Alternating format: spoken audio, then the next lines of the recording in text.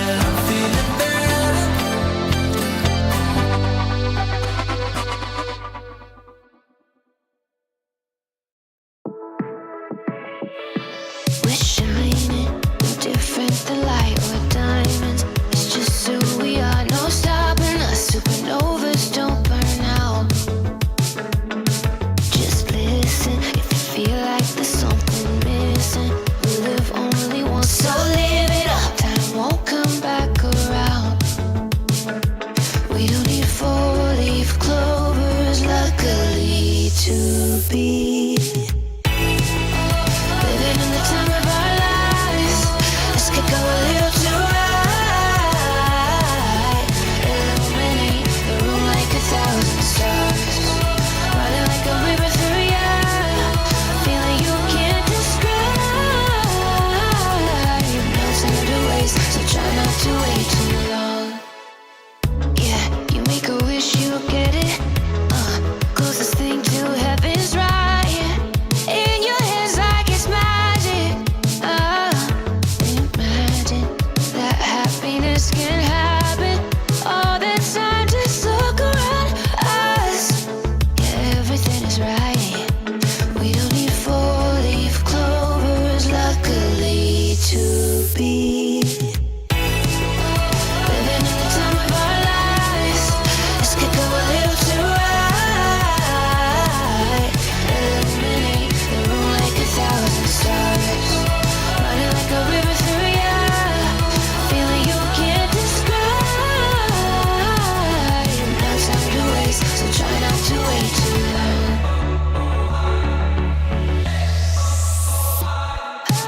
No, don't waste your time. Don't waste it. Take it, take it. There's nothing to waste, so try not to wait. No, don't waste your time. Don't waste it. Take it, take it. There's nothing to waste, so try not to wait too long.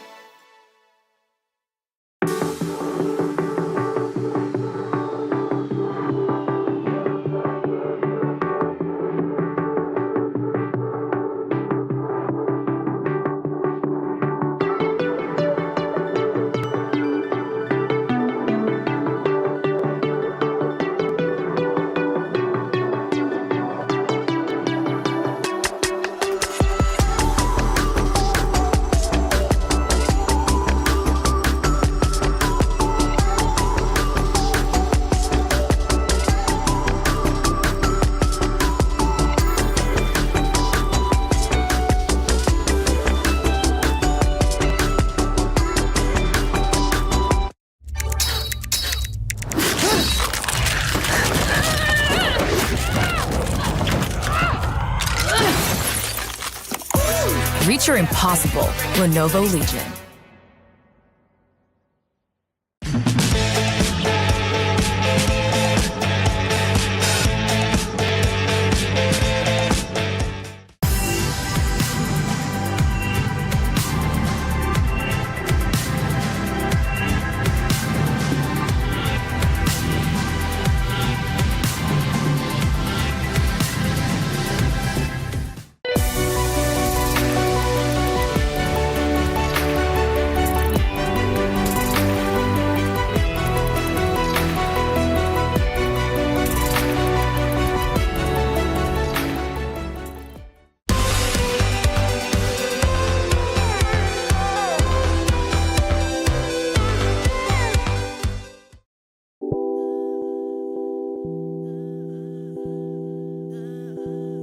If I heard that you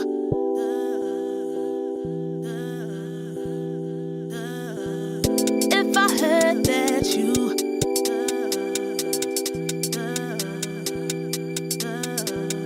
If I heard that you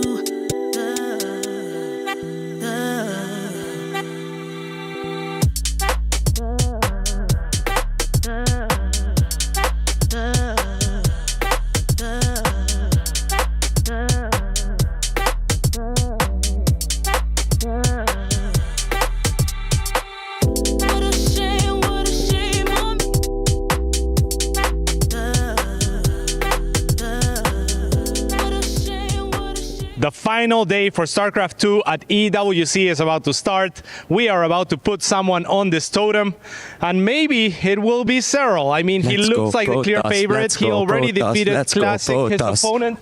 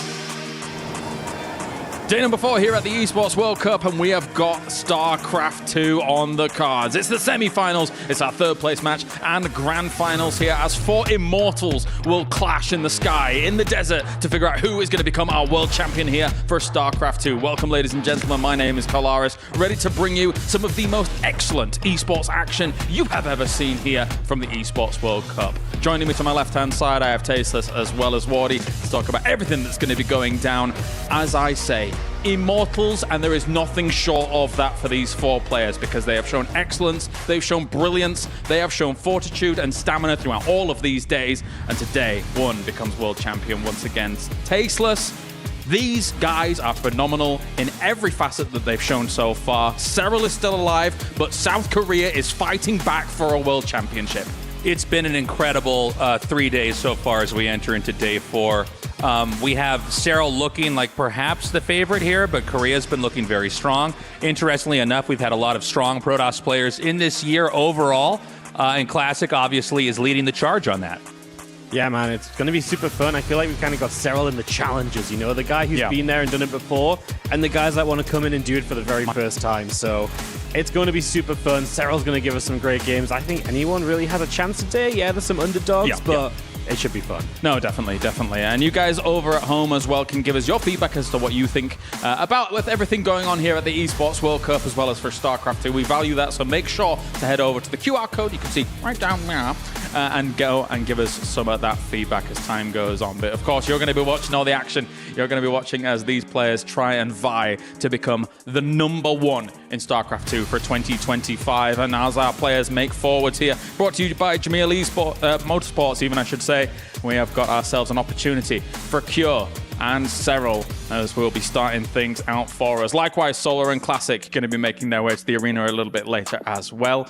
I was just musing over it last night, like, imagine if Solar, of all names, is able to rise to #1. Obviously, we've been able to talk to him so much across all of these years. He's great to talk to because his English is brilliant, and we get to really kind of empathize with his journey as well. He's just such a nice guy. Imagine if he becomes world champion.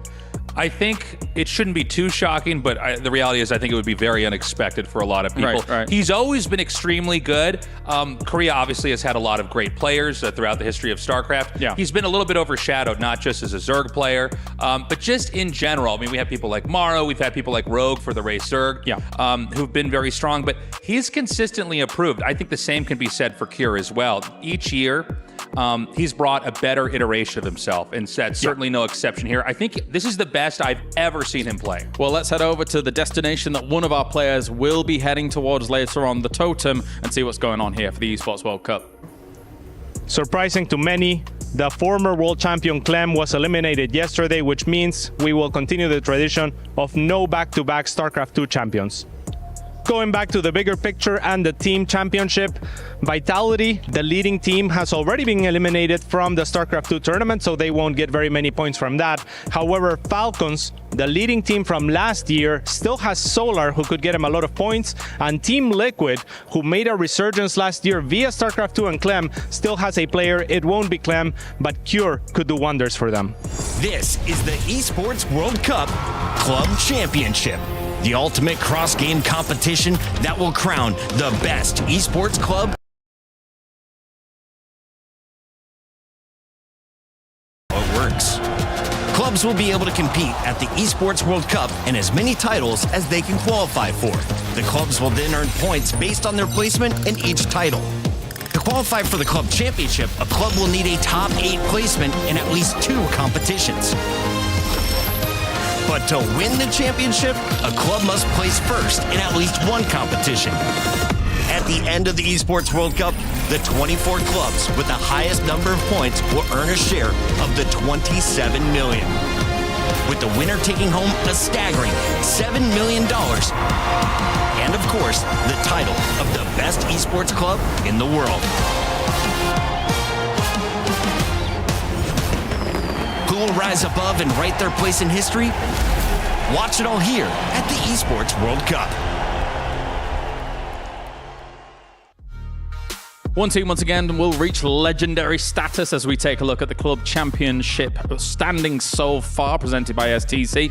And Team Vitality is still up there at the top, but unfortunately for them, they've lost Maru, they've lost Zaun, so there will be no more points for them here, Wardy, from the club championship for StarCraft 2. No, there will not be, and there's a lot of teams there that do have players playing a day, right? Yeah. Falcons have Solar, Virtus Pro have Classic, and we've got Cure representing Team Liquid as well. All of these teams could really do with some points to boost themselves up towards that sort of position and that higher ranking in the in the club championship. So it's going to be a big day with not just money on the line for the players, but those points for their teams, which means big money down the line. Oh yeah, absolutely. If you're representing across all the games and getting a lot of points on the board, you are sitting pretty. But let's take a look at how all of these players were able to sit pretty here in the Gadia plays of the day from across what was going on, trying to qualify into that round of 4. We had one of the most insane Zerg versus Zergs I have ever seen, Tasteless. And this was maybe the biggest comeback inside of a game that we had. Out of all the games that we've had here for StarCraft II in the Esports World Cup, this was a moment where Raynor looked like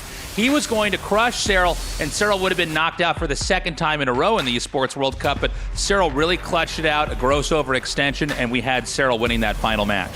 It was comeback after comeback for the start of the quarterfinals because Cure in this game number 4 as well was in a ridiculous position, and then he brings it back, he gets it done. He played some great TVT against one of the goats of TVT, right, against Maru. We knew he could beat him, but coming back from positions like that, man, like Cure was on fire yesterday.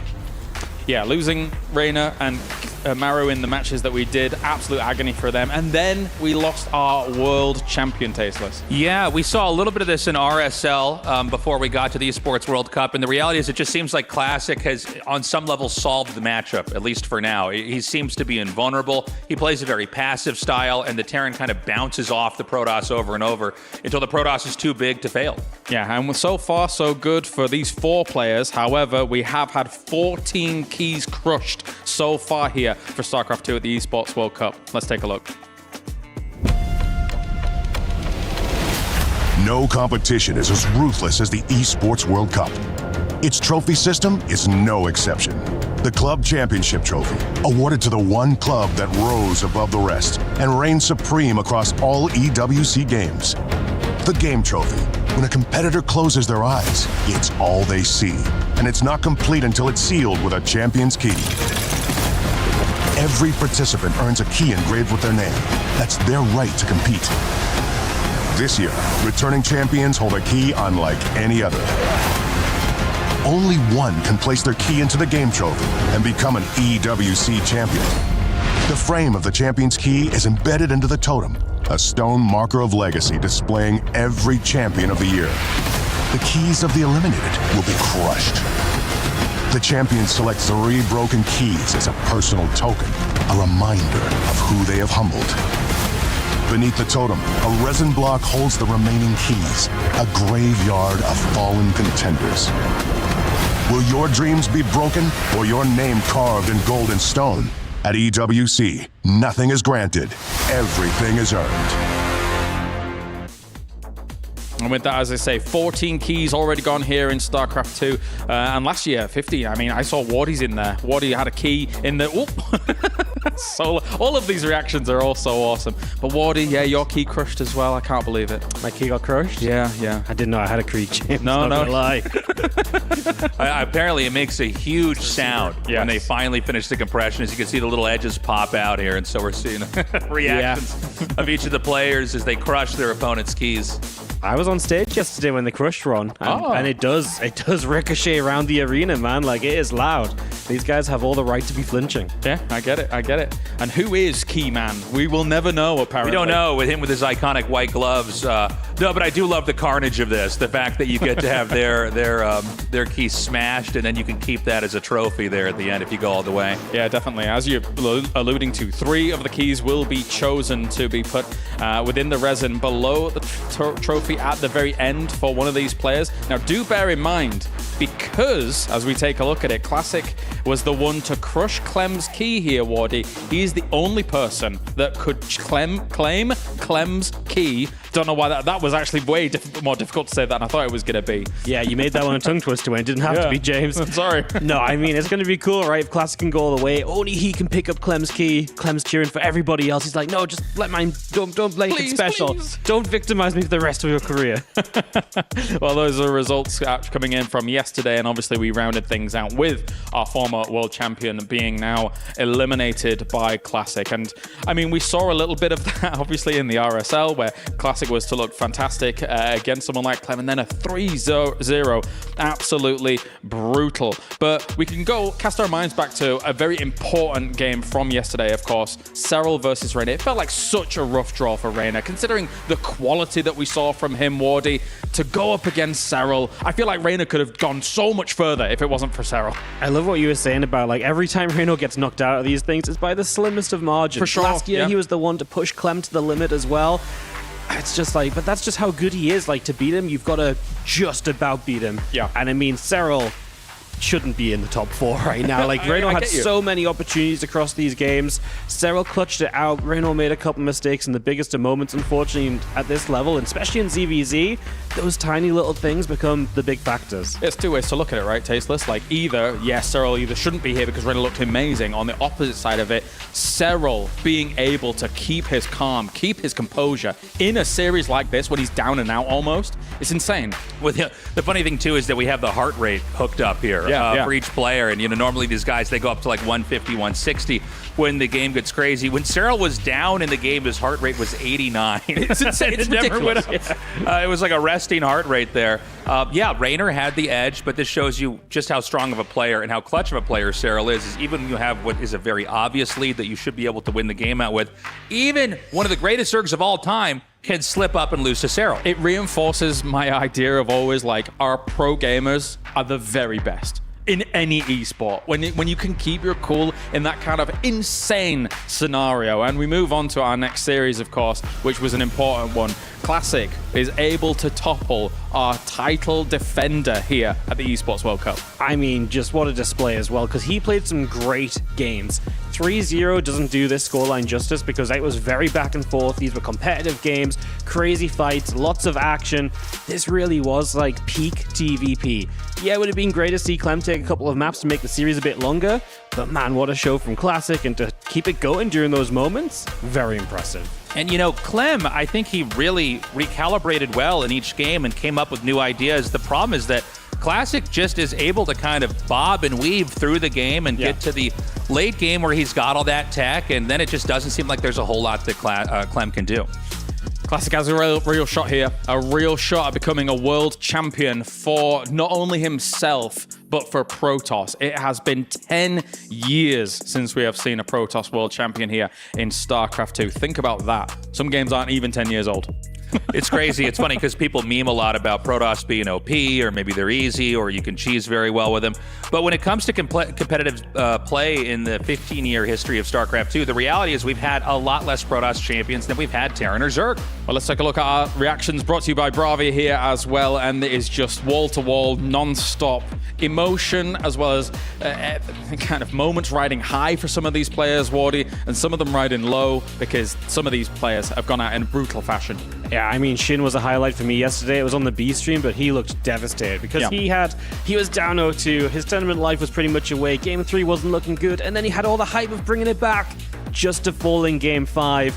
And he knows as well, like, he's got as good a chance to go out there against Hero and kind of throw some crazy stuff at him and maybe do what Solar got done. So, yeah, heartbreak for some, but elation for others, and, well, that will continue today. Here is the road to the Esports World Cup, StarCraft II Championship, and so far, 4 more names are in contention. Serral, Cure, Solar, Classic. These 4, one of them will become your next world champion. And this man right here is no stranger to becoming a world champion. 2-time world champion Serral is now going to be going up against Cure, while Solar here is looking for an opportunity to call himself the very best. And Classic, the green tide, not the green wave, the green tide is here as he looks to claim it here, Tasteless. I'm really excited for these matches coming up here. I think Cure is really underrated. The way that he's played this year, he's looked the scariest I've ever seen. I actually casted a game with Rainer, of all people, at RSL, and he was talking about how Cure He's so strong, he can fall behind several times in a TVZ, which a lot of times you fall behind even once, and the Zerg basically just grows too much. But yeah, I mean, Cure looking extremely scary. Super excited for this upcoming match. Of course, not only do we have our semifinals and our grand final, we will also have a third place match, which is a little uncommon when it comes to StarCraft II as a whole. But that third place match is the difference between, firstly, club championship points, Wardy, but also $20,000. So there will be no scoffing at that third place match. There's a lot on the line, and hey, why not celebrate a third place match, right? I know it's not something that we typically do, but we've got a big stage. We've got one more chance to see these guys battle for that little bit extra, that, you know, not a little bit of prize money, but a lot of prize money, then the club championship points. I think it's going to be a great series, even if it doesn't mean that we've got a world champion for them at the end. Well, let's take a look at the Aramco power rankings then, because there's been some shifts here and there, right? Obviously, maybe some of our favorites to try and challenge for things. Classic is back up there, according to our power rankings brought to you by Aramco here. And I mean, after taking out the world champion, is there any surprise there, Tasteless? No surprises at all. If we do end up with these two guys in the finals, it's going to be interesting because the matchup that he's strongest in is not the one that he can ride out to actually win the entire tournament. So he'll have to be a very complete StarCraft player in order to actually advance. Yeah, I think that's astute because these are extreme challenges that these guys are going to be facing here today. Because again, it's not a case of like, oh, you've got a best of 5 and then you're into the finals. No, it's a best of 7 in there. Here are our contenders, Solar and Cure. Now, on any other day, considering that what the power that they've shown here, Wardy, you probably put them alongside favorites as well. But when you compare them to the power of Serral and the current power level of what we've seen from Classic, is it fair that they're in this position? I think so, because I would say they're both the slight underdogs in their matchups, right? I think you got to have Serral as a favorite against Cure. And I think Solar, yes, he took down Hero yesterday. He looked good while doing it.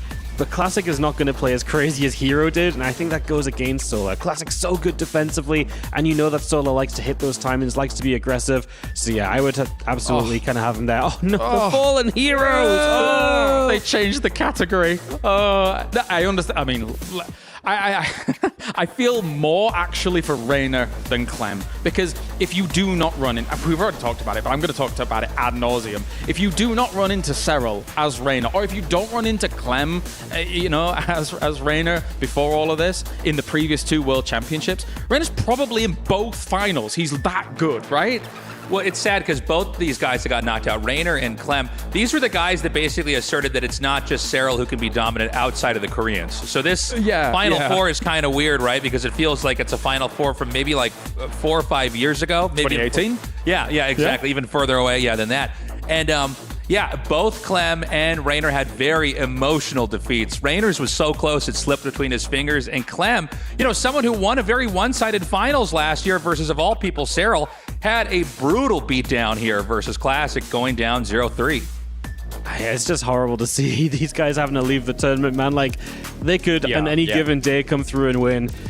But we've only got 4 players left. The matches we've got are going to be great. I'm looking forward to each and every one. 4 players, 4 matches, and an opportunity to become the champion here live from Riyadh, Saudi Arabia. And I always get chills a little bit when we get to this point, because these guys have proved in grueling matches that they are worthy of becoming the top 4 here at the tournament, but only one can prevail. Now, we move on to our first match of the day here. It's the semifinals, and we are going to have our 2-time world champion, the GOAT, the 1.4 million in prize pool, going up against Cure, who for a long time, for me, was the cyborg. He was injured for some of his best runs in all of StarCraft II, and he has continuously prevailed. But can he topple the Finnish Phenom? It is our best of 7 between Serral and Cure. Tasteless. I think this is going to be a really exciting match. I think Serral looks so strong, but do not count out Cure. I think this is the strongest we've ever seen him, particularly in this matchup. He seems to be in really, really good shape. Serral should win for sure, but if Cure actually takes this, don't be too shocked. What's your breakdown, Wardy? What do you think?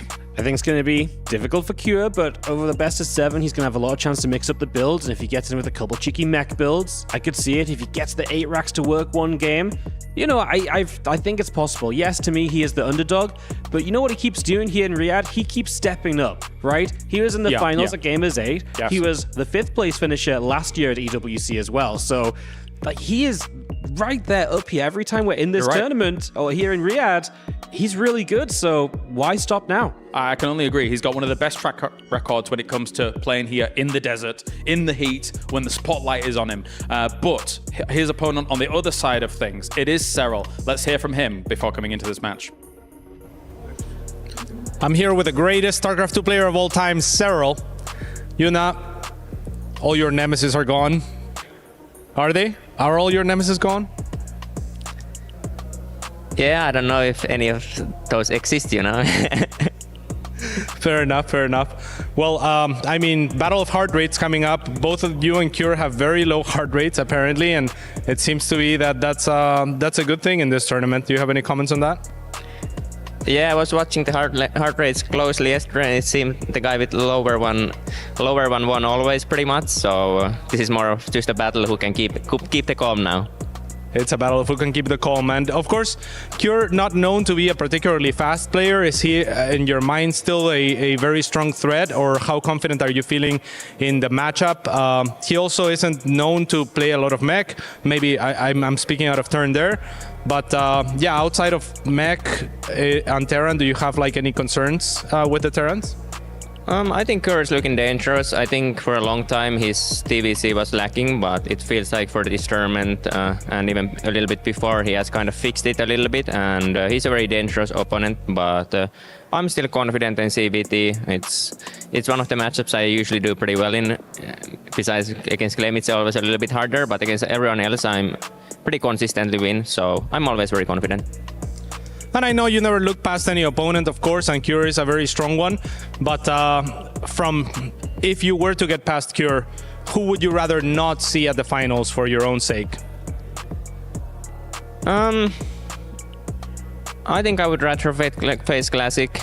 I think the previous CVC I played was already so hectic that I don't want anything like that anymore. I think the CVP is a little bit more slower pace, and obviously Classic's very strong, but I already beat him, and I think he's probably gonna bring a little bit more of a challenge next time.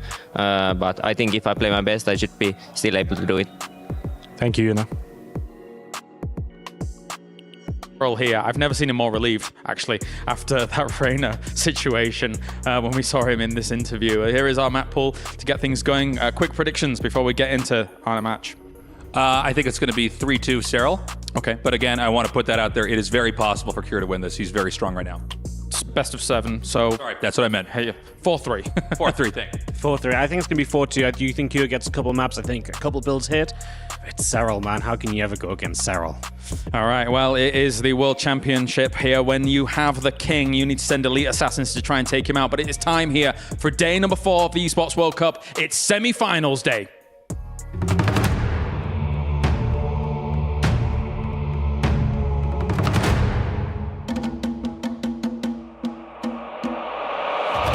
Two of them go down right before Sidestorm finishes off. Center, the SCVs, the logo repair. Okay, so he's driving on the wall. There is a Nidus as well to deal with the orbital back as there's just so many main base under attack, and it feels like everything is falling off right now. Yeah, look at that. Cure pulls it off from a really tough position. He makes it happen. 이게 사우디 대회에 초점을 정말 많이 맞췄고 그만큼 더 완벽한 경기를 하려고 항상 생각하고 좀 말로 표현할 수 없을 정도로 간절했던 것 같아요. 이번엔 꼭 우승하겠습니다. GG is called, and Team Falcons is going to be represented by Solar. Amazing. This is the biggest event in esports. All over the world, there's the best players in here. And I'm also one of the best players and in top 4. This is a big honor to be in top 4. The champ of 2024 is eliminated by a fantastic classic. 지금 되게 꿈만 같아요. 아직도 실감이 안 나고 제가 4강에 갔다는 게 너무 기쁩니다. 정말 쉽지 않은 상대인데 그래도 정말 결승에 가고 싶은 마음이 너무 커서 10년 만에 프로토스 우승자 클래식.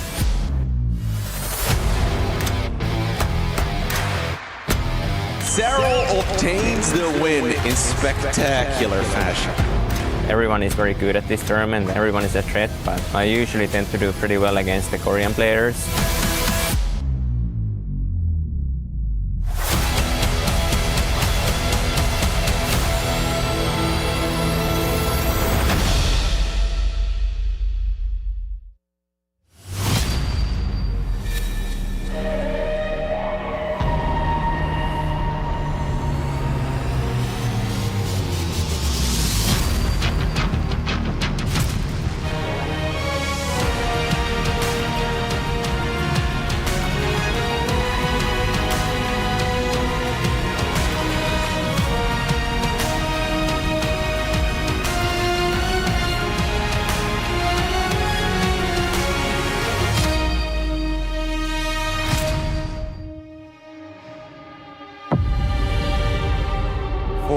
players stand on the edge of greatness.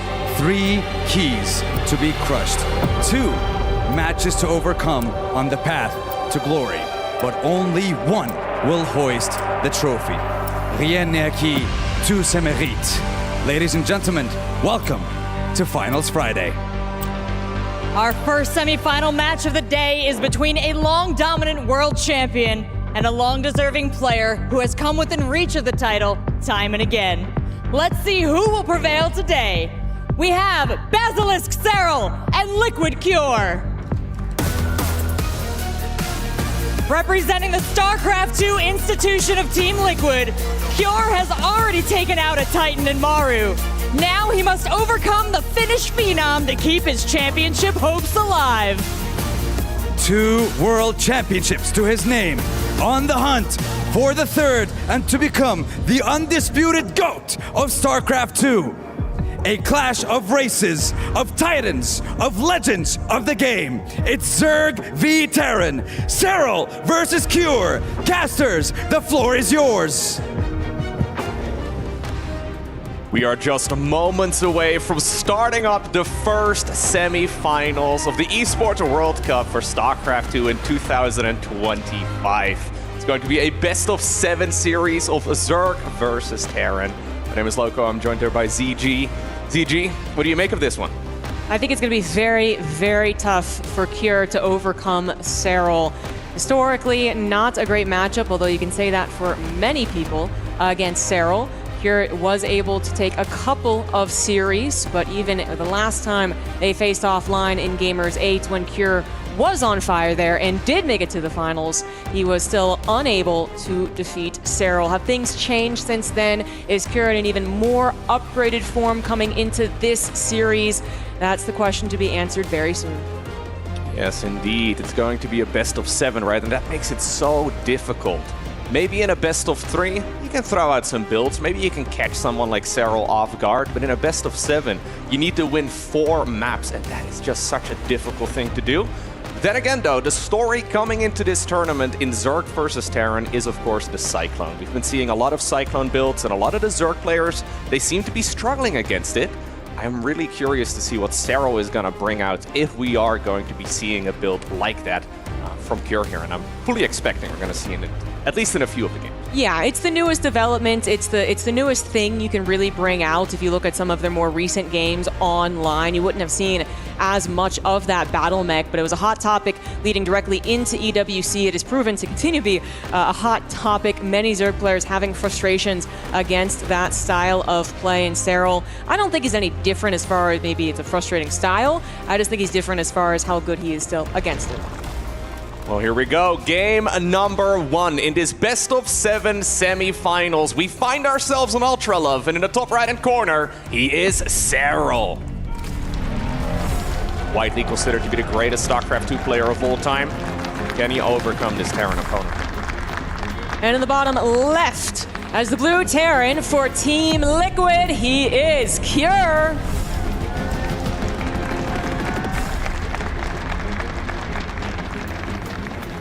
Always on the edge of being called the greatest Terran in StarCraft II in recent years. Unfortunately beat out by some of the other names such as Maru. But once again in Riyadh, it seems to be the lucky place for Cure. And should he beat Serral on this big stage, I think that discussion will have to be had who actually comes out on top in the year 2025 as far as the world's greatest Terran. We're starting things off with a 1-Rax expand and a regular hatch gas pool, so nothing too interesting yet on Ultra Love. But you brought up the maps, you know, how big of a series this is, how many maps you're going to have to actually win over the favorite that is Serral. I will say that at least right now we do have more of a Terran favored overall map pool. It was similar last year, but that has been the case for a couple of months at this point, and Cure was still unable to defeat Serral in a reliable way anyway. He was able to get at least one game in their last best-of-7. Yeah, absolutely. No, it's going to be a tough battle here for Cure, but I believe he does certainly have a shot. I feel like Cure is one of those players that we don't talk about all too often as StarCraft II casters, as content creators, but he's always been there and he's always been ranked amongst the very best in the world. just always just barely missing that final step, right? And well, becoming a world champion would certainly allow him to be ranked amongst the greatest players that we've ever had. And honestly, at this point, it feels rightfully so. He's been so good for so many years. Starting off, though, with a very normal strategy so far. Serral's going to attack with the drone, but of course, that's just to try and shoo that Reaper away for the time being as he starts up a quick third hatchery here. Yeah, last time they played, I mean, it was overall very normal TVZ. There were a couple of change-ups. You know, Serral to go for a pool first, for instance, and I think we're talking a lot about the battle mech, which I think will be the biggest change-up that we see. But as far as the third CC coming down here for Cure, I mean, this could be the expectation for actually all of the games, but I think the twists will be coming in. And then we might actually have Cure attempt something like a 2-racks opener into that 2-on-1, into a 2-base push. He did attempt that before as well, just to make sure you have the variety, because really, you look at a regular game of TVZ, say nothing happens for the first 8 minutes, and most people are going to be like, yeah, well, Serral wins that one, so sorry about that, even if you had your own perfect macro 8-minute game. So I do think you need to try and do it little something, you know, whether it's just like hide a scout, get a couple of drones with the Hellions. It's got to happen, though. Absolutely. So far, Cure is opening up triple command center 1-1-1. So a barracks, a factory, and then a starport. This has been a gold standard for years now, but just the existence of Battle Mech does force the Zerg usually to make a couple of changes anyway, right? So even though maybe this is the standard, it might actually be slightly better, since a lot of the Zerg players are just a bit concerned dealing with that Cyclone opener. So far though, Serral not really looking to make any real adjustments. Not really getting a faster Roach Warren. We, for example, saw Rogue go into a really quick lair. This is just good old Zergling speed, just queens and drones. And we do see a Roach Warren, but I mean, this is honestly the norm right now, right? It's good against Bio, it's good against Mech. You can't really go wrong. Yeah, exactly. I think this is what we can expect from Serral's side of things. Cure is very much so going for Bio, by the way, guys. Double Engineering Bay coming down, so a very greedy opener. I feel like we're going to see an 8-racks on this, actually. Very fast upgrades, very aggressive, but it is going to be Hellion Banshee to start things off, so we'll just hold off on that. But for Serral's side, absolutely. The Roach Warren is going to help again. It works against Bio. It helps you out against the initial phases of Mech, 100%. And then it also is just one of the... Stim is not still on the way, but 1-1 definitely is. So there is Serral's defensive Roach macro. This is, it's so tight, it's so clean, that even if Serral does take an unordinary amount of damage in the early game, he still manages to come out on top with super fast, just droning up to 80, getting that very fast hive. And against an 8-racks potential, you know, you can get those Vipers, and he does very well against it. Basically against anything that a 3cc Terran can throw out him. Absolutely. The reasoning why an 8-racks is so powerful on this map is because of the base layouts. So the 4th hatchery for Serral will probably be taken to the right, and it's in a direct line to the 3rd base of the Terran. Serral, though, okay, opting to go for the one in the corner. That is a little unorthodox on the map. It's interesting to see because it is a relatively easy position for the Terran to attack into, but Serral apparently not too concerned. Maybe he's expecting the build that you were talking about as well, right? Maybe he's putting his opponent also on an 8-racks. Yeah, well, if there's an 8-racks, generally you want to direct yourself not just to a 4th base, any which way that it is, right? To a 4th base that kind of like is centralized to the Zerg, right? That's why you expand that way. It's still central to your production line. And if you defend that, then you defend every other base. But if the 8-racks wants to go from this 3rd command center to that triangle 3rd of Serral, for instance, well, there is no 4th base there. But there is also not as much creep spread, right? So that would be the fear of doing this, I would suspect, is that maybe Cure can still get past these bridges, get on the high ground of, again, that triangle 3rd, and still really, you know, be quite scary against Serral natural and main base even, actually. But I will say the 4th base won't necessarily be maybe the target. We'll have to see how Cure plays this out, how he wants to actually direct his army movement now that the 4th base is in the corner. I don't believe Cure saw the base in the top left, right? Losing that Banshee is a bit unfortunate. No, it was just barely out of vision, so that is unlucky for him. Obviously, you can already sort of see the direction of the creep moving around, and maybe that will give him a little bit of info. Serral, by the way, is starting off with Roaches, but he is researching melee upgrades, and I'm expecting a Baneling speed upgrade too as soon as that Baneling nest is done. Hive underway. I mean, this is a very passive early game for Terran versus Zerg compared to the super action-packed games that we've seen throughout the tournament so far. I feel like if you're in the player's seat, though, this actually is on a knife's edge. Like, I feel like they kind of understand each other's goals here. This is not something where you're trying to get a lot lot of damage with the first Hellions or the first 16 Marines, or you're afraid of the roaches coming across the map.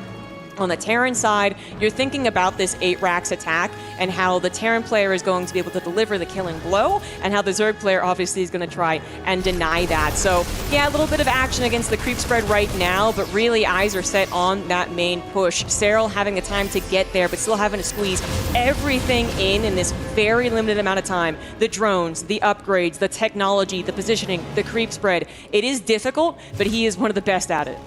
Yeah, I do kind of feel, though, that this is kind of playing into Serral's strength. He's completely, well, unbothered so far in the first 7-8 minutes of this game. Really not a lot of aggression for him to deal with. And it's allowing him to now set up this perfect defense. I think he's got a good read on the game. We've got ourselves Vipers coming up as well. Blinding Clouds are big. You're not yet in a position really to be losing units, mostly just trying to clear out some of that creep here from the opponent. The real question is, will Serral have enough units to defend the first big attack here coming out of Cure? And Cure is just about ready to get going. Excellent timing on the Ling run by. The army is ready to go, as you just pointed out. Cure ready to go past those bridges. That would be the first contest point a lot of the times, but Serral not going to go for it. Instead, waiting for those Lings to maybe cause a problem where Cure has to decide, do I pull back or not? Ling's trying to go into the natural. Cure has some reinforcements, looking to block that, but that is a lot of Lings. The reinforcements very quick to pulling back. He makes sure that the main army is safe around those bridges, and the Ling run by so far not finding a ton of success, but then goes to the third base where the reinforcements were not, and that's where you find the SCVs. This is a similar game actually to what they played previously. Cure is willing to let go of an okay amount of economy if that army is still as strong as it looks on the forward position. Keep in mind that this base that Cure is attacking in the meantime on the other side of the map is really not that important for Serral. This is not his fourth, this is his fifth. There's no mining happening here at all. There's a little bit of larva generation, but that's about it. He is going to roll in with some of the Banelings, though. Cure not quite paying attention. Blinding Clouds do go down on top of the Siege Tanks, too. Banelings are starting to roll through. And Serral, so far, is making this look very straightforward. Even if that hatchery at the 5th goes down, he doesn't really care. He's got full mining in the top left. And I don't think Cure has seen it. Yeah, and it's taking so long to actually do it. 2-2 is done for Cure with the super fast upgrades, but they don't seem to be really helping as much as one would hope in these main engagements. Serral just steadily chipping away at the supply, making sure as well that he has the path to retreat. There's no opportunity for Cure to go, okay, you're out of Banelings, let me run after you. Serral, very, very methodical with how he's dealing with this, and Cure having to pull back entirely is a terrible sign. I wonder if Serral's going to go into like an Ultra Cavern from here. That's been quite popular over the last few months. Roaches into Lingbane, into Ultras is certainly a viable choice. For now, though, he's just sitting around on the units that he's got and trying to build up his economy even more. He knows fully well that Cure's eco is not nearly as big as his, so he's really not in a rush. Creep spread still looking really solid here as well in the top left. Okay, finally we're running in. He wants to get a kill on the hatch, but can't get the job done. Yeah, I mean, it's tempting, isn't it? Yeah. So low like that. Just a couple of Marauder shots would have gotten it. But Serral is in position, even finding this drop. Needs to once again pick up. It is going to be protected by SimCity and a tank. But Cure, he was 3cc 8 racks, guys. This is very difficult to come out of, especially if you really did almost 0 damage. I mean, Serral didn't lose the hatchery, as you were pointing out, wasn't the most important one. He didn't lose drones. He didn't lose a significant amount of army. He has the technology. He has the expansions. He's going to have the map control. There's the Ultralis Cavern as well. Cure basically has one more shot, I would say, which is that it is the max out 3-3 timing. Maybe he does add on a 4th commander. Yep, there you go. Just because you are going to get maxed out, you do have those minerals. But there's other problems of trying to play this type of game out for the Terran. A little bit of an engagement on the left side. It looks like this is going to be forced back. Here, not really finding any wiggle room.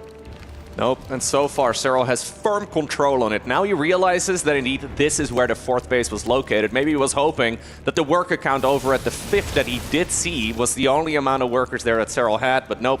This is a Zerg player at pretty much the perfect economy. He's getting a safety spire, he's getting the chitinous plating upgrade, that's armor for Ultralisks. All of this is going really well for Serral, but you're absolutely right. There's still one big opportunity here for Cure. Cure never really added on a lot of economy. He only has 62 supply dedicated to workers, and that means that this attack that's moving across the map right now is still capable of winning the game for him. If this also gets shut down, I wonder if retreating here is the right move. If this also gets shut down, Serral will just very rapidly outgrow him. Yeah, which, you know, this is what he's dangerously close to doing. as we are speaking. Serral still shy of some very important upgrades, and Cure is maxed out, trying to push across the map. His 3-3 is finishing. This is another very important moment, really Cure's chance to actually take this game, but Serral has had the time to get these upgrades going. He might be able to buy more time for them to actually finish, and he's also bought some time to kind of, understand that this is going to be the goal of the Terran. How do I approach this? So he's kind of got that already under lock, and it looks like a big surround's already coming in here. Yeah, from 3 different angles, Serral rolls on in with Banelings, blinding clouds as well. Continues after the push. Cure behind those bridges, but Cure keeping a lot of army alive, sees the opportunity, goes after the Ravagers. At this point, Serral's reinforcing this with more Zerglings, but even more importantly, more Ultralisks. They take a long time to hatch, but they are obviously hard to counter for the Terran at this point in time. No Liberators, no Ghosts, it's just pure Marine Marauder Medivac, and finally, he gets a hatchery kill, but it feels like it's a little too late. Then again, though, Cure did build up a 4th command center on the back of this, and he is going to be able to secure it, assuming this pesky little Zergling gets denied. Yeah, assuming that happens, yeah. So a 4th command center is going to keep him obviously alive and actually pumping out this army. Serral is going to go for another engagement, see if this one goes a little bit better. Another Blinding Cloud taking out the tank, but the Viper also died for it. Baneling's off of creep, trying to roll into the Marauders. Looks like they've taken out enough of the front line. That Cure supply dips a little too low. He might just be forced to retreat here, especially because the Ultras are finally out. Another dynamic to this engagement, and Cure, he has once again been pushed entirely back as Serral sits comfortably on almost 7 bases. Absolute textbook here from Serral across the board. Liberators are now out, but he already built up a Spire. He still has Corrosive Bowels available, but Serral has an answer for everything that Cure has thrown to him so far in this game. I think it's important, though, for Serral to not let Cure mine too much more. I mean, he needs to start getting at least a little bit of damage done across the board. Planetary Fortress didn't start up yet. I mean, Cure barely has the resources to produce army, let alone put up static defense like it, but yeah, I mean, as long as he denies a 5th base, right? As long as Cure doesn't get completely out of control, or maybe he flies his main command center around, Serral is still going to be able to just play this very slowly. He's not really in a hurry. I feel like that's a bit of a theme in a lot of games this weekend, or not even this weekend, this week. He's just not really in a rush to get the games over with. He's more than happy to play it out. Yeah, exactly. That's what I was going to note as well. Some other Zerg players might have said, yeah, you got pushed back, you're clearly in a desperate position. Let me just max out and then have another remax, probably very safely. And then I'm going to eventually kill you, which, here we go, Serral might just do right now. Planetary not going to help out. Fungal coming in on the top side as well. It looks like this will be a little bit too much to actually kill the army, but the Planetary, would-be Planetary, does go down. He's looking for more fungal growths, though. He's faking a bit of a retreat while even getting Neural Parasite and all the other upgrades as well in the back of this. Serral is now pushing through the Liberation Circles. Corrosive Bowels, they're going to get shut down. And I mean, Cure now sitting on a very small economy compared to what Serral has. And Serral decides to, yeah, just take it slowly. I mean, we're playing a best of 7. We have already seen in the past that his heart rate doesn't go up too much. Well, in this particular series, it has gone up. But, I mean, this is still looking absolutely phenomenal here for Serral. Yeah, I don't think he really could have dreamed up a better game. Yeah, this was textbook. I mean, and you were pointing out just how calm he was, you know? He didn't just go for the Remax. He had all these upgrades. He had the Spire in case he needed it. He had Neural Parasite in case he needed it. And he did it. Yeah, Cure just not able to really deliver any damage with the first 8 racks push. The second one had a little bit of promise, but then that was kind of an illusion. The Remax came through, and Serral was totally fine. He had already taken 2 extra bases to the right side anyway. In general, I would say most Zerg players look at a game from Serral's point of view against what Cure did, and they would say that's still terrifying. That 8 racks that does that and pushes across this map is absolutely terrifying, but Serral just makes it look like another day in the office. Absolutely. I feel like a key play in this particular game was Cure losing that Banshee in the top left-hand corner, while simultaneously just not barely scouting the 4th. So ultimately, his big first attack went across the map, but even if he would have killed the Hatch, I think Serral would have been okay with it, right? Like, he had more expansions. He could send those drones to another location to mine. I mean, it would have been obviously better than not killing the hatchery there for Cure, but that entire attack, I think it should have gone to the top left rather than through the center. Yeah, that's the problem, though, right? Like, Cure, he did not see that the 4th hatch was there. He couldn't make an informed decision. He moves across the map, and he sees a quote-unquote 4th base that has very little creep spread and even very little mining, and goes, okay, that's not it. That's not where it was. But you've already committed to that angle of attack. You can't just pick up everything and move over to the left. that's actually much worse. So yeah, that did start things off, not in Cure's favor, 100%. Alrighty, well, we are loading up into the second game of this best-of-7 semi-finals match. Find ourselves on Incorporeal. And spawning right here in the bottom right-hand corner, currently 1-0 up, we have Serral, representing Basilisk. And in the top left, Team Liquid's last hope for the StarCraft II tournament, he is Cure.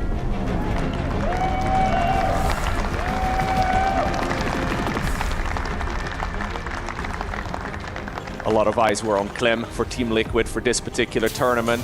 Clem got eliminated, but Cure is still here and fighting. I think he's going to have to switch it up a little bit in the second game of the series, giving Serral so much room to just play the macro game and really just play that approach that he practices over and over and over again. I don't think it is the best style to go. I mean, it's a nice, if you do get the win, right, it feels amazing.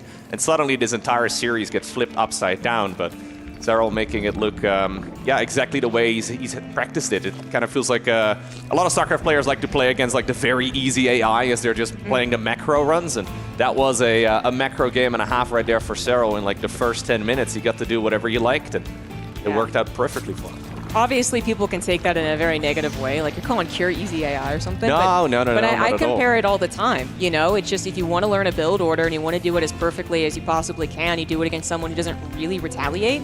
And even though Cure was doing a bunch of other, you know, he was doing his own amazing macro and Serral wasn't retaliating against him, it's kind of this idea that, like, well, at the end of the day, you know, Serral is the scarier player in a game where nothing happens pre-8 minutes, even against something that every other Zerg player would be like, oh, I'm terrified, like I mess up against it, I don't nearly have like the right drones before it comes over. You know, he makes it look easy, but many other Zerg players would say that Cure had a good chance right there. Yeah. But you're right, he's got to change things up, I think. You know, one thing that I've already seen in this best of 7 compared to the last one, which was online, is that Cure has been able to get different maps. So, you know, these are actually, like, I guess 2 out of the 6, I'm doing my math correctly. Well, 9 overall. That he hasn't actually played against Serral in a while. That didn't affect it positively in the first game. Maybe here on Incorporeal, it will affect Cure positively, because he hasn't lost on this map against Serral in a while. Curious is what Cure's exact build is going to be. 3 CC to start things off, sure, but what else beyond that? I feel like in general in this matchup, it is also very much so up to the Terran player to try and disrupt the Zerg in any way possible. Because if you let the Zerg macro up, they can just really use that larva mechanic and the drone mechanic to their advantage and just get such a huge income. Now, I like this quite a bit from Cure. We don't see it all too often anymore, where the SCV actually patrols around and tries to block the third for a long time. Cure bringing it back here, going SCV Scout into a Reaper. In the meantime, though, we also have a group of Zerglings on the right side of the map. Serral eventually secures the third. It's a little bit annoying for him, but obviously this is something he will have practiced against many times. Yeah. Yeah, it's not the most common, you know, opener for the Terran to actually SCV scout, but I do love when they keep the SCV there. Like, sometimes they really are scared. It's a map that could be full of pressure. It's a Zerg player who's awfully aggressive, and they just run back home with the SCV. But I like staying around. Roachborn once again coming down. This is early. This is like, that was 3:30. He usually puts it down at 4 minutes for that macro opener. So I do wonder what this could lead into. Hellion Banshee for Cure. Yep, nothing out of the ordinary here for Cure. No second factory. Serral does get an SCV here with that small group of Zerglings. Not bad whatsoever for him. This is a map as well where taking the alternative third base just doesn't feel quite right. So I quite like that Cure decided to keep the SCV patrolling. And it looks like this is actually just a macro start. Serral still following this up with an Evo Chamber together with a Lair. Maybe just a little bit concerned, or maybe because of the timing of the third, he just had a little bit of money sitting around and he figured, you know what, may as well get the Roach Warren a little quicker. Or maybe he's just trying to sell the story here to Cure as well, right? There's so many little mind games that we see at this level. Keeping a drone there as well. He's pretending he's a Protoss player right now, ZG. He's trying to wall himself in against the Depth Shade buys or whatever. It's great stuff, man. And yeah, I love your points. Like, it maybe could have been some convincing, but yeah, maybe it was just the slightly off-kilter start to this game, changing that timing up a little bit. So +1 Carapace is on the way. Lair is going to finish up. We get Stim coming out for Cure, so still no battle mech as of yet. These Hellions so far unable to find any of that drone damage. Banshee, though, maybe going to get a little luckier in the main base. Only a queen, so yeah, I would say that is a little luckier, yeah. Yeah, Cloaking Field is also going to finish up in just about maybe 15-20 seconds or so, and already, I mean, I think it's important to just maximize damage and then hide in a corner, come back for more in just a moment. I don't mind this at all, though he flies it a little bit too close to the sun, and Serral does end up getting the snipe. Probably could have had another worker or two, but still, 5 drones for a single Banshee is nothing to be disappointed by. Yeah, that's... You know, unfortunately, there's other repercussions to losing the Banshee, but as far as kind of like direct, like looking at the numbers, I would say yes. Fortunately, Kira having a little bit of a macro mistake. He is building a bunker as well, so that's interesting. So he got into the... He's rallying the SCVs here somehow, which is a pretty big error, actually. Yeah. Those workers are not mining for a while. Okay, not sure what the bunker was for, but I guess he realized he didn't actually need it. But Probably yeah, that the was... 3.5-minute Roach Warren, right? Like, he saw the quick Roach Warren, and You're maybe he's probably afraid right. for Yeah. the roaches coming across right now. He lost the Banshee, yeah, it becomes very scary. Yeah, you're probably right. But I love that he just immediately canceled it, actually. He kind of was like, well, yeah, but no, I've seen something else that tells me that's not the plan. Because it isn't. Serral went for the Infestation Pit. He's going for the Baneling Nest. The Hive will be coming down shortly. Kira going for, so far, it's the 3CC into the Bio play. You know, is going to be a fast 4th command center instead. We see that bit of a longer game from him. I wouldn't necessarily mind another 8 racks. It is one of the scariest things a Terran could do, but in the grand scheme of things, we've been saying it all the time, like, you gotta just change things up and kind of surprise Serral. The onus is on you. Absolutely. Serral getting the scout right now inside of the opponent's main base, and Kira just following this up very normally. So, no shenanigans with Cyclones, no Terran mech. This is all looking like very conventional StarCraft, at least as far as the StarCraft that we've been seeing over the years goes. I don't mind the idea of an 8-Rex again, but I think Incorporeal is much worse for it than Ultralove. In general, it just doesn't have an easy base to attack into. Serral, again, picking an expansion all the way in the bottom left-hand corner that is just difficult for Kira to reach. You can't really easily send out an 8-Rex in this direction, at least not to the alternative 4th. It's difficult in general, of course, but it does kind of feel like we're, heading in that direction again. Yeah, 3 extra barracks have been added on, guys. That's the choice. 3 extra barracks or a 4th command center. So this is going to be another dedicated 3-base push. And I'm with you. We don't see it as often on this map. But I do see absolutely a potential in this. I think Kira is going to... 4th command center as well. Oh, okay. So this is... All right. So, I mean, you can play around with it. You know, as we saw the first game, that 4th was very much delayed. Way after it was kind of clear the Rex wasn't really working anyway. This is kind of like the in-between. I mean, you still don't have a fast second factory, for instance, for more of that factory unit production. It isn't the fastest, I should say, 4th command center, but that was a great scout from the Changeling, because if Kira, was able to successfully hide that, maybe the only thing that Serral saw was the 8 racks in the main base. Now he knows that it is going to be 4th command center. Shouldn't, take away all the aggression from Kira, of course, but Serral feels like he's already prepared for anything. Yeah, this could also turn into a bit of a misread here for Serral, because he's now seen the 4th command center, and maybe he's now believing that therefore barracks 6, 7, and 8 are going to be delayed. He's not really making a lot of changes, though, so I don't believe he's actually misreading this at all, but he hasn't seen the additional barracks, so that could work out in Kira's favor. That being said, though, he's getting all of the preparations, right? Actually, we're going into a Hydralisk then here, so maybe skipping the Ultras, maybe thinking more about, well, going into Lurkers here eventually. Either way, Serral's still fully expecting an attack, it seems like, and once more, a nice macro game here in the second match. Yeah. Kira, I mean, he did go up to 73 SCVs. This wasn't some, like, ultimate fake, which would be very, very dangerous to do. He will be getting into the macro stages. He needs to play primarily Bio. Okay, Banshee does go down. That's nice just to scout around. Big attack on the right side. We'll talk about the repercussions of the builds in a second, because this is still a scary push. It does have a 4th round behind it, but you got to take this seriously. Serral already moving in. Blinded Cloud's coming down. Baneling's looking for connections. And they are going to find it in the bottom right and break up that ramp and take down all of the tanks. I didn't even see the Vipers moving in, ZG. I think they moved in through the center from the watchtower or something along those lines. But Serral getting the perfect blinding clouds once again on top of some very important Terran units. Kira microing his army as well into that right side corner. There's nowhere to run. It's actually a kind of an interesting feature on the map. It's just a complete dead end right next to that new expansion that Serral built. He holds it, but this time around, Kira does have a stellar economy on the back of it too. Not the fastest possible 4th command center, but he still has enough income to continuously contest the Zerg here. And that's a little bit of micro on the Widowmine. Serral taking minimal amounts of damage.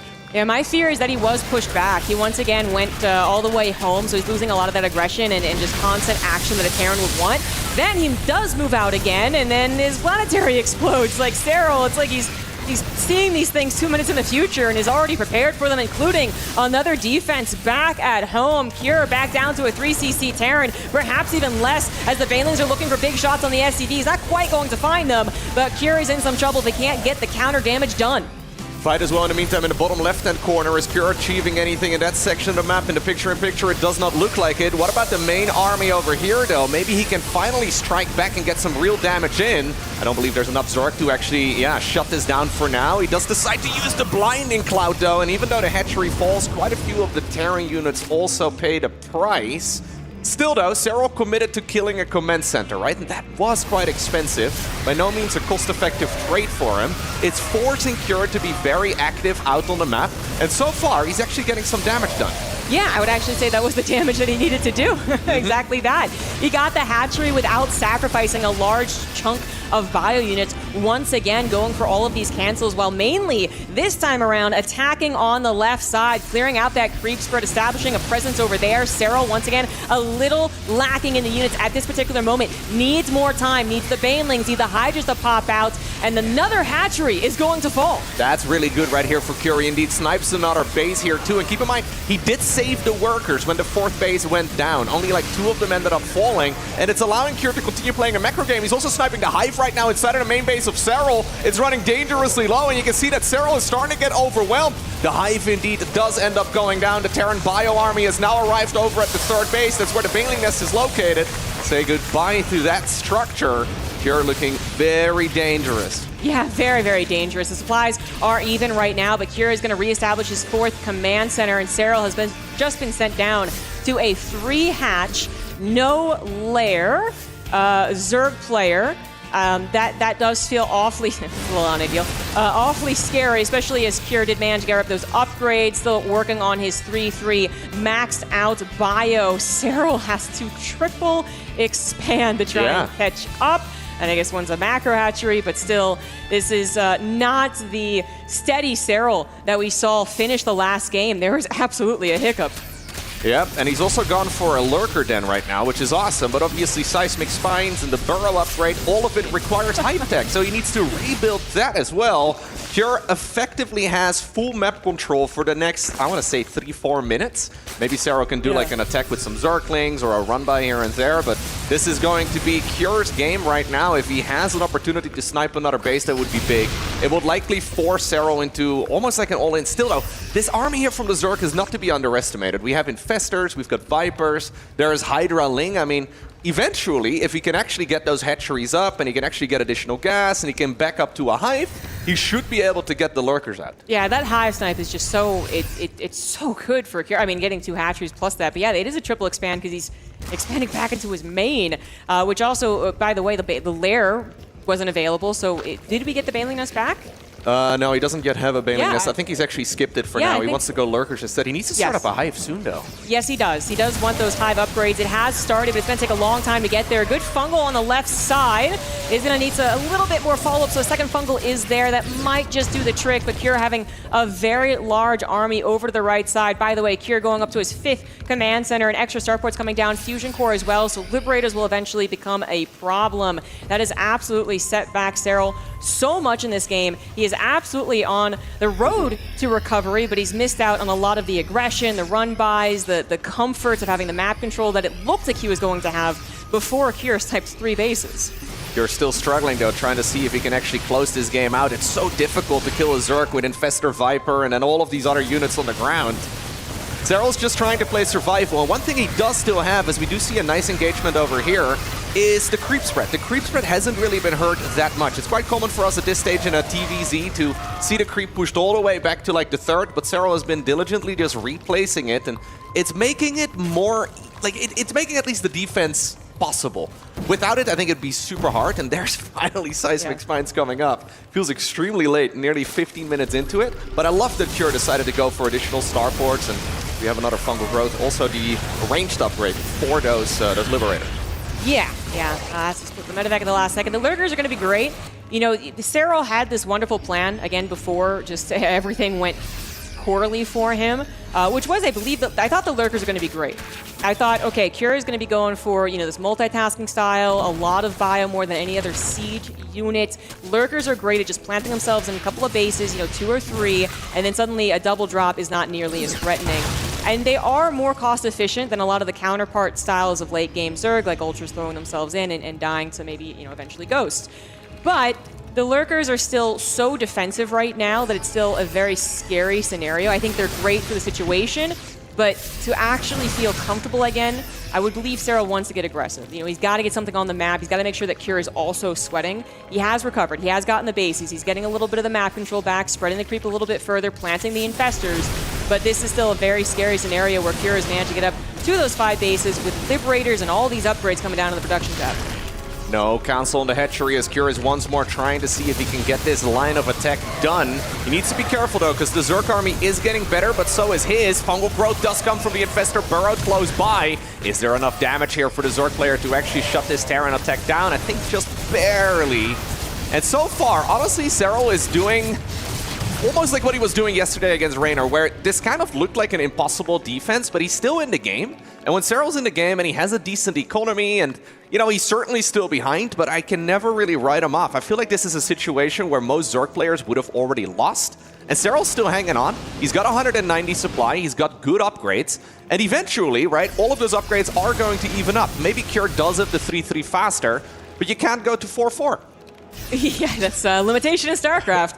Yeah, no, this eventually will stabilize to a certain degree, but the one thing that Serral will be missing for a long portion of this game that most other, TVZs where you don't have all those bases killed, he won't have a bank. He won't have that kind of backup to say, I can take a bit of an unequal engagement and still be okay. And that's what's really scary as a Zerg player, is not having that. Once again, another Concave coming in for Cure, seeing an opportunity, will be able to take out the Lurkers and force the Hydras back. Serral is getting a Nidus Worm in the main base, but did he fill it with anything? No, the game going too fast to actually think about that currently, but it is maybe still an option. No, definitely not. But the good news is the Liberators are kind of baited. Perhaps the attack on the left side from Serral can find some damage. Yeah, using the Nidus Worm mostly as a distraction, now trying to see if he can maybe push here at the front. This is not an army that can fight straight up against that of the Terran, so I think it's about time for him to retreat once more. Serral mostly just buying himself a lot of time though, and Cure did not quite go for the mass command center that we've been seeing over the years. I mean, he does have quite a few, but this is not like the 12 orbital commands where he can actually just drop mules and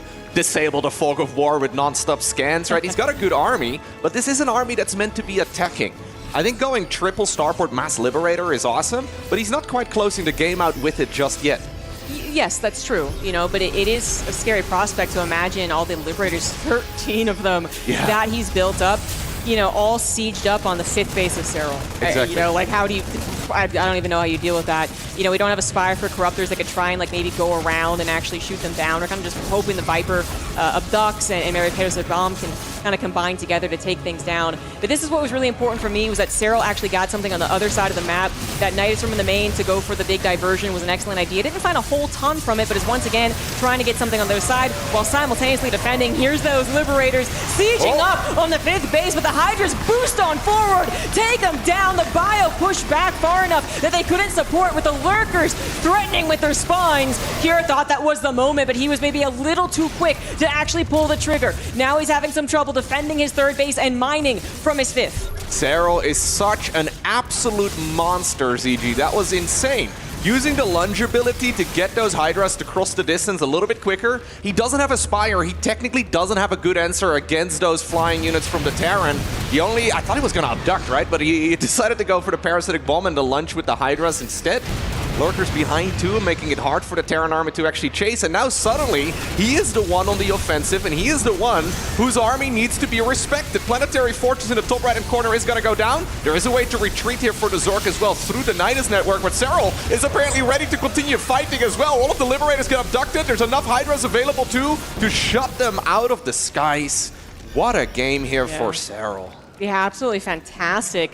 Cure thinking that he had a potential with the Liberator count to, again, siege up and a choke, but the dynamic isn't really working, perhaps. When you envision that dynamic as a Terran, you're like, it's going to be beautiful, they're going to just run into the Liberator zones, and they're going to die. But what's actually happening is that his bio army can't protect his Liberators because the Lurkers are there, as opposed to hoping the Liberators push the Lurkers away. So this is really completely 180 flipped for Cure.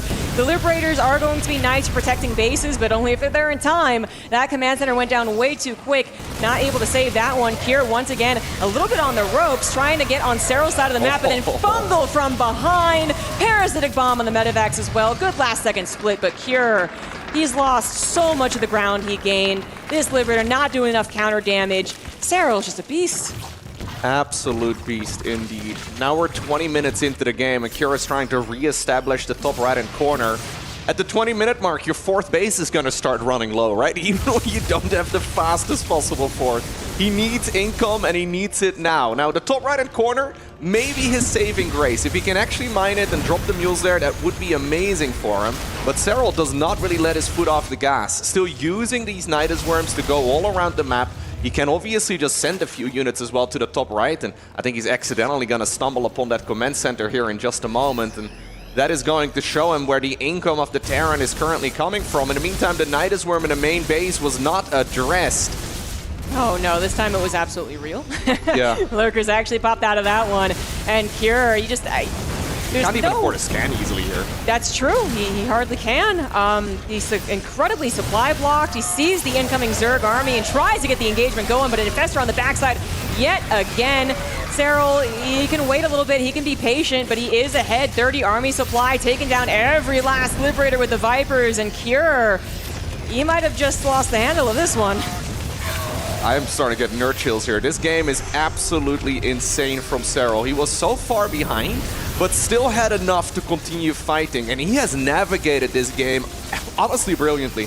Skipping all the unnecessary stuff. Keep in mind, he lost his main. Like, he didn't have a hive anymore just about 10 minutes ago. And somehow, some way, he's managed to build all of this back up. Parasitic Bombs here are great. The Fungal Growths have been fantastic. The Hydras shut down that orbital command. And now Serral is smelling blood. He is looking to see if he can even push the natural expansion and the third base off Cure.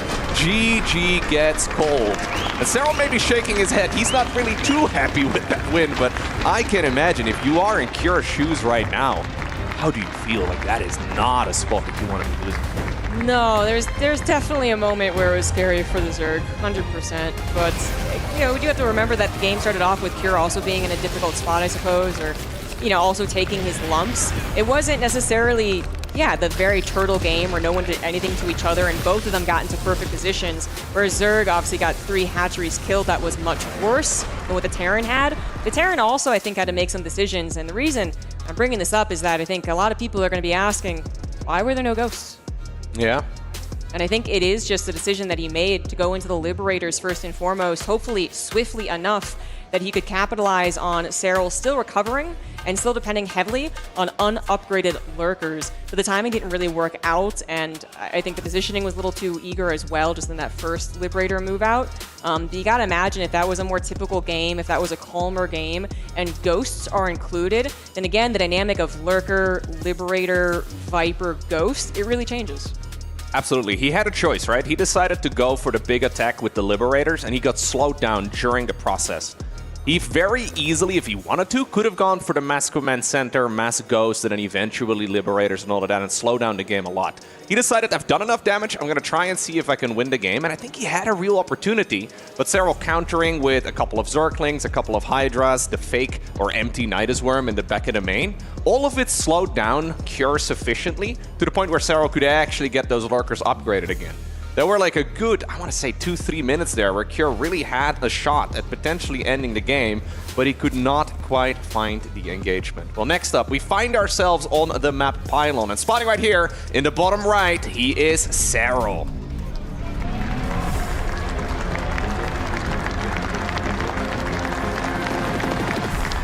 In the top left of Pylon, he is the blue Terran for Team Liquid. He is Cure. This is, of course, a semi-finals match, meaning that the winner of this best of 7 moves on to the grand finals to face the winner of Solar versus Classic that will be played later today. So far, Serral is looking very, very scary, but Cure, of course, has created opportunities for himself. And even though that game did slip out of his hands at some point, I am not really... Yeah, I don't think this is going to be a clean sweep for Serral. I think he certainly struggled there, and there were a few moments that, Cure really had an opportunity to potentially go in for the kill. He was maybe a little bit hesitant, maybe also just a little bit too careful. But I highly doubt that this is going to be a clean sweep. I don't think so, or at the very least, some of these games, they're going to be like, yeah, it was a 4-0, but all of them are worth watching kind of situation. Right. But it is tough, and I know we're talking a lot about how good Serral is, but it just, I don't know what to tell you, he's playing very, very well. But I also really wanted to shout out just how quickly he got that lunge. This can sometimes feel like, not so much like a miscellaneous upgrade. It's like a luxury upgrade, right? It's like building armor, high-sec auto-tracking. Yes, I love that term. Yeah, exactly. Especially when you consider the position of which he was getting to it. Again, wasn't I'm on 5 bases, I've been mining this entire time. He had to make the tough choices, and he did that. And that was actually a really important addition to taking out those Liberators. So I wonder if he's even had games that were similar to that. There was more Liberator base than anything else, and he saw that was an effective treatment for it. So just really cool stuff. Cure, of course, he had that moment. He had that moment. It was brilliant. He was multitasking. He was every which way. Serral really was starting to fall behind in a big way, and you could even see it on his face. But getting to that point already is so difficult, and that was after it actually even looked a second grim for Cure. And it's so tough to be in this position where, you get the moments, they don't work out. You get the maps that are different from the last time you faced Serral, and they're not working out in your favor. I mean, it just feels like an even bigger uphill climb than usual. Serral, by the way, taking now the third base in the direction of the opponent. Usually that's considered a little bit aggressive. I wonder if that means that he is the one looking to maybe put on a bit of pressure. Either way, Cure for now opening up quick triple command center, quick 1-1-1. So again, we have a factory and a starport out. No second factory yet, and even though he can obviously follow it up with additional factories from here, the early game won't be too much different. I'm fully expecting that this is going to be Hellion Banshee once more. He can also go Hellion Liberator if he really wants to, but with a tech lab coming up already on that barracks, I highly doubt it. I think this is just going to be good old Hellion Banshee. Yeah. I'm trying to think of other things that he can do to mix up this, third CC not quite settled plan of action. And there are a couple of other builds you can fit into an opener like this. You can add on a faster armory, so your first Marine attack has Hellbats. You can, that's kind of the main one I'm thinking of. But my point is that I think about these things that you could include in this opener from Cure, and I'm like, well, Roach's kind of handled a lot of it, and it's almost guaranteed that Serral is going to be adding on that Roach Warren, which would usually be around now, so that almost guaranteed. This could be a change up for Serral. Yeah, this is another one of those maps where an 8-Rex can be really powerful. I know we keep bringing up the 8-Rex, but it is a map where you can certainly go for that push. That being said, though, it looks like Serral indeed is mixing it up a little bit. Despite the fact that game number 1 and 2 worked out well for him, he's decided to skip the Roach Warren and go for a lair instead. I'm expecting to see a Baneling Nest and double Evolution Chamber in just a moment, but we'll have to see a single Evo for now, maybe just prioritizing the armor upgrade. But this is certainly interesting. Yeah, I'm really waiting for this development here. Fake stim, by the way. Marauder Slow is on the tab, not because you want that first and foremost. He was trying to fake out the Overlord. That really is real cloak. Didn't even need to fake him out, obviously, as it is going to be Battle Mech. Finally, we are going to see this arrive. I do think you got to throw it in, certainly before the last map here. And that is going to be something Serral needs to get the scout on. And he doesn't have a Roach Warren, so this, again, is really worth mentioning. Say that there are more Hellions than Serral predicts. Only having Lings, and then if Queens are in position, I suppose them too, but still, against, 10, 12 Hellions, can be a very big issue with the Battle Mech following it up. Here is also going to add on double armory, so a pretty greedy way of doing this, very macro-oriented. Serral doesn't quite know the situation as yet. I'm actually very excited for this. Going into the tournament, a lot of Zerg players have been vocal about not liking the Battle Mech army from Terran very much. They say that the Cyclone is too powerful, and you always got to put a little asterisk right next to it because you haven't actually seen the very best Zerg versus Terran player in the world deal with it all too much. And in this game, Serral is going to have to address it, right? What is he going to do against the Battle Mech army? So far, it's just going to be Ling Bane, but is he going to go into Infestors? Is he going to go into Vipers? Will we see a very quick Hive?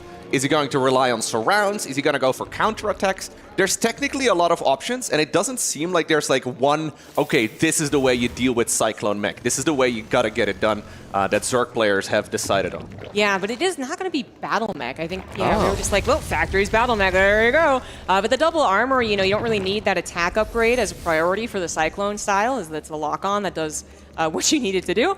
But yeah, double upgrades going into tank mech. So we're actually kind of going backward a little bit in time. It's not necessarily the hot topic. It is a different way of playing, however, and maybe still Serral's not sure that it's mech. I believe he's seen these factories. I don't know about the gas timings he was able to see.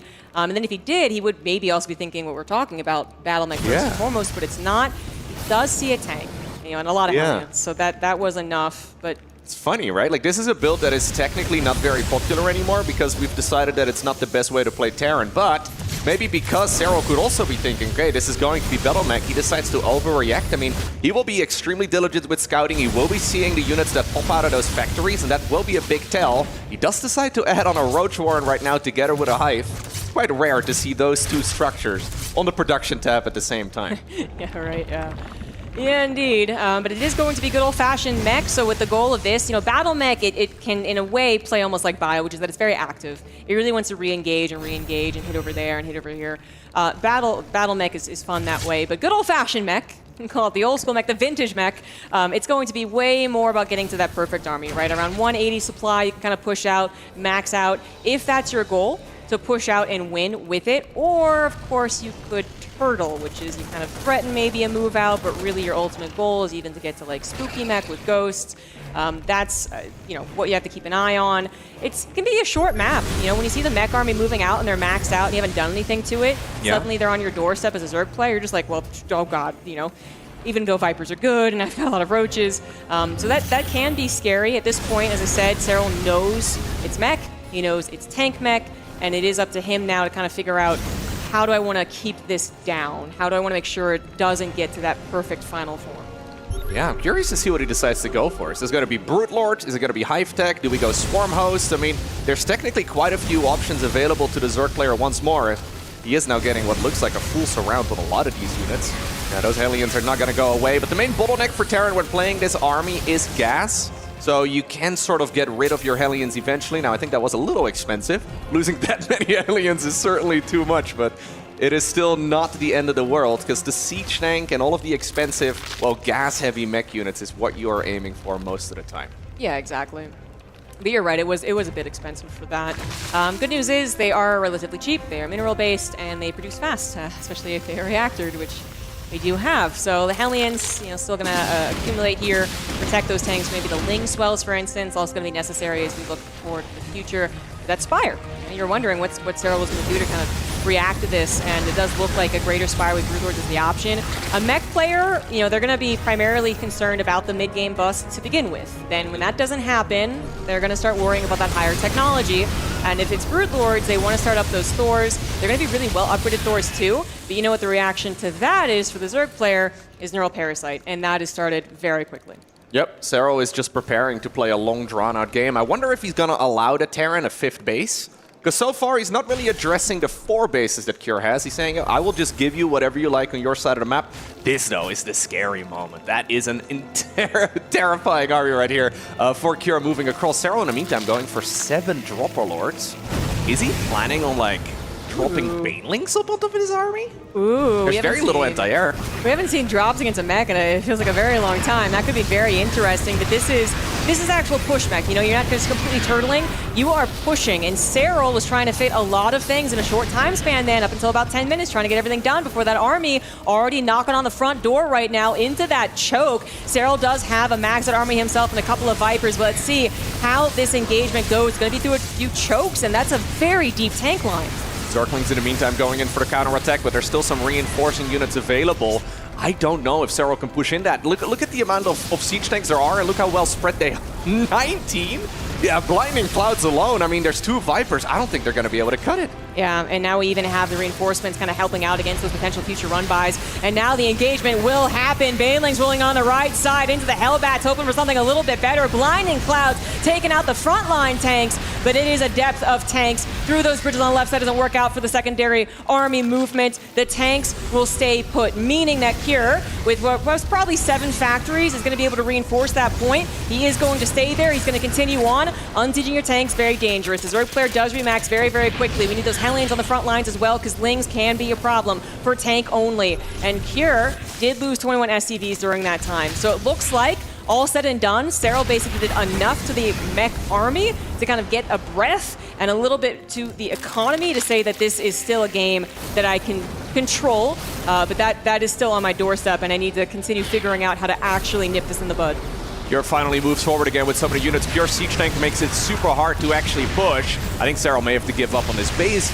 I don't think he's really going to be able to hold on, but he's still going in for the counterattacks, and these counterattacks are really hurting Cure. He wants to send all of the units that he's got towards the other side. Serral does decide to commit Corrosive Biles again too. He decides to back up as the Siege Tanks are slowly shelling away at that hatchery and whatever else they can hit. Still though, I don't mind this position too much here for Cure at all. He's still out there. This is a super scary spot. This is very scary for Serral. He's continuing to bleed out reinforcements trying to protect this hatchery. He does grab quite a few tanks right there. That was a good Corrosive Bile combination, but it did cost him the Ravagers to do so. So this is he's making kind of a final stand here, and it's not quite working out. Cure is not being pushed back entirely. He will get the hatchery. When he gets that, he's going to move forward onto the high ground and start attacking into Serral's natural, also cutting off reinforcements from this 5th base over to the right. So this is a very important moment for Serral. It's the linchpin, really, to the defensive mech overall, is keeping the base alive and actually pushing mech back right here, right now. There are still Vipers up, though, somewhere, and if they can get a Blinding Cloud on these armies, I mean, the Siege Tanks are looking extremely clumped up now. Cure wants to try and get a move on. He knows that he doesn't really want this Zerg player to breathe for too long on these expansions. They're still sending in some units for the counterattack too. The hatchery will go down, it looks like, but here are the Vipers. This is when Serral pulls the trigger and all of the Siege Tanks are clumped up together. Only a few of them can actually fire at the same time, and Roach Ravager Zergling is starting to break through. The Vikings do hunt down the Vipers, but this position has been broken by Serral. Yeah, very important that that happened there. The Vipers had to take the long way around because Cure's Viking count had actually grown quite to a scary point. So if they were on the Vipers' butts, like, the Vipers cannot do what they just did. And that is a very big difference.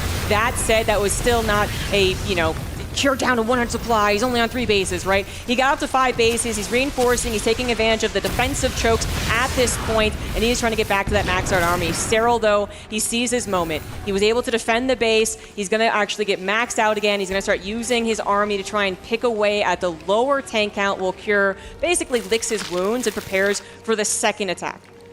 The entire left side of the map is completely unharmed, right? Serral can do whatever he likes in that side, and even if the bases on the right side do end up falling for him, he should still be able to continue mining. I love these relentless Zergling counterattacks. They're just so tricky to hold. Cure is spread out, and that's the problem with Terran Mech. It's a slow-moving army. You can't very quickly reinforce this position with a medevac full of Marines, right? Like, I mean, you could do that with a medevac full of Marines, but with a mass siege tank, it's difficult to pull it off. So Cure is really trying to defend and turtle up this spot, but if he commits too many units in this angle, I mean, in this area, he's going to be in trouble in the natural, in the 3rd base. He can't easily hold on. Yeah, you're absolutely right, and I'm in agreement. I love that Serral keeps hammering this point so that it never gets to a situation where there's 2 command centers providing SimCity. There's not 5 tanks and Liberators and Hellions available. Just making sure that's an open opportunity for later, while also continuing to harass again the main army as well as this base. Serral has a lot of his army off to the left side, but Cure decides, I'm maxed out. It's ready to go. Round number 2, now hitting into Serral's 5th. Yeah, and Serral needs to be careful with this particular fight. I love this engagement here for Cure. I think he's going to be able to just get this base at this rate. I mean, if Serral wants to push into the choke point, I think that would be a very dangerous call. So he decides to evacuate and go in for the counterattack instead. He also built an additional hatchery in the bottom left, so those drones are going to be able to continue mining quite easily. These are, by the way, very well upgraded Zerglings. They don't quite have full armor, but They do certainly pack a punch. I like that Serral decides to give up on the base, but that's a good win, of course, for Cure, who does clump a few of those flying units together. And that means that Vipers with Blinding Clouds are once more a very real threat. Yeah, it's only one Viper at this point. You know, Serral, he's been on a knife's edge for a very long time, has barely been scraping by. Starting to accumulate a little bit of a bank, and here's what's important. I think here's what you really wanted to get to in the first place, but now you really want to get to be that safety unit. The Broodlord, there are no Thors. There's very little anti-air, especially now that the 6 or whatever Vikings it was have been mostly destroyed. This is the time where Broodlords can save you long enough to hopefully, again, reestablish some of those bases. Pure, he's not going to get a hint of this because there's only one Broodlord so far as he continues dealing with run-bys and main base attacks. Tanks on the opposition, they're going to go ahead and die a little bit, but this is a position that Cure can hold. Dealing with the run-by is important, dealing drone damage as well, so he's taking down Serral's limited economy, but Serral is slowly building up the Broodlords. He sees this as his chance to shock and awe Cure and give him, again, breathing room he desperately needs. I do feel that over the last few minutes, we've seen about a dozen siege tanks going down to just pure Zergling. There's a lot of Zerglings all over the map running around, shutting down those random tanks, and Cure having a hard time managing all of the action that Serral's throwing out there, but you're absolutely right. The siege tanks cannot counter Broodlords, right? Neither can, well, the Hellions. I mean, there's a few Vikings up in the air, but they would take forever. I think as soon as the Broodlords are revealed, we need to see Thor production. Well, there we go. He does show them right now to Cure, and immediately, indeed, Thors begin. Problem is, as a Terran here, how do you know how many Thors to make? You've only seen about like 4 or 5 Broodlords. You can't really justify building 12 Thors against that, right? If you make 12 Thors, you're going to get overwhelmed by Roach Zergling. So it's a balancing act, and it's a difficult call to make right now for Cure. Do you expect Serral to double down on the Broodlord production, or do you think it's just going to be a few? I think he is. I mean, cheating a little bit. 4 more Corruptors are on the way. Unless he's really scared of the Viking response, which is old-fashioned. I do think Thors are going to be continually pumped out as much as Cure can afford. Right now, they're both broke. This is why the production tab is limited. Just because it is 3-3 Thors, and honestly, like, as long as you have a good number of tanks, you know, let's say 8, so I'm going to go with 8, then you do feel like Thors as a main part of your army. Oh god, it's 18, so plenty of tanks. If you're maxed out, like 8 tanks and however many Thors that would be as well, is still a pretty damn good army, even against Roach Ravager. But yeah, it is a tech swap opportunity usually for Zerg players to trick Terran like that, but only if they have this humongous bank, which Serral has never had. Big army once more moving across the map here for Cure. This choke point has been an absolute disaster for Serral, struggling to prevent the Terran army from moving into that third base of his. As the expansion there is going to be rebuilt though, and slowly but surely, the Terran mech army is once more growing. And Serral indeed does not have the bank to really quickly reinforce this. I like the idea of going Broodlords here, but usually you need to go Broodlords and then very quickly switch into another army again.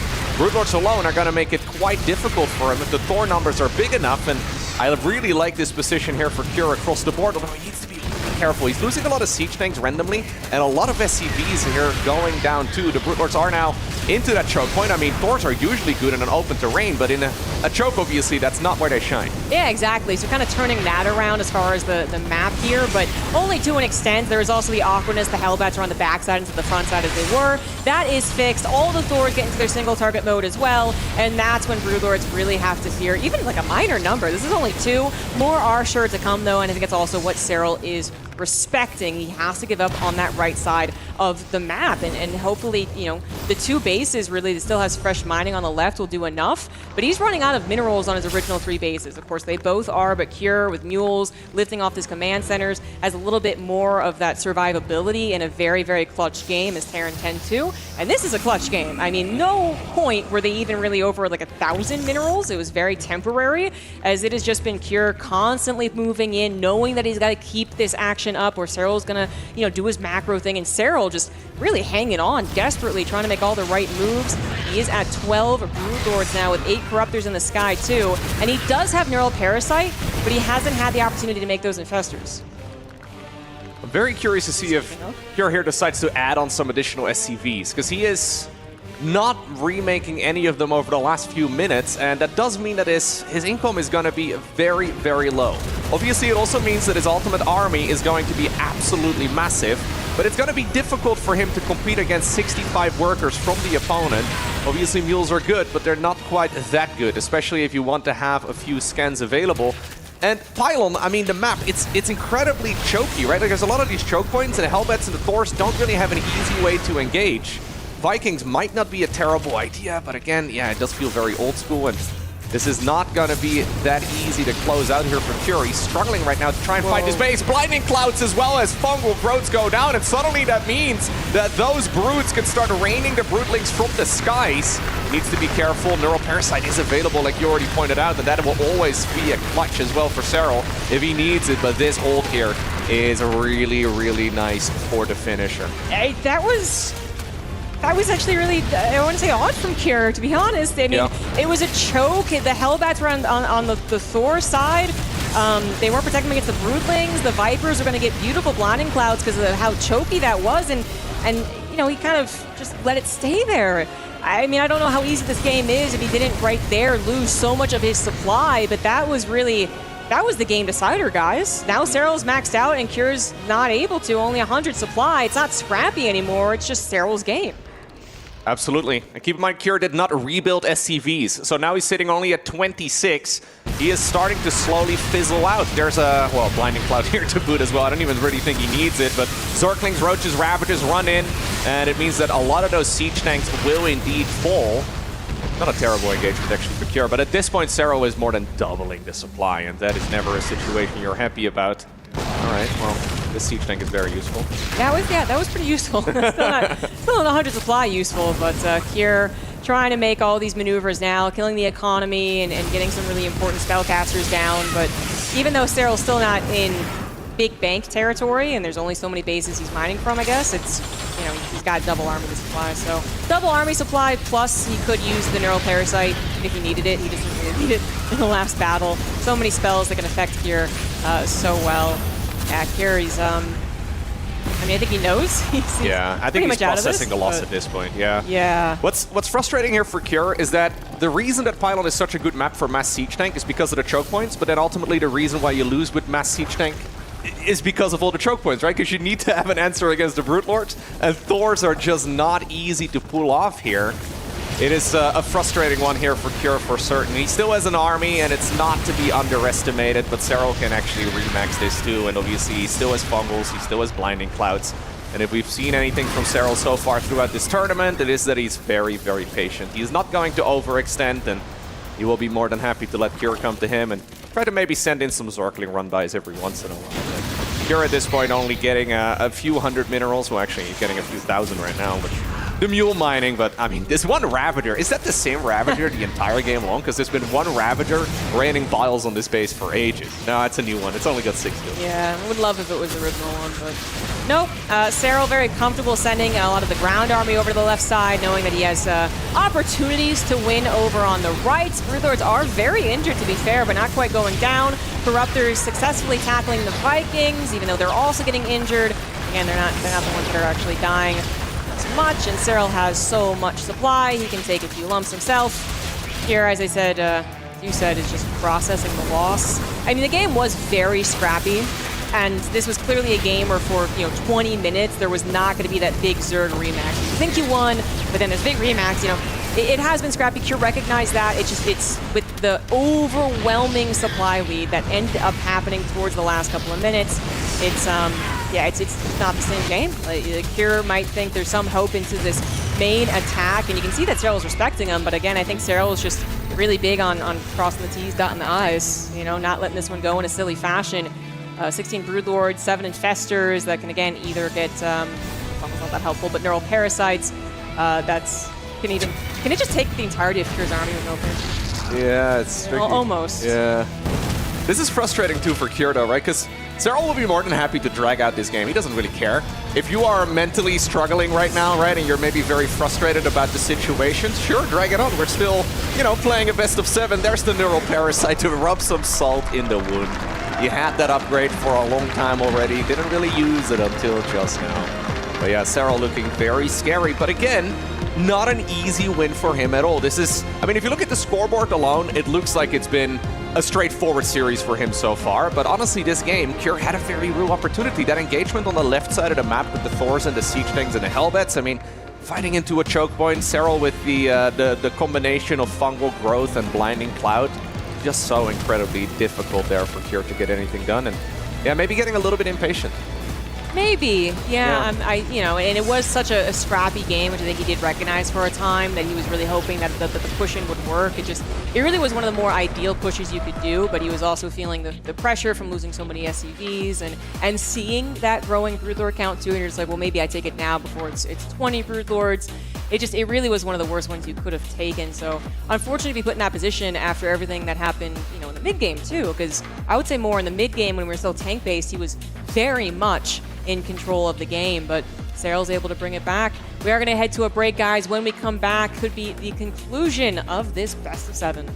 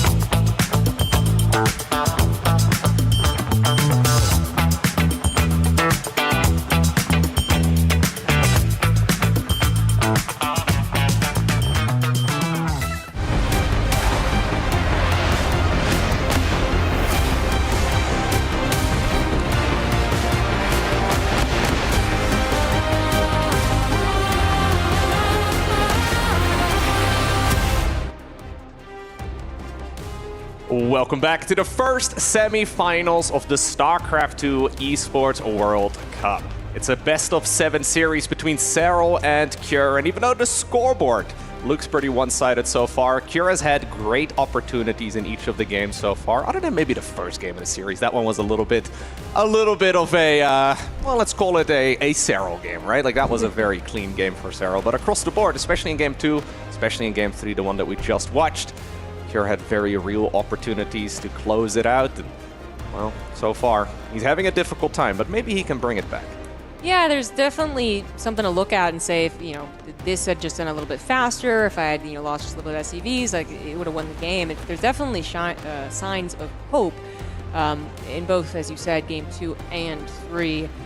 But even if you do win the next game, there's a bunch more you do have to win against Serral. So very unlikely in StarCraft II to come back from a 3-0 deficit, but it has happened in StarCraft's very long history. And Kira might have even had one or two of those. I have to double check for that one, but it's a very, very tough uphill battle. But Serral has shown at least a couple of weaknesses. Maybe this is where Kira can start the journey back. Okay, well, the map is going to be Persephone, and spawning right here in the top left-hand corner, just one map away from a ticket to the Grand Finals, we have Serral, representing Team Left Basilisk.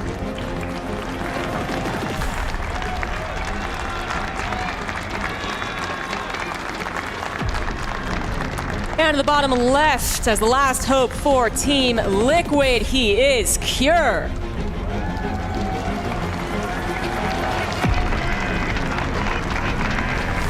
We are finally on a map that they played in their previous Best of 7.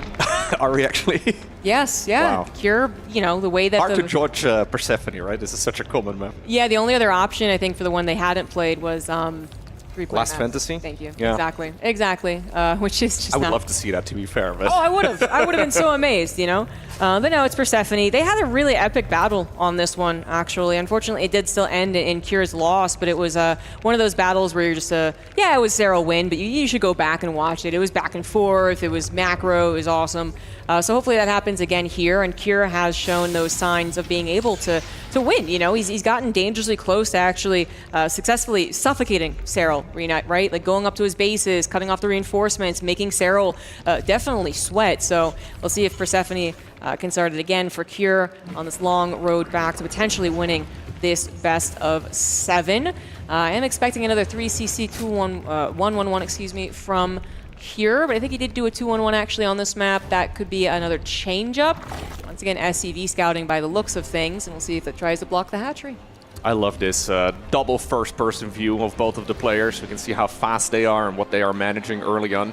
It's very fun, especially when they effectively have the same screen, but obviously are controlling the opposite pieces. And looks like, again, Cure is trying to see if he can get a block. So he's got the Reaper rally towards one of the potential third bases, and then the SCV is patrolling the other one as well. It's going to make it difficult for Serral to take a third, but at this point, obviously, Serral also has opportunities to go for some aggression himself. I mean, we have seen a lot of roach rushes in general. They seem to be quite popular right now. If you do 4 of those in a row, do you really think it's not going to work a single time? The opposite has been proven. An all-in with Roach Ling has actually won 4 times in a row. Yep. So that's, yeah, that is possible, and you're absolutely right to point that out. Serral is just... He does seem to be the type who doesn't necessarily do that. He doesn't get a win and then go, okay, time to really pile him on with the jabs here, go for all in. And even when he's up 3-0, he just kind of is like, yeah, it's worked so far, just keep on doing the same thing. So I am looking still at Kira to change his builds up. It is 3CC 1-1-1. No forward 2-rack so far in the series. No 2-1-1s after this in the series. No. Kira is still comfortable in his first 5 minutes. Yeah, no quick second and third factory either. I feel like we've been seeing the build a lot where Terrans have been delaying their starport, but Kieran is going with his tried and true strategy. And to be fair, this is the build that we've been seeing a lot over the years. There's really nothing technically wrong with it, but obviously the reason that we're mentioning it, Serral actually, did he just, he finished it up or did he? Thought for a second he canceled the upgrade. Oh, okay. No, it finished, okay. It just disappeared out of the corner of my eye, but yeah, Cure going for the tried and true strategy is interesting here, mostly because in the straight-up games, Serral just seems to be a little bit better, right? Now he's going for a Liberator, okay. Okay, this is a change-up. I do feel like this is familiar. We'll see what it develops into. And just to be clear, like the 3CC, this is not us being like, well, why is he doing the exact same thing? Because he's not. He actually does change it up in every game so far after the 3CC 1-1-1. It's just, I did expect maybe that, 4 2 racks or again into the 2-1-1 instead, but minor notes. Interference Matrix coming down as a fake for the Cloak because he's the Overlord incoming. You might see the Liberator though. Okay, Serral actually decides to return. Yeah. If he would have committed with the Overlord, I think he would have seen the cloaking field fake out and then the Liberator. Yeah, okay. I just wanted to throw in maybe it is an Interference Matrix just because there was that one game with Ravens. It would have been a cool difference, but no, it was a fake. So no, not even necessary. Didn't actually go in with it. It is going to be Stim. Yeah. Looks pretty much on purpose. So Kier going to stick with the bio play for his potential last game in this series. Liberator's a bit of a change-up. That might give Serral a little, like, oh, okay. But I don't think he's going to take too much damage from it. Yeah, the Overlord just barely does not see the Liberator, but there's already a Spore Crawler coming up, and I'm sure that Queens will be available as well to try and address any flying units that might be, well, getting into the main base. And again, it's just going to be good old bio indeed. So, Stimpec, we have the double engineering base. What about these Hellions? Maybe they can run in. Serral already, though, with the Evolution Chamber block. Perfect positioning on the Queens.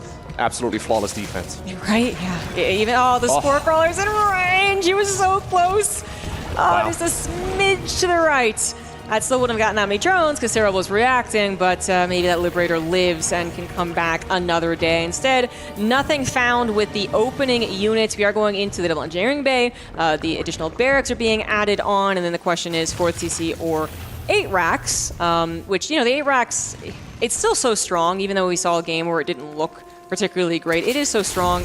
This is a map where he did previously go 4th CC, so that's what I am thinking. Serral wants to get the scout on that primarily. Well, again, defending against these Hellions, but he seems to have that pretty much on lock. These Queens are tracking them so well. Maybe an opportunity over here. Yeah, he's going to go for it. He's playing this very safely. You don't obviously want to lose a series like this by throwing away your Hellions. He actually gave Serral the benefit of the doubt. In this instance, the Queens were mispositioned, but he thought it was bait. He thought that maybe there were Zerglings waiting for him to get this around, and then the Queens blocking off the retreat path. Maybe a little bit too much respect given right there by Kier, right? We have a super fast Hive on the back of this too. 620, that's something. Most of us wouldn't even be able to afford it at 620. 81 workers, 4 bases done. We have 1-1 upgrades, Roach speed, Baneling Nest coming up. I mean, Serral is looking to just skyrocket ahead. Doesn't even get the Overseer kill so far. Has Serral lost anything other than like a Zergling? Do we have the first blood pop up? I don't Yeah, he lost the Zergling at the 3rd base with the siege deck, or whatever it was that the attack did. Oh yeah, 2 Zergling. Okay. There you go. To be fair, Kier also hasn't lost very much. Yeah, absolutely. But, they're just waiting on the decision of the barracks. Lings once again setting up. Seems very well practiced here for Serral. There is going to be a move out, long before we have that decision on the 4th command center. So this is going to change the pacing a little bit compared to that first game. And this is going to go over to a difficult area for some Zerg players to tackle. The acceleration zones can help you get us around, but it is such a choky place. And obviously, if you go down your own 4th base, there's a ramp there too. So this is a good moment for Kier to try and find some damage. Hellbats are going to be included. Yeah, those speed circles definitely help him out. I do think he needs to go, though. If he waits here, okay, at this point, Serral is going to be well prepared. Apparently, Kier a little indecisive. He believes that Serral already has him countered, and he might very well be right. Vipers, though, are coming right now, and that's going to make any defense here for Serral so much easier. He's going into the adrenal glands. He's getting all of the upgrades that will make this sort of attack from Terran easier to hold. We do, by the way, have a 4th command center again, so it's not going to be a complete all-in. No. 4th command center came down. Kier is going to be playing into the later stages of the game. I did kind of like the pullback, actually. I think he knew the Lings were going to come in for a surround on him. Unfortunately, sometimes in TVZ we say, well, the Zerg had to stop droning. He had to build an army to go deal with that. That's not the case. Serral's already at the drones he wanted to be at, even when Kier was walking across the map. So that's a bit of Phil's bad moment, but it's also very typical for Serral games. Kier now combining all of his forces to attack into Serral's 5th base, clearing up a lot of creep spreads. Serral might not be quite prepared for this. No, there are Vipers out somewhere. Blinding Cloud is a necessity if he wants to defend this sort of push, and he loses one of the Vipers. Okay. That's a good situation right there for Kier.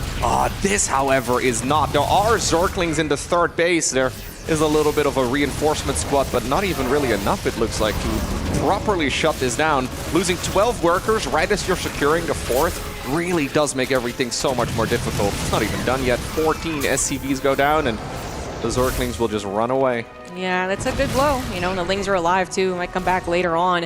Kira has managed to get himself onto that right side again after a quick cancel on a 5th, but Serral's also grabbing a 6th at this point and is now looking to defend his 4th. He does have a good supply, equal upgrades as well, just shy of 2-2. Is Serral going to really pull the trigger on this one? It looks like he absolutely will. Lings him on the backside as well. Banelings making those connections, and all the tanks have been destroyed. Cure supply plummets.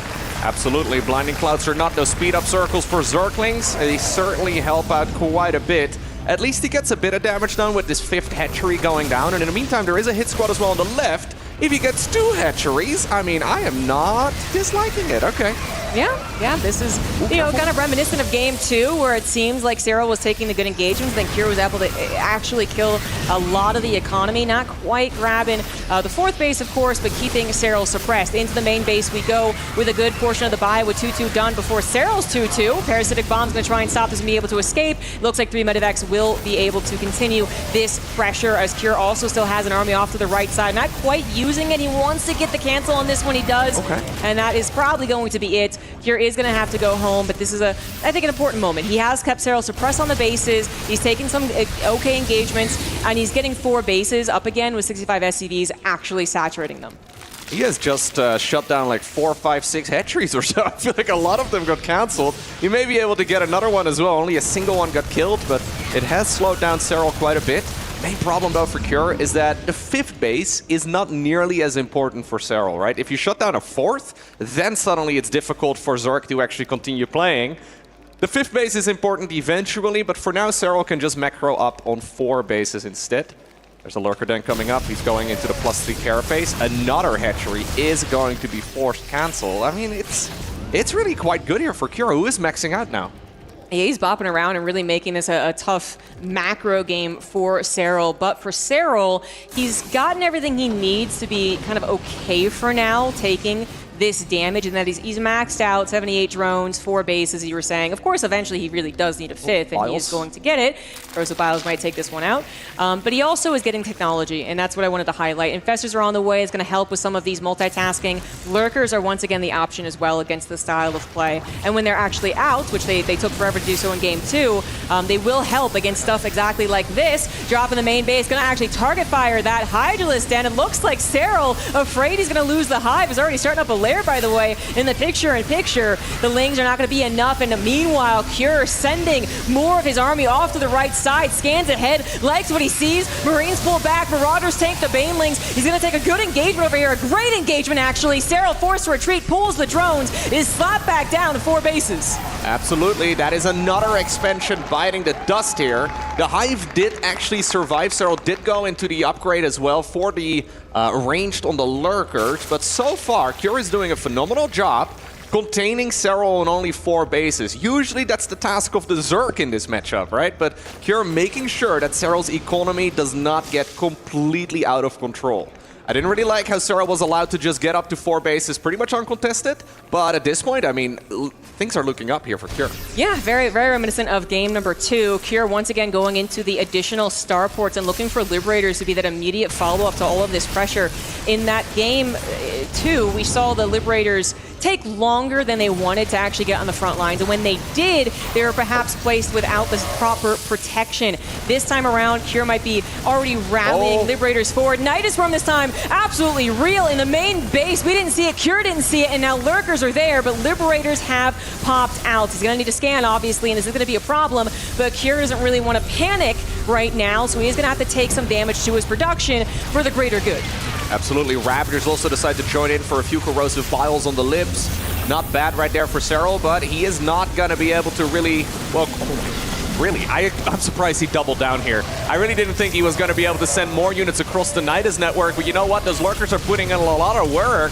Widowmines are out as well, though, but somehow, some way, 1 Lurker survived until now. Yeah, another scan was necessary, but that was a lot of high-tech units for Serral to give away there, even though Cure also didn't clean that up immediately. So now that it has been cleaned up, he can focus back on the front. There was no secondary attack that Serral was able to do to catch Cure, not multitasking. Cure had his army on the front lines, ready to go in a moment's notice. Now he's back to controlling it, right side as well, finding the drones, trying to reestablish that 5th base. This will be cleaned up on the right, but Cure is maxed out. He does have Liberators. He has settled on his now 5 bases again, actually, as the Nidus room was cleaned up. He's even getting Caduceus Reactor, which I think is great. And I'm still very afraid for Serral if 6 Liberators show up where that left side army is. How does he really break that comfortably is a big question. He did so with the lunge in the previous version of this game, but can he do it again? Lurkers finding another opportunity outside of the main, this time at the 5th, but quick reaction from Cure. Yeah, scan is available too, so he's going to be able to push those lurkers away for the time being. I really would love to see Cure continue this level of aggression up. What went wrong for him in the second game of the series is that at some point, Serral's counterattacks really started to hurt, and he had to, well, take a back step, right? He needed to make sure he slowed down a little bit. Nidus network right now goes down, though. Serral's desperately attempting to get this Terran player to back up and sit behind his command centers and his planetaries, but so far, I mean, that fungal growth is really good. The parasitic bomb also hurts a ton, but so far, Cure really is keeping up the pressure. Yeah, barely saving that planetary off the left side as well. Liberator is able to take care of it with a couple of extra scans. We now have the range for Liberators on the way too, which is obviously going to help. Serral losing that Nidus network was really important. That is just such a good feeling for the Terran. It's like, okay, at least I have 30 seconds. But Serral was also very quick to replanting it, knowing how important it is that he has the ability to get across the map. He can't just be on the defensive against Liberators. As good as it looked in a very desperate scenario in previous games, it's not guaranteed that happens again. He's got to keep secure, also defending while trying to attack, controlling the perfect army against these siege units, these AoE units that are lurkers. It looks like Cure is on top of things, though. He can go for a little bit of a split. Gonna try and take out 3 lurkers, a very limited number of bio, little boxer right now going on. Can't take out the last one, but Serral, turns out he's thinking about maybe doing a main attack. Decides against it. Maybe he was hoping the army was out, not being paid attention to, but Cure has really settled on his 5 bases. Bio Liberator, very much his choice at this point. There's like he could afford a Ghost Academy. He is not going for it. Now, one thing that Cure does need to find out is the base at the 3 o'clock position. Serral decided to go for the gold base. It is very easy for Cure to shut down, but he needs to see that it's there. If Serral is left to his own there for a while, I mean, the income is not to be underestimated, and he is really trying to force the attention of the Terran player away as far as possible from that particular expansion.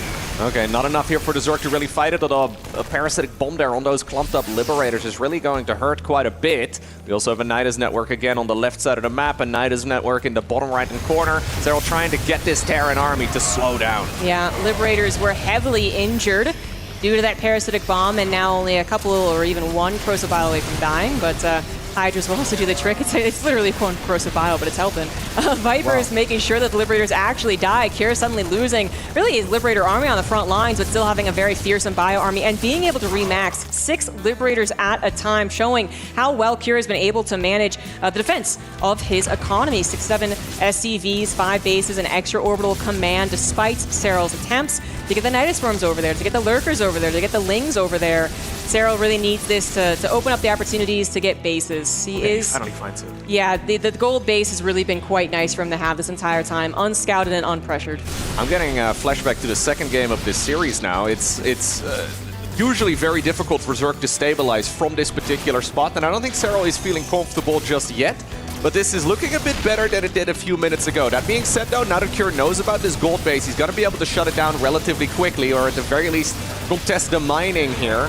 Okay, we'll see this drop getting cleaned up. There's a Liberator in the meantime, too, going to town on the other side of the map. A little Zergling bailing run-by. These run-bys are expensive, though. Looks like Serral wants to go after the SCVs and the Planetary Fortress, too. He is still at a maxed-out state, but that was not cheap. No, it isn't. Cure is going to be on 5 bases with the middle right base too, and maybe he does just try and take the left one with an orbital, which is obviously not going to be well defended, but sometimes when the game gets really hectic, you can get away with it. Wouldn't mind splinting around, getting a little bit of scouting is also nice. Liberator army once again being rebuilt, and there it is on the front lines. There's a lot of Liberators with more to come. Lurkers have to get the heck out of there. Serral plants down a Spire, but it's going to be a long while before we can actually add on Corruptors.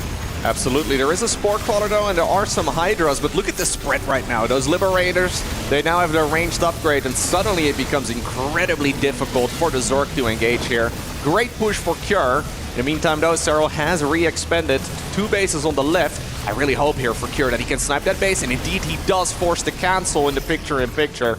Great work right there by the South Korean Terran player, who's going to continuously be aggressive as he moves those units into the main base. Nice reaction with Liberators once again. Lurker is not able to find some free damage there. Medivacs will be taken down, but this drop's still going to be very annoying. Serral not able to take on the Liberator army is, continuing to just have to defend. He is grabbing Lunge once again, and that Spire is close to completion. Looks like the spawning pool was targeted, so he remade that or prepared for it to be targeted.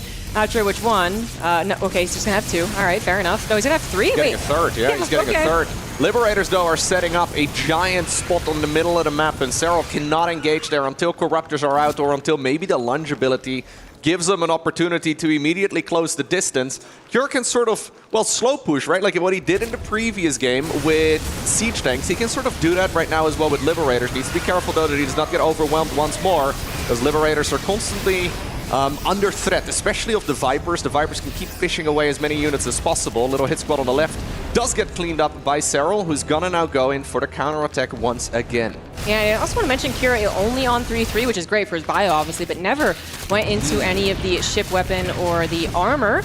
I wonder if that's something he is purposely doing, or just, the game has been too action-packed. Either way, making sure to replace the Medivacs, which sometimes, Terran players, you start building other stuff. Medevac count gets a little too low. Love that he's paying attention to that with the Caduceus Reactor, making sure that they have plenty of energy, because this is a sustained damage, actually, army from Serral with Lurkers, right? So you can take a couple of hits and go, okay, it's hitting me, I need to pull back. Unlike Banelings, which are kind of like, if they connect, you're dead. So love that he's paying attention to the appropriate air balance. 9 Medivacs, 12 Liberators, 25 Marauders. Really tanky army here. But in the last 30 seconds, Serral has managed to find some bit of map control. He's taking the left side of the map, actually, with the base there. But that is now where Cure is directing his engagement. Not going to tackle this when his Liberators are not sieged up. Does split that off. Nice use of the rocks as well to buy himself a little more time. But the siege hop will happen eventually when Cure has the time to do it. He's now actually going for a big old bio push, and that is going to be a killed hatchery. And the bio's like, yeah, that's good enough. We're okay with that. And it's going to run away. Might even get this one on the gold base again. I wonder if Cure is once more getting a little carried away, though, because he's not rebuilding any workers. Much like he did in the previous game, he's now saying, okay, army it is, and we go, go, go. That does mean, though, that you are setting yourself up for a kill move within the next few minutes, as Serral has proven time and time again that he's incredibly good at holding such attacks. Still, though, this Terran army is not to be underestimated. Liberators are indeed setting themselves up. Viper goes down. If he could get the second Viper, that would be amazing.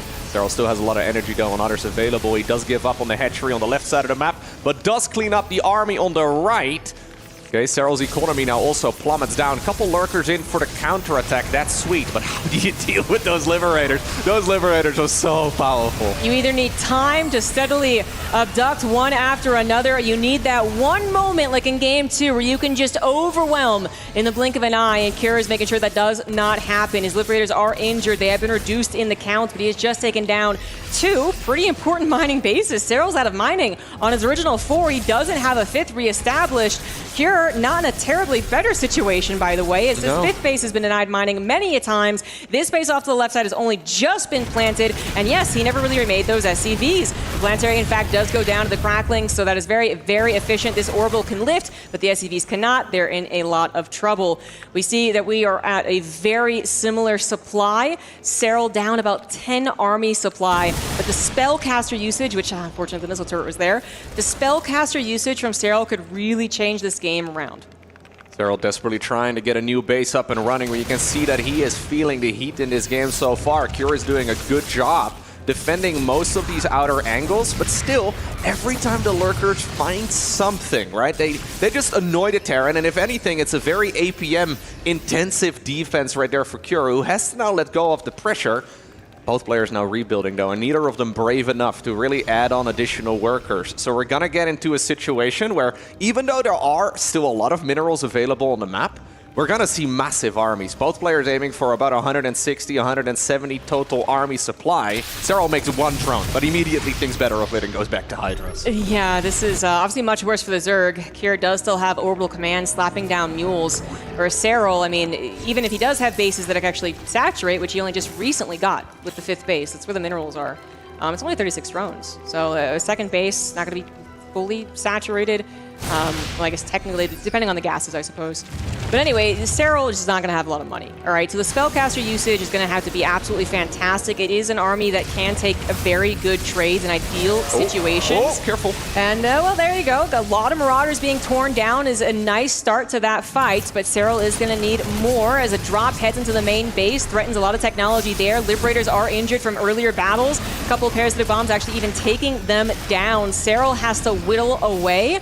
Well, Kier maybe could go for more reinforcements. That's actually disappearing as well as 2 of his bases are under attack. 17 SCVs going down. Lurkers finding that damage. Kier also on his last army pushing through here. Thinks he has an opportunity. Goes for a couple of those Lurkers. 3 of them do go down despite the blinding cloud. And he still has 3 lib zones that are really helping in this choke. Absolutely, the Bio Army's trying to close in on that expansion, and he does indeed complete the job as the final mining base, at least on the right side of the map, does end up falling. There's another one here on the left.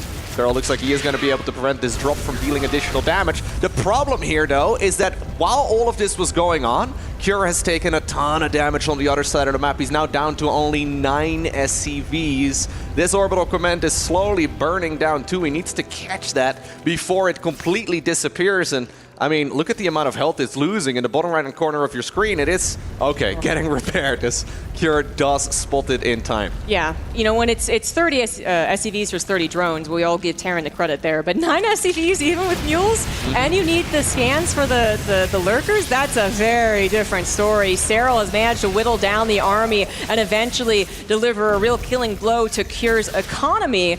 And he might just be taking this game despite how back and forth it was, despite how close it was to Serral being broken. He got to the cost and efficient type of army and has used it very, very well. This might not be the moment to win, but Serral, you can tell, he sees the opportunity. Those Marauders are low, the medevacs are low, the fungal is fantastic, and that is going to be it. Serral takes the 4-0 and will advance on to the grand finals. What a phenomenal set of games right there from Serral. None of these games have been easy. Honestly, every match in this entire tournament has been one he needs to fight for, but he is not somebody who will ever give up. Even if the opponent is ahead, he will still try to find a way to navigate his way back into a match, and this entire series is a proof of that once more. You can see that he's not all too happy with the win across the board, right? Probably would have liked to have a more dominant performance than that, but I mean, the ultimate scoreboard is a 4-0 win. These are the final moments here as Serral is abducting as many troops as possible, and yeah, it is a sight to behold. He's just so quick. He's dealing with all the aggression to the best of his abilities. That fungal growth right there to seal the deal was absolutely glorious. And you can see the Kier is just defeated. He has been trying to come up with solutions. He has managed to secure advantages in several of the games, but Serral never goes down without a fight. And once more, he gets the job done. Well, let's hear from the man himself on the main stage. Ladies and gentlemen, we have our first finalist. It's Basilisk Serral! Serral, game 1, everything looked like it went to plan. Game 2, things kind of went off the rails. How in the world, I feel like I've asked you this a million times. How do you keep clawing back into the game, specifically game 2? Walk me through it. Yeah, I was pretty disappointed because I felt like I'm in a really good spot after I got the fourth CC, and then my macro slipped completely and I was loading like 2k minerals, so I couldn't actually defend the counter pressure on 3 bases. And turns out I was on 2 bases after all of that, so it was a pretty bad spot for sure, but I just figured out if I keep making Hydras, something that actually trades pretty well, and a couple infestors there, maybe I can trade well enough to actually get back into the game and get back into lurkers, and that was kind of my plan there. Yeah, I mean, you traded extremely well and you managed to get yourself back into that second game. Now, after the first and second games finished, going into that third one, Kier kind of switched it up and focused on mech a lot more. Were you surprised by that choice? Yeah, I was expecting him to play some mech. for sure go into the match, but I wasn't really expecting that at all on that map, and I didn't really get any intel that it was that before. It was pretty late. I was already like 88 throws before I made my Roach Warren, so I think if we play like aggressive Cyclone mech, I probably would have been dead there, but yeah, even now it's pretty hard. I think his upgrades were so good that the tanks just traded so extremely well, but he surprised me a little bit on that map for sure. We're still seeing you get surprised, but again, I want to say your adaptability is insane so far here at the EWC. One final question for you. Were you surprised by the lack of ghosts and the mass liberators going into that fourth game? Yeah, pretty surprised, just because we already played a similar game before, and I kind of just beat it with the mass Vipers, and I think if you just have one EMP on the Vipers, it just never works really for the Zerg, so just like adding 3 there would have been really hard to deal with, but I guess he doesn't really like making them, so it's understandable, but at the same time, I do feel like that was his game, because I couldn't get my 5th up ever, so it was a bit surprising. Well, ladies and gentlemen, I'll tell you one thing that I've learned so far. The second you get an advantage against Serral, eliminate him, because otherwise he will find a way back. 4-0 against Liquid Cure, and he is now into the grand finals. Boys and girls in the studio, break it down. How in the world did that happen?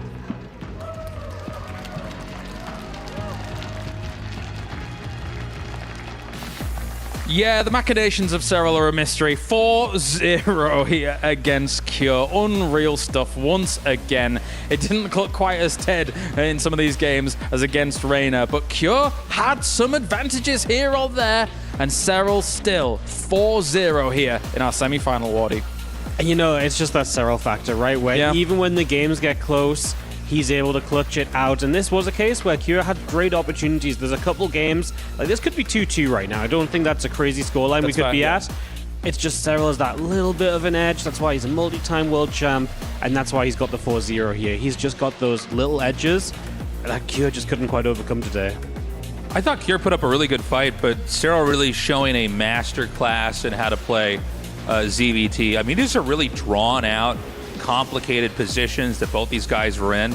I'm blown away by Serral, and that's saying a lot. I mean, this guy has been winning everything for a long time. Obviously, last year it wasn't the case, but he's here asserting himself. I think it's fair to say that this guy is the clear favorite going forward. I think the main issue that might arise, never mind the skill that is on display here, is that it doesn't look like Serral's ever breaking a sweat. We keep kind of cutting to him. We did see significant relief when he was going up against Reina in the previous series, considering the bad spot that he was in. Yeah, exactly. Yeah, no. But how can you somehow try and make him stumble, try and make him sweat? Because it feels like that might be the only way to defeat him on a stage like this. But how do you find that avenue? It's kind of crazy, right? I mean, I think back to Gamers 8 when we were here 2 years ago, right? And Solar knocked him out in the quarterfinals, 3-0 in like 15 minutes because the first game kind of was cheesy and then it went wrong. Like, is that what we've got to do? Or you've got to be super dominant like Clem was last year? Like, knocking Serral down is extremely difficult.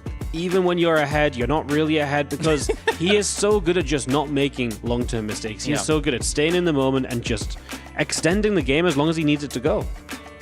You know, it's funny because days like today, stamina is a huge factor, right? I mean, a best of 7 is exhausting, even if you 4-0 and win like this. But yeah, the fact that his heart rate never gets up, it just shows a level of stress. He basically has a resting heart rate playing with 300, 400 APM in some of the most challenging matches ever played in StarCraft. So I don't know. I don't know how you get under his skin, how you shake him up, but he's cool as a cucumber in these matches. And it bodes badly, I think, for anybody maybe going into that grand final as well, as we only have 2 players remaining on the other side of this bracket. But Serral now finds himself in the grand final. Just bear repeating that he's a best of 9. So, yeah, last year, of course, we did have that best of 9 scenario play on out, and it was very one-sided. But that man, to be able to defeat Serral in that grand final, is no longer here. Who is somehow going to be able to try and challenge the god that is Serral at number 1 right now? Next up is Solar versus Classic, of course, here. So commiserations to Cure. He will fall down into that 3rd place match. I'm interested to see how that's going to go, Wardy. Yeah, I do think here, when you look at the third place match, he has a good shot against Classic, he has a good shot against Solar. Those are both very competitive matchups, so I do think that that's going to be fun as Serral gets ready to crush a key. See? Not many keys left in this tournament. This one is going to be Cure's goodbye. Well, is Cure allowed to play a third place match with no key, James? That's a good point. No, actually, I did wonder how they were going to do the key crush for the players going into third place, and now we've got our answer. Same as before. All right, well, thank you very much, gentlemen. It is now time to move on to our next semi-final, and it's these two titans of StarCraft that will go head-to-head in the best of 7 to determine who will get the chance, the opportunity to try and challenge Serral in that grand final. The question is, will it be Solar or will it be Classic? Falcons or Virtus Pro? We'll see you right after this.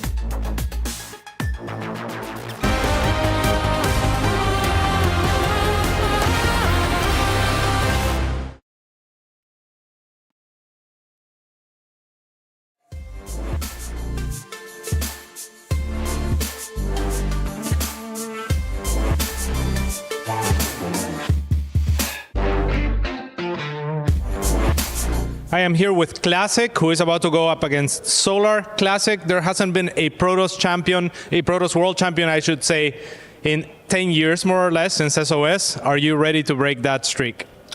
이제 김도호 선수, 김유진 선수 이후로 10년 동안 어떻게 보면 세계 대회에 프로토스 챔피언이 없었는데 김도호 선수가 그 사이클을 깰 수 있을지 궁금합니다. 10년이면 충분히 이제 우승자가 나올 거라고 생각하고 굉장히 오래 기다려왔기 때문에 지금 제가 프로토스의 우승자가 되어서 그 기록을 깨겠습니다. Yeah, 10 years is definitely a long time, so I'm definitely ready to break that streak. More immediately, you have Solar. If you defeat him, you will likely have the winner of Serral and Cure. I believe Serral is already leading that series. So how do you feel about your chances against both Solar and the potential matchup against Serral, and is going up against one Zerg and then another bothersome for you? Is that detriment to your chances? 일단 지금 현재 스코어로는 세라 선수가 리드를 가져가고 있기 때문에 지금 상황이라면 이제 두 저그 선수들이 연달아 만날 가능성이 높은데 이렇게 저그를 연달아 만나는 게 좀 부담스럽지는 않는지 좀 궁금합니다. 네, 매우 부담스럽고요. 저그전을 계속 하다 보니까 이제 할 빌드도 없고 지금 저그전이 굉장히 힘들다라고 생각하고 있기 때문에 뭐 굉장히 부담스럽지만 뭐 결승전에 세랄 선수를 만나는 건 사실 좀 당연하다라고 생각을 해서 뭐 예상해왔던 거니까 결승전에서 세랄 선수를 만나도 이길 수 있게 최선을 다하겠습니다. Yeah, I've been through a lot of PVZs lately, and I don't have much tricks in my sleeve anymore. So, that being said, it's Serral, and you'll know that you'll have to face Serral eventually in the finals. You get the gut feeling of that, and I definitely have. If I have to face him in the finals, then so be it. I mean, I'm definitely ready, and I'll do my best to beat him. Are you ready for Solar more immediately? How confident are you in that one? 강민 선수와의 대결은 좀 준비가 되셨나요? 좀 얼마나 자신감 있으신지? 사실 강민 선수와 연습을 한국에서 하고 왔거든요. 근데 연습 때부터 굉장히 박빙이었고 확실히 되게 잘해가지고 사실 좀 부담스럽긴 하거든요. 지금 8강에서 김준호 선수도 3대0으로 이기고 올라와서 굉장히 부담스러운 상대인 건 맞지만 그래도 저도 저그전은 세랄 선수 말고는 다른 선수한테는 안 질 것 같아가지고 충분히 자신 있습니다. Yeah, it's been worrisome because Solar has been my practice partner, and he has been very neck and neck with me. And so, yeah, I'm definitely worried that beating Hero 3-0, and he's been showing a very great series against Protoss. So I'm a little worried about that. But that being said, it's not Serral, and I think Serral is still the best player. So yeah, I think I can beat him. Thank you, Classic.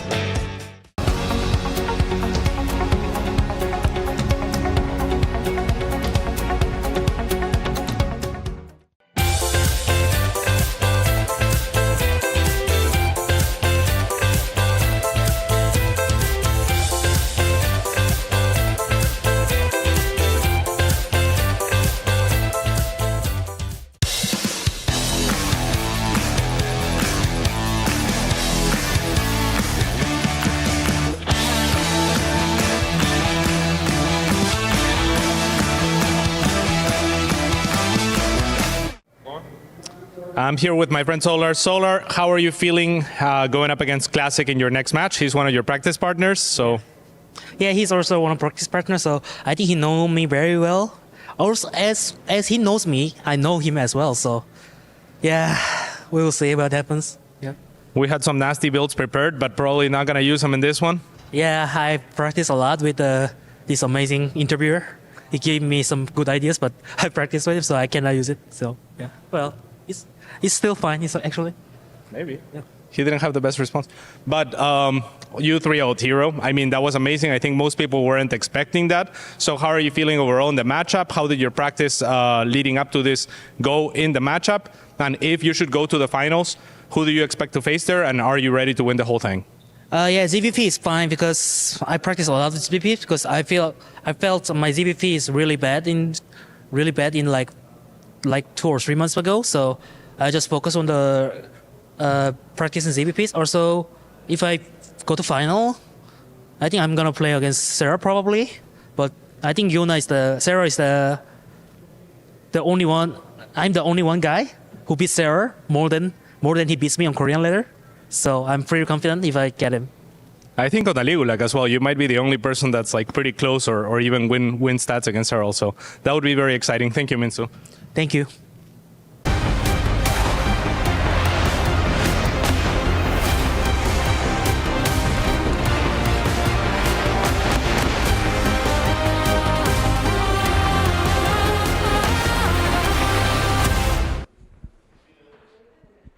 We now have in the grand final God King Serral, who is awaiting the opponent from this match. As someone like Classic, the last Protoss on an absolute crusade through the galaxy, is looking to eradicate one of the last Zergs to actually terrify and tantalize. But will he be adorned with the skulls of the Zerg moving through into the grand final in the desert? Or will the desert be swarmed over as Solar tries to reign supreme? Welcome, ladies and gentlemen, to our next semi-final here. Falcons goes up against Virtus Pro as we figure out who is going to be able to make it. I am so pumped once again for our next semi-final here. It will be a best of 7. Joining me, I have Artosis as well as State to talk about this one. State, this is going to be a good one. Talk to me. Solar versus Classic.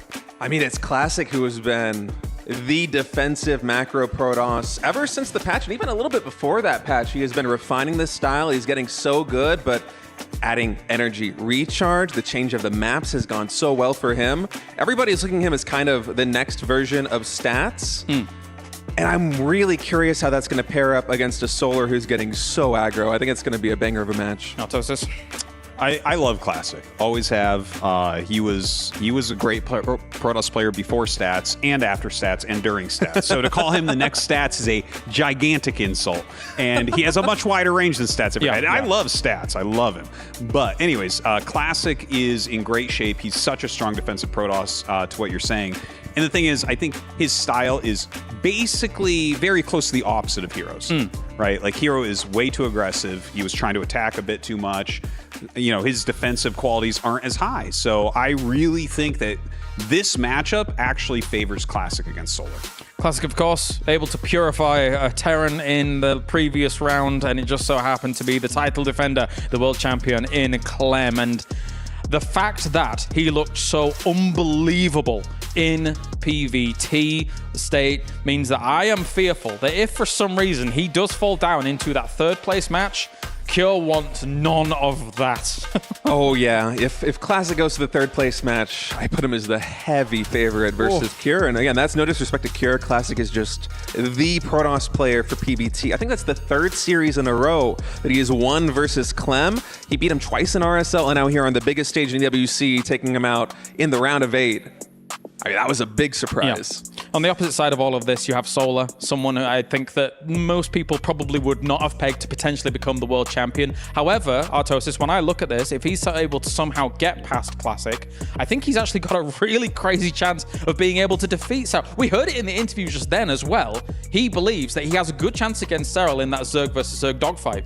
Yeah, I mean, ZVZ is pretty volatile. I still give the edge to Serral there, but Solar could do it. Like, he would probably be the scariest opponent for Serral. I think a lot of people would probably agree with that. But you got to get through Classic first. And Classic just hasn't been a slouch at all. You know, he is someone that I expect to beat every Zerg. Maybe Serral can take him out like he did earlier in the tournament. But I think that his defense here is going to be so difficult for Solar to deal with. Short predictions before we go on him.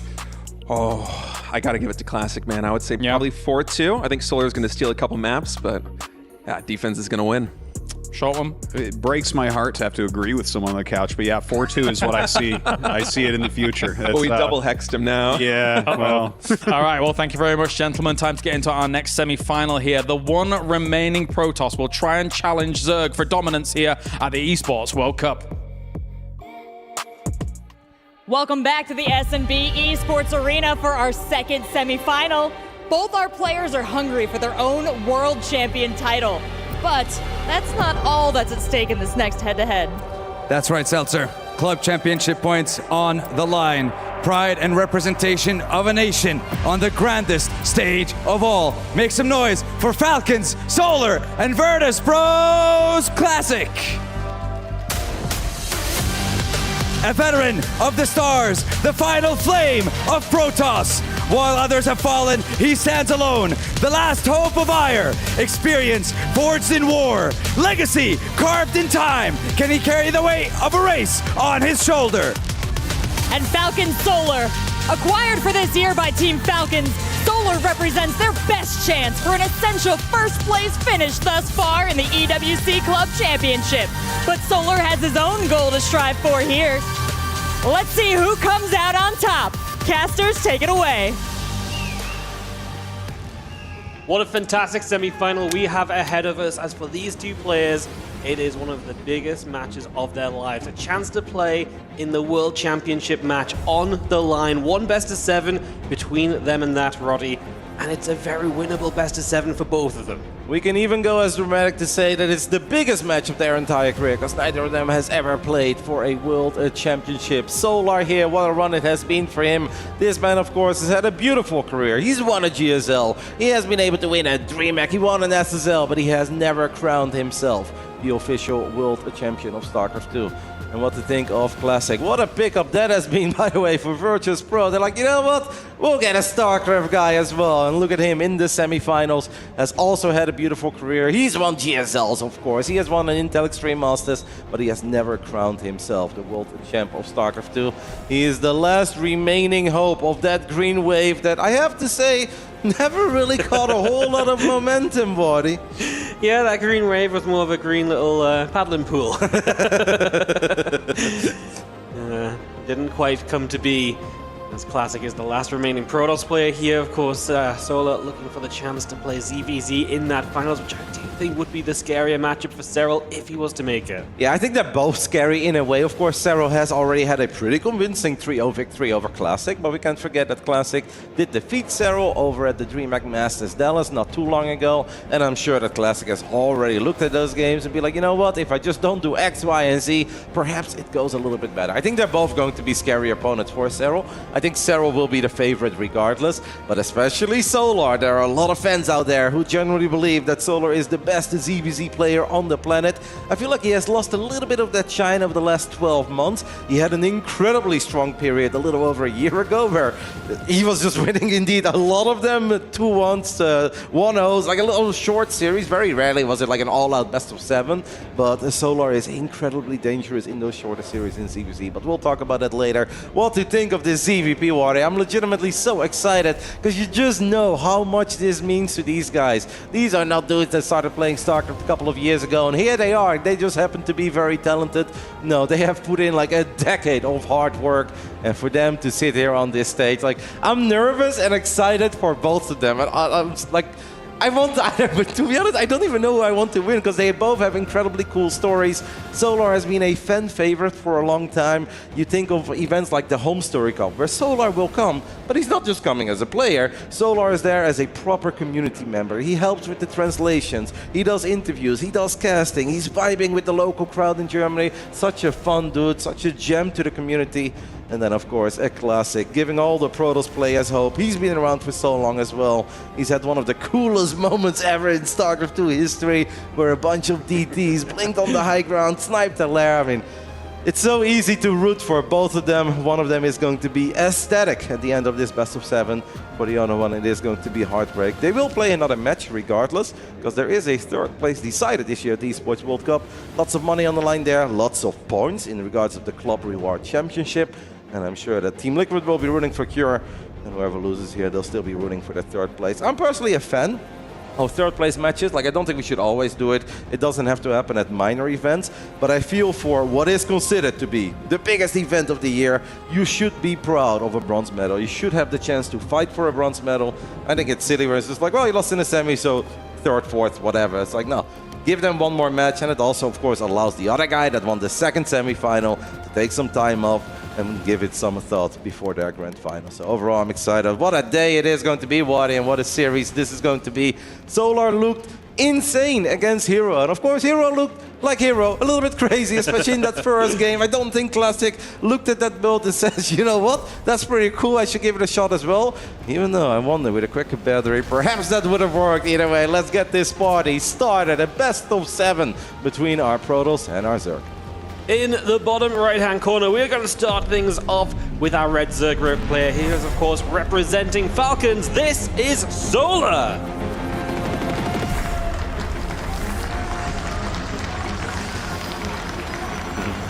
Solar energy is big. In the top right side of Torches, I'm already a little bit surprised. We'll talk about that soon. We are looking at the main base of our Korean Protoss representing Virtuous Pro. It's Classic.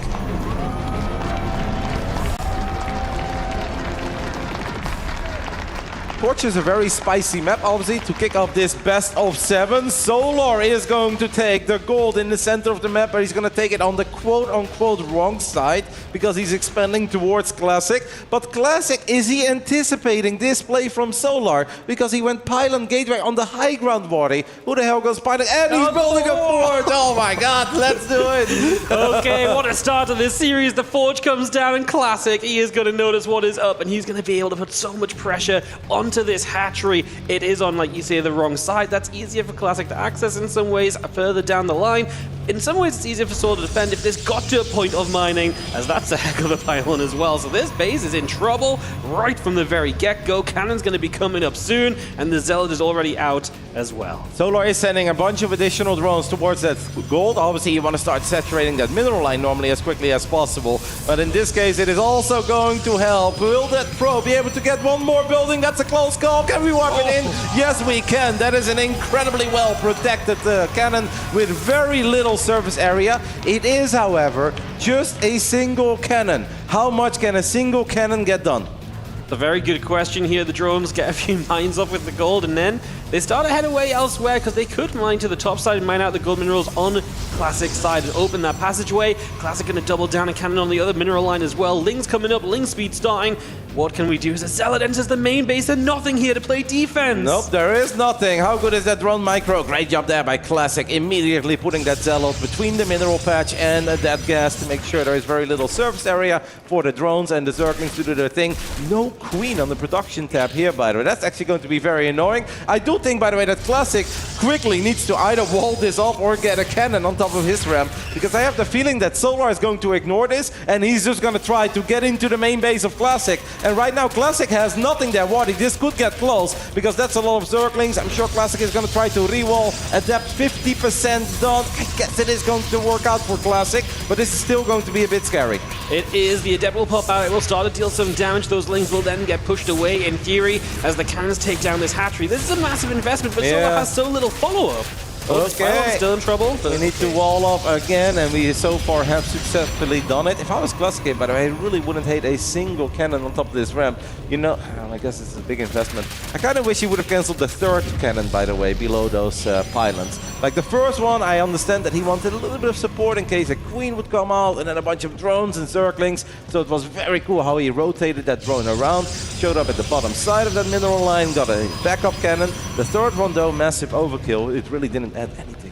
Yeah, absolutely unnecessary. I'm with you. I don't think those Lings were ever going to try and make the bust to save that base because you already invested so much there.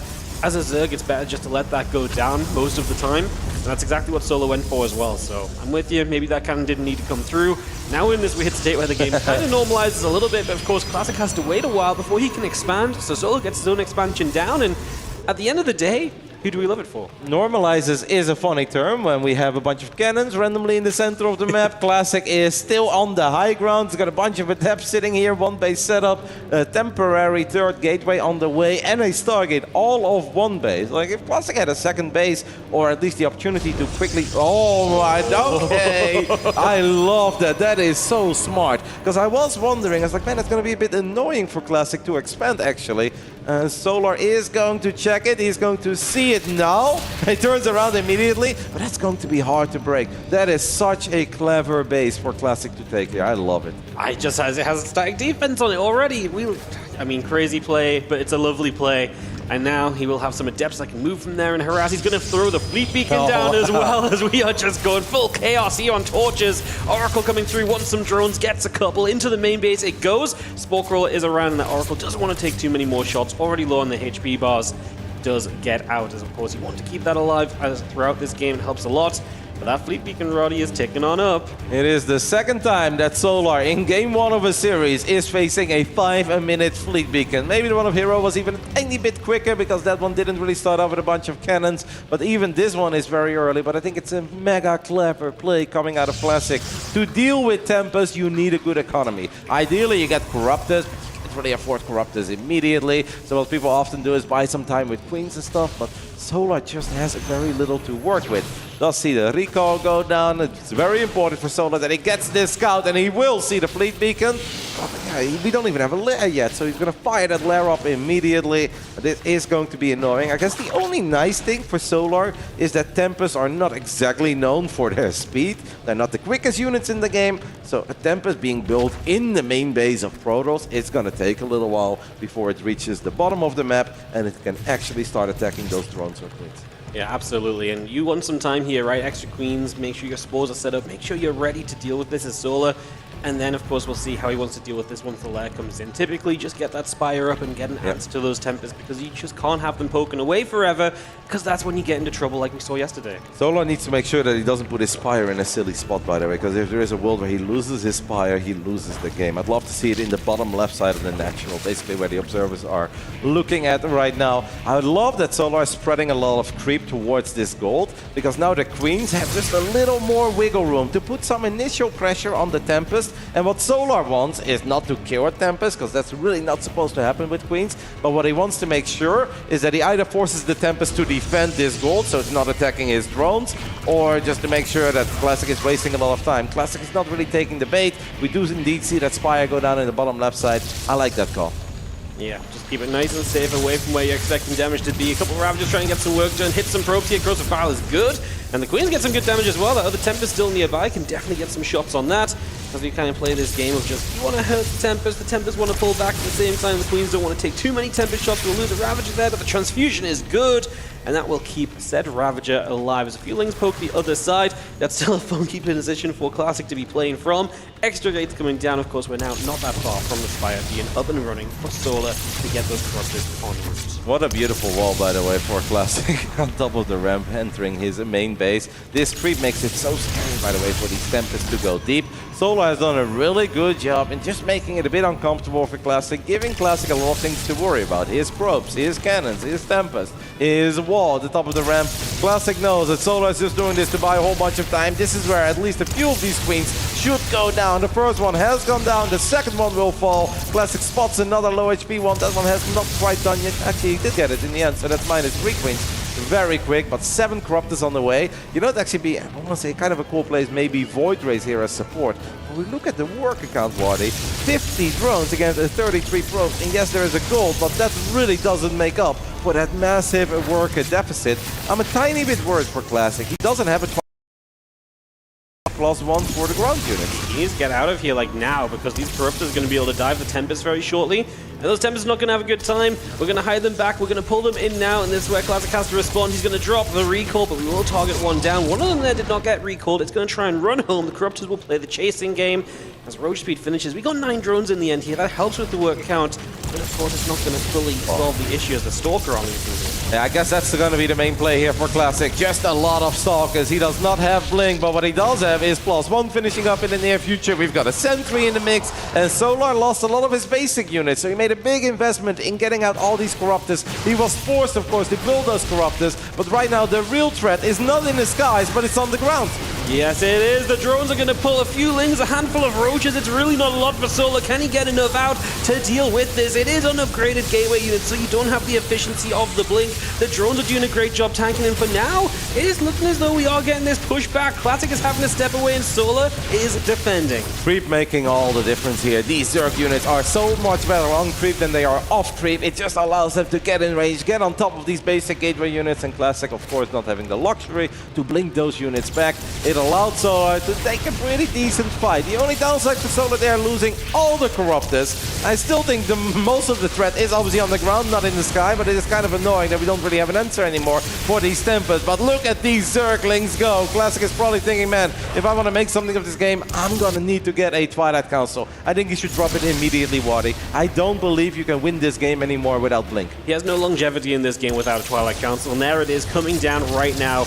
Blink is going to be the efficiency in the way that you can trade from here on out to the rest of the game. If you can get Blink finished, there's a good chance we don't get to that point. A few Corruptors have been made, the Tempers are not going to be a constant damage output now, and there's still an opportunity for Solar to break through onto this gold base perhaps. So that's going to be Classic's woe for the next few minutes here as that Twilight Council finishes, Blink starts, and gets Chrono boosted the heck out. No shield battery there, right? Because that Tempest was flying. I was wondering if it was going to get healed up, but it's just cannon. Yeah, there's one battery. It's so far back, so it helps you on the north side, but not very much on the south side. I'm very worried for Classic, his position. It's just, it doesn't look very hot. He has not done a great job in producing probes. Maybe he felt that it wasn't really a good use for them, or he was going to run out of mineral patches. Perhaps in his mind, this game was just going to be over the moment he would attack with 10 Stalkers, a Sentry, a couple of Adepts as the doors are open. Solar didn't quite go for it. That would have been a great play, by the way. Now he sees it, but he knows that the Stalkers are nearby. When this is actually a good old when behind Go Dark Shrine. You know, there's a lot of Dark Shrines these days that you just get for a bit of map control, a little bit of harass, some vision. Sometimes it can help you to push something back. This truly is a I am behind and I need a miraculous comeback. Why not try to get it done with the invisible guy? Yeah, I mean, Classic is realizing the trouble that he's in. These probes are very near to having to give up on this gold base. That Nexus here has not been finished. It got cancelled once already, and we are just in a world of trouble. These pylons are going down, and Solar's army's looking great. 92 to 44 army supply. The gateway units are nowhere near what they're meant to be when facing this amount of Roach Ravager because that blink does not exist still. Feelings are going to check if that opening's there, but Classic has filled it for now. I don't think we're far off Solar having a great time outside of maybe those DTs. I'd love to take a little look at the third base of Solar. Does Solar have a Sport Wallet there? No, I don't think so. That wouldn't really make a lot of sense. He wasn't worried. I think he lost most of the spores as well that he had in the front. Right now, DTs could help out defensively as well, but Classic needs them right here, right now, Wadi. He's down 50 supply. Blink is only halfway done. We do have a couple of additional batteries. We need the DTs. The DTs are here. Can they make the difference? Let's find out. The corrosive bars have been big so far. You see a lot of the Stalkers in trouble, but the DTs will just go swinging on through the Ravagers. Don't get me wrong, there's not going to be a lot of Protoss left on the other side. The DTs will just not get rid of enough. So the Corruptors caustic spraying down the Nexus. The Overseer on the way, and Classic will never have enough to truly hold the rest of the Roach Ravager once detection is in play. He's without that Nexus any longer as well, and this game is all but done. As soon as this Overseer shows up, I wouldn't be surprised if we see GG and Solar taking a Game 1 victory in the semi-final.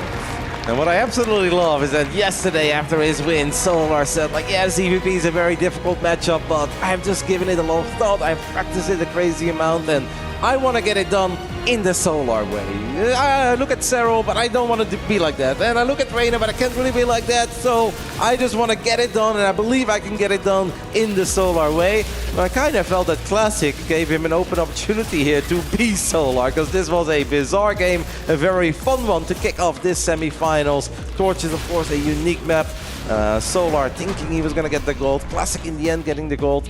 I am above all very surprised about it. I mean, there's a lot of things to be very surprised of, but that Classic, his work account was just so low throughout the entire game. Like, yeah, he lost a few to those Ravagers and the Corrosive Balls, and the Zerglings were a little bit annoying, but he absolutely could have had a few more probes. But I feel like he was just very set on, I'm going to make a couple Tempest, they're absolutely going to deal damage, they're going to force out some Spores, I'm going to kill a bunch of Queens, I'm going to force out a Spire, and by the time that he's got an answer for my Tempest, my Stalkers are going to win it. That clearly was the game plan. Yeah, and I think it was not a bad plan, just the Tempest took so long to do anything. They traded with the Queens so long initially without getting kills, and then we finally chased the Queens back. We got a couple kills, and we finally got a few drones as well, but just took a bit too long, clearly because by the time the bigger army came up, Solar was ready to play. And here he is now up 1 in this best of 7. In the bottom left from Falcons, it is Solar.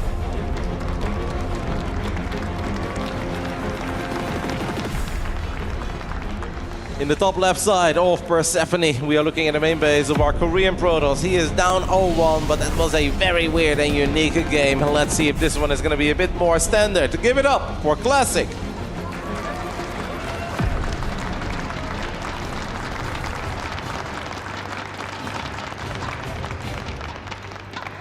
I did love it. From the beginning to the end, when we saw the high ground pylon, the high ground gate, we see Solar sending out a drone, taking the gold. It's like, oh, I love it. This is going to be a wild one, and it absolutely wasn't.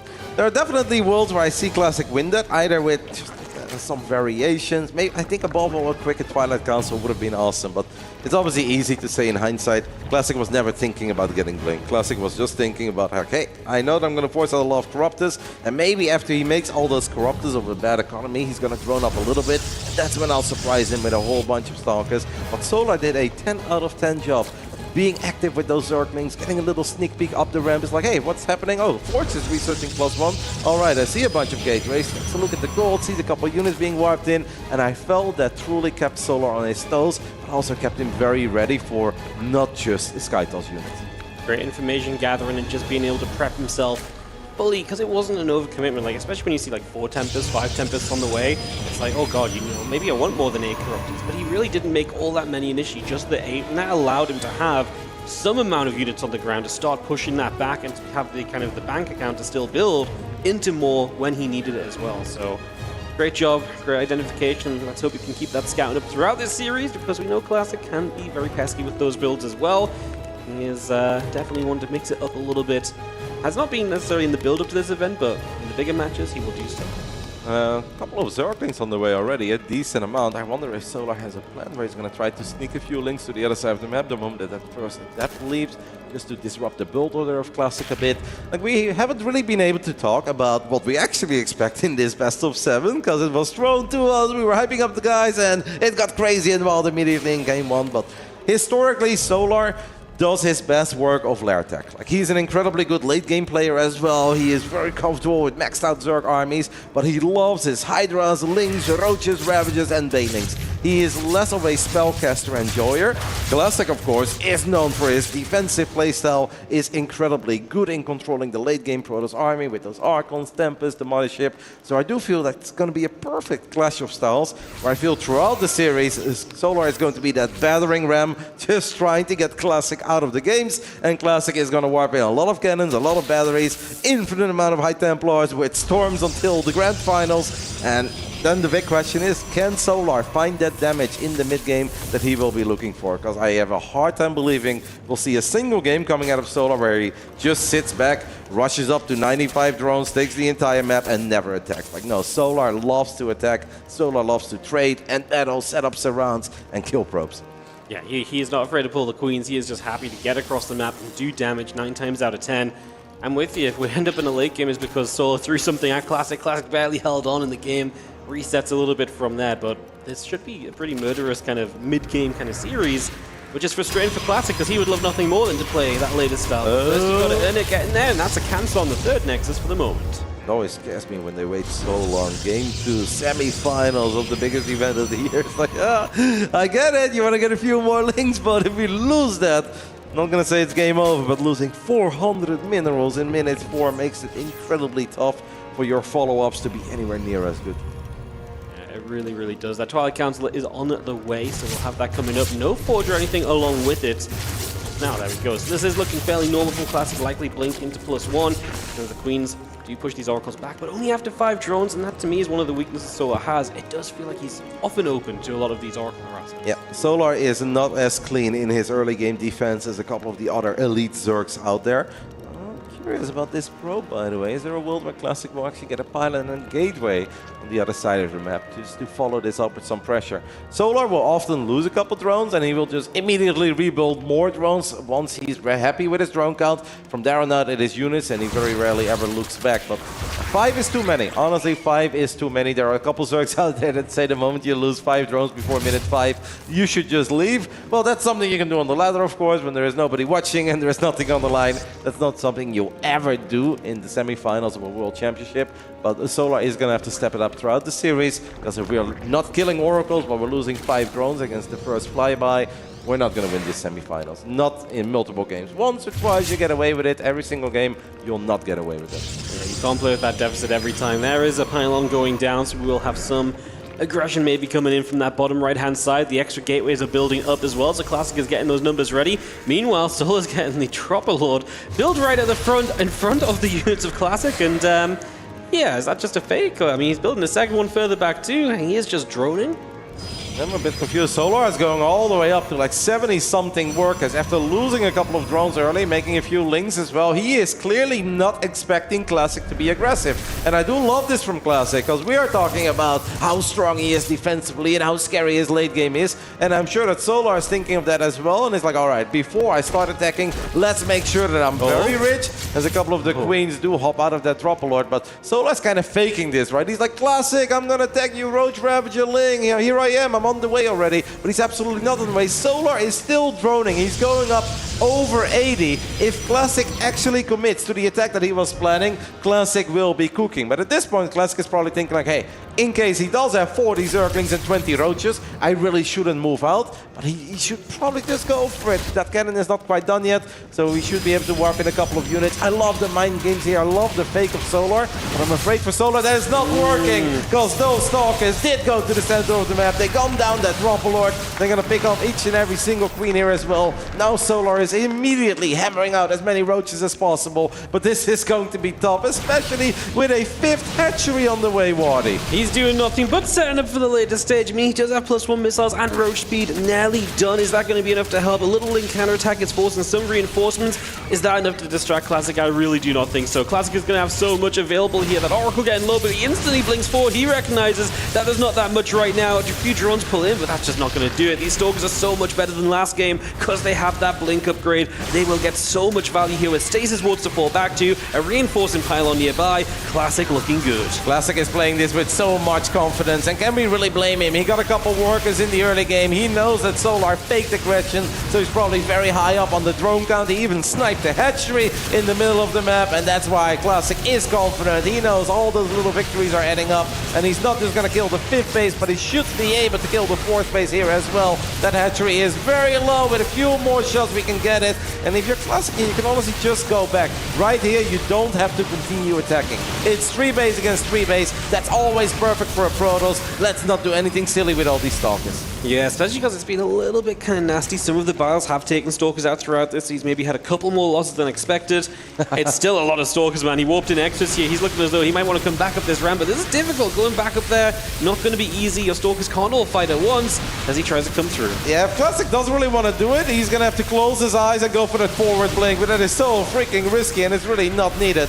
I think dancing around here forever, the bottom side is a bit tough. I feel like if there was no Sport Crawler, he would have done it, by the way, because then the Oracles can show up as well, activate Pulsar Beam, but does not want to lose these Oracles, in case Solar would make a large 12 Zerglings. Bit of a funny fight here near that acceleration zone, up a ramp as well.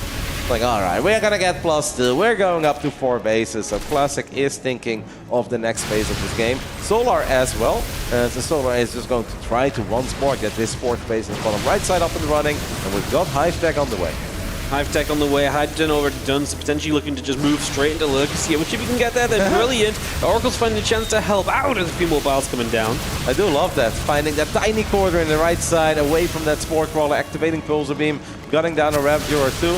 Solar is sizing up the army. He's like, man, you're so heavy on the Stalkers. If there is a world where I can get just a few lurkers out with seismic spines, adaptive talents, I am no longer afraid. As the unit's lost resource step has shown us that this has been a marvelous game for Classic. Has done a really good job. Sure, he's lost a couple Stalkers here and there, but Wardy, 4,000 against 8,000. That's pretty extreme in a 10-minute game. Especially in a game where you had a 5th base cancelled up, the 4th base killed. It's not like Solar has been mining comfortably this entire time. Ling's getting introduced to try and help force these Stalkers back, but Storm is now done. +2 is about to finish. The tech is really here to help Classic out. The big question just being, can he really deal with the lurkers of Solar right now? He might need to add a little bit more to his army to really be okay against those. Let's watch from Classic's point of view as he pulls back against this and still looks to try and find even more damage. Yeah, Solar does finally unpower that gate, which makes it a little bit harder for Classic to reinforce that army in the bottom right side. But I think that army has been very, very successful, and I think that Classic got everything done that he was looking for, and now he can just enjoy the 4-base Prod of Life. We saw all those High Templars, and we can use energy recharge a few times, continue to upgrade these units. It's looking fantastic for Classic. Just needs to make sure he's ready for lurkers. Like, there is a world where it still goes wrong if he is on 40 Stalkers and a couple of Storms. If Solar shows up with 10 lurkers and we don't have a proper answer for lurkers, we don't have any Archons, we don't have any Immortals, it could still get a little scary. Absolutely, right? It's kind of the one way which I really see Classic having a big weakness right now. If Solar gets in position especially, right, if you can just get those lurkers in a spot where they're dangerous, where you kind of have to fight them as Classic or give up a base, that's why it can be really scary. Right now, these lurkers will try and set up defensively, try and protect this base, as Solar will come storming through. Has a lot of Hydras in this army as well, but remember, there's a lot of Storms available. It's just the High Templar haven't caught up yet. It's incredibly important for Classic that he stays a little bit active with his army now. Not because he necessarily wants to find the game-ending fight, but just push back the creep and make it difficult for Solar to move across the map. The longer this game goes on, the better it will be for Classic, as Classic has been rich. He's got a 3rd Stargate, I believe, even on the way. The Fleet Beacon is done. We're going to need a couple Tempests eventually, as Tempests are a very reliable answer dealing with those lurkers. This is where Classic needs to be, and anytime Solar wants to come forward, that's where you storm him. There's really no need for Classic to run into those lurkers. Absolutely not necessary, but he does need to stay busy. Big corrosive Valve trying to keep this army at bay. Nidus Network coming up, extra lurkers coming through. These roaches dancing with a few Stalkers, but the Stalkers win that fight. Is Classic just able to stand on Solar's side of the map is so threatening, and it makes it so difficult for Solar to get into those abusive positions we're talking about. Storms here will be great if we come up this ramp, and Solar just going to eat them as he tries to fight forward. He is getting rid of a few of the High Templar. They are dying off, so if nothing else, that's a big win for Solar. Lurkers on the left side do not get close enough overall, but he does push this back and buy himself some breathing room. Imagine if those lurkers would have moved a little bit further forward. That could have been a disaster for Classic. Nice job there by Solar, because Solar knows that he can't play this game forever. The longer it goes on, the more likely it is that Classic is going to have a perfect answer for those lurkers. Probe's not necessarily good enough. Tempest and Stalkers and a Zealot is good enough to shut down the first Nidus attempt. The beautiful thing about Nidus is, though, is that it's not always about can the Nidus come online or not. It's about keeping your opponent busy. And while your opponent is busy, they might mess up a little bit with that Stalker micro in the center of the map, or leave those High Templars unattended. So far, Classic is doing a masterful job in making sure any of those crucial errors are not happening. And the only thing I'm missing, though, are these arrow crates, Waddy. If we're making this many Tempests, where the hell is +1 air weapons? We should have been at +2 by now. Yeah, that's a very good point. Get some of those upgrades, get those Tempests helped out. Do you lose a hatchery in the bottom right-hand side, unfortunately. The Prism will go down, but the hatch going down is an even better trade. As we just have Classic eating a couple of lurker shots, but overall has been doing very well against this. And again, with the hatchery going down bottom right, like Solar's never been comfortable in this game. He's constantly been pressured, he's constantly been under the fear of Classic's army being so close to him. And yes, he's kind of near being maxed out, but even getting maxed out, he doesn't have a good bank behind it. It's a rough scenario. I am impressed, though, by Classic in this game, not just by the build or the choice and the execution, but especially the last 2 minutes. Knowing that this has been a pretty sweet game, but it could have gone wrong. If he just goes AFK there thinking like, I've got time, I'm just going to slowly transition, and Solar runs across the map, gets those lurkers in a spot where the High Templars were not quite ready to receive them. If Classic was forced to attack into Solar, it would have been bad. It's so easy for us to sit here and see everything and be like, Classic, you need to be active in the middle of the map, keep this army at bay, drop a couple storms, and make sure you don't overcommit. But he did all of it. The man made perfect choice after perfect choice, and I think he's getting closer and closer to tying this series up. Yeah, these Zealots are becoming a big problem, right? Just showing up, getting some tech, getting some drones. Now going to lose a base on this left-hand side as well. So again, Classic just winning all around the map. It's another Prism that goes down, but outside of that, we really are just doing great. Zealots again, Hydra kills on the picture-in-picture. Solar has a counter-attack, and that's the one thing Classic has to deal with, but if he wants to, he can just pull on back, and he's actually already recalled, so guess what? That's going to be a defense over here. He's done just as much damage as what Solar has done, and more. Yeah. So Classic is feeling very, very good, chasing down a ton of these expensive units on the tail end of this attack. Solar is going to try once more to get his hands on that gold base on the right side of the map, but the moment that Classic picks up on it, there's really not a whole lot that Solar can do to keep this base alive. Then it's perhaps the one oversight. Classic has been very focused on the center and on the left side, kind of forgetting about it. The moment he picks up on it, though, we can just click a few zealots towards that gold. And I think Classic has done enough, buddy. We are very, very close to looking at a tied-up series. This was Zombie Grove earlier, as he said, that was fun, but I hope your series is closer. I was like, yeah, well, the games were pretty good, right? Classic, Serral and Cure had very fun games. They were difficult to call, but of course, as StarCraft fans, you're always hoping for a bit of back and forth in the scoreline as well.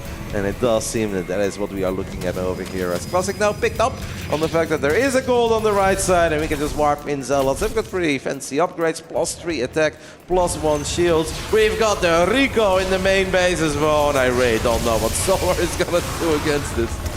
No, because he's got to run up this ramp, which is just going to get time warped as well, just to double down.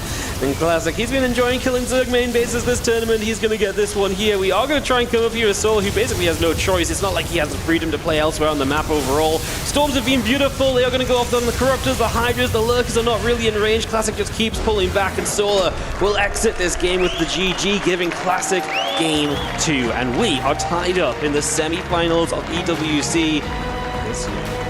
Love it. Very strong game coming out of Classic. And I also love that he's playing against his image a little bit, right? All this talk about him being the second coming of Stats, the next Shield of Fire, the defensive Protoss, the Turtle Protoss. He's like, well, what if I just make 2 Oracles and I make a whole bunch of Blink Stalkers? I sneak a probe to the bottom right side of the map and I get a pilot and a gateway up there. And I'm actually going to be the one that's aggressive. What I also love is that Solar was also playing against his image, where we talk about Solar's early mid-game aggression, often low drone counts. He makes it look like it. He's like, hey, a Dropper-Lord here. Queens are hopping in the Dropper-Lord, which means I made 20 roaches over low eco. I've got another Dropper-Lord with a couple Zerglings. And what he was actually trying to do is set himself up for a much stronger mid-game with 75 or 80 drones, and then hit a bit later, but way harder, with almost infinite amount of reinforcements. So they both tried to pull a short one on the other.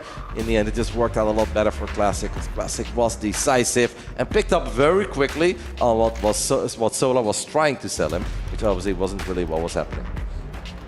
Yeah, no, it was a really good job of just not overreacting. Like, he never threw down like loads of batteries or anything. He didn't do what Solar wanted, and if he did that, that would have taken the wind out of the sails of his attack. And Solar, in one of the rare occurrences that he doesn't actually just kind of hit in the mid-game. So it's like, come on, man. Like, if I would have done this, you would have been so dead. Like, what are you doing? Yeah, it really is one of those funny moments where just like Solar actually did just draw it up. He goes against his image a little bit, and he uses his image to try and fake it out, and it just doesn't. Classic doesn't bite at all. And a little frustration there for Solar, for sure, as we enter. So this time we do it for real. 51 drones. We're going German taxi. Queens, Roaches, Ravages, warning. Queens, Roaches, and Ravagers. Let's see as we start off on Incorporeal with the red Zerg player representing Falcons. In the bottom right, it is Solar. A 3-0 victory in the quarterfinals for that man over Hero. The top left side, and man who also got a 3-0 victory in the quarterfinals over the previous EWC champion, that was Clem. Can it be this man this year? It is Virtuous Pro Classic.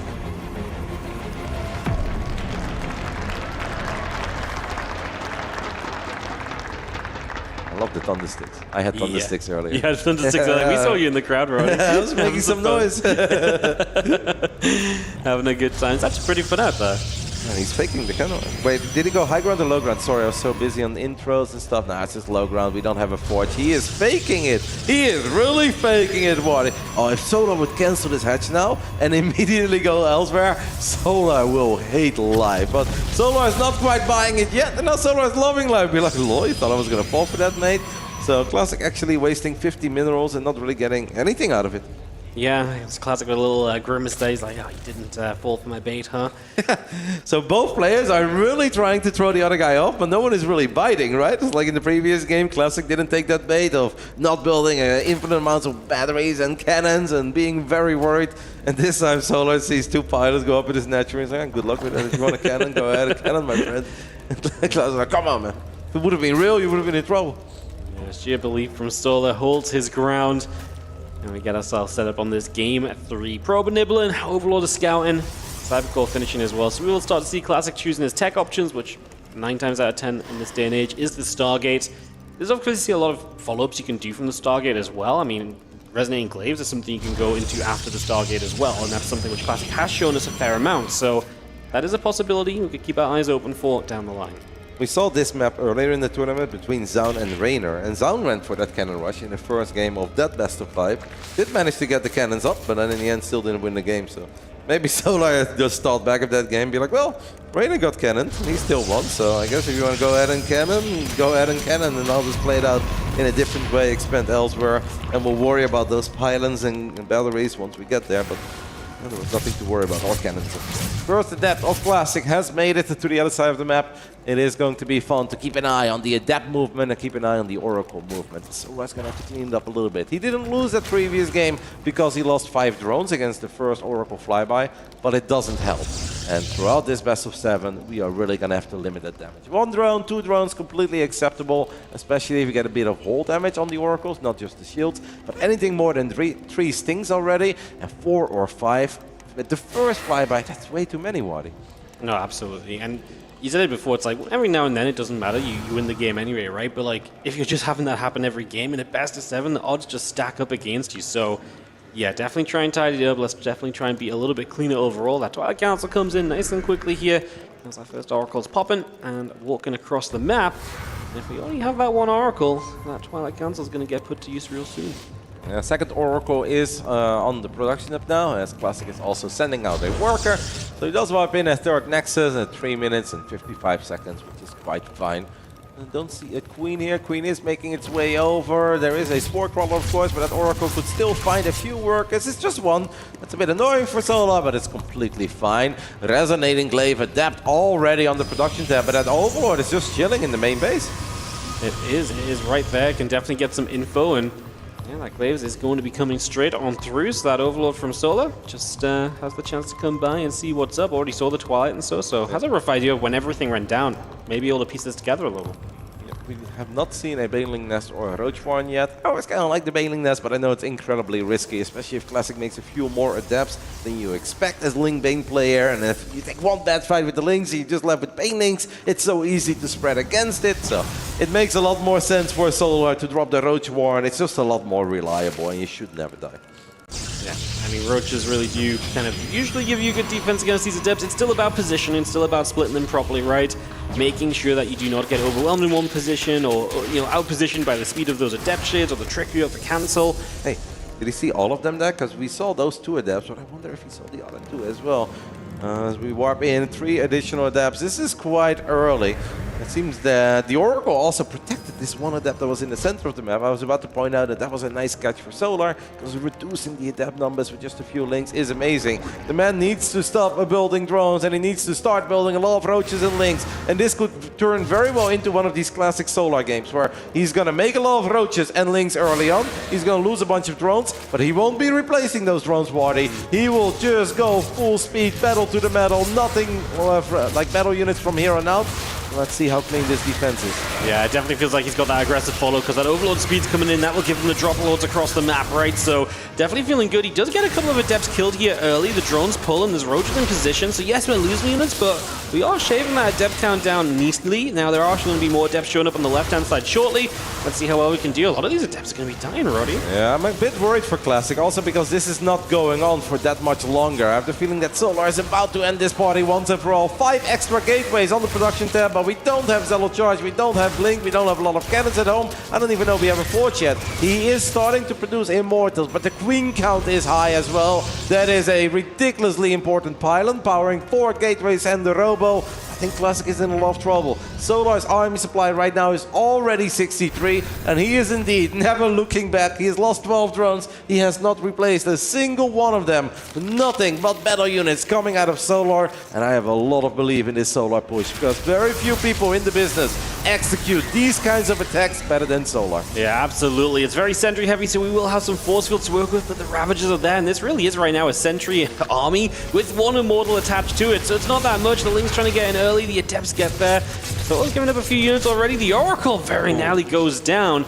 And that is going to give maybe Solo a little bit more opportunity as finally the Roaches are here and it's time for him to hit into this main force. Let's see if he can get it done. That pylon is so ridiculously juicy. If I was Solo, I will go for it. I don't know how many Ravagers we have, but it'd be an absolutely amazing pylon to take out. So far, it hasn't gone too bad yet for Classic, because he does end up losing the Oracle there, water in. That does sting a little bit, but I do love all the additional depths that he has warped in. The Links of Solar are getting incredibly little done, and this Kronos army is actually holding its ground. Man, this is amazing. The Roaches and the Ravagers are having a very tough time getting in range of the battle.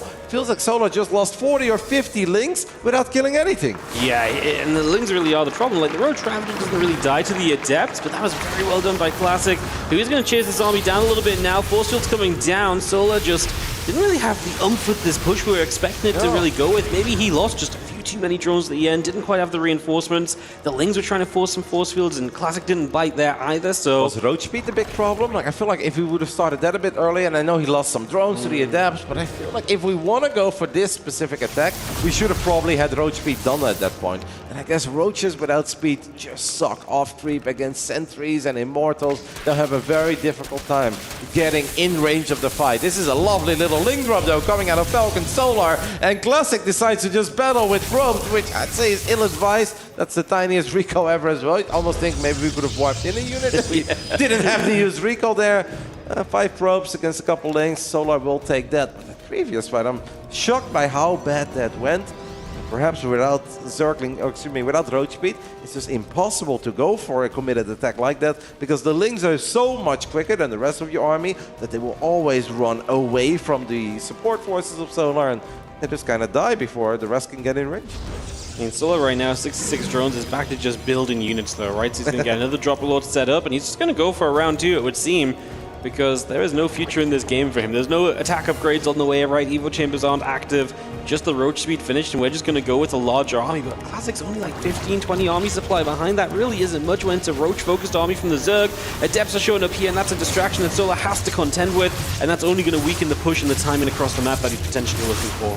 You're absolutely right, but I do think if we have mass Roach Ravager and we're no longer relying on Zerglings, a lot of these Adepts will start falling off seriously, and even all those Sentries are not going to be dead rate anymore, because Solar should have Corrosive Balls for days. We don't really have any Archons yet. The Blink Stalkers are starting to make their first appearance on the battlefield. It's a decent amount of them. There is still a world, I think, where Solar can get something done, but it all comes down to the concave and the positioning, and ideally a bit of creep for Solar to work with as well. Yeah, he's done a great job trying to push this creep up the map as best as possible. A few Lings there going to be a distraction. He's actually going to get the chance to get up to this high ground that's here. bad for Classic, I think. Yeah. That's really bad. That army should not be in this spot already, because Classic's army is very strong defensively, but it's not the kind of army that runs into a Zerg army. No, it's not. The force fields are very good though, and those Roaches struggling to get away. Corrosive Bars not quite coming in time to help there. So a lot of Roaches going down. Those Immortals are having a field day against those Roaches that keep getting stuck in the front. Don't get me wrong, the Battles are putting in the work, but is it enough? Classic so far looks pretty good defensively. Yeah, there's still 4 Immortals, or 5 even, that are doing that thing. I think only a single Immortal. Those Corrosive Balls connected in a very juicy way, but Classic seems very confident in the power of this Protoss army, as the Stalkers are out there in high numbers. They blink to the low ground, which makes it very hard for the Sentries and the Immortals to keep up. Corrosive Balls will continue to connect. Classic is playing this with an insane amount of confidence. Needs to be a tiny bit cautious, because if Solar would now show up with a large number of Zerglings, this army will suddenly struggle with Zerglings. Yeah, it absolutely would, and Solar actually has still a lot of army supply in return. Like, Classic lost a lot there because he was running down, chasing it so aggressively. So, yes, it felt like Solar was on full retreat mode, and maybe that's not where Solar wants to be, but it wasn't all freely done by Classic, and maybe Solar will have one more attempt at shoving forward here. Obviously, as Storm comes up, it gets even more difficult for Solar to end this game. He still does not have a plan to play this a super long kind of term plan here. He lost a few drones in the past, so this is it for Solar. He's just got to go, go, go, and this might be the last chance. Yeah, Solar is very committed. There is no evolution chamber. There is no... Actually, there is one, and he's starting +1 missile attacks now, but... Okay. You know, that's not really an devastation period. We're not rushing into Hive anytime soon. He is adding in the bailing nest now. It seems that Solar said, all right, either I get an all-out brawl, and we'll see if we can win this game, or at the bare minimum, we're going to knock the Protoss back to 3 bases. That is what he got done in the end. This is going to be difficult though, because if Classic's army continues to grow, more Stalkers, more Storms, and adds in a few Archons as well. I mean, Solo has pulled up some miraculous victories in the past. I remember a game against Hero here in Riyadh on Babylon, where I looked at Solo's army and I was like, I don't think you're going to do very well. And he just took an amazing fight with all the speed veins, connected with a lot of the High Templars, immediately remaxed, showed up again as a maxed out Zerg, and actually won a game that didn't really look all that hot. And that was an important game 5 to determine who was going to make it into the playoffs back then. A lot of Zergs would be incredibly worried.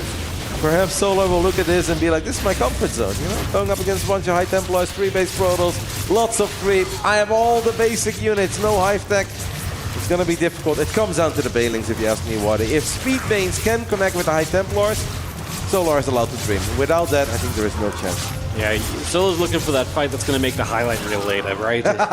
You know, like that's what could be a highlight of the day. Yeah, absolutely. If he wins a fight with this kind of set of units, that's what we're looking for. He's going to try and come in from 2 sides. The Classic still has some force fields left. He doesn't have tons of sentry energy remaining, I don't think, but he has got storm energy.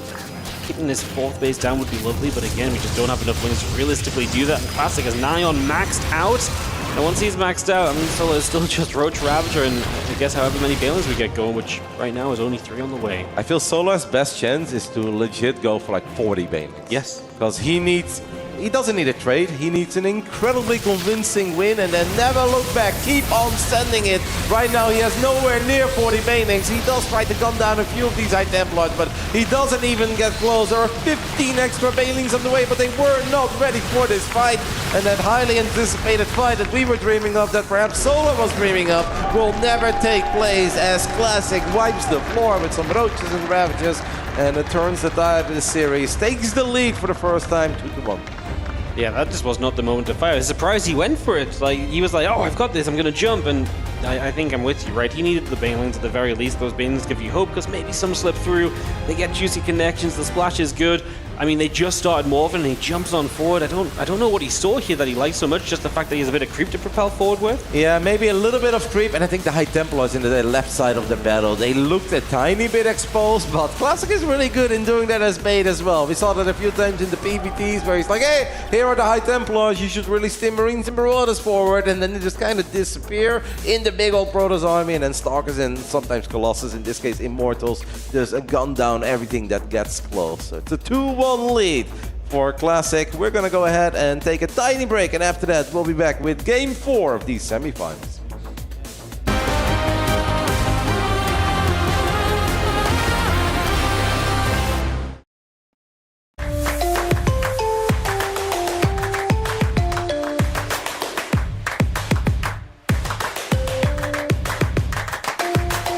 Level up your gaming experience with over 8 billion playlists, only on Spotify, the official audio streaming partner for the 2025 Esports World Cup.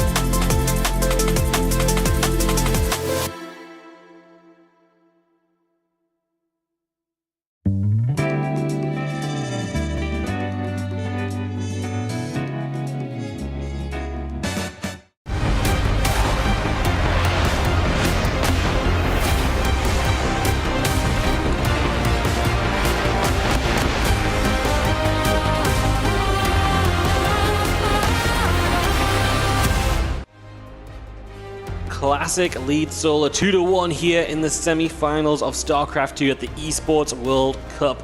He's 2 maps away from a grand final against Serral. Solar, though, has got those dangerous tendencies already and has got a chance to make this up in these coming maps.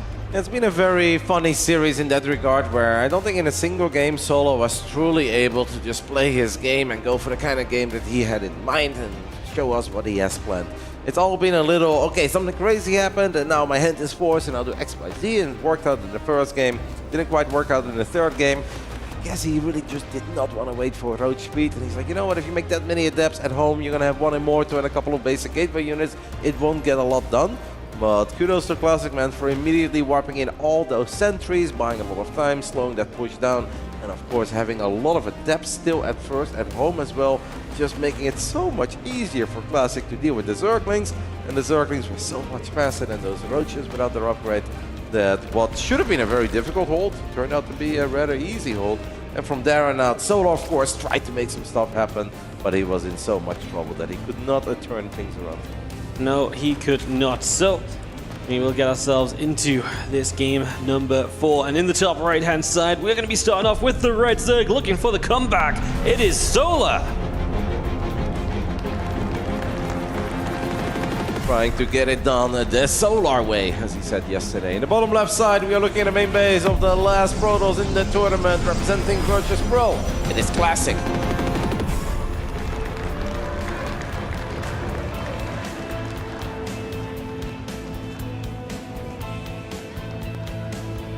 Get to take a moment here on Ultra Love. This map with that super narrow ramp up into the natural will make aggression up there a little bit more difficult, but there's that kind of space on the low ground where you can sit between natural and third. Thinking about maybe some Zerg pushes where you can kind of say, hey, I could shove up the natural, I could shove up the third base, you've got to have a defense on both sides.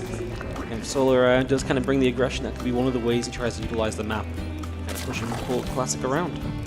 Yeah, I think at this point it's important for Solar to not really overthink it and just do what you do best. So think back of his quarterfinals against Nero. Quick Hydras, Links, Banes, non-stop aggression. Don't worry too much. Of course, make sure that the first 4 or 5 minutes are clean. Let's not lead out too many drones. But from there on out, send it. Play whatever you want to play with a lot of heart and commitment.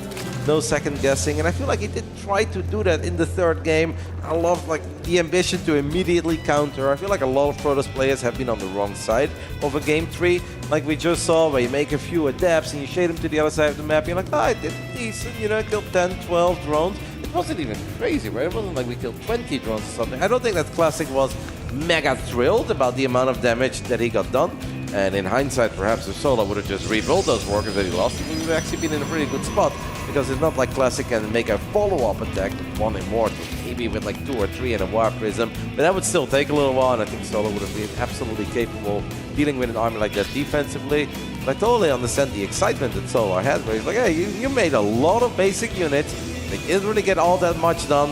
If I now just run everything to the other side of the map, maybe I can surround the first Immortal, and it's just game over. You have no answer at all for these Queens, Roaches, and Ravagers. Classic did a lot of things right. I do think Solar just messed up the execution a little bit. At first we saw Lynx take a fight that was absolutely not favorable. A little bit later the Lynx again went way ahead of the rest of the Zerg party. Just it was not clean enough in that regard, so we're gonna have to clean it up a little bit. This is a lot better. The second drone didn't really have to morph into a Spawn, but so far so good on the side of Falcons and Solar. So yeah, Oracle on the way, and it will try to find some more of that damage. We'll see if Solar can continue to defend well and minimize any losses throughout those early moments. If you have a gate, then the Twilight Council following this up as well, and a few links to knock down those rocks. That's an early Twilight again, right? 3 minutes and 30 seconds, Twilight Council already done. This is a map where in the past, Classic quite often has gone for like an 8-gate Zealot opening. He's very fond of that. He's found a lot of success with it. I think worst comes to worst, you keep the Zerg on 3 bases. In really good scenarios, the Zerg just does not have enough Roaches, or the Queens are not well protected in those mineral lines, and there's nothing to save them from the Zealots just getting the wraparound and immediately slicing them up.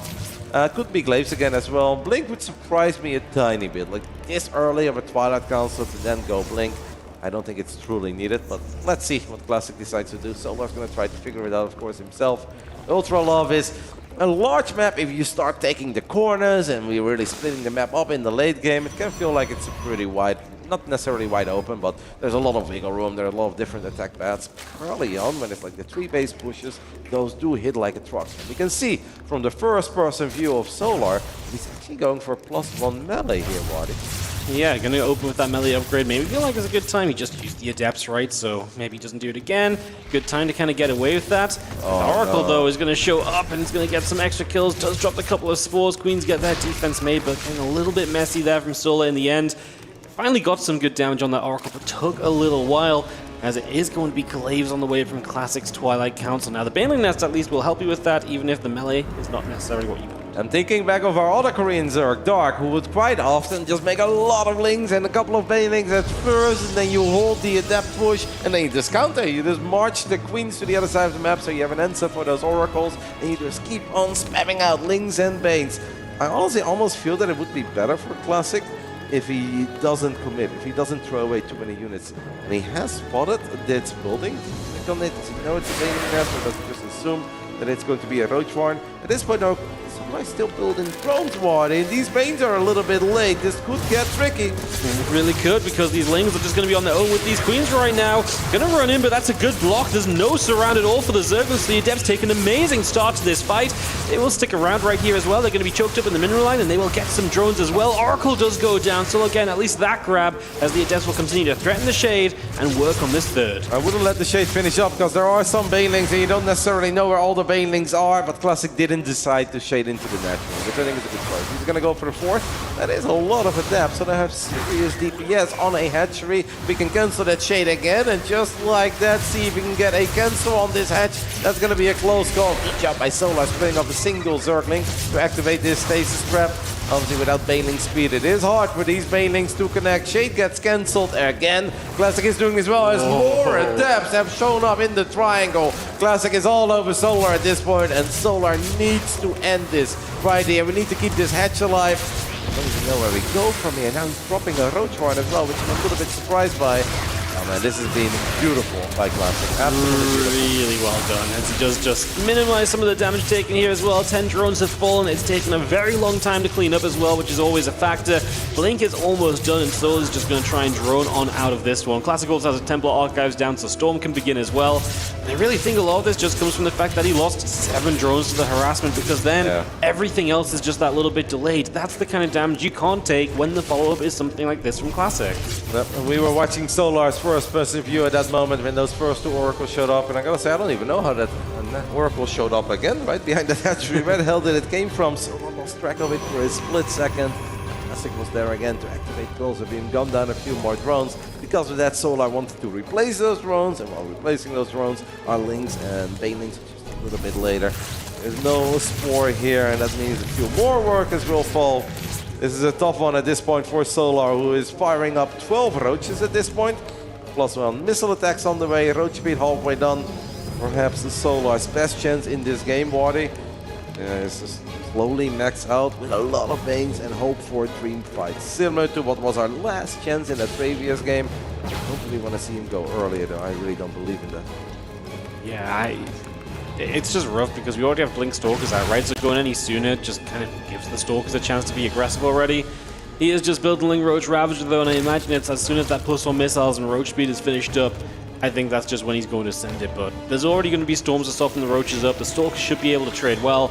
Unless Classic starts getting mega greedy, I don't think what Soul's currently going for has much hope. He again needs something of a miraculous fight, or for Classic to come fighting into him, and he's just spamming units, right? And that could be the opening to take a good fight and then go launch himself across the map after. Especially because we do still have that +1 melee, so the Lings are kind of cool. The Lings are also trying to backstab. They cannot get into the natural. They might be able to take a little fight there on top of those Stalkers. But Classic, his main army has returned. There are very few openings here, but Solar is still just building units. He is second robo on the way for Classic. Classic, his forces right now a little disoriented. They're all over the place. That means one of these Oracles is going to get picked off immediately. Oracle's low on energy. That's a crazy blink. Will it work though? Oh, we will see, because he just went straight on in there. He had some good storms with the Stalkers. taking a lot of damage as well. Now they're going to have to pull back a little bit. It does look like he's weathered the storm elsewhere, and with extra Stalkers showing up, that Roach Ravager force is looking a little bit lonely on the map. Do we have any reinforcements? Yeah, Feeling's just going to keep running away, and Classic is chasing hard after those Ravagers. He's got a Prism here as well. Don't think that's going to come into play too much. He's also so close to finishing charge, and that should be a major part of playing defense. Classic is just so aggressive in this series, man. He's making forward blinks. He's always in the face of Solar. He is not living up to all that praise of being the super strong defensive Protoss. He is willing to battle. He is just brawling, and he's fighting so much damage early on. He's kind of getting away with it. He's got some good storms, nice blinks, of course. I think the one was a little bit adventurous down the ramp, but it worked out. And the longer this goes, the better it is for Classic. Classic knows that Solar should have time, though, to max out the next time they're battling Wadi. We're not just looking at a couple Stalkers anymore. The Immortal count is rising, and I'm very certain that Classic has already rebuilt all those High Templars that he lost, and he should have a whole bunch of storms to work with. Yeah, we got something Roach here going to jump up. We do have a couple storms coming down, trying to get rid of these High Templar. I mean, it was a good effort, but we didn't get a single one in the end. I mean, I don't hate the idea, though. It did seem like an opportunity. We're just in the same place, right? 6 drones, a bunch of Roach Ravager, and Oracle daunting the Queens almost. And this time we even got Zealots up in the main base causing trouble that Solar is going to have to send, honestly, a fair bit to come and deal with. As Classic really does just continue to take control. 2 Immortals producing at a time to really buffer this army up and just make it to the point where, realistically, is there a fight Solar can take anymore? He needs the Dream Surround, he needs the Dream Engagement. This is a spot that a lot of Zerg players will absolutely hate, and a lot of the pros will say, you're just dead, but Solar is going to try, and I've seen him pull off some miraculous comebacks. He really is excellent in getting value out of these armies, even though that Storm hurt Wadi. It landed for the full duration in the heart of this Roach Ravager army. He is going to try to get one of these Immortals. This is an expensive army to lose for Solar, so I really hope for him that he gets a lot in return. Does get a bunch of the Stalkers, now turns around, even comes down a High Templar. Obviously not everything he was looking for, but you can't say that he lost it all for nothing. No, he did honestly get some pretty reasonable trades there, but I mean, this is now Classic just running across. He's got Zealot on the other side too, so it's not like Solar is taking no damage himself. He is so committed right now, and those Immortals are going to absolutely power their way through this. GG Classic is going to be up 3-1, and he is a map away from the World Championship match. And he's playing like a man on fire. Everything he touches turns into gold. These Oracle flybys are excellent. The Adepts, they keep on showing up where Solar doesn't want to see them. They keep on showing up a little bit before Solar really wants them to show up. And of course, the holds at home have been excellent. A couple of adventurous blinks in the mix as well, but Classic is making all the correct choices. And Solar is playing from almost impossible positions. You know, if you're down on the workers, that's all right. If you have like a 40-50 army supply lead, we're not getting there. We're looking at similar army supplies, and then it's just incredibly uncomfortable for the Zerg, unless you're working with strong, well-upgraded hive-tech units, but that's not the case. Solar is trying to live up to what he has done best, and that is be aggressive as a lair-tech Zerg with a lot of those basic Roaches, Lings, Ravagers, and a few Bailings. Not finding the openings that he's looking for, and he doesn't really have the numbers. Normally with those pushes, Solar should show up. We saw that yesterday in his quarterfinals. Heroes at like 38, 40 army supply, and that's where Solar shows up with 90 or 100, and he just has these crazy swarmy numbers. Classic is not letting it happen. No, he's not. Classic is also just playing in ways which we're not super used to seeing Classic playing, right? He's not just playing for the fast storm and playing the big defensive style. He's like, hey, I'm going to keep it aggressive. I'm going to keep you on your toes. I'm going to take it away from you, maybe, you know, what you maybe have prepped for me, because you might know that some of your builds are really good if I'm being a little bit greedier. So I love that from Classic as well. Like I said, coming in, I felt like he might mix it up a bit from what we've been seeing from him in the build up to this event too. So fun stuff. Let's get into the top left-hand side as we have got the last life for this man in the top. Can he save his tournament here? This is Falcon Solar.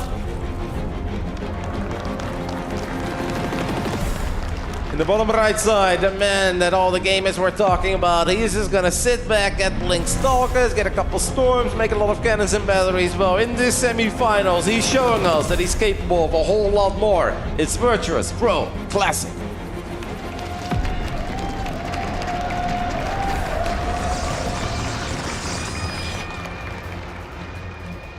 kind of making it very hard for Solar to be Solar, because Classic is just the one who's taking the initiative, and he's there, and he's finding some damage, and he's getting himself ahead, and from there on out it feels that with every trade, with every battle, it's always like, yeah, that was okay, but it just means that Classic is getting further ahead, because he's always developing his tech tree, and Solar's just kind of stuck working with these basic units that are not going to have that big power spike anytime soon. Does make it a little bit awkward as we just have the probe showing up early this game, so just force that hatchery off to that right-hand side. And it's just going to be Classic mixing up even early in terms of when he scouts, when he brings that probe over. It just goes down, Cybercore to follow, and Pylon has a map. Really good, kind of give us anything from Classic, and I mean, again, from Solo, we're still just expecting him to kind of spam the units and go, go, go. Yeah. In what exact variation, that remains to be seen. Just hope that he can actually get up to like 50 plus workers once without already being behind. And that has just been the story of these previous games. The first game was very weird because of the way that Solar went to open and Classic his response. And in the end, Solar just had a right answer for that weird little Tempest build. And then these few Stalkers that were going to try to end the game. But the other three games, they've been a bit more normal. They've been a bit more standard. But it's just Classic getting ahead, getting further ahead, becoming stronger and growing. And Solar's just like, well, this is kind of it. You know, we don't have Hive Tech. We are not seconds away from Lurkers or Adrenal Glands on the links. Like, no, it's basic units and their strength is in numbers. The numbers are not really there. And yeah, that makes it incredibly hard for Solar to embrace the Swarm. If we're looking at a 10-20 army supply lead, that's often not going to cut it for the Zerg, especially if we're not playing Hive Tech. Yeah, it's been rough for Solar, just not getting where he wants to be. His attacks just never really having that power behind them. Even the one game we really thought they was going to against those Adepts, it was just, nope, not a thing. There's the Adept here spots. Queen gonna help deflect it straight away as the Stargate finishes. And again, let's see how quickly that Twilight Council comes down, because the last couple of games, it has been fast. So we'll see if he wants to repeat that a third time now, or if he really is gonna ready to kind of move into a more defensive style overall. You do wonder, right, in the previous game on Ultra Love, I really don't hate the idea of opening up with +1 melee there and having a Baneling Nest, but then we need to make Banelings ASAP. The moment that Baneling Nest is done, we need, and not just two, we're going to need a few more. We're going to need to leave two behind in case they shade there, and then you can try to engage with Lynx, Queens, and 3 Banelings, but the Banes were just a bit too late, and that made the entire defense so much more difficult and so much more complicated.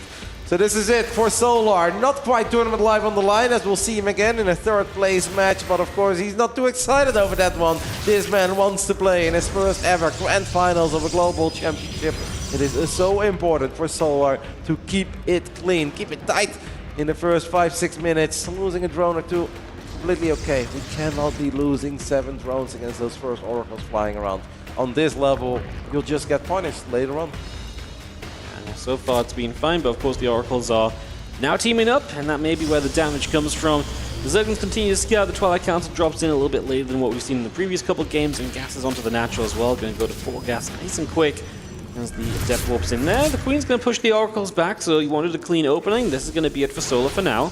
What I was really love from Solar now, if you take a look at the Overlord positioning, below the main, I wish that he just puts like a single Zergling there on patrol. That makes it so much easier to keep track of these Oracles, but Classic this time, maybe a tiny bit indecisive, feeling the pressure of this semifinals. There was technically a little opening there to go for it, but he mismicroed a little bit, and this is what Solar needs. It may not be the most exciting thing ever, but for Solar, this is really exciting. Losing 0 drones and getting a bunch of shots up on these Oracles, exactly the start that the man from Falcons was looking for.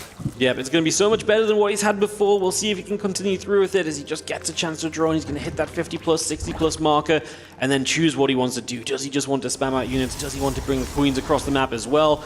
Blink is on the way. A lot of extra gates from Classic as well, really prioritizing gates, then the Forge, getting that +1 just a little further down the line and ensuring that he has the units first, which is not a bad approach against someone like Solar, where you probably do need a good unit count ASAP. Solar going up to 4 bases. Having that hatchery there is nice, by the way, because that will also give you a tiny bit of extra map vision. So if those Oracles would have been heading towards the main base, you know where they are, and you could potentially try to intercept them. Classic is already moving out. Blink is halfway done. We don't have a Roach Speed on the way yet. As far as I know, that's a lot of Roaches. I really hope Solar's not forgetting that upgrade.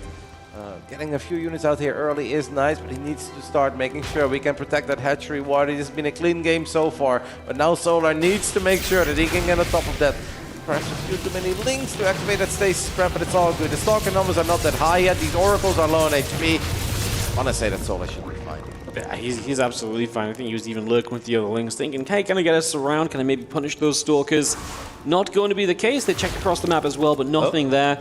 That's going to run out, and that's going to give the Lings an access point, so in they go, and an opportunity here for Solar as Classic realizes the mistake that was made. Yeah, the Adept was not on hold position, and I love that Solar saw it, right? That means that he's sharp, he's dialed in, he sees the Adept leave its spot, and actually forces a recall, I believe. Still finding a few workers. This is lovely for Solar. Solar getting momentum, and that also relieves him from any pressure Classic was thinking of applying.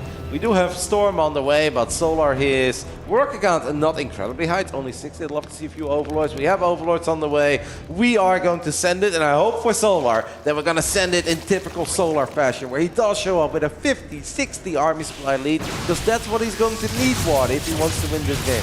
Yes, he really is. I mean, it's going to be time to just go, go, go. He's already about the 40 army supply lead, so looking for a bit more. Rogue speed finishing, Overlord speed finishing. It's go time in the next few moments.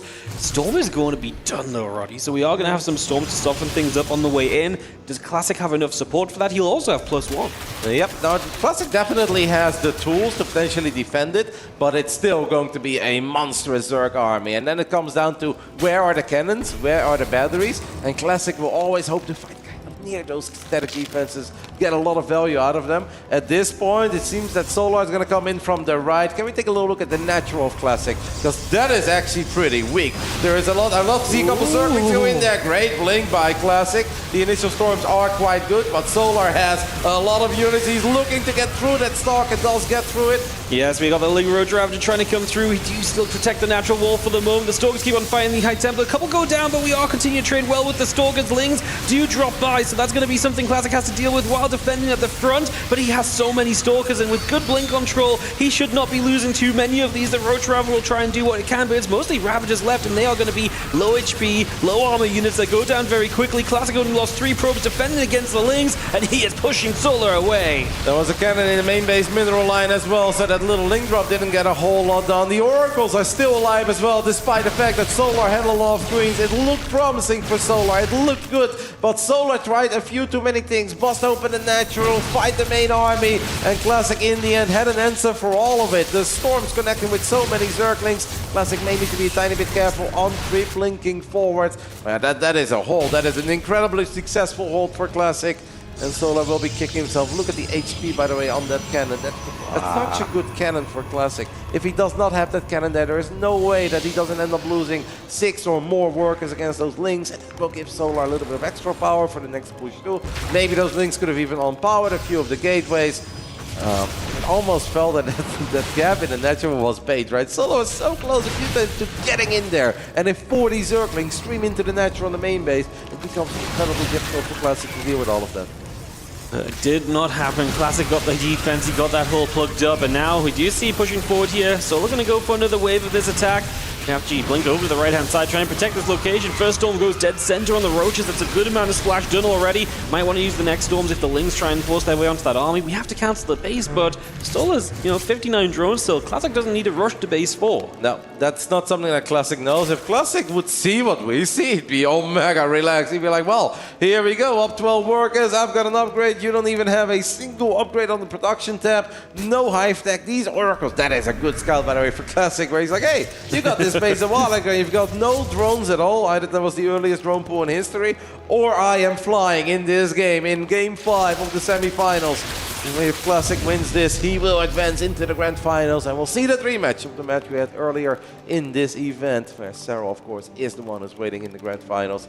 Solar is going to be able to max out. He's adding in a few more drones now. The biggest problem is it's 0-0. We have no banelings. There is a world where he gets it done, Wadi, but he's going to need Classic to slip up. Yeah, at this point, Classic just has just such a good force, right? There's so many tools in this army as well. Using a Storm Heal to help clean it up, and he is out of position a little bit, so a dive on the left-hand side, an opening for Solar perhaps, as he tries to get in here to get some work done to fight his way back into this semi-final. Tournament life on the line, and it might come down to this right now. Classic blinks forward, he's looking to see what he can do. Zealots and Immortals just stuck in the back, not helping at all. So Classic doesn't take the prettiest fight of all time, but he's just got that much stuff that he blinks on top of the Roaches, and they are going to be in trouble. The High Temple on their own on the right side will run away from the Queens, but Solar realizing, I think, that this is not it, as he is going to be in so much trouble in this game. GG, congrats, Classic is going to the Grand Finals. What a performance by Classic. What a hold here earlier against all those Roaches and Lynx and Queens in the mix as well. But he blinked the Stalkers in that choke point, making sure those doors were shut. Lynx did not get anything done in the main base, and in the end he gets it done. He even had finishing up as well. Kind of like that final move there by Solar, trying to attack where Classic was not. So maybe he can gun down that Nexus and at the same time get something done at the fourth, but yeah, Queens off creep were not going to get it done. A heartbreaking loss for Solar, the man who's had such a beautiful career and was a best of 7 away from playing a CPZ Grand Final. With his track record, I'm sure Solar was ecstatic about that thought. But instead, it is this man. A lot of Protoss fans had their eyes on him coming into this tournament. And if we were going to see our first Protoss World Champion in over 10 years, they thought he's the guy to do it. Well, Wardy, he has lived up to all that hype as Classic is in the Grand Finals. Yes, he is, and what a way to do it. Really looking good with the mixture of styles here, bringing a bit more aggression than we maybe expected, and able to advance to the top 2 here at the World Championship at the Esports World Cup. How very exciting. Classic going to be one match away from being a world champion. Let's see how he feels about that over on the stage. Thanks so much. I'm down here with Classic, the first Protoss to make it to the Grand Finals in 3 years. You've done it, Classic, and in that last match in beautiful fashion. At what point did you realize that you were pulling ahead? Because it was clear to our casters, but you stuck in it and so did Solar. 일단 김도우 선수 승리 축하드리고요. 일단 먼저 3년 만에 이제 글로벌 파이널 결승, 프로토스 결승 진출자인데 일단 마지막 경기부터 일단 얘기해 보겠습니다. 마지막 경기 때 사실 강민 선수가 많이 몰아붙였는데 좀 어느 순간에 승리를 확신하셨는지 궁금합니다. 첫 번째 공격 맞고 나서 굉장히 유리하다고 생각했고 그래도 방심하지 말자라는 생각으로 하고 있었고 그렇지만 이제 마지막 공격을 막았을 때 너무 완벽하게 막아가지고 그때 승리를 직감해서 너무 기뻤습니다. Yeah, I knew I was ahead when I defended that initial push, but that being said, I didn't want to let my guard down because it is still not over. So I think when I defended the last push, that was the moment I won. Yeah, that's the moment I realized I won. Well, it's good of you to keep your guard up there. Going back to game 1, just a quick look back. That was the only time you didn't bring quite the standard play, and that is the only time that Solar was able to take a game off you. So what did you learn in game 1? 이제 사실 1세트 빼고는 거의 대부분 어떻게 보면 운영으로 다 이제 승부를 하셨잖아요. 사실 그래서 1세트 때 좀 빌드를 쓰셨던 게 먹히지 않으면서 강민 선수에게 한 세트 내주셨는데 그때는 좀 어떤 점이 좀 아쉬웠을까요? 일단 폭풍함이 오버로드에 걸린 게 굉장히 아쉬웠고 저도 거의 처음 접하는 상황이어가지고 이렇게 연습 때 나온 상황이 아니다 보니까 저도 많이 당황해서 일단 폭풍함을 오버로드에 걸린 게 가장 큰 페인이었던 것 같습니다. Yeah, I think Overlord spotting the Tempest was the breaking point for me because I haven't experienced that situation, so that rattled me a lot. So I think that one, that's the point that I fell off the wagon. Well, your exceptional play taking you to the Grand Finals now. Tell us how hard you have worked for this. 이제 결승전에 드디어 진출하시게 됐는데 정말 이 결승에 오기까지 정말 얼마나 노력을 하셨는지 말씀해 주시죠. 그냥 최근 한 4, 5개월 동안 저는 제가 연습을 거의 제일 많이 했다라고 생각하고 거의 밥 먹는 시간 빼고는 진짜 스타트만 했던 것 같아요. 그만큼 이번 EWC를 바라보고 정말 열심히 했기 때문에 이런 좋은 결과가 있었던 것 같고 그래도 이제 최종 목표는 세계 챔피언이기 때문에 한 경기 잘 준비해서 꼭 챔피언이 될 수 있도록 하겠습니다. Yeah, I've been pretty much grinding myself for the past 4 to 5 months. And I think I pretty much play StarCraft II unless I'm eating or sleeping. So that being said, I'm pretty much sure that this is a time to be a champion, and this is not over yet, so I'll try my best to lift the trophy. Well, you've certainly got a tough match ahead. You'll be facing off against Serral in the grand finals, but by eliminating a Falcons player, you get the perks of the EWC Heroes Club for a day, so you get to enjoy some VIP treatment in between. Do you think that rest is going to prepare you, and do you feel like you're going to take this final? 이제 클럽 챔피언십 우승팀인 팔콘스 선수를 또 잡고 결승 진출하셨기 때문에 이제 결승 기다리시는 동안 히어로즈 클럽에서 또 좀 쉴 수 있게 됐어요. 그래서 좀 그런 충전 시간이 좀 도움이 많이 되실지 궁금합니다. 네, 아무래도 3, 4위전이 있기 때문에 그동안 또 빌드를 생각할 수 있고 휴식을 취할 수 있어서 매우 기쁘고 뭐 짧은 시간이지만 잘 준비해서 결승전 최고의 모습을 보여드릴 수 있도록 하겠습니다. Yeah, getting a rest time in the meanwhile is very sweet because there's also a third place match. So I will try my best to prepare for the finals and trying to lift the trophy. All right, Classic, we'll let you get that rest in. We'll send it back to the desk to take a look at that historic match.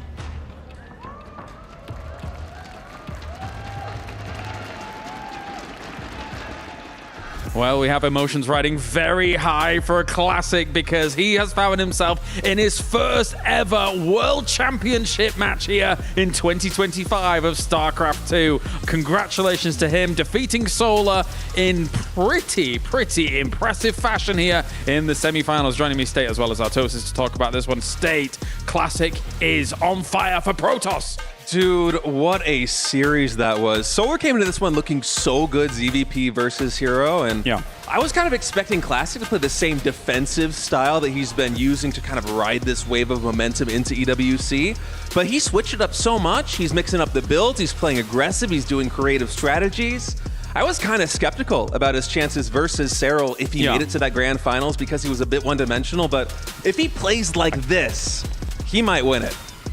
Yeah, he has such a great variety to his play right now. He's really a complete Protoss player, and I was thinking about this a little bit.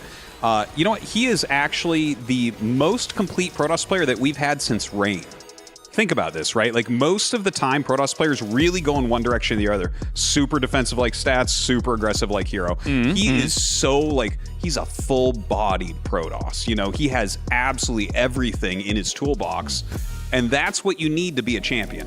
You may be right at this point. Congratulations, of course, here to Classic, as he is the Protoss Hope. He is able to put them in the grand final here and get himself an opportunity to defeat the man that defeated him in a round where it was all important as well. This question is, when we take a kind of look at how that could potentially go, he's going to have to bring out something special. It is a best of 9. He's going to have to really mix things up.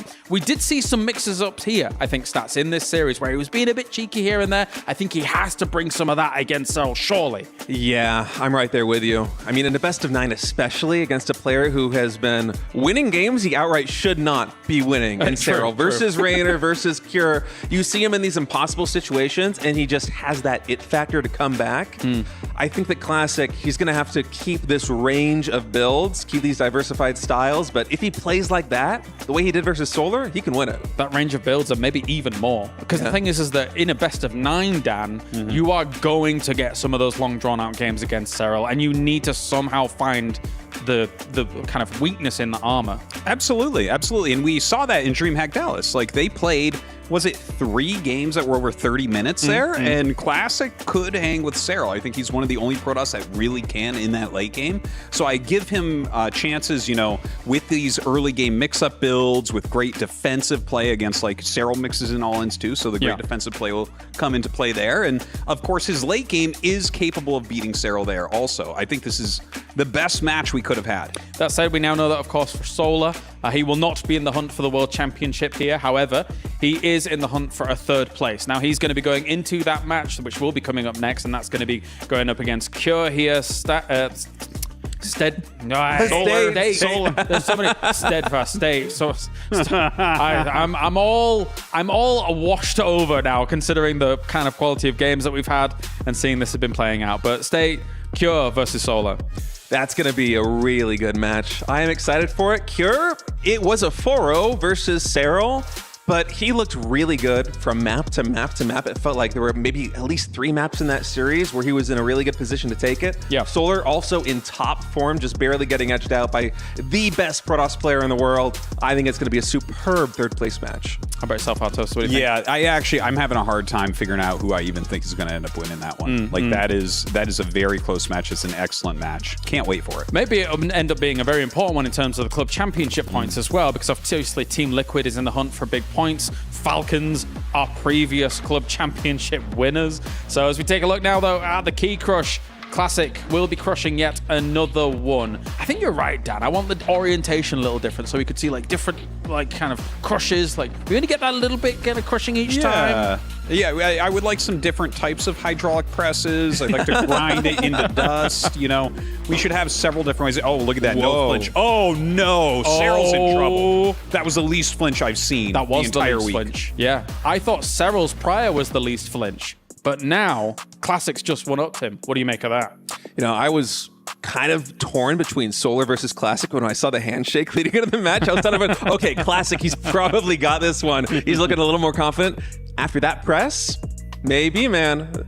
Maybe. A best of 9 is a funny beast, right? Because we just don't do them in StarCraft 2. Yeah. So, I mean, yes, like we did it last year, and obviously it was a bit one-sided in favor of Clem. He's not here anymore. Serral is now the return back-to-back grand finalist here at the Esports World Cup. So he has some experience in best of 9. yeah, and he has some experience in World Championship finals as well. Oh, yeah. He's pretty experienced at this point. But the thing is, Classic's been around forever. He does have some very prestigious tournament wins under his belt. Yeah. So I don't think he's going to be like panicking or anything. He's been a pro gamer a lot longer than Serral. But the one thing that is for sure, after this best of 9, we are going to see who is better at this matchup. 100%, yeah. I mean, if somehow Classic can overcome what we saw in the previous series versus Serral, because I was a little bit blown away that Serral was going to be able to take that 3-0 against a Classic that looks really in form. You look at that RSL, you look at that GSL, right? Like, that should give you credence enough to say he's going to be able to hang, but that 3-0 kind of stung. Yeah, it was a painful loss there to Serral, but I have to say, Classic, he came into EWC looking really strong, and somehow, miraculously, over the course of this tournament, I just keep getting more and more confident in his gameplay. Yeah. People were saying that he's probably the favorite to win coming into this one, and I'm not sure I completely bought it, even though he did look like the best Protoss player, but now I kind of do. I think he can take Serral down. I think it's going to be an epic series. I cannot wait to watch it. Yeah, I mean, sure, he had a little road bump earlier with Serral. Who doesn't in one of these tournaments, right? That's a fact. But if you look at the way that he's been playing, right? Like, he took down Serral at DreamHack Dallas already, so we already know he is capable of playing those big macro games and winning. And then you look at who he's run through in this tournament, including Clem there. He just 4-1 Solar, who like 3-0'd Hero. Like, what more proof do you need? Like, this guy I chose as the favorite coming into the tournament, but now that he's here against Serral, I give him at least 50% to win. Either he wins or he doesn't. 50%. 50%. That's how it goes. I'm glad we got to the pre-show of the pre-show for the final as well. Thank you very much, gentlemen. Right, we're going to go to a short break. When we return, we have got ourselves the 3rd place match on the way. Again, it is a best of 7. The difference is $20,000. And of course, those all-important club championship points here at the Esports World Cup. So join us right after this. We are going to have Cure going up against Solar as a ZVT will ensue. Best of 7 to determine who gets bronze, who gets 3rd place here at the Esports World Cup.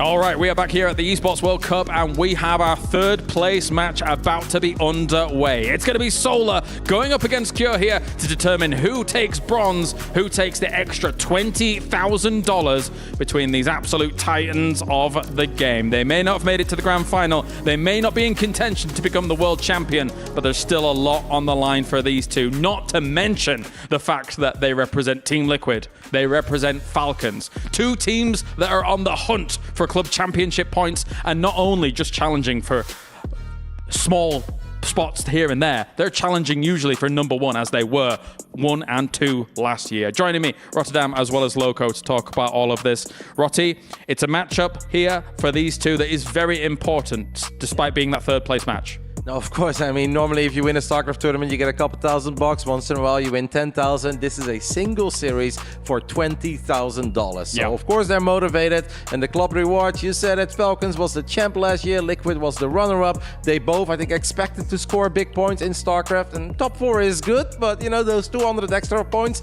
the difference between 4th and 3rd, will leave them with either a satisfied feeling or we kind of expected more. So it's a big match. Your thoughts, Loco? Yeah, absolutely. I can imagine both of them woke up hoping to win the World Cup this year, right? I mean, sadly, they have to say goodbye to that dream for 2025. But, I mean, a single match for $20,000 additional dollars is a lot of money. Well, before we actually do get into the third place match, let's head over to Cats, who might be having something spicy. Let's see what he wants. Let's see what he's got. Listen, I didn't know that the opinion was so controversial, but I don't care how long he's been chasing me for. It's been days, okay? But still, my opinion stands on its own. Protoss, perfectly balanced, as all things should be, all right? Oh, God. Wait. Habib, let me tell you something. Please. No, let me tell you something, Habibi. What? I agree with you. Protoss is not OP.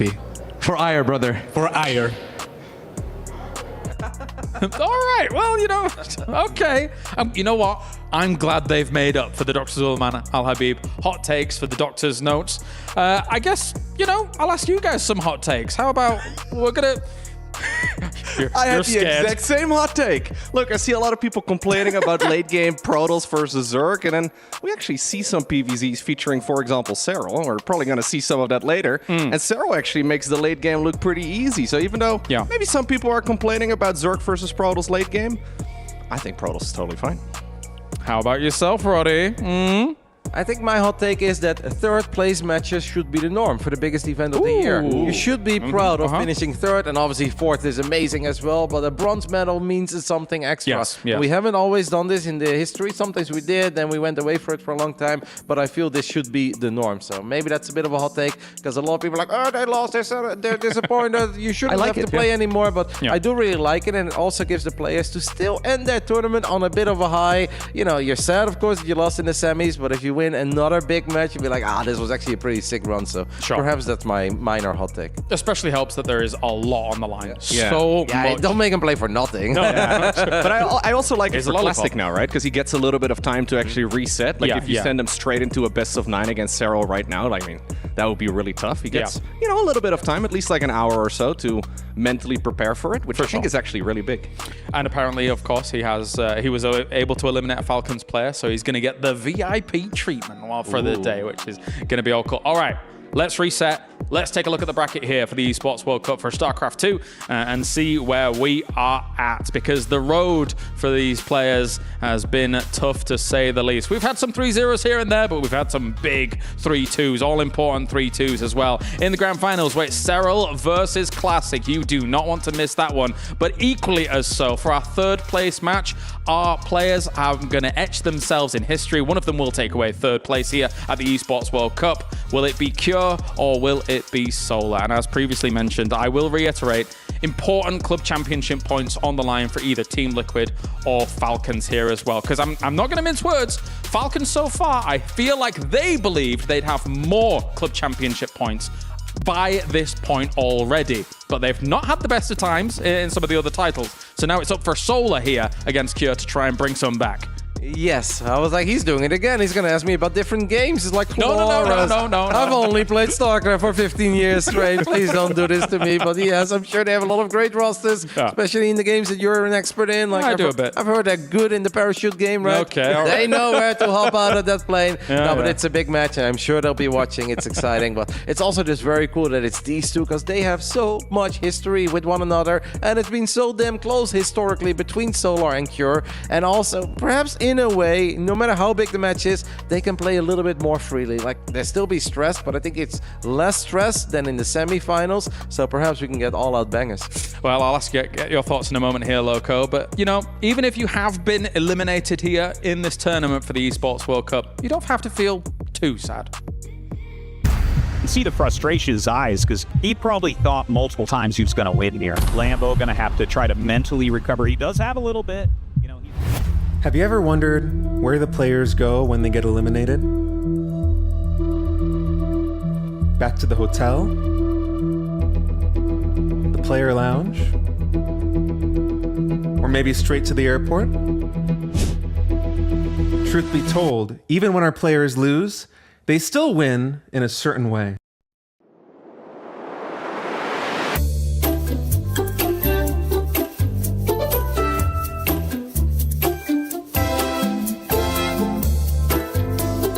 Because everyone deserves love and appreciation.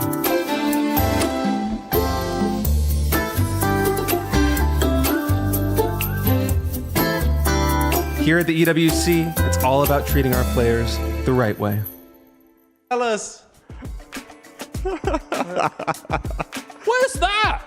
I want to be there. You want to drop out of the tournament too and go hang out with the players? All right, I'll see you later, guys. I'm getting up. I'm going. I'm done. What? That was adorable. That was very cute, yeah.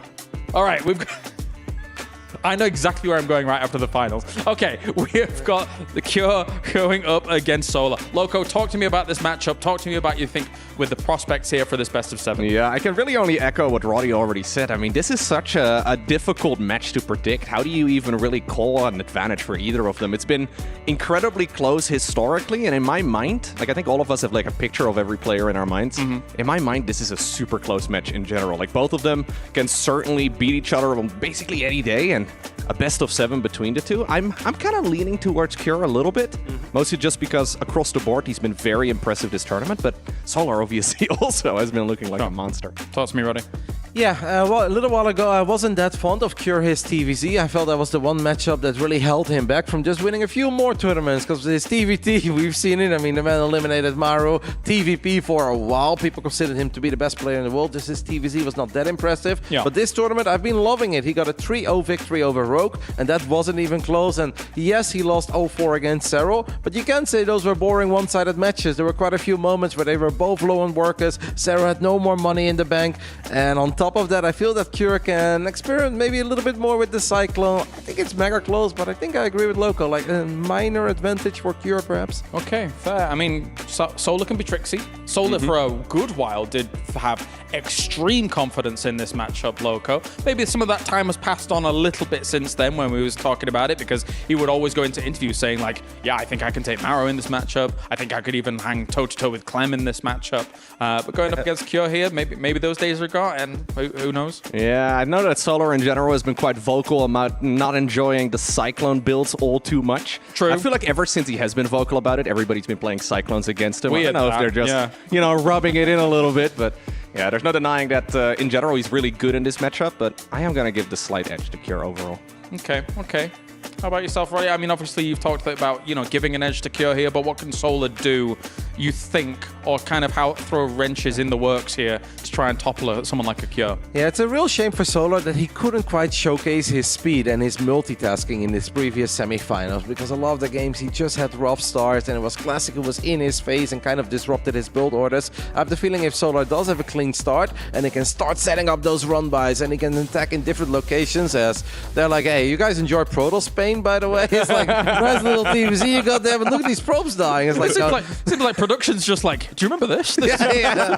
That was a cool moment. I'm not sure how relevant it is to the TVZ, unless they think Cure is going to play Protoss. But no, I feel that Solar should have a minus speed advantage. Cure is incredibly good, and he's incredibly methodical. He will have great builds and very cool setups, but I hope that Solar can just get into his comfort zone, hit his stride, and start walking around with 2-3 different squads of units, because then he can perhaps find enough openings to pick Cure apart. Yeah, and again, if the dreaded Cyclones come out here, I guess it's like try and keep their numbers low as fast as possible, try and kind of pin them into a corner as fast as possible, because they want that room to try and exploit you as much as possible. Yeah, Cure definitely isn't shy to play Cyclones, but in the series against Serral, he really didn't, right? And he did give Serral at least a lot of time to macro and to just sort of build up his bases. If he gives Solar similar opportunities, I think Solar really does have a shot, because he's really strong when it comes to the multitasking, and I think in general his late game is good as well, so yeah, we'll see. All right, well, thank you very much, Roddy. Thank you very much, Loco. It's time to head into our third place match now here on the stage. These two players know what it means for their clubs, what it means for their wallets here, what it means for third place. Here at the S&B Esports Arena, we're heading into the decider match. $20,000 on the line between third and fourth means there's 20,000 reasons for these two to pick themselves up and charge back into battle. Rivals last year in the Club Championship, and the story continues this year here at the Saudi National Bank Esports Arena. Ladies and gentlemen, one more time, Team Liquid take on Team Falcons. It's Cure versus Solar. Solar power may have been eclipsed in the last series, but you can always count on the sun to rise again. And for Cure, hot off a semifinal versus Serral, Cure has a Zerg punching bag lined up to take his frustrations out on, but this one hits back and hard. Everything is in its place now for this placement match, so let's roll out. Casters? All right, it's going to be another best of 7 before heading into those grand finals, this time between Cure and Solar. Their TVZ remarkably close to each other. They've played tons of games over their storied careers over in Korea, and they remain dead set at 50% in both matches and series. You don't get any closer than that. I am so excited to be casting this series with you, Zombie Grub. $20,000 and, of course, 200 club points on the line. And I love what Rotterdam said in that pre-show. Third place, that is a badge of honor. In a competition like this one, EWC, we have the best StarCraft II players in the world. I cannot decide which one between Solar and Cure is going to be taking that third place spot. Yeah, Cure played some fantastic Terran versus Zerg, but Solar ditto on the opposite side, right? He was the one that actually made Clem bleed this tournament in that matchup. Couldn't quite push him over the limit, but they're both at peak levels for Terran versus Zerg. Here is going to be a very different opponent for Solar, who is good against the Clem's multitasking style, and fantastic actually. Cure, not as much on that. Usually more of like those big pushes. Yes, he can multitask. We absolutely saw that versus Serral. Ditto again on the opposite side. Cure's opponent, Solar, different than how he's going to have to play. He did play versus Serral. So really cool to have two TVZs happen here, and we get to see basically all the angles of the matchup. Yeah, Solar has said heading into EWC that he feels very confident in his ZVT. He said he thinks he can take down Clem, he thinks he can take down Maru.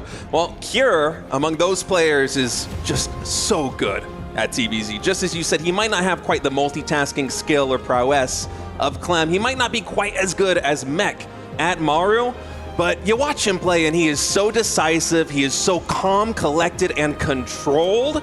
He runs a clinic on how to play TVZ at a high level. It has been a pleasure to watch him really debut that at GSL this year. I feel like he's been revitalized in the TVZ matchup.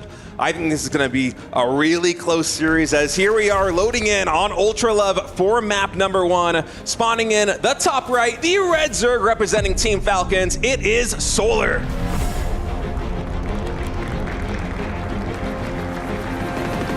And in the bottom left, as the blue Terran representing Team Liquid, he is once again Cure. So excited to head into this one. Cure, a big fan of 8-Racks, by the way, here on Ultra Love. That's true. Yeah, he did try that a couple times previously. Very many TVZs actually have this be an 8 racks. It can be very powerful. Serral made it look like it was nothing, which is just, again, if you're confused and you're like, yeah, I mean, how powerful is it? That's Serral, guys. Any other Zerg player, including Solar, is going to be absolutely terrified of Cure playing a super strong macro game. And again, like it's so fun to think about how opposite the match here is to these two's previous TVZs, where you talk about Solar versus Clem, and you're like, well, who's going to be faster? Who's going to multitask? You know, in Serral versus Cure, it was, okay, well, who's going to have the better macro, get to that point in the most efficient way to really start dealing blows to each other. And now I actually feel like what we're going to have is Solar being the multitasker, being the aggressor, running around every which way, things that he's perfected in his many matches versus Clem. And Cure is going to be the one that we're like, oh, if he gets to macro and get to his 8 racks, fast engineering bays, and push on a map like this with no interference, then he's going to be the scariest player. Yeah, you broke that down really succinctly. I feel like Solar, just in not just in ZVT, but all around so far here at EWC.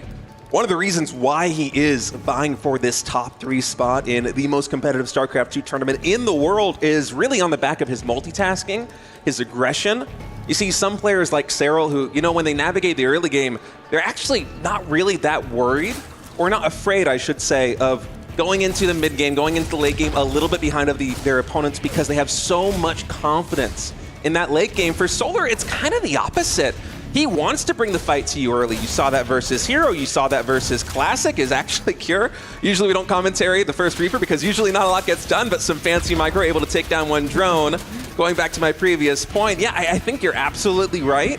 Cure, he is a little bit more conservative. He likes to focus and kind of narrow the game into specific moments, right? Like a big 8 racks push, a mech train just kind of moving all the way across the map with siege tanks lined up from the center of Ultra 11 to a third base, something like this. Whereas Solar, yeah, he's going to be trying to pull Cure apart. Yeah, even with the Liberator style of play that he was showing, right? It was kind of this interesting mix of something that we consider very multitasking heavy, splitting heavy, which is the mass bio play, but Liberators they're literally siege units. And he was able to kind of mix it so that, yes, it was about the 1-2 on opposite sides of the map, but it was also about getting that slow push of the Liberators with siege. So just really fascinating stuff coming out from the styles, the multiple styles that we can see in TVZ. And yes, of course, we will have to talk about Battle Mech eventually, but I'm just not thinking about this map right now. I absolutely think that Cure's going to try and get away with an 8 racks once again. Solar is going to keep a keen eye out for that one. He's going to see that it is a factory 3rd CC with a starport, presumably. You didn't quite see that it was a starport. Technically, that could be a barracks. And I wasn't researching either. I don't know if it will. He's going to have 100 gas. We're going to find out. This was his bread and butter versus Serral. So probably Hellion, Banshee, and then how fast was engineering bay is going to come down. Yeah, it's just a nice, safe opening here with that Banshee. Kind of fulfilling the same role that, say, an Oracle would in a PvZ, where it makes it kind of tough for Zerg to get a lot done early game, because unless you come with Queens cross map, you know, Roaches and Lings, those guys don't shoot up. Ravagers, you're pretty lucky to get a bile on that Banshee, and in fact will be Cloak coming in here for Cure. And yeah, I was speaking actually with Rainer a couple of weeks ago, and he was talking about the frustration of playing versus Cure, especially on a map like Ultralove, because you know the 8 racks is coming, and even then, it is so difficult to stop. I think that we're probably going to be seeing quite a wide range builds from Cure over the course of this best of 7. We will be seeing 8 racks play.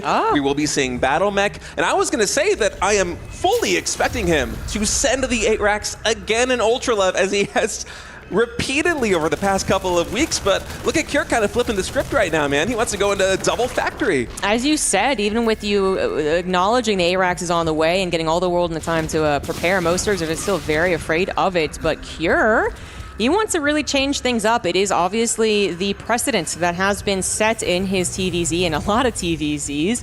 And now Solar might be very much genuinely shocked to see that it not only is it not going to be bio, it is once again not going to be Battle Mech. It is double armory. We got ourselves that standard vintage mech that's going to be coming out. I did love its positioning and abuse of the choke points on Pylon. Didn't really work out as we headed into that tier 3, and the Broodlords then kind of swapped that script. But I am curious to see how Cure plays this one. Is he going to actually go for the attack once he's maxed out on tanks again on Ultralove, or does he even change it up further and go for some turtling? Banshees have been trying to find damage here and there. Solar, as of yet, does not know exactly what his opponent is doing. This is a very cool way of developing here from Cure. Those extra factories coming in with the add-ons right now as Siege Tank's just continuing to add up. Banshee's finding a couple more drone kills here as well. I'm wondering what brand of late game mech this is going to be from Cure. I mean, maybe I'm getting a little bit ahead of myself, but usually when you see factories and Siege Tanks come in like this, I feel like it can go one of two ways. Either we're going to go for that big extended take line push that we were talking about in the early game, either from basically the center of the map all the way into the third base or into the fourth base, most likely here on Ultralev. Or if we'll have a lot of extra command centers come in and Cure really try to play that exhaust style of TVZ. You know what's also interesting is that I did note that Solar banned out Pylon in the map vetoes, so I feel like he was actually very scared of that style of play when he saw it in Serral. And even though this isn't going to be abused the same way as Pylon was, I feel like maybe Solar was really just hoping not to have to deal with that in general. And again, it's going to be a bit of a surprise more so because it's a typical 8 racks. But this might be very frustrating for Solar to see, thinking, oh, I got rid of the map that would have this, and oh my god, there's like 50 tanks on my doorstep, which, you know, Solar, when's the last time they actually got a scout? We're on like a high tank count now. It's very obviously not, at this point, it's obviously not going to be bio because we haven't had any drops, but he doesn't, and I guess it's not battle mech because we haven't had any pressure too, but Solar, I mean, just is comfortable, just macroing up, not going to try and find any damage or any, attempt to block out the fourth base so far. Is trying to get up to that hive, but did we actually have a Roachborn added? That's why I'm concerned. Yeah, it's kind of tough to say exactly what the answer is going to be here from Solar. He is continuing to tech up, as you mentioned, as that extra hatchery does get canceled there in the top left. And I think that you can probably fully expect that this is going to be mech. And as you said, there is no pressure, so it's not going to be battle mech. But in a situation like this one, as Solar, what is really going to be the approach? Because Cure really isn't vying for map control at all in this moment. I actually think he didn't realize it was mech until that moment. The tank shot, because he changed Carapace to +1 missile. It happened at the exact same times. I mean, it's very surprising to say, but we'll find out later. Hellions are trying to get surrounded right now. Banelings are on their tail, and they will make those connections. That is a lot of Hellions to lose without really taking much in return other than the sacrificial Banelings themselves, but yeah, Solar, he's still getting to high technology. You can still play this out with Ling, Hydra, and maybe the Banelings help out clear out the Hellbats as well. But you do want to get something like Lurkers as well to help you. Cure's push, going to be coming, I would say actually kind of shortly. 2-2 already on the way with those fast double armory builds as well. I think Cure is going to do the push style that we saw versus Serral rather than trying to really super turtle, and that is always going to be tough to deal with.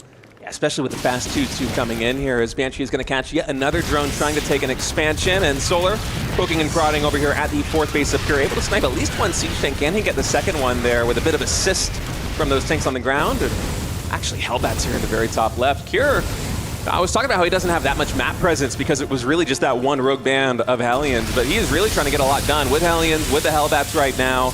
Denying expansions with the Banshees, these Hellbats delaying the mining of a Solar who is on 89 drones and would love to saturate this top left base. And where are these queens going, Zombie Crab? On an adventure. They're going on an adventure. Now they meant to go ahead and spread their creep. So they're going to get back to that. We do have Magfield Accelerator on the way for Cure. I wonder if he's going to actually use this as an opportunity to push with the mech, the tank mech that is, and then actually add on battle mech, which is something we've seen, aside from just like straight to battle mech that we talked about. Yeah, that has also been an option in the past. Nidus Storm's coming down, Lurker upgrades on the way, Adrenal Glands, Nidus, like the Nidus Storm especially, I think is important to make sure you have some type of counter jab if you are locked in at home against the mech push, which is on its way. Yeah, Cure now moving into the middle of the map as 2-2 upgrades here for these mech units, getting closer and closer to completion. Some Hellions back at home. Blue Flame. Ready to deal with those Zerglings, as a few siege tanks will get caught, but again, with these upgrades, not much more than some damage going on to those, as Solar now testing the limits here in the center of the map, and Cure, he's starting to develop that siege line. Yeah, this is a very scary push. Once again, getting past the bridges, kind of the first choke point that you want to get pushed past, and then as you approach this one where, Solar did knock down the rocks, I believe it was them anyway, it's less of a choke point, but it still is a choke point. Breaking through that's very, very difficult. Another Ling run by, going to try and find Hellbats not prepared. Little misclick maybe on the transmission back to Hellion. We do need more Hellions actually, but all the while we have Solar deciding to go in, clear out the front line with a couple of Blinding Clouds. Banelings do take out much of the Hellbats. Only tanks left over, but if there's no Lings right here, right now to take advantage of that, Cure is going to keep his position.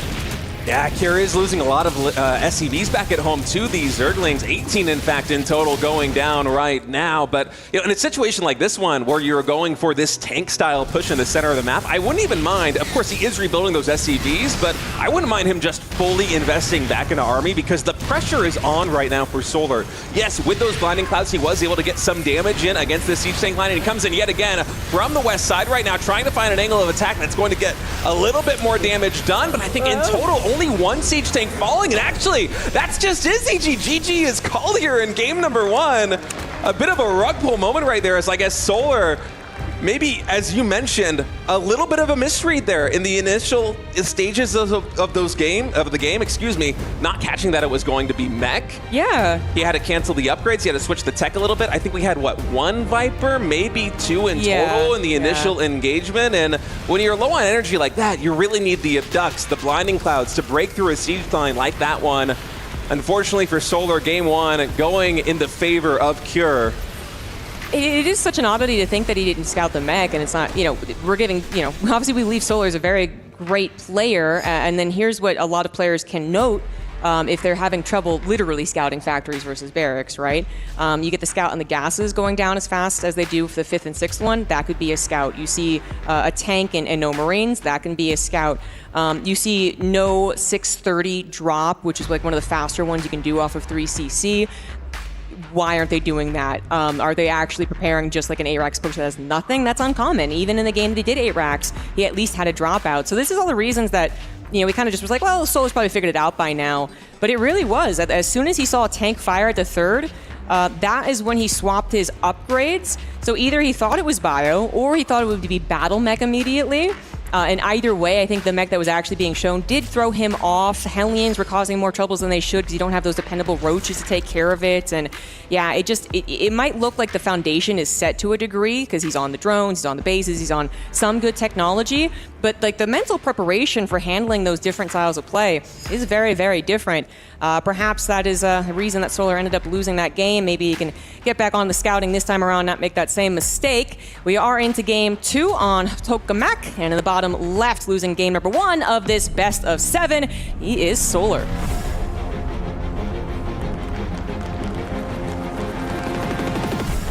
And spawning in the top right, bringing out the big mech play in game number 1. Will he go back into that here in game number 2? It is Team Liquid's Cure. Sometimes I do bring this up, but I'm always so hesitant to because I think, well, I'll say it first. I do feel sometimes that Solar isn't the best scouter in StarCraft II. And that the reason I'm hesitant to ever say that is because, he obviously made it here. He's fantastic. He absolutely has to have great scouting to do that. But when you compare him to, and this is a difficult comparison, but to Serral, it feels like Serral always gets the right scout at the right time with the perfect information, doesn't get tricked by anything in any matchup as well. But Solar, sometimes he does have this one game in a series where it's like, I just don't, he maybe could have sent an Overseer in and seen something, right? And hopefully that is the only game in which maybe Solar didn't have the time to set up mentally for what he was truly against. Yeah, it's kind of a tough position there as Solar because I think against Cure, it's almost a foregone conclusion that on Ultra Love he will be going for an 8-racks, right? And, sometimes when you go for that 8-racks play, if you really want to get the engineering base super quick, as we've seen Kira do in the past, as we have seen Maru do in the past, there isn't that much pressure coming in from the Terran in the early game. They use Hellions and Banshees the same way that Kira did to exert map control to try and slow down the rate of the economic growth of the Zerg player. And then behind it, they're kind of turtling up. They're waiting until they get 1-1 and then eventually 2-2. That's usually going to be the move out coming in with a bio, and everything is kind of fine and dandy from the Zerg perspective as long as you can deal with it, Hellions and Banshees, until that bio push comes out. But it just never came out. And then eventually, you saw kind of the light bulb moment there for Solar, and it's like, oh, wait a minute, this might be a little bit of a misread. Kira is kind of going off of the beaten path of the meta that has been favoring him so well, the Agrax, which again is basically a foregone conclusion from Cure in TBZ. Yeah, and then also a shout out to Cure, right? Because I don't believe he ever showed that he had more than 8 Hellions. Like, that's usually the max for when you go into bio. So that was also a really nice maneuver because, you know, I say like Solar maybe doesn't get the right scouts, but to be clear, he is scouting, just not in like super obvious ways. It's not an Overlord always going in. The Lings at the front can oftentimes get the scout that you need, but it was deception from Cure. So really just, I mean, Cure's game plans going into these best ofs are absolutely brilliant. Yeah, he is very good at these long extended series. GSL veteran going back many, many years. So many runs going deep into those tournaments. You get your reps in. Best of 5s, best of 7s, and I'm sure it's going to be the same thing from Solar. We've already seen him deliver some real haymaker blows in just a variety of matchups with the aggression so far in these series, leading up into this best of 7 here for the 3rd place match. And I feel like often, going back to your point from Solar scouting, it's usually his aggression that gives him a lot of information, whereas, you know, a player like Serral, of course, he is capable of being aggressive, but he specifically will look for timings with an Overlord, with an Overseer, as you mentioned, whereas, yeah, with Solar, it's usually the attacks that feed him information, or he's kind of playing very well off of the attacks of the opponent and just feeling the game out that way. Obviously, in game number 1, a little bit of a curveball. Let's see if Kira's going to go for the same thing and here in game number 2. Well, that's another Hellion ban. Well, okay, that was a mistake, you know, just to let that in. It is seeing a very basic opener as far as like, well, this could be every game for a lot of Terrans. 3CC, 2-1-1 with a tech lab on the barracks. But that doesn't guarantee that it's true.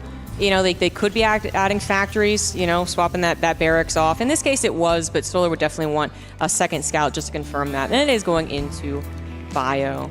Yeah, additional barracks now coming in here for Cure. And as for Solar, just developing very normally. He's adding in more drones. All the Spore Crawlers now coming online to deal with the Banshee tech that he scouted just a moment ago. And actually, man, he has been really on point with the scouting so far in this game. I think you heard your cast. He's like, let's just prove ZG wrong here in game number 2. Just relentless with the Lings. First one, a little bit lucky getting into the main base. And the second one also confirming the barracks. So, yeah, going to be no curveballs coming Solar's way in the early game here in game number 2. And I like that because when Solar is playing at his best with information like the one that he's gathered in this game, it's usually a really back and forth one. And right now, look at this CG taking additional Vespene Geysers. And what is this, like a 520 infestation pit? Yeah, very, very fast. Popular build right now for some Zerg players when they go into macro. And this is what Solar did a lot versus Clem. As well, so that is like the 4-minute Roach Warren, fast infestation pit. Some drones are going down, but most of them were pulled actually, so this isn't too bad. Nice attempt at a body block actually. How do they slip through that? Uh-oh, this is now a very dangerous moment. 3 Hellions, 1 shot on the drones. The drones don't know what to do. Do they block it? Do they surround it? Do the Queens come fast enough? 9 drones go down, and you can see that Solar was not happy about that. Banshees in the main base looking right towards the Queen. I think they took out a drone before they did that. Yeah, that was not the defense that Solar was hoping for. No, and the damage really piling up. Those Banshees coming into the main base. 12 drones in total going down. And Cure at 6 minutes is taking a worker lead. The Hive tech starts here for Solar, and I'm getting flashbacks to Shin deploying this build in DreamHack Dallas with a fast infestation pit, a fast Hive. Usually, it's going to be roaches in the mid game to carry you through, and then a fast Ultralisk Cavern, but that's a pretty low drone style. I feel like we're usually somewhere in like the mid or low 70s when we do that style, at least from Shin in the games that I've seen. And losing 12 drones in a moment like that, it's kind of painful because you kind of want to be out of the droning stage of the game. You want to start investing all your money into roaches to stabilize you. They're the big stabilizing force in the mid game. And then play off of that to invest all this tech into the Ultralisk, the Hive, the additional upgrades coming in to really bring those Ultras online. In this case, Solar losing a lot of momentum in the mid game from what seemed to be a small moment. 12 plus workers going down. It's very painful. It really offsets everything else. It's the domino effect of having to build those 14 extra drones as opposed to just being like, well, now back in an army, right? I'm going to be perfectly prepared for any push that he has on the way. Very small mistake from Curious. He does push in here. He does only have 1 attack as opposed to the armor. I think he just, queued the engineering base. It didn't quite work out. The attack is still very scary without that second upgrade. Solar was absolutely 0 upgrades, and he is supply blocked, and suddenly the hatchery is in trouble. Transfuses do come down, but the Roaches getting obliterated by the tank. More Lings are necessary. They are now spilling forward to help out. and this will be cleaned up, but that is not all. That was the appetizer, guys. Cure has a lot more army on the way, building a 4th command center behind this and finding even more damage with these Banshees. That +1 infantry weapons timing attack just shredding through the natural armor of those roaches. And for Solar, I don't know if Ultras were the game plan right out of the gate with the Infestation Pit. I kind of suspect that it was, but he needs to switch gears right now. He's going into Vipers, which are going to give him a power spike that's going to come online a lot faster than those Ultras. It's really all hands on deck because Cure, his build, as you said, there's a lot more bio coming in the pipeline. Yes, Solar did deflect the initial push at that expansion, but it was a very cost-effective trade for Terran. Yeah, and the creep spread still has not been replaced over there, which Cure is still going to be looking at. Scan to clear up even more, creeps it off to the right, using these Banshees very well. They're also tracking the other possible run-by point, while his main army is obviously tracking the first one. Ultralisk Cavern is on the way, Baneling speed only halfway done. That does scare me a little with Cure trying to get the army on the left side. I mean, he's being quite patient about this. He's not showing it. This is giving Solar some time to replace the creep spread, but gosh, when Cure does push, and here we actually go, 2-2 about halfway done, once again, Solar is going to have some trouble. Yeah, a lot of resources invested on getting those Ultras. The first 2 Vipers should have enough energy to come in right now. You can see them posturing, trying to find an angle for a Blinding Cloud or maybe a Keen of Duct, even a counterattack over here in the third. But so far, Cure with the positioning right here as an answer for everything. As Solar coming in from 2 angles, these Queens actually a little bit on move command right there. They do get caught out. The initial volley from Solar is good, but man, Cure, he's getting so much value with those links. Okay, the Blinding Clouds, though, they are so clutch. That is going to force Cure back. It was a scary moment there for Solar, but the jabs, they're not stopping ZG. No, it's going to be 1-2 Haymaker, it feels like very soon. Solar just trying to keep his head above water, trying to get this 5th base up, which is being denied by Cure's secondary army, the same one that denied his own run-by attempt. But Cure, I think, might be feeling, well, he's already getting Marauders. I wonder if he's going to add on those Liberators. We still haven't seen the decision for the late game. But this is around the time that those Ultras would show up with the build that Solar is doing. They do not have chitinous plating, though. And Solar, perhaps misplitting his army for a hot second. Cure is able to take advantage, jumps on top of this army with a 2-1 upgrade lead. Ultras are here, but again, no plating, but it is going to be enough on that left side. Right side, very stimmed bio. No Medivacs close to try and save them, but looks like they might just be able to escape. Yeah, those Banshees doing work a few minutes ago. Clearing the creep is going to allow these units to actually get out of here, mostly unscathed, although Solar, he's hot in pursuit right now. 2 Medivacs are going to be joining in, so this bio could lift up and retreat, but instead Solar getting some good damage done. There's more army coming on the right side. The Medivacs trying to pick up and get out of here. They know that once they actually come together, the entire Bara army comes together, it's going to be 2-2 versus 1-1, and chitinous plating wasn't done. That could have been a mistake in another universe where Cure had a bit more collection of his units. Instead, Solar chooses the appropriate moment. He pushed the army back, gives himself some breathing room. He'll finish up the Carapace upgrade, he'll finish up plating, and he's going to try once again to get a 5th base up and running.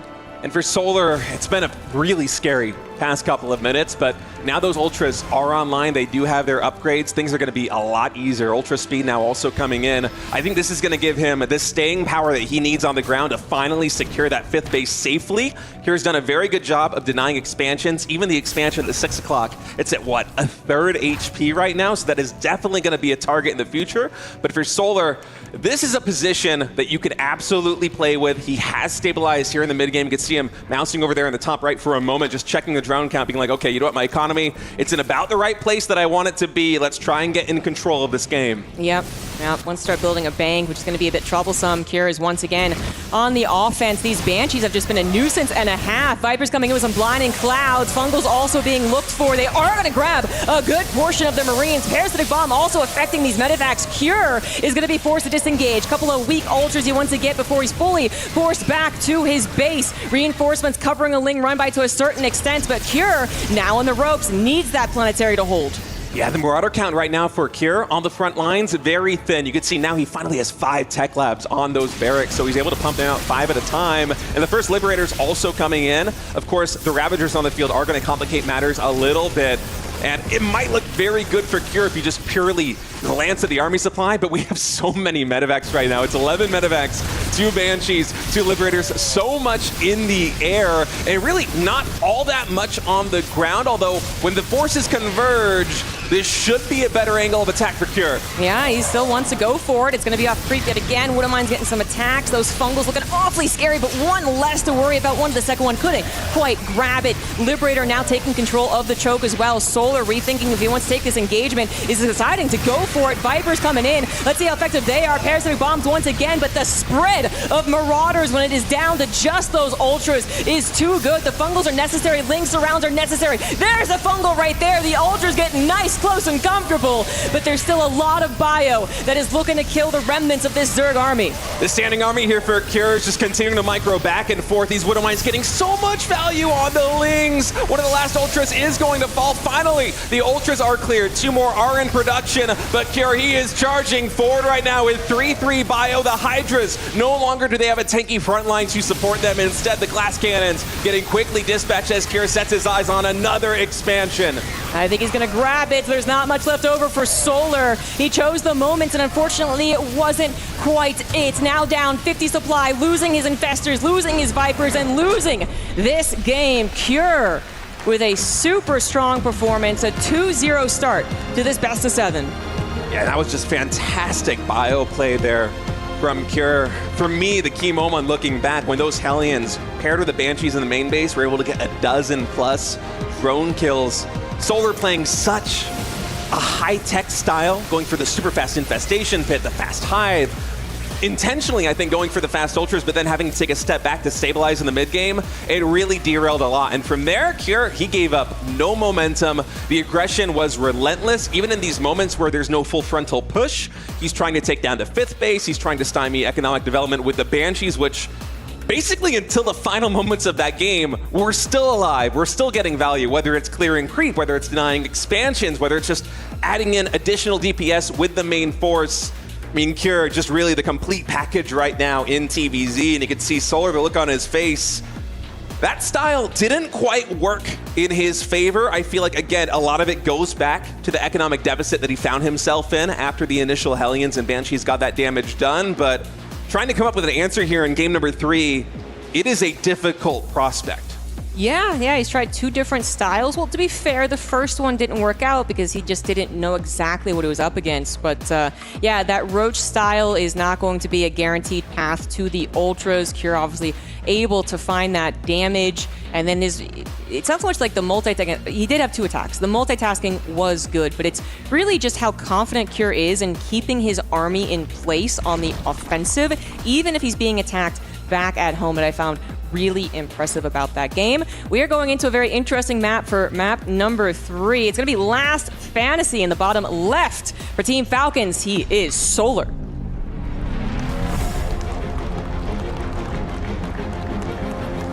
And spawning in at the 4 o'clock position here on Last Fantasy, looking so good so far in this series. Can he keep it up? It is Team Liquid's Cure. And I'm pretty sure I can count on one hand the amount of TVZs I have casted on Last Fantasy ZG. I don't really know what to expect in terms of builds. I feel like this is going to be a lot better for just aggressive play in general. Do you agree with that? I feel like it's such a curveball on the map. No, I'm with you. I feel like it's not exactly a blank slate, as I think the stats are going to say Terran appreciate this map a little bit more, but we just do not see it a whole lot. I think we don't because maybe Zergs always veto it, right? But again, Solar vetoed Pylon. But I am kind of thinking back to like sometimes it is overwhelmingly one race favored, but then a particular person is able to kind of change that dynamic or able to come out with a particular style or understanding of the map that actually makes it okay for them.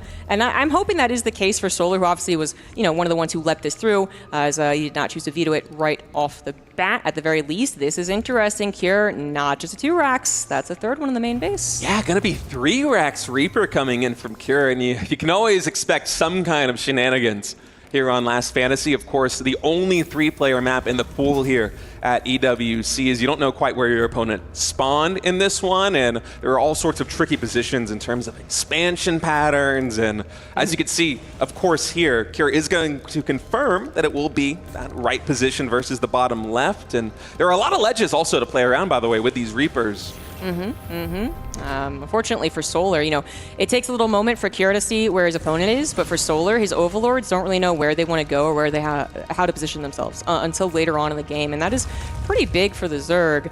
At first, 2 Reapers are going to make an appearance, and you're like, oh, it's a 2 racks, and then suddenly there's a few more, and that's very concerning. This Ling is going to get in to see, again, 2 racks. It's more just about the Reaper number steadily growing on the front lines. That is super scary about this. You really can't take your 3rd hatch at this point. You are very likely, I would say, to take damage even in your natural, even as you're protected. You're going to try and hold on and take 0 damage until that speed is finished.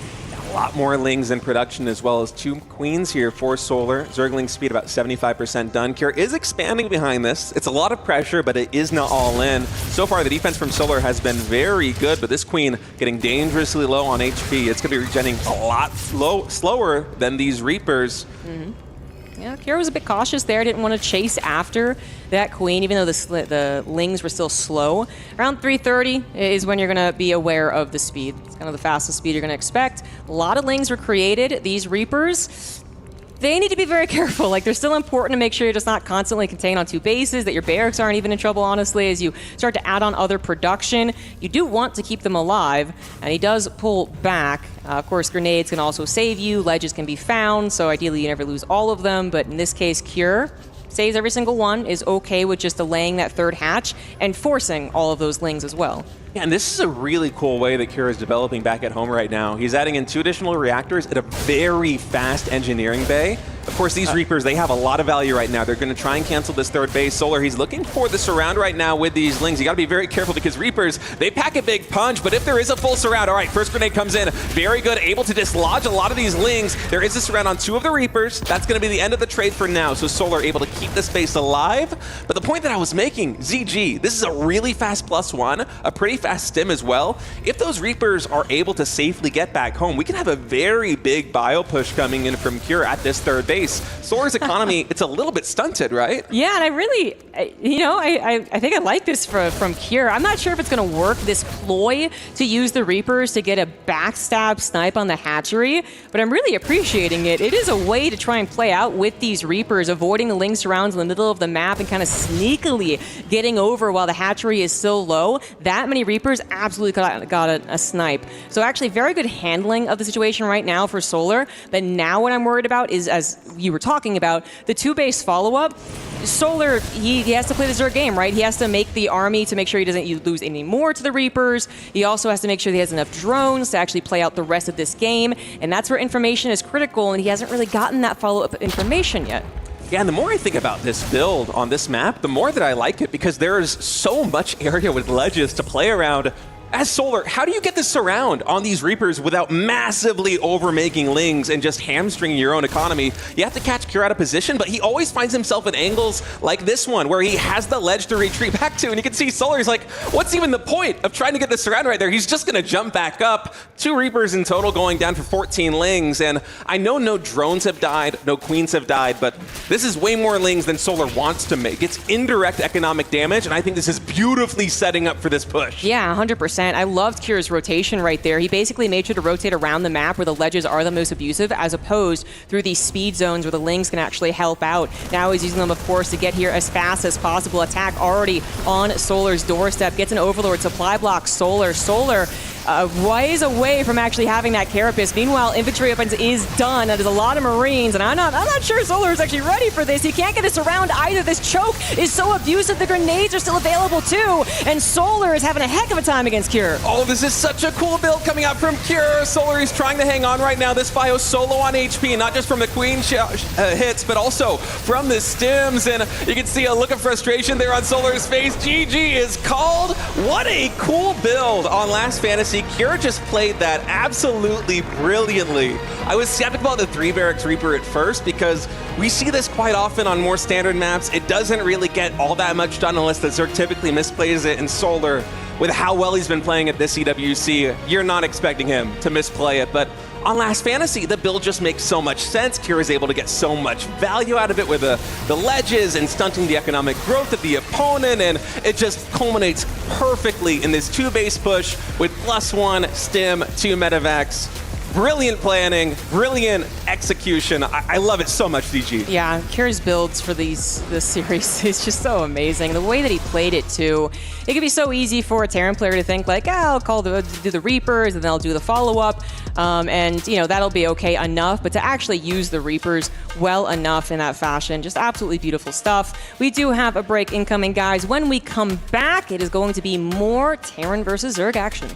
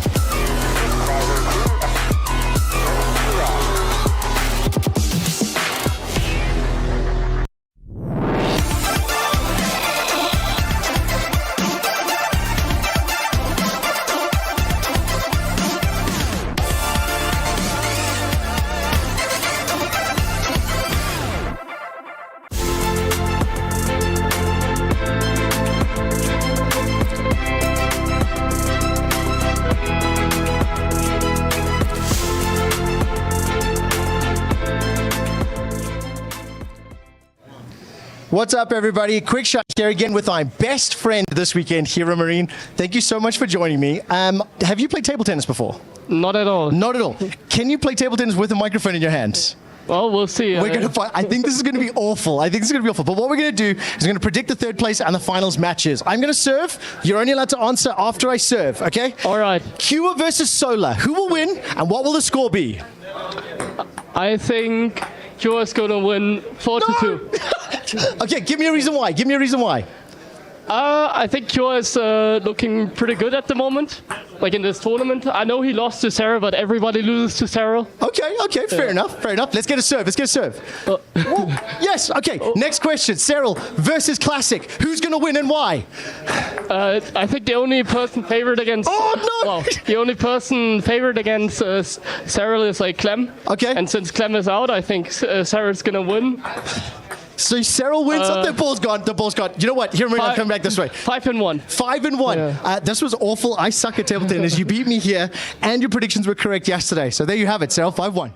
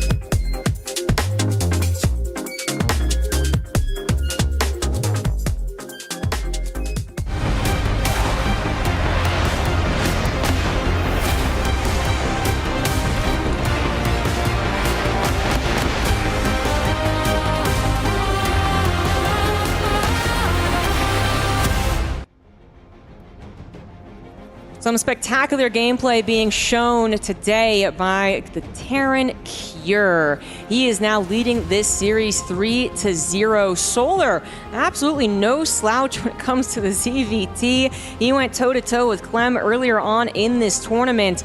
But really, it is Cure's ability to think up new build orders, use them in such powerful fashion, get the maps that create such creativity that we're just being blown away by. Yeah, the range that he is showing is phenomenal here. And we were talking about this during the break, that I was a little bit sad that the series versus Serral went the way that it did, because Cure has developed into such a phenomenal TVZ player. He's got a great range, he's calm, he's collected, his pushes are so calculated. It's amazing watching him play. And you look at this scorecard, and yeah, it's a 4-0 for Serral, but it doesn't tell the full story. He is a king in this matchup, and to have him come like this in this best of 7 versus Solar, it's exciting to see him really deliver what we all know is his big potential. But that aside, spawning down here in the bottom left, he is down 0-3 in this third place match, but we would love to see him bring this to a game number 7. Can he start the comeback now? It is Team Falcon Solar. And in the top right, showing his brilliance in this matchup thus far. Will he end it here? It is Team Liquid's Cure. They're just absolutely locked in this matchup right now. Going for another 2 racks here on the low ground.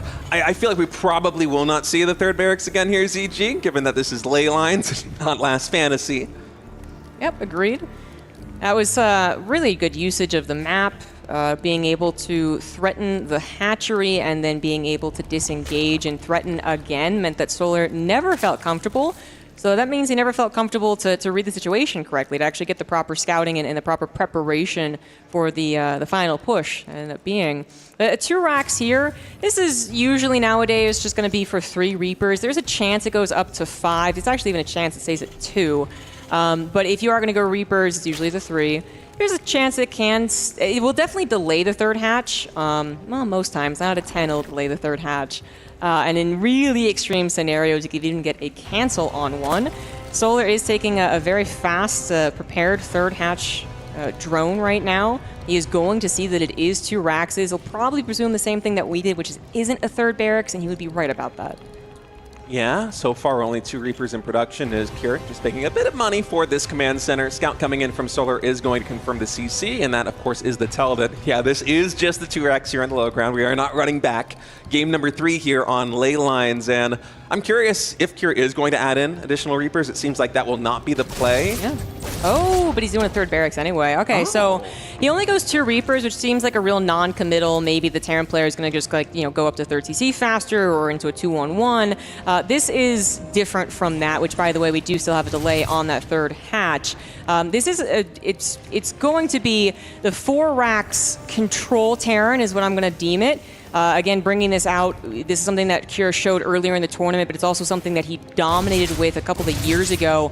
And it really can be difficult for the Zerg player to decide, do I drone or do I attack? Not to mention, just in general, the 4 barracks push of Marines can sometimes just surprise a Zerg player, especially now that it's completely out of the meta.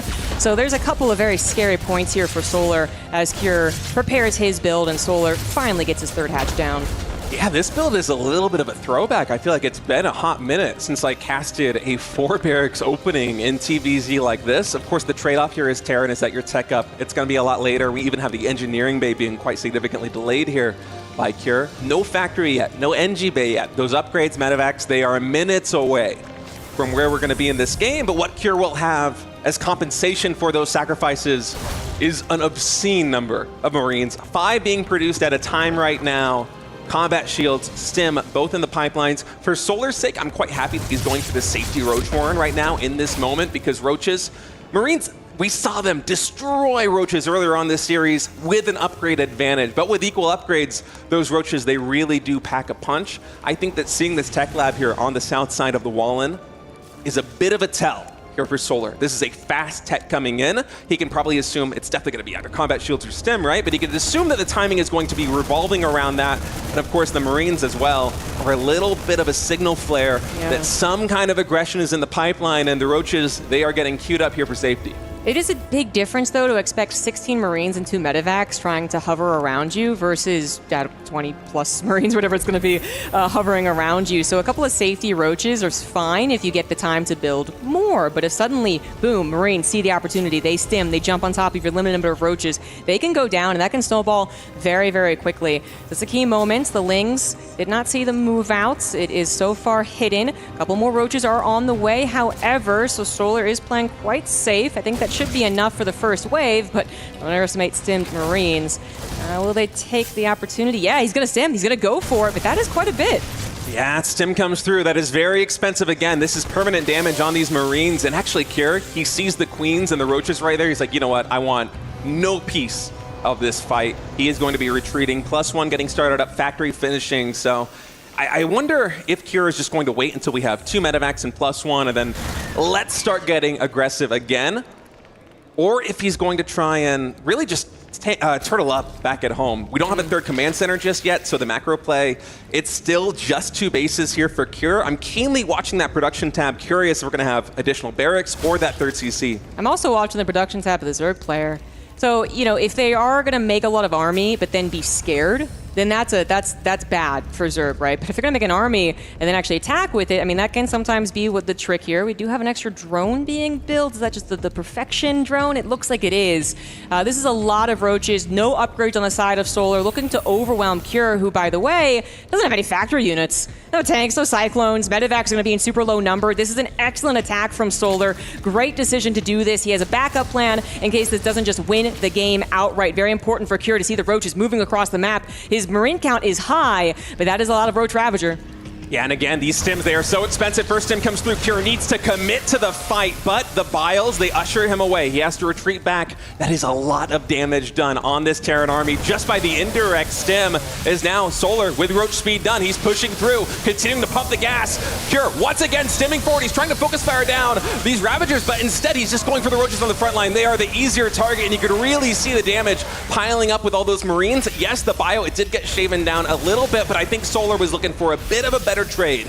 Yeah, I actually agree. Yes, that was a scary amount of Roach Ravager, but really nice handling there from Cure, actually. So Solar wanted to bait the stim, wanted to increase the damage, right? Just start them off weak, but it didn't do it fast enough. There's still so many Marines coming out. The tank is finally out as well, and that's going to be the real safety point for Cure. He knows that he did an excellent job defending that, all while building a third CC on location, by the way. This is really bad news for Solar. Yeah, that third CC going to be coming online here in just a moment. +1 infantry weapons, by the way, done here for Cure. We saw how well those Marines and Medevacs were able to deal with these Roaches at first. That was with no upgrade difference. Carapace just now begun here for Solar, so there's going to be a very large window, especially with the Medevacs now reaching the field, where Cure can actually get some big damage done. Yeah, that's just... I mean, Cure made it look effortless, but there's, you know, even if he's not out like that, it might have seemed like a mistake initially, but he knew that it was going to be an attack on his side of the map. It was going to be Roaches. If it's Roaches, it's slow. It doesn't really get a blitz. It doesn't get a surround. Boom, suddenly all our Marines are gone to Banelings, right? It would have been something he could have decided around.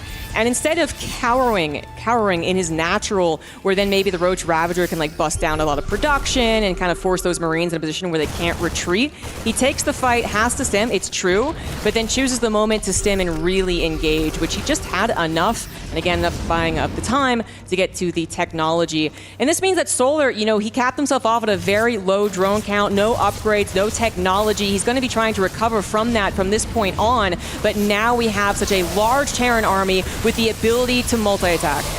Yeah, Cure going for that double drop in the natural expansion, and it's really a diversion to allow him to take down this base at the 6 o'clock position. Medevac drop now going into the main base here of Solar, even though he anticipated that earlier attack with the upgrade difference and so much bio on the field. Cure able to get that hatchery taken down, and he is not done just yet. This is a lot of Marines here in the main base of Solar. +1 Carapace only just now finishing up. Marines also in the natural expansion getting a lot of damage done. The moment the trade starts going in advantage of Solar, Cure just pieces out completely, and look at how many drones are going down. Zombie Grub This might be Cure 4-0ing state. This is an excellent position for the Terran. He can just always move away. Solar's trying to catch up on upgrades. He's trying to catch up on technology. He's trying to catch up on economy. So much has to be done here for Solar to bring this game back. And Cure is just going to be relentless, always hitting the main base, preparing a bigger push back at home as well. It's going to come steamrolling across the map and just show up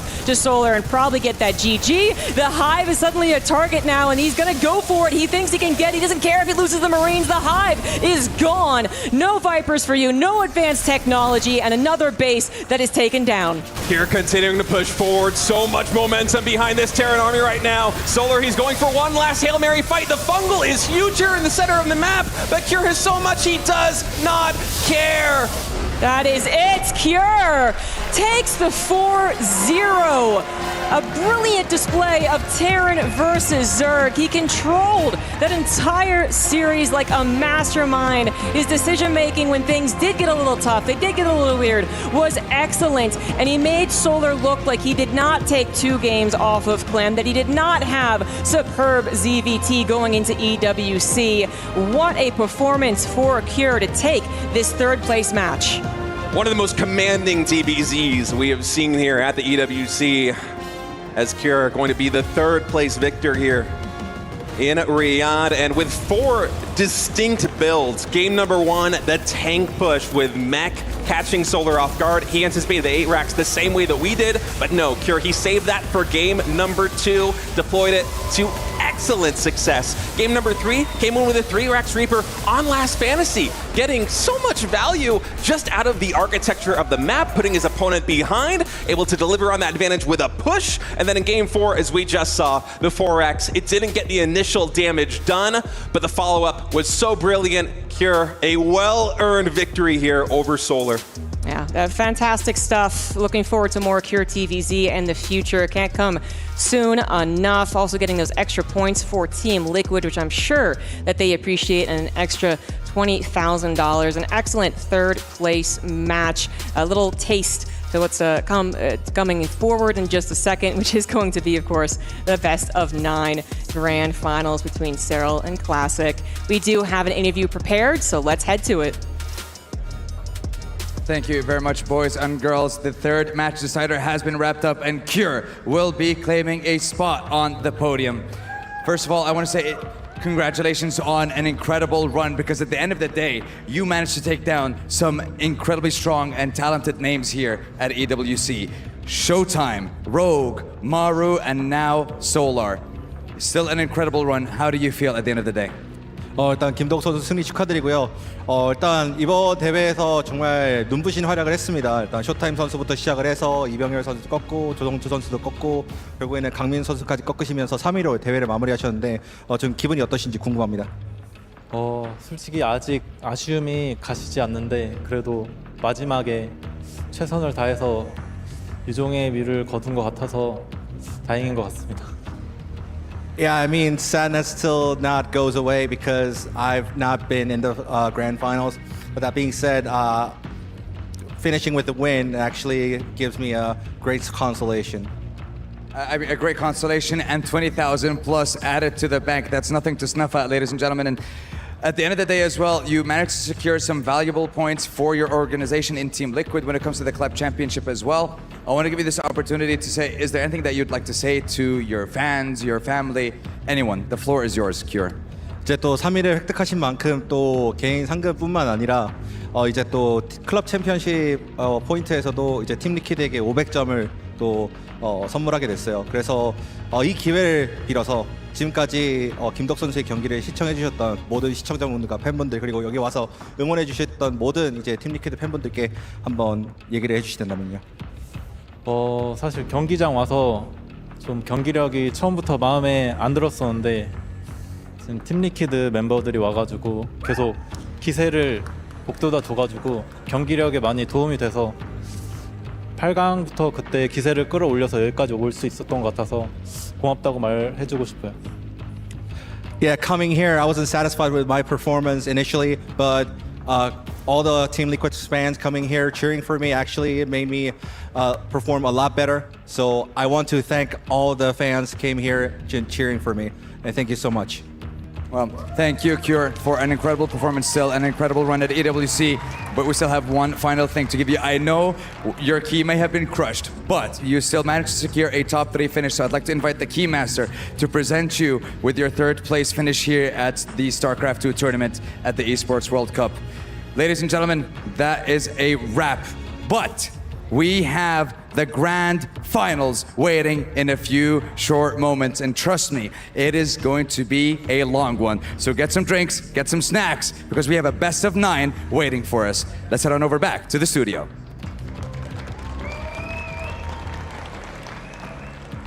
Damn, the 3rd place medal looks fantastic.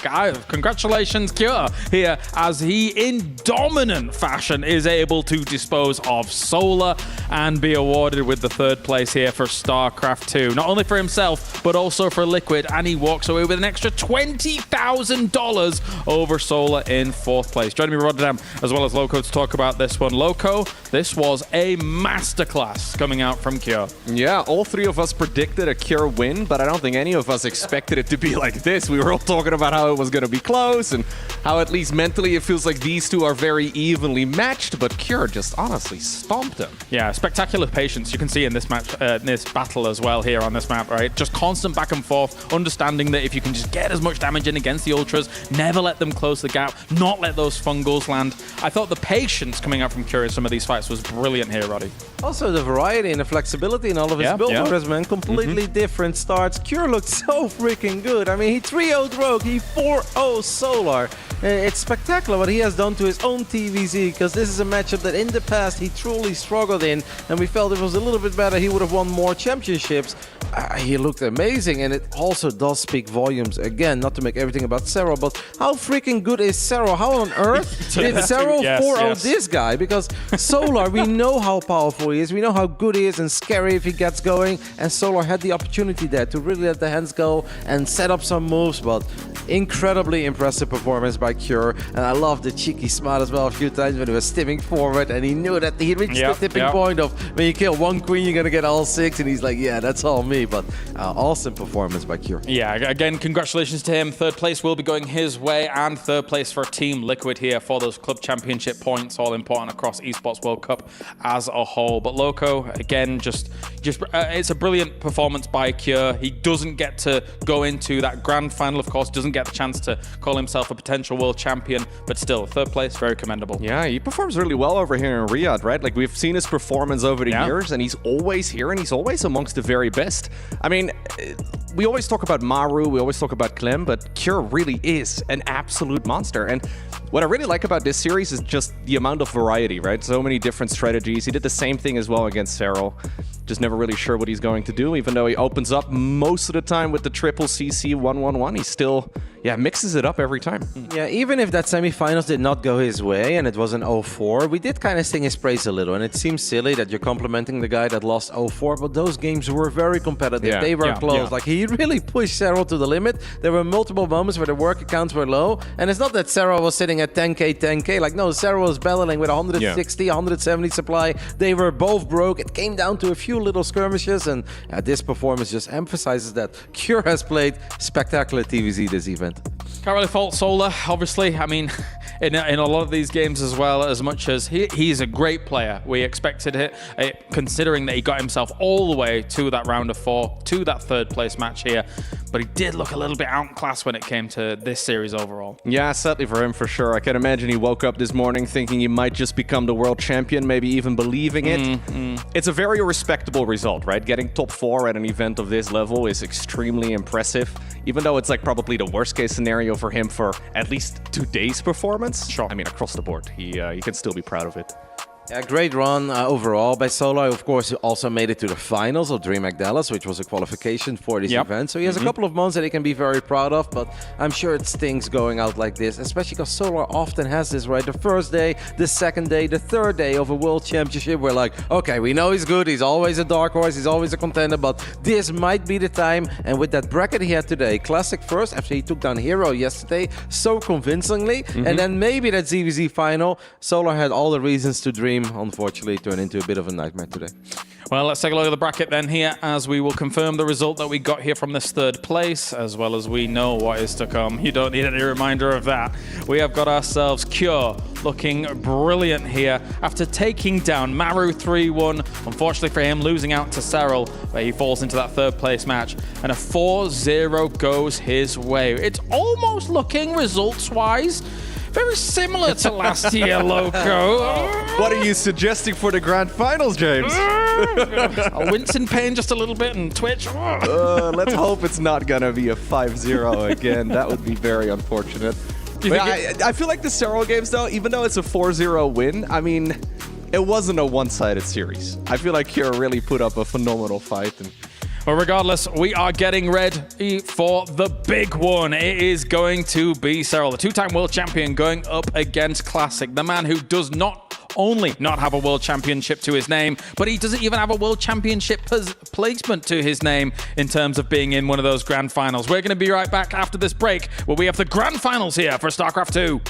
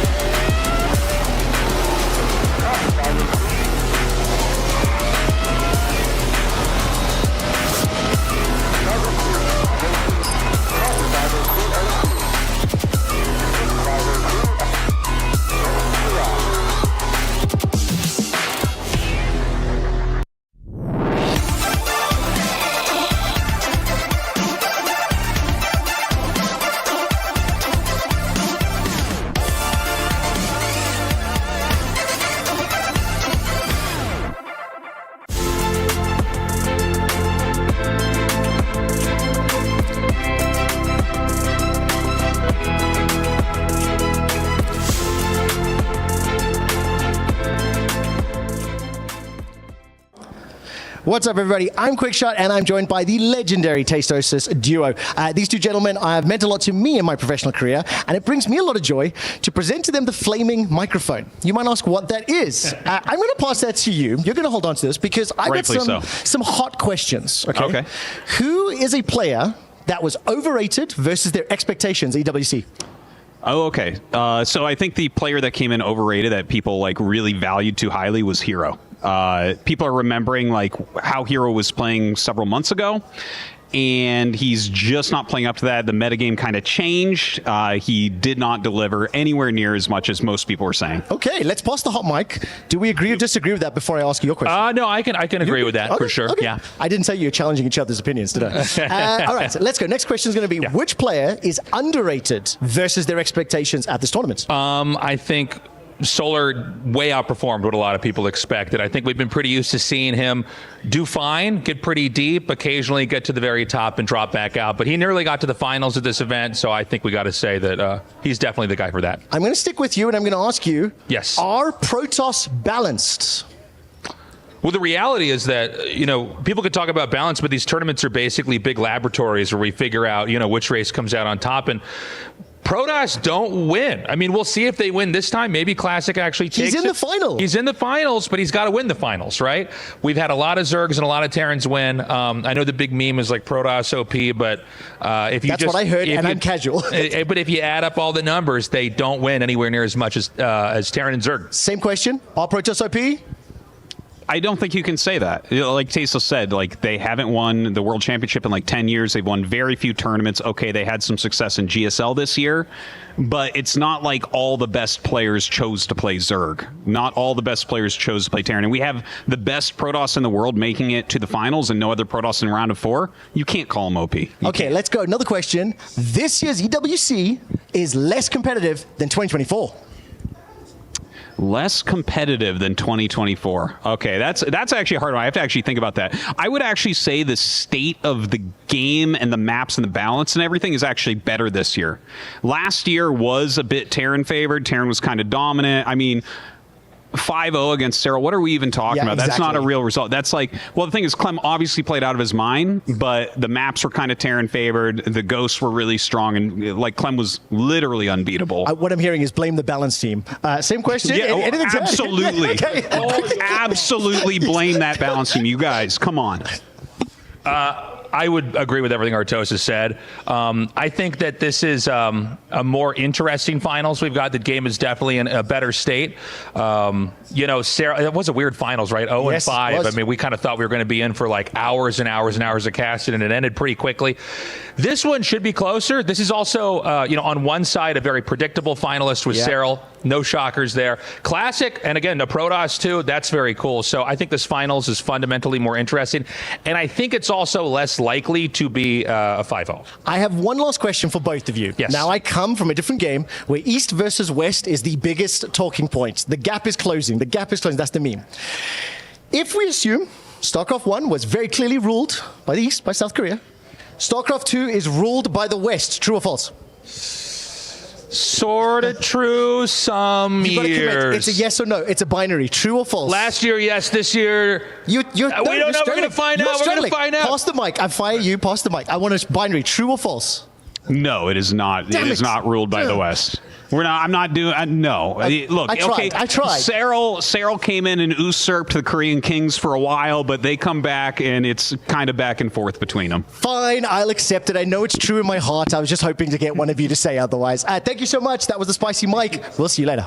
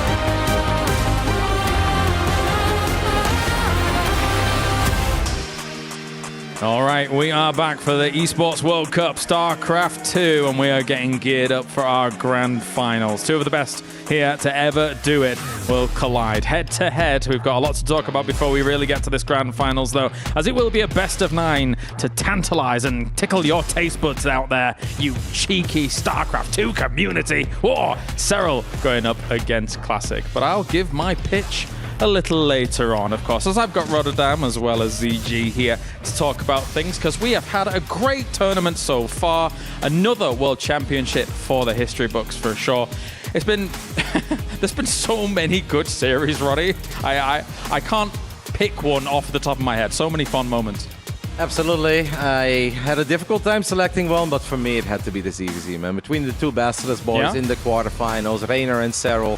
Raynor once more truly showed up on a big international stage, and he didn't just make Serral sweat. I think he gave him a panic attack. There was a moment of terror and shock on Serral's face in Game 5 where that feeling starts sinking. It's like, am I out of the World Championship? And then Serral's just like, nope, never say die. It's almost like out of a Dragon Ball Z episode, because it looked so grim right before this. The camera shot to Serral's face. He leaned back, took his hands off the keyboard. He's like, nope, not going down like this. We'll never go down without a fight. Lots of great moments, as you said, James. Amazing players, great series, but this one for me absolutely took the crown. I mean, can you imagine if this was the final? Like, Well, I think their heart rate monitor would have actually exploded, like, or at least Reyna's. If they're on opposite sides of the bracket, I think it's very, very likely. Maybe, yeah. Yeah, and then we've had such epic finals between those two in so many previous years. It's just been really, really fantastic. So, yeah, that would have been my choice as well. I guess I would have also maybe said, like, Maru Raynor, but, like, Raynor kind of gets the overall, like, MVP of great games, I suppose, for this tournament. Fair. So, sorry, did you actually pick a favorite moment? I don't think I... Well, my favorite moment was something a lot more heartwarming and cringy, which was just, you know... the friends made along the way. No, but seriously, I think that's what we always like first start off with, you know? Like obviously we all love StarCraft, we're all passionate about it, this has been proven. Yeah. But it's also just like, you know, we've created such a great crew and we're always looking forward to meeting up with each other, or like when they're getting off the airplane, we'll get dinner before we, you know, go to sleep at 1 a.m. or something like that. So, I mean, it creates a positive environment that we have these awesome desk segments too. So it's the friends we make, guys. I think you're not wrong. For me in particular, it was very hard to not get to do a StarCraft. I'm not supposed to be saying this, but it was very hard for me not to do a StarCraft tournament for like a year, right? And actually to come back and get to do this again, you guys have been watching me. I've just been buzzing every single match, enjoying every single game. Really, it's been a great World Championship. Actually, it's going to be one of the most memorable ones, I think, because it means a lot. Everything you said, everything ZG said, I mean, all the nights after the long days as well. It's like, yeah, we can sit here for 8-9 hours, but it doesn't mean it's like, all right, PC it tomorrow. No, we sit down in the lobby, we talk for a few hours, a little bit about StarCraft, a little bit about this event, other events, or just about all the other things in life. Like, obviously, I completely agree with both of you. Yeah. I mean, my second choice was actually all the American fast food chains that I can enjoy over here, but I didn't want to make it too much about wings and burgers. You know? They closed my favorite one. I was livid. Anyway, okay. Before, of course, we get to our grand finals here, StarCraft 2 obviously is an amazing community and something that I will always relish a part of being. Let's take a look back at maybe some of everybody else's fond memories here for StarCraft 2.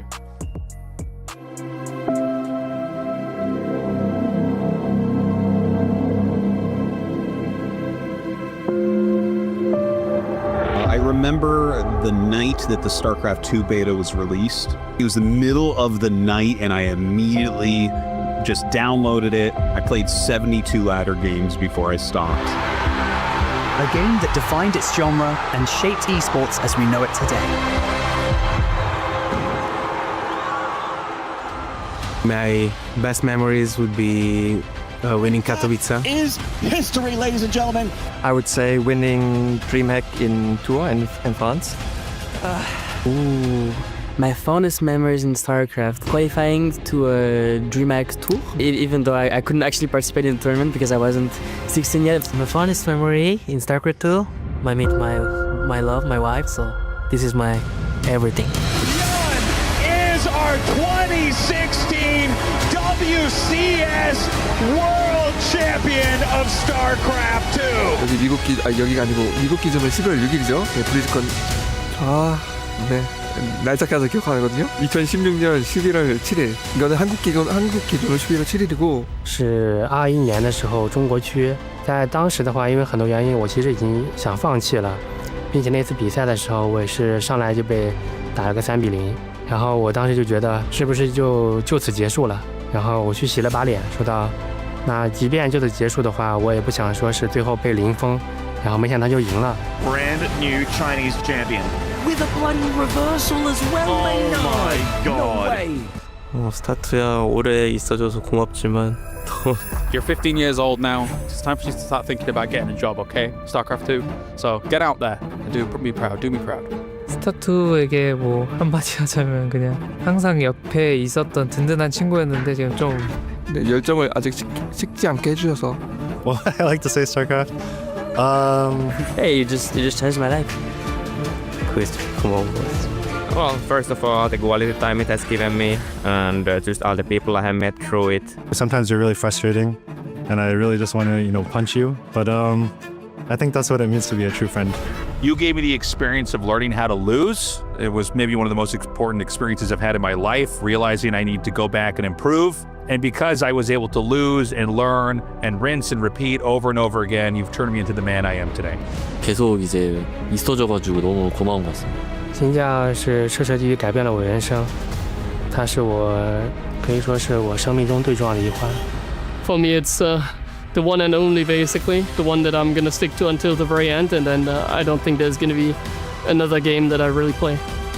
Well, if I had anything to say to StarCraft, I would just say thank you, probably. Thank you for everything.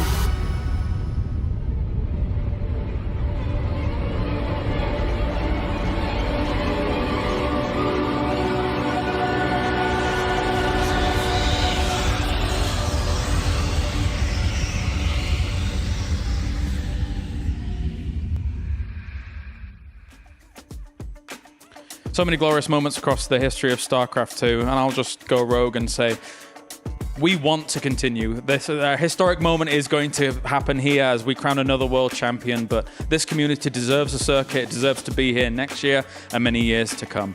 So, without further ado, let's talk about our grand final here for StarCraft II for the World Championship for the Esports World Cup. Let's get it going, because this man is going to have to answer a very important question. How do you kill that which cannot be killed in Serral? A two-time world champion in Serral will go head-to-head against Classic, a Protoss, who we have never had a Protoss champion in the last 10 years. In terms of a world champion, we have not had Classic ever reach a world championship match, and now he has to answer the question I posed earlier. Rotterdam, Zombie Grub joining me to talk about this grand finals. Rotti, talk to me, because we've already seen Serral look dominant against what Classic was able to pose. How does he answer the Serral problem? I think more of what he has shown already today, being willing to switch it up, not always being that strong defensive Protoss and willing to go to the late game, because that's where Serral wants to take it as well. I think it's very important for Classic to have some variety, to not be afraid to be aggressive, not be afraid to impose his will upon Serral, and we're not always playing Serral's game. Sometimes we're gonna have to play Classic's game, and if he can bring that, I mean, he's done it before. He did it in Dallas, he did it in this city 2 years ago at Gamers 8, where he did get a 2-1 victory over Serral. It is absolutely possible for Classic, but it can be too predictable. I think that's the trick to it. As far as the test of the late game between these two, it was kind of proven to be definitively in Serral's favor in the earlier 3-0 that did happen. Yeah, it was close. It was very entertaining. But all the things that you expect the Zerg player to make mistakes in the late game versus Protoss, Serral didn't do them. So you got to get him really early on and, you know, throw something he's not necessarily expecting, not going too crazy, but just find that damage from the micro that I know Classic can. He can be sometimes the best Oracle user in the world, he can be the best controller in the world, and he can show it on a big stage, but it's going to be very tough against Serral. Definitely so. As we take a look back at the series that they played things out, Serral, of course, able to win that 3-0. Again, for me, the question marks are around those long games, right? Slowly, the battle of attrition wins out for Serral. The abducts, the Viper abduct on things like carriers will slowly break you down to the point where you somehow have to negate it, but how do you negate that as Classic? I mean, it's ridiculously hard to beat Serral at his own game in the late game, but there are so many different ways to get there. Very often, people look at a maxed out game and big armies, and they both have a bit of a bank. It's like, this is it. They're both entering the late game and they're ready. But there's a night and day difference between Serral being red a poor or as a Protoss already having cannons and batteries far out, depending on the map play. Like, imagine you play ley lines and Classic is at least matching the bases of Serral, or even has one more. Then those Tempests will look 10 times better than when they're just sitting at home, keeping the bases that we currently have safe. But we need to be out and about on the map, and we need to utilize recalls. I think recalls are incredibly important. Split up that mothership, like go left, go right, go to a nexus somewhere, and then take advantage of all the tools that Protoss does have to work with in the late game, and be incredibly on top of your upgrades. It's so important to have an upgrade lead entering that late game rather than being even or being behind, because if we're behind, we're not beating Serral in the late game. No, I don't think we are. I mean, Classic has a road ahead of them. We do have the maps up on screen. I mean, they're gonna have to play every single one potentially, which would be very fun. Last Fantasy. Yeah, Last Fantasy as the decider would be amazing. But yeah, I mean, we're gonna really talk a lot about Classic, because he is the underdog coming into this. Like that has to be said. And then just to really touch on Serral for his accomplishments to get here. I mean, imagine just 10 years ago, actually, to think back into StarCraft II, it being, this Finnish Zerg player who's constantly coming out on top in literally everything. No matter how often the Koreans come back, they're in the top 4, once again, dominating that spread. It's Serral who's the consistent one. And again, he's the only one in the semifinals, right? There are 3 Korean players, and they all look so good against each other. It has nothing to do with race or matchup, because you see Serral just being that one. He really is him. He is the final boss, and that makes it a dream final for Classic as well, because becoming a world champ is a beautiful moment for everyone, but imagine you become the world champ by taking out Serral in the grand finals. It kind of feels like that's what it should be by default. There's so many landmarks here, because either he becomes the first Protoss world champion in 10 years, he topples Serral, the Finnish phenom, to be able to do it, or he's able to do it here on the EWC stage, or Serral becomes the 3 times world champion, there is no disputing that he is the GOAT here, and may he be here for a 3rd time. It is time to get this going here for the StarCraft II Grand Finals. Serral goes up against Classic. Hello, StarCraft II fans, and welcome to Riyadh. One stage, and the whole world is watching. And GG, well played. Serral obtains the win. Serral takes the 4-0 and will advance on to the grand finals. I think Classic's in the best form he's been in a very long time. He won a lot of tournaments. As unfortunately, the champ of 2024 is eliminated by a fantastic Classic 3-0. 확실히 결승전에 어울리는 상대라고 생각을 해서 결승전에 세랄 선수와 붙지만 일단 놀랐던 거는 그 심장 박동수가 굉장히 적게 나오더라고요.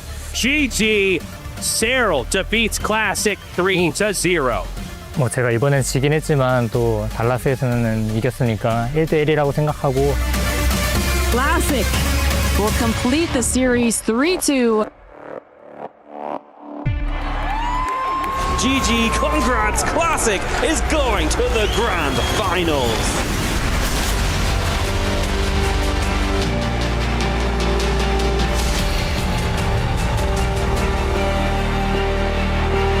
Hopefully this series will be closer than the previous one. Yes, I'm ready.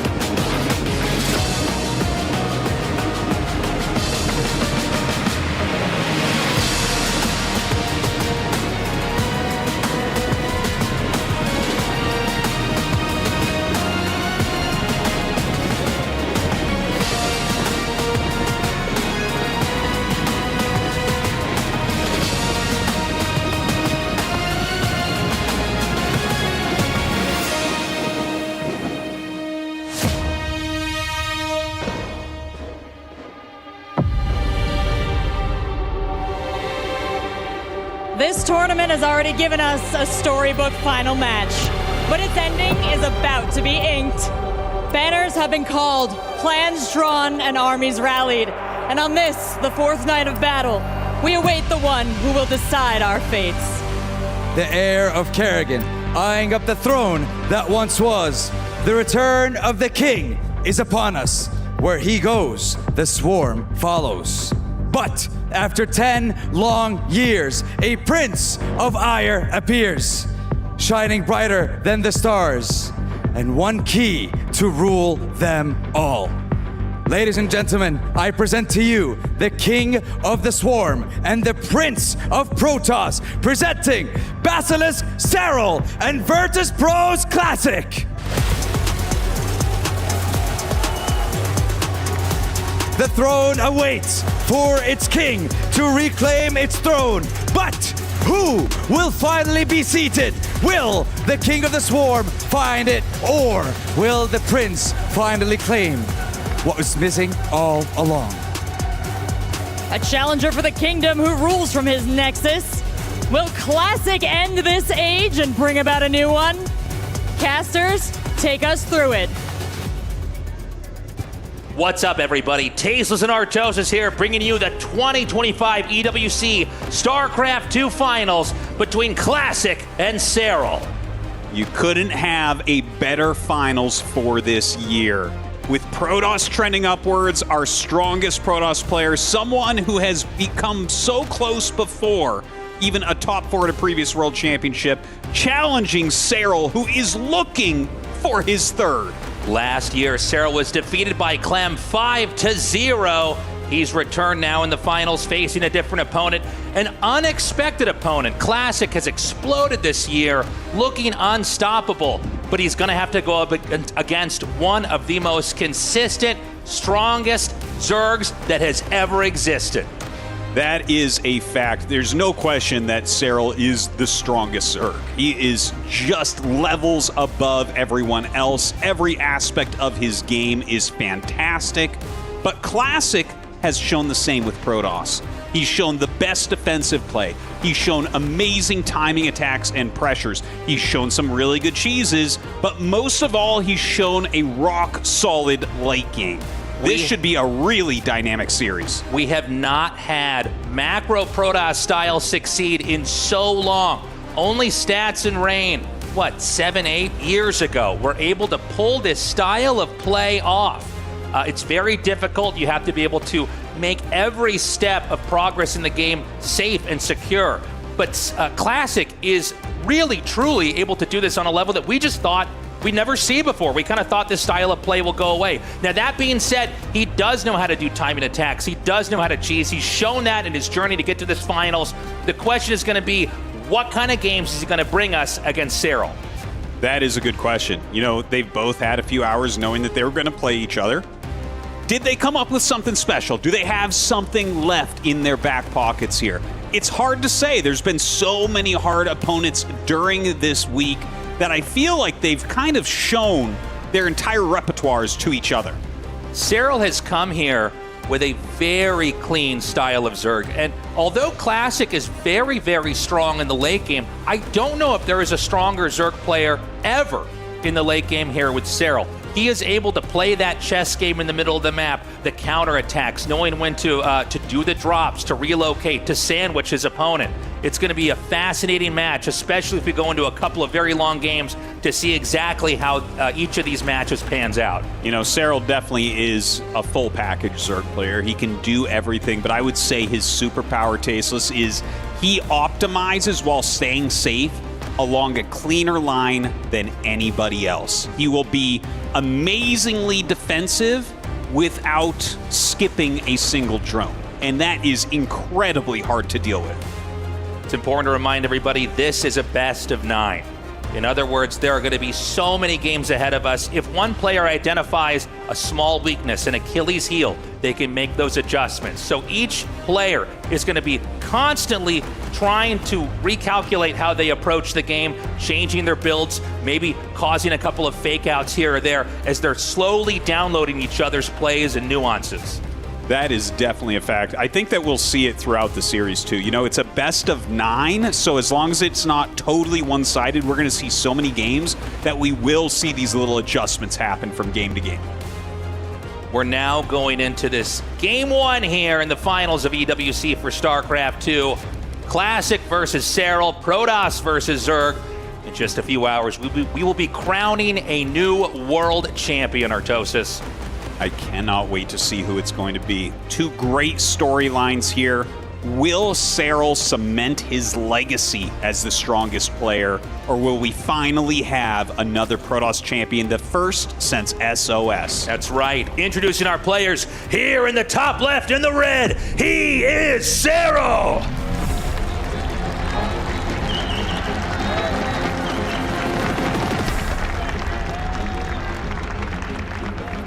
And his opponent down here in the bottom left in the blue, he is Classic.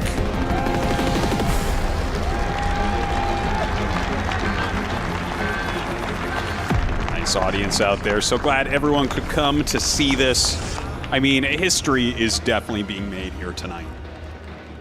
Yeah, we've had moments where Protoss have looked strong, but they have not managed to become world champions recently here. And so, you know, a lot of eyes on this match here, and I don't think you could have a world-class Protoss player with a bigger challenge here than going up against Serral, who seems to be just impeccable. There's no obvious weakness.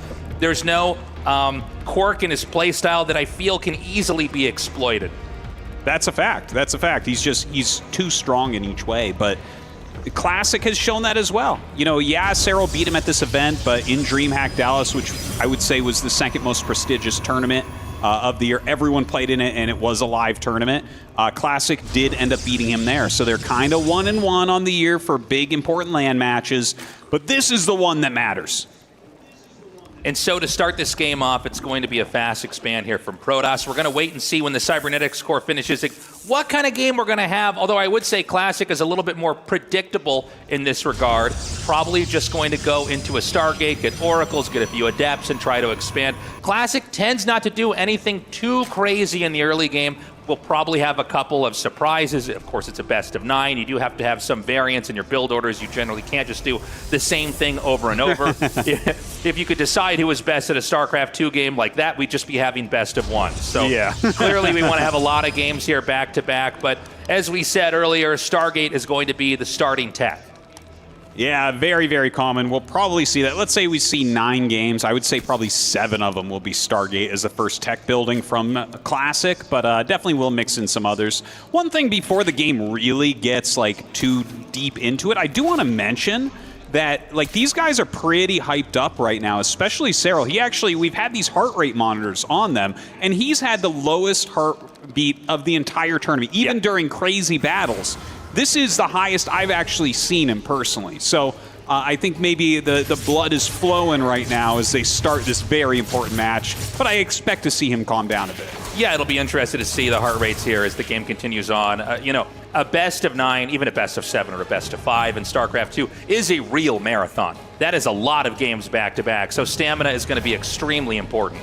Now, we need to point out there is a Void Ray on the way. This is not common. Right now, you almost always see a couple of Oracles made right away, but Classic historically has liked the Void Ray mixed in more than any other player in the world. He loves to make a single Void Ray from time to time, but he hasn't really been doing it in this tournament. So to bring it back right now against Serral is very interesting indeed. Well, you have to imagine that Classic has a couple pocketed builds, a couple of aces up his sleeve that he wanted to bring out for when he finally got here to the last match and versus basically the final boss, who is Serral. When you get the Void Ray, it's an extremely safe opening.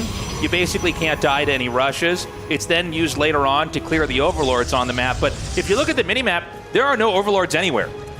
Yeah, there was one, I think, that he got already, and then nothing else with the Void Ray. He is kind of scanning for it at the moment. Like, the Void Ray is moving up the side of the map, and we'll see if he can get anything else. Occasionally, you'll bring it in and, like, poke a queen or force the Spore Crawler to move around, and bringing up the Oracle at the same time. You never know. He might be able to get Serral to make a little mistake and get a bit of damage. Okay, he's going to come up here and try to target down the queen. The Spore Crawler is hidden underneath, and oh, hold on, a little bit of a misstep here. He does get the kill, trading about half the health here on the Void Ray. The Oracle is going to escape as well. A nice little snipe early on. Definitely going to mess up the rhythm of Zerg early on. It's important to note that, you know, the Zerg early on, it's a very mechanical race. You really have to hit all of your larva injects and get your creep spread. So taking out a queen early on does hurt quite a bit. Yeah, you can't really deny that. So a nice little pick off, and he does keep the Void Ray alive. Oh, whoa! Double Stargate Oracle! Oh my God! This is crazy! Okay, so I think he's going to dive into the main with this. You might be right about that, So that, taking out that initial queen, this is super unusual. By the way, from Serral's perspective, this looks like every other game that Classic's ever played. However, what Classic's about to do, we have not seen before here. From him. It's certainly not this week. It's been a long time since we've seen a 2 Stargate Oracle opener. This is going to catch him off guard. Whether it does a lot of damage or not, that's another question. So here we go. The Void Ray comes up. He brings 4 Oracles jumping on top of these queens. He's going to pop one right away. 4 more queens starting to come up. He's going to go ahead and attack that Spore, but actually decides to turn around. And it seems like so far he's lost 1 Oracle. Hasn't really killed that much. He kind of dived and it didn't quite work out. That, I would say that was a great defense from Serral. Yeah, I thought that was going to do a little bit more. It almost seemed like Classic wasn't sure what to do with the Void Ray. He kind of attacked the score, and then he pulled off of that. And, well, he's got to be careful not to lose too many of these. The problem is you can always sort of get some value with an Oracle. Trying to get value with a bunch of Oracles, like 3 is also kind of a funny number, right? It is. It is. I'm not sure what he can do with that. So I would say this is actually not terrible for Serral. Serral's going to come in here. He already knows it's 2 Stargates just because of the number of Oracles, but he's going to have an idea of exactly where the rest of the game is pacing-wise. Now, in StarCraft II, you can't make anything without not making something else, right? Your resources can only go to one thing at a time. So investing in 2 Stargates in a game like this and not doing a crazy amount of damage means that everything else comes out a lot later on. It certainly does. Blink is only about halfway done, and Serral made a Spire, so he's actually going to go for Mutalisks. Another thing we really don't see very much right now in the metagame. So this is a little bit tricky, a little bit surprising. But the thing is, you have 2 Stargates. You could make Phoenixes to counter these, but they're going to show up as a surprise, just like the Oracles did. It's almost counterintuitive, but I think it's a perfect response here to this. Now, he sees the Mutas. You only need to see 1 or 2 to know that there's a lot more coming. Yeah. Now, the Mutas can not quite reach these Oracles, but they're going to be headed southbound. 2 Phoenixes are being made at a time. We have Stalkers warping in here in the main as well. The question is, how much damage can these Mutalisks do before the Protoss has the counter and could drive them back out? I don't know that they're going to do that much, honestly. Already some Phoenixes coming out. Oh, he does have these High Templars. Maybe he can pick those off. He tries to snipe some nice micro there, trying to keep these alive. Might want to form an Archon. You definitely don't want to lose them, but he wants the Psystorms. He allows a couple of them to get picked off, but will force back these Mutalisks. So I would say, you know, honestly, on both sides, they played very tricky and surprise each other a little bit, but not as much damage as they were looking for. Right. So this is a funny game because they both go for these surprise air techs that kind of don't work. The Oracles didn't do that much. Hold on a second. We're going to have a big timing attack here. So on some sense, maybe you force out more Phoenixes, by the way, not being made. But then this big timing attack here from the ground comes in. So Serral, while he's maxed out, is hoping to smash Classic in this moment and push us into game 2. This is a lot of units incoming. He does have some Psystorms, but against this many Roaches, it can be a little bit tricky. Okay, 3 Psystorms going down so far. He does have a few more in here as well. Those Stalkers have Blink at this point, so they do blink backwards to avoid some of these corrosive biles. He's going to come in right now. The Oracle's dealing a decent amount of damage. The Phoenix is not able to do that much, driving these Overlords away a little bit. You know, the creep tumors are not quite here to where the Queens can be that handy here. The Stalker arc is pretty nice, blinking back. A beautiful storm there on the Roaches and the Ravagers. Oh man, he's still pushing forward though. The Queen's marching forward. Some more Ravagers coming in right now. The shield battery plus cannons trying to help out with these Stalkers. Oracles come back in. A couple lifts from those Phoenixes as well. Serral just has so many units here. He's going to do another warp in here. The Stalkers, Serral has a lot. Most of it is being produced back and going to rally up here. It's important that Classic hangs on as long as he can, continues to try to warp in. There's not a lot of surface area to really retreat to. The corrosive biles hit both the Stalkers and the probes. I don't think this third base can last, Artosis. No, it does not look that way. In fact, it's looking like Serral might take map number 1 here against Classic. He goes ahead and recalls out what he can. He's going to give up this base, but can you actually hold on? That's the big question. The problem is 1 Nexus falls, and I don't think there's very much here to defend at the natural. Note that there's a couple cannons at the third base. The Cybernetics core, a lot of times you take that out, and that can kind of cost you the game because then you're only making Zealots. And so for this time being, I mean, if Classic can't hold this off in the next minute or 2, he's going to lose this game. Well, he's warping in Stalkers. He's trying to utilize his wall as a helpful defense, but it's not enough. GG. Serral going to take a very dynamic game number 1. Interesting how it started. We had an opening that looked to be pretty conservative, and Classic turned it on its head with perhaps the most unusual of all possible techs, the double Stargate.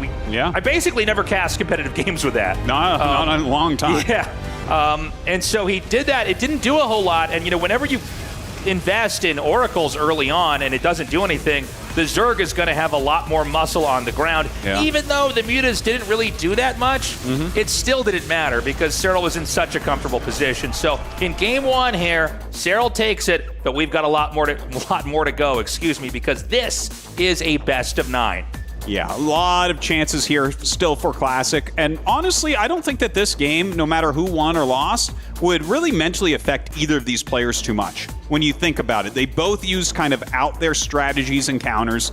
It didn't really work for either of them, and then Serral just kind of overwhelmed. You know, Classic was holding it for a little bit, but Serral had too much. You know, games like that happen. You take a risk, it doesn't pay off. Okay, on to game number 2. So we're moving into game 2 right now. Classic, first of all, I don't think we're going to see anything like that from him again in this series. I think it was a smart move to try something like that initially because he's not really giving Serral any exposure to his standard style of play. Yeah. Instead, he's trying to throw a curveball, a sucker punch to hiccup Serral in a moment where then Classic can explode with growth. It backfires, but now we go into game number 2. In the bottom right, in the red, he is Serral.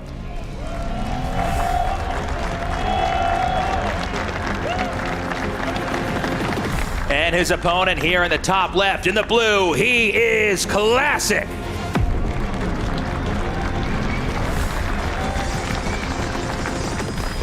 Right. Very excited to see, are we going to have any other wild strategies coming out? The double Stargate Oracle after a Void Ray was super, super neat. The Mutalisks, we just really don't see too many Mutas. You know, I think I remember one game this week that we saw Mutas fielded against Protoss in that kind of early portion of the game. It's easy to forget they're even in the matchup at all. If Really. you only watch PVZs, you don't see them very often. But very cool to see these guys kind of thinking outside of the box. You know, that's the beautiful thing about StarCraft. It's not just about micro and macro and who's going to click quicker. You know, there's a lot of these very interesting strategic choices, which the best players in the world with the biggest prize on the line will make at the drop of a hat. This game actually should probably be a little bit more standard.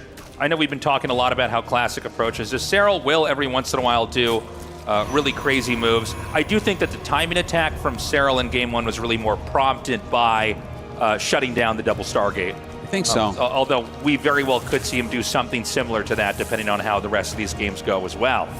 Well, it was a big investment from Classic. It cost a lot of money to make that second Stargate. You know, the Void Ray popping that out, and then 4 Oracles, and you don't really kill very much with it.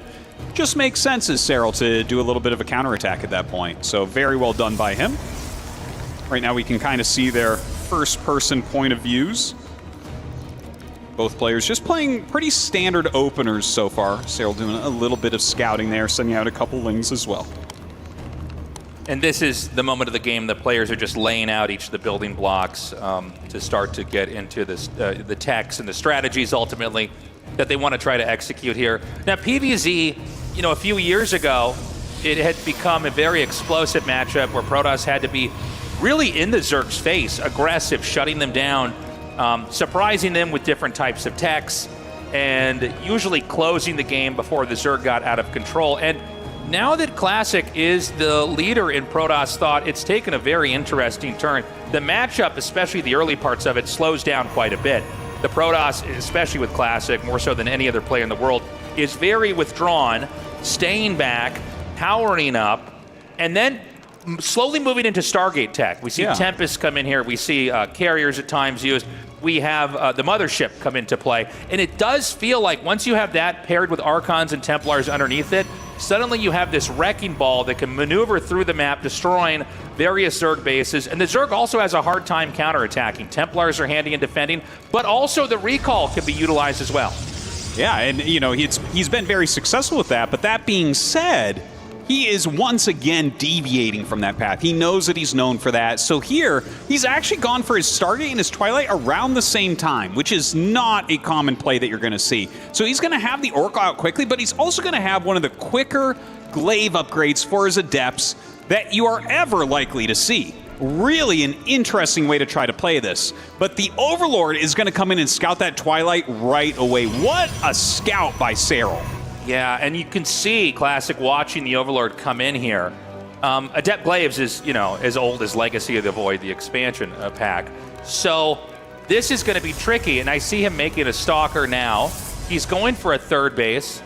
At the same time, Serral made quite a bit of Zerglings. We have, I think it's 16 or more Zerglings coming up here to this Nexus, and this is going to be denied. So this is a catastrophic start here for Classic. It's pretty bad at the moment. He's going to have to get a lot of damage done with his Adepts. To have to cancel that out, have everything get scouted. Oh man, he actually canceled the Glaives and went into Blink.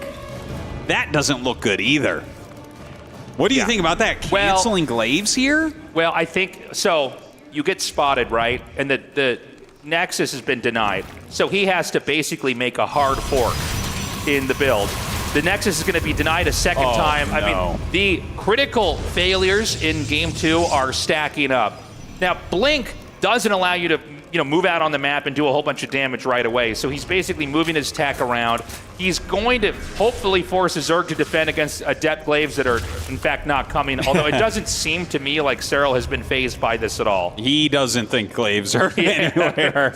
He has figured everything out and read through the tricks that Classic's trying to set up. It looks to me the way that Classic is playing, like how he's getting his Templar Archives right now. In third base, he's just kind of sitting back, a shield battery on the way, all these good things. I think he's just going to play very defensively from here and see if he can get into a longer game. And I don't blame him because, like, you try to do an early Glaives attack and then you had to cancel. Well, you're never going to have an attack timing now. It's just not going to happen against Serral. Of all people, the best defending optimizer that there is, yeah, it's not going to happen. However, the reality is that Classic is the best defensive player in the world. I've seen him beat world-class Zergs being sort of behind, having some of the roughest mid-games ever. So he's going to go for Storm. He's going to stay back. Serral has some choices. He can try to get much further ahead, or he can try to lay this up into a big timing attack, assuming that Classic is tripped up enough in his build, has been hiccuped enough in his progress. Maybe he can shut him down that way. Maybe. A lot of gateways on the way here. Psystorm is almost done. Roach Ravager in production for Serral. Infestation Pit coming up as well. So you can see, it's like, yeah, he's making a few units. He's making sure he has enough units that he can't really be attacked, but he's also continuing his tech and building his economy. Serral is headed up because he knows how good defensively Classic is. He's kind of continuing his tech, his economy building, and getting himself ready for the next stage of the game. That's right. The Lings are going to come up here, and he sees the Stalkers. Protoss is going to try to fill in all the parts of the tech tree. So the Forge, the Robo, and the same is true right now for Serral. It's going to be a quiet game for the next minute or two here. The Overseer is going to glide through and see if there is any kind of surprise tech for the time being. But this is a moment in RTS games that we would refer to as powering. Both sides are trying to get as much tech, as many expansions and workers, and as much of an army as they can, that they can start to make their moves later on in the game. And with that, as you're saying it, Classic takes his additional base. That fourth base going up. Serral just with a little poke, still scouting, like you said, just kind of checking everything out. Might goop that. Yeah, it just slows down this +1 attack upgrade. Just doing every little thing in his power to slow down Classic here. Now a Lurker Den on the way as well. Serral is really, really excellent at moving around Lurkers, both for defense and to attack. So for now, we're going to go to that Lurker Den. Lurkers, by the way, extremely popular. Pretty much, the most common thing you see in the end game here in ZVP. They're great for defending, but they're also great if you can outposition the Protoss. They're incredible for pushing. They really are. It's so hard for ground units to actually engage upon them. Yeah. Like, whenever you see Lurkers coming out, you have to go into Tempests or Carriers after a little bit. Like, you might be able to outmaneuver them for a bit or have some Immortals to try to break through smaller numbers. But when Serral starts popping them out all around the map, whether that's through a Nidus or just creep spread helping him to run around, you're not going to be able to hit it any other way than with air units, and we see the Fleet Beacon on the way for said air units. Serral is maxed out, or about to be maxed out, and he's gone for Hydra Lurker Hydra Ling with Lurker tech. There's a possibility he tries to flatten the fourth base coming up here. Yeah, not a bad idea. If he can kill the fourth base, the game will become a lot easier for him. Protoss really needs 4 bases. Protoss on 4 base can make basically everything they want for a really long time, a really cost-efficient army, but when they lose that, they really become inhibited. Okay, we've got a big surround coming in here, and it looks like the Stalkers aren't quite back to the safety of the cannons in an unusual maneuver. Classic blinks to the other side, causing Serral to try to chase him. However, he's separated. It looks like this maneuver is actually going to work. He loops back around, goes back to his defensive. I didn't expect that interaction to look quite like that. Back at home for Protoss, we have the Tempest teching. The Mothership is on the way here as well. And it does look like Classic is not going to be thwarted here on this 4th base. No, not as of yet. He did lose some High Templars, so that is a little bit painful, but now with those additional Tempests out, it's going to be a lot easier to push back this army. But of course, Serral is preparing for the next stage of this game. He has Adrenal on the way for those Zerglings so he can start hitting multiple locations. And of course, the Spire coming up so he can get some Corruptors, get the upgrades going, and possibly later on some Broodlords. We've got a small drop coming in here. This is just to keep Serral occupied. A big attack here on the right. He sets off the trap. The Lurkers burrow. There's no units other than the Zealots that are warping in. That can't help hold this fight off. Instead, they're going to get fished in and wiped out immediately. We need to see Classic come over here. Here come those Tempests now. It's important he keeps this Nexus alive, by the way. If the Nexus is sniped, that's going to be huge. The Stalkers will come up, and it looks like Serral's not going to go much further into this. Now, just to go big picture for a second here, this map, top and bottom, it's very easy to see which player gets what, right? However, through the middle, all the expansions are contestable on either side. So as we go into a late game, this is going to be a very fascinating positional game to watch. Yeah, you know, they definitely are defendable, but they're so far out there that it's something you don't want your opponent to take. Like, if they take them, you kind of have to go attack. And you can see Serral's taking one right now. Classic kind of chases him all the way back to there. He sees that hatchery's on the way, and I think he'll follow up with another attack after he refills his army a little bit. We've got the War Prison moving around again. Serral has a little bit of pressure on Classic.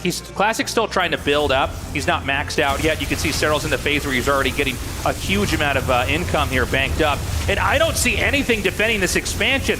I mean, the Tempest can fire on the Lurkers, but that doesn't mean these probes are going to survive. In fact, 24 probes are wiped out as this Nexus is going to be killed. Yeah, there's also a Nidus that's going up in the main base. Not sure if that's anything going to happen with that, but he will end up clearing out this Nexus, but losing a few Lurkers here at least. But that is definitely a good move for Serral. During this time, he's gotten his 6th base up. Oh man, over here with more Lurkers at that 3rd base, just hurting the economy of Classic. Now, Classic is so good with this type of army that he can probably still stay in this game and hang and try to make it a real game, but Serral is very far ahead right now. Yeah, I thought Classic was viable for a little while, and then the last minute happened. And so he lost the 4th base. The 3rd base lost a lot of workers. It's 48 probes to 83 drones. And Serral is already on, what, 4, 5, 6 bases for the time being, and is probably going to have access to more for a little bit. And because Classic is in such a defensive posture, he can't do anything to punish that new base in the middle of the map that Serral has. Look at this, the Lings coming up, that Adrenal upgrade really paying off now. Very, very tough position. You know, right now, Classic is rotating back and forth. He's trying to clear things. It's funny, Niduses are going up that nothing's coming out of. Serral is just taxing the multitasking here of Classic. And honestly, he doesn't even have enough units, even if he has the multitasking to clear it. It does seem like things are really starting to fall apart here for Classic. I mean, he's surviving this, but that's not the objective to win in this match. He has to figure out how to stop the Zerg, and so Zerg is growing while Classic is having to juggle all these tasks back at home, putting out fires, stopping counterattacks, and it's just getting worse and worse. Some Corruptors coming up, and they will go after this Mothership. Should be an easy kill there. Not a lot of anti-air here, just some storms and whatnot. GG, and Serral goes up 2-0. Now, that sounds really daunting, and it is in a way, but I do want to bring attention to the fact that both of these games were Classic opening up with something kind of cheesy, kind of aggressive, something that's not normally done.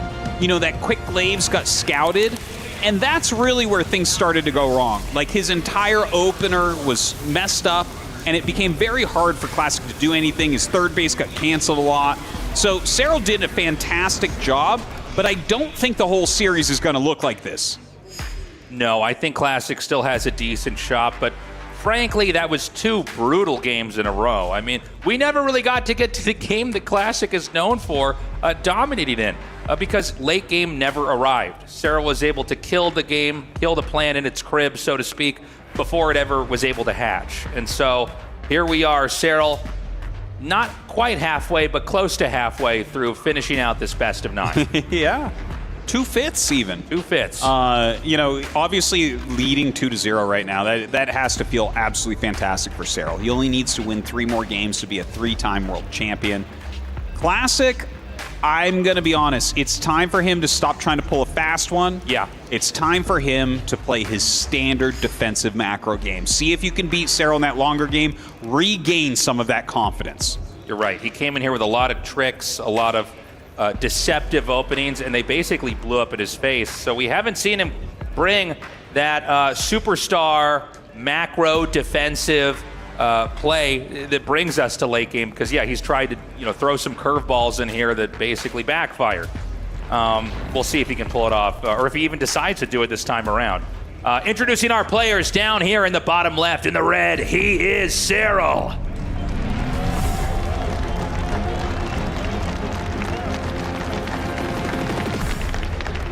And his opponent in the top right, in the blue, he is Classic.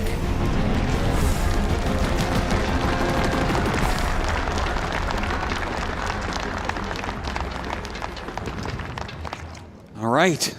I'm excited to see what Classic has for us this game. Is he just going to do like a standard couple Oracle into a third base, into Blinken +1, Psy Storm fourth base type of game that we've seen him be so successful with this year?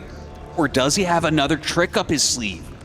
I'm getting nervous because if you go down 0-3, that doesn't feel like something that's going to be very easy to recover out of. You know, it's funny, when I came into this, I really didn't think that we would see 2 games in a row at the start of the best of 9 with Classic absolutely deviating from what he is most known for. But here we are. Now, my head's going to explode if he does it in game 3. The problem, though, now is that if he plays a normal game, it's very predictable. The good news is if he plays a defensive macro game, that's kind of classic StarCraft, right? That's you have to be able to do that in order to be worth anything as a competitive player. But that does worry me because Serral is probably the only player that can go toe-to-toe in that late game macro. So if Classic's going to come back and start to win this best of 9, I think it really needs to start with this game 3. Yeah, I definitely do agree with you. 3-0 is pretty bad. 2-1, well, it was always going to be 2-1 at some point. Right. So hopefully Classic cleans up some of these early game shenanigans. I think he will. Like, I would be really surprised. I was already very surprised when he went for the very fast glaives. Like, the first game, Double Oracle, I'm like, okay, I can respect kind of trying to pull off a quick win in game number 1. That kind of makes sense to me in a best of 9.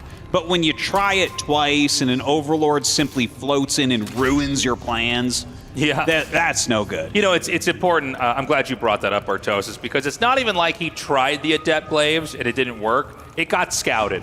Yes. So clearly Serral knew a scouting path that Classic wasn't prepared for. And it's not very often in a World Finals the Overlord Scout shuts down the build. No, not too often. No, especially not when it's in the main base. Yeah. So Classic basically got caught doing something very unusual and then ditched it for a pretty uncomfortable mid-game where he lost his Nexus twice. And so it was just a bad set of openings here for Classic. So we're really watching here in game 3. Does he play normal? By the way, Oracle here, this looks pretty standard for Classic for what we've seen for most of this EWC. Can he get that third base up? And if he does, what exactly does the Classic versus Serral match look like now? This all looks so completely normal. He's getting, this second gateway. Okay, Twilight coming up. Probe comes out. Are we going to see that Nexus?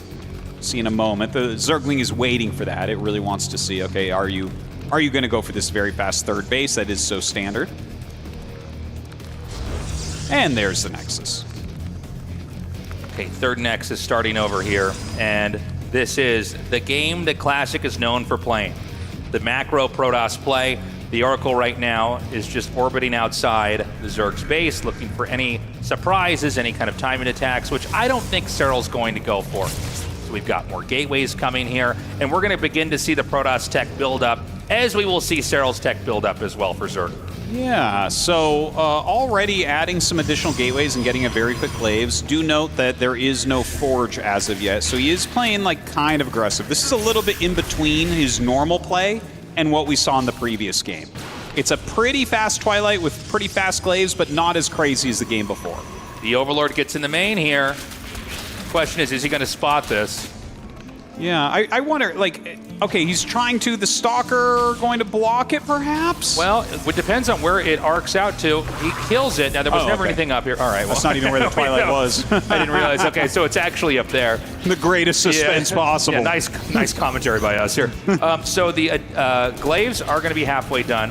And yeah, you're right, Artos. This is kind of an in-between build. Yeah. It's a bit of a Goldilocks build. It's not too aggressive, it's not too conservative. Normally when we talk about a build like this, we call it like something that's an off timing. It's like it's too late to be like an early cheese, and it's too, you know, it's like too early to be like a complete macro play. So here he comes. 9 Adepts coming in, a couple Oracles as well. There's definitely some potential with this. I love the block here. And he actually lets them finish, so he's going to kill the Evo block.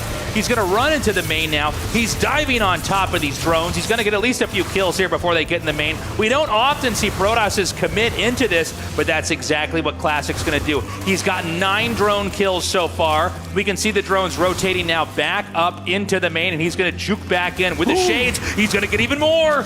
Really nice here from Classic, doing some very good damage with these Adepts. So far, 11 drones fall. Serral kind of pulling them down, trying to dodge as much as he possibly can. More Adepts came in from his side of the map as well. You can see in the picture-in-picture, he's harassing the third base. He's harassing the natural right now. 17 drones, 18 drones going down. This is an unheard of amount of worker kills, especially versus the likes of Serral. We're already at 20 right now. And this is going to be so painful. It's a 3-base Zerg versus a 3-base Protoss. Really looking fantastic for Classic. Back at home, another Oracle on the way, Blink on the way, the Templar Archives coming up. So Classic is kind of filling in what he needs to make sure that this doesn't go wrong. I love it. He's going to knock down some of these rocks to make it harder for a counterattack, because once you do that type of damage, Serral must counterattack. So the counterattack is going to be everything right now for Serral. The question is going to be, did Classic overextend, or does he have enough to defend? He's been the master of defense in positions like this. We have nothing but more Zerglings being made. The Roaches, the Ravagers inbound right now. Will he go to the third base, or will he perhaps go to the natural? 2 Adepts coming to the main to try to kill off even more workers. Oh, he's dealing so much damage to him. Now, a Stasis Ward there. Actually, that is a great wall for the Roaches as well. Very well placed. More Stasis Wards going to be coming down. The Roaches, Ravagers, and Queens trying to push up this ramp right now. Another couple Stasis Wards do get planted, which are making a wall. Like, this wall is actually impeding the attack as well as freezing the units. Going to continue to try to back up. Now the Lings are going to push in. The Stalkers can continue to leapfrog away with their Blink ability here. The Ravagers now in the front. If he can pick these off here with a few Oracles, it's going to be huge. It does feel like Serral's a little bit overextended right now. I think you might be right about that. He's killing some Stalkers, but the focus fire of the Oracles, the focus fire of the Stalkers, and the healing of the shield batteries is doing magnificent work here for Classic. Pushing forward, and GG! Classic gets his name on the board. And you know what's so funny about this? Again, it's not the game we're used to Classic seeing. He basically did a really sharp timing. The Zerg played it right, by the way, the double Evo block. Yeah. But Classic just said, nope, I'm going to go all the way in here. And then the damage just snowballed. And really all Serral did was try to all in from here. And I think that's probably the best possible move, to try to play from behind against one of the best macro conservative Protoss players in the world. But when he did that counterattack, Classic was prepared, and he shut it down. I tell you, it was a good build order choice here from Classic. One of these off timings, timing that you normally don't see. It's not hyper optimized to try to hit early, and it's not hyper macro to try to have maximum amounts of units. It's in between. We're going to go to a short break. When we come back, the 2025 EWC StarCraft II Finals continues on.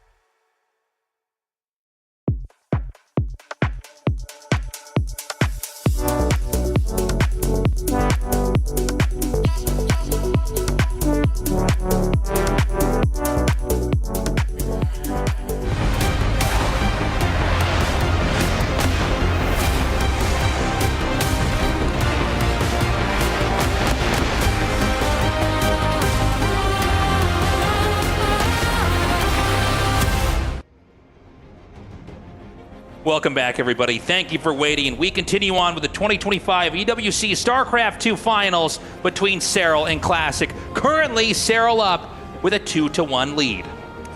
Wow, it has been a very different series than what we were expecting coming in. So far, Classic just kind of keeping on the aggression, altering his timings, making it very hard for Serral to predict or even to scout what he's doing. But Serral does lead 2-1. I'm going to stop guessing what Classic's up to because I think that's what he wants.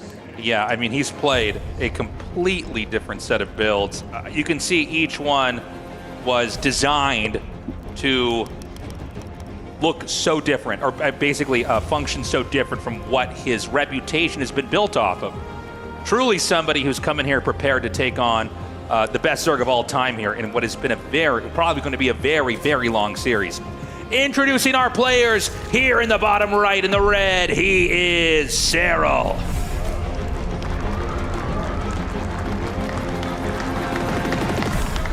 And his opponent up here in the top left in the blue, he is Classic.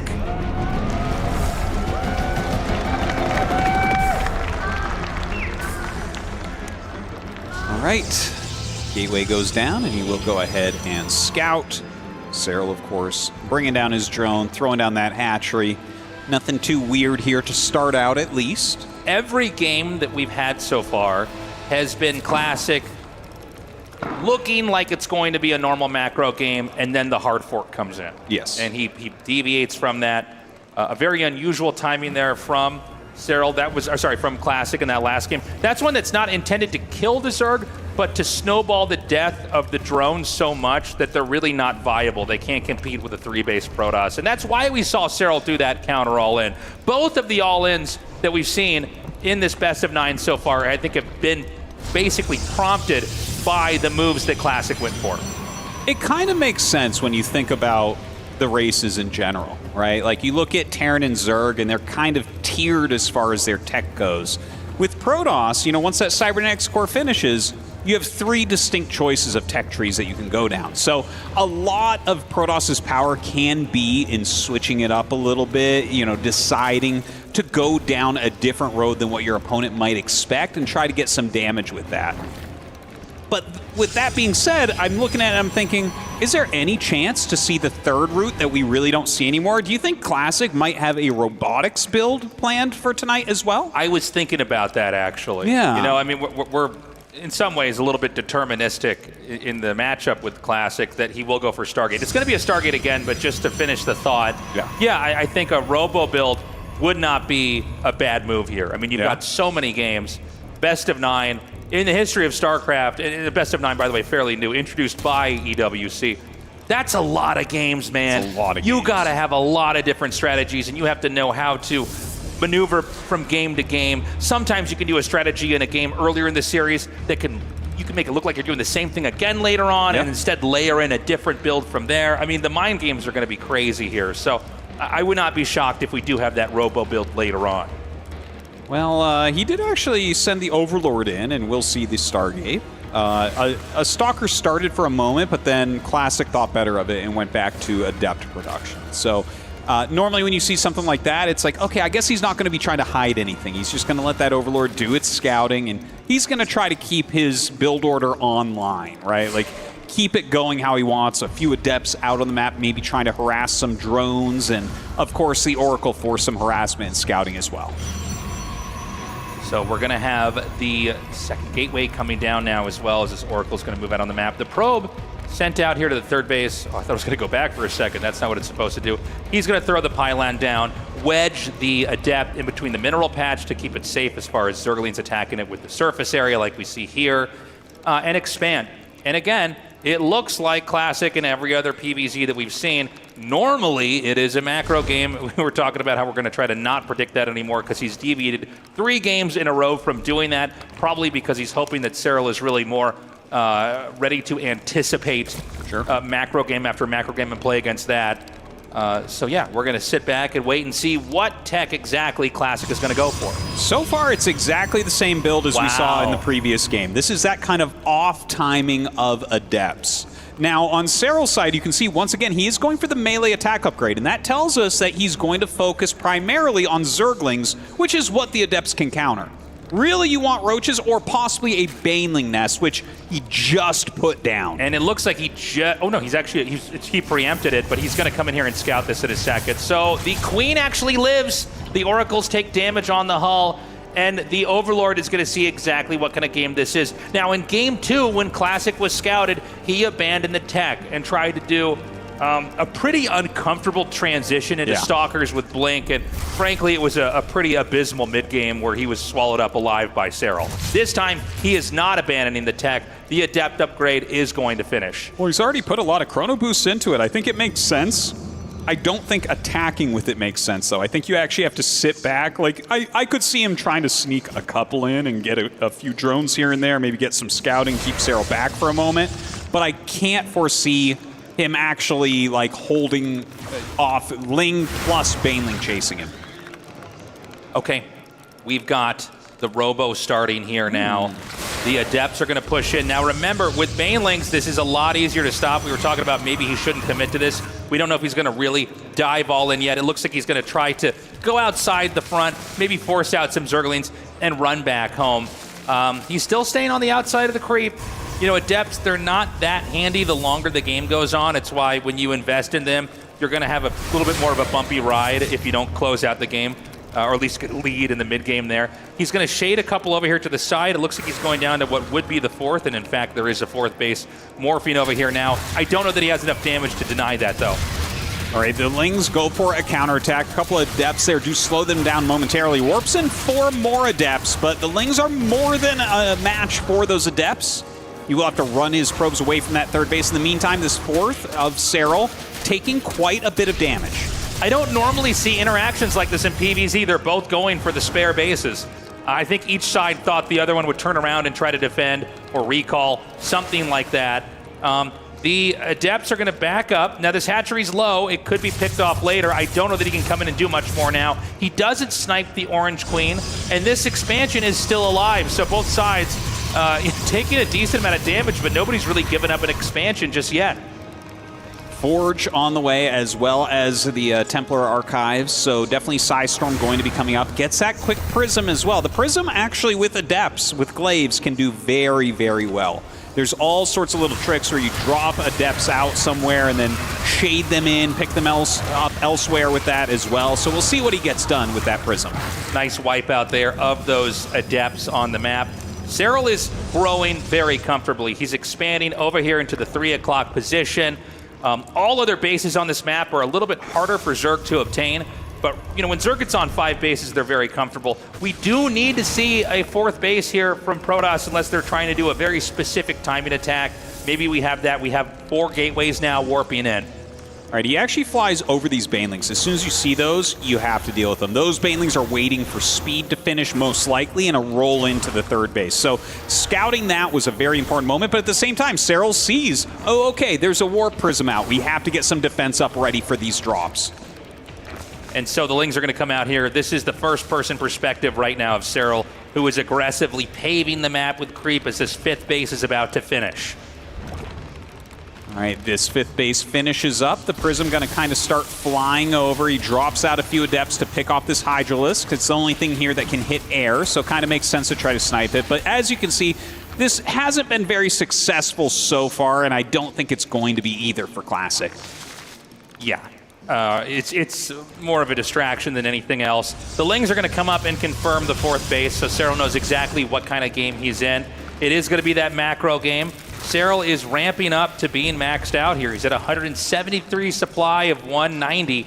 And so it could be his turn to attack. The question is going to be, how effective will that attack be? In Game 2, we saw that he took out both the 4th and then the 3rd base actually pretty fast, and that was a crippling enough blow that Classic wasn't viable. So we really want to watch the defense here of Protoss. We see cannons coming down here. We see gateways to wall in. We have a Warp Prism in case the Zerg goes all in with everything. He can maybe try to drop over there. And we got to see if Classic can slowly catch up in supply and the rest of the tech. Well, he's doing some reasonable harassment right here. Drops out the Adepts, gets a few drones. Still his defense coming online. back at home, and that's definitely something that's really, really important because Hydra Ling Baneling, which is what Serral's going for right now, is very explosive. If you don't have the right composition to counter this, which is generally like cannons, shield batteries, blink stalkers, maybe a few Archons, and a lot of Psystorm, this will just bust you down. Okay, I love the wall in here. The Banes are going to come around on both sides. The Archon going to be on the outside. Two Immortals, tucked in over here. Beautiful storms to hit those Banelings. Yeah, he continues to throw down the storms there. Has to end up making an Archon so that those don't end up falling. More Archons coming down to help as well. Does Classic actually have enough to hold on here? A lot of damage still being dealt by these Hydralisks, and that Nexus looks like it might go down. Yeah, it's taking a little bit of damage from the two Hydralisks on the left side. They can't quite defend it. The Nexus goes down. Ooh, a big moment here for Serral. Killing that fourth Nexus is one of the most crucial things you can do in this matchup. Classic is on the back foot. That's right, Classic sub 100 supply as Serral eyes his next target, the third base. All right, he drops out the Immortal over here, juggling it a little bit, trying to avoid damage. Some great Psystorms going down for sure. He's got a lot of defensive structures here helping, but very few units at that third. The Hydra's starting to push into the natural. This wall-in won't hold them for long. Yeah, he takes out the pylon over here. The Cybernetics scored the two gateways unpowered. He takes that out. Now the Robo is no more. It can't make any more Immortals. There has been more and more Zerg units coming up here, and it's too much. GG. Serral wins his third game in this best of 9. Man, Classic keeps trying to get that early damage, but Serral's defense, like you catch him once, okay, he's not going to let you do it again, and that's exactly what we saw here. The same build 2 games in a row from Classic. We thought it worked once, maybe it would work again, but I don't think that he should be doing that anymore. Serral is just on fire right now. Yeah, Serral, again, denying late game. We're not really getting to the point in time where you can actually have the Stargate units where Protoss has been able to push. And so it's 3-1, and we really need to see if Classic can start this comeback because Serral is getting further and further along in this series where he's almost crossed the finish line. Couple more wins, and he's going to be a 3-time world champion, something completely unheard of. That's right. Classic has brought a very unusual series of builds. We had the Adept play now twice in a row. And it worked to get his first win. It was scouted in that second game, and you could see what happens when the Zerg sees that it's coming. You just stay out on the map. The Adepts can't even get a distance enough to get onto that the second base where they can bypass the double Evo block. Yeah. And by the way, Serral's scouting has been perfect. Yes. He seems to know very it. Close to. We don't normally talk about like where the Overlord goes in the early game. It's kind of a one of the basic things you learn in StarCraft. Yeah, you've got a flying unit that's also a farm. You can scout with it. You want to look and see if you can find anything. He seems to know exactly where the tech is going to be, and he's spotting it every time. In the top right, in the red, he is Serral.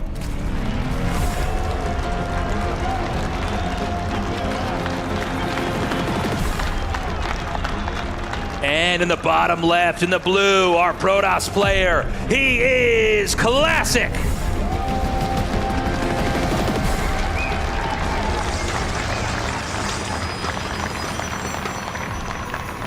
I really just don't know what to expect anymore. Yeah, well, any world-class player can come into a series and have an unusual series of builds because randomizing builds is essential in a series in StarCraft, yes. Right? I mean, one of the reasons why a map hack is so strong is if you can see what they're doing, you can usually stop it, right? In a game of StarCraft, at the pro level, a lot of times, if you know what they're going to try to do, you can stop it, right? You can preempt it. And so you have to be unpredictable. You have to have a range of play. Classic has brought in maybe the most unusual set of builds based off what his reputation has been to get this far. I'm kind of blown away. I don't think I've ever seen anybody select a series of openers like this being a macro Protoss. Yeah. I think he's really trying so hard to be unpredictable, and he's definitely been that. We haven't been able to predict what he's doing, but I think Serral is starting to. You were talking before the series started about how, there's so many games, we'll probably see little adjustments from each player. as they learn, oh, okay, this is the type of approach you're taking to the series. And we're definitely seeing that from Serral. I think it's time to see it from Classic. Classic has to look at this and say, okay, he's completely dialed in with the Overlord scouting. He's figuring out what I'm doing. Maybe we should just focus on getting up to those 4 bases and making a really strong army. Yeah, I think he has to slow it down a bit here. Now, he's going to show us exactly what his plans are. It's 3-1. You know, if Classic can take this game, obviously it's going to be 3-2. That's very doable. But if this goes up to 4-1, man, that's a lot of games Classic has to win in a row. And when you get up 4-1 in a best of 9, that player that has that lead, he has a lot of room to start to get weird with his builds, right? Most of this series, we've kind of cast it from the perspective of Classic. Yeah. And we sort of have to, because he's the one that's starting to make the major decision that impacts what happens. His decision will ripple through the rest of the game and force a Zerg to behave a certain way, to react in a certain style. And again, you know, if it goes up to 4-1, that's when Serral can get kind of crazy. He can do a weird all-in, and if he loses, okay, it's fine. He's still got plenty more games to try stuff. Yeah, and I think Serral, it's likely he'll eventually throw something crazy out there, but his general style is to kind of absorb, to react, to make sure that he's getting as many drones as he can without losing. So, you know, it makes sense that we kind of follow our Protoss player who's, you know, trying to win his first World Championship against one of the most successful players ever to have touched a video game, let alone StarCraft II. So, you know, we're going to have to sit here and wait and watch. Are we going to see that Twilight come down again? He throws down a Stalker. Now, I actually think he's going to go third base. Very standard play here because of the Stalker. The Stalker comes out and makes sure that the Overlord can't find anything hidden. And that's what he's looking for. He's like, oh, do you have something like a Twilight again? Right. Are you going to go Glaives again? So he makes sure you can't see that. And then, yeah, why not go into a more regular game and make him think you're doing it? He's going to lay a trap here. Are there enough Lings to force a cancel? There are. Yeah. Okay, that's really big. Yeah, if you don't have the second Adept there, you can't kill the Lings quite as fast as you want to. And it was subtle, but we saw Serral take each injured Zergling and loop it around the back so that the Adept would retarget. So the damage is distributed evenly along the Lings, while the Lings are still going to force that cancel. Now, it's not the end of the world. It's not like he lost the building. You had to cancel it. You always lose some resources when you cancel, and then you have to restart it. And that does mean that all those probes that are supposed to go to that expansion are going to get there a little bit later. Wow, the controlled Serral here just out of control. He only gets one drone there and loses an Oracle. The other one very low on energy and taking a lot of hull damage. Just superb defense. Serral is dialed in. And, you know, when you lose the second Oracle, then you can't one-shot drones.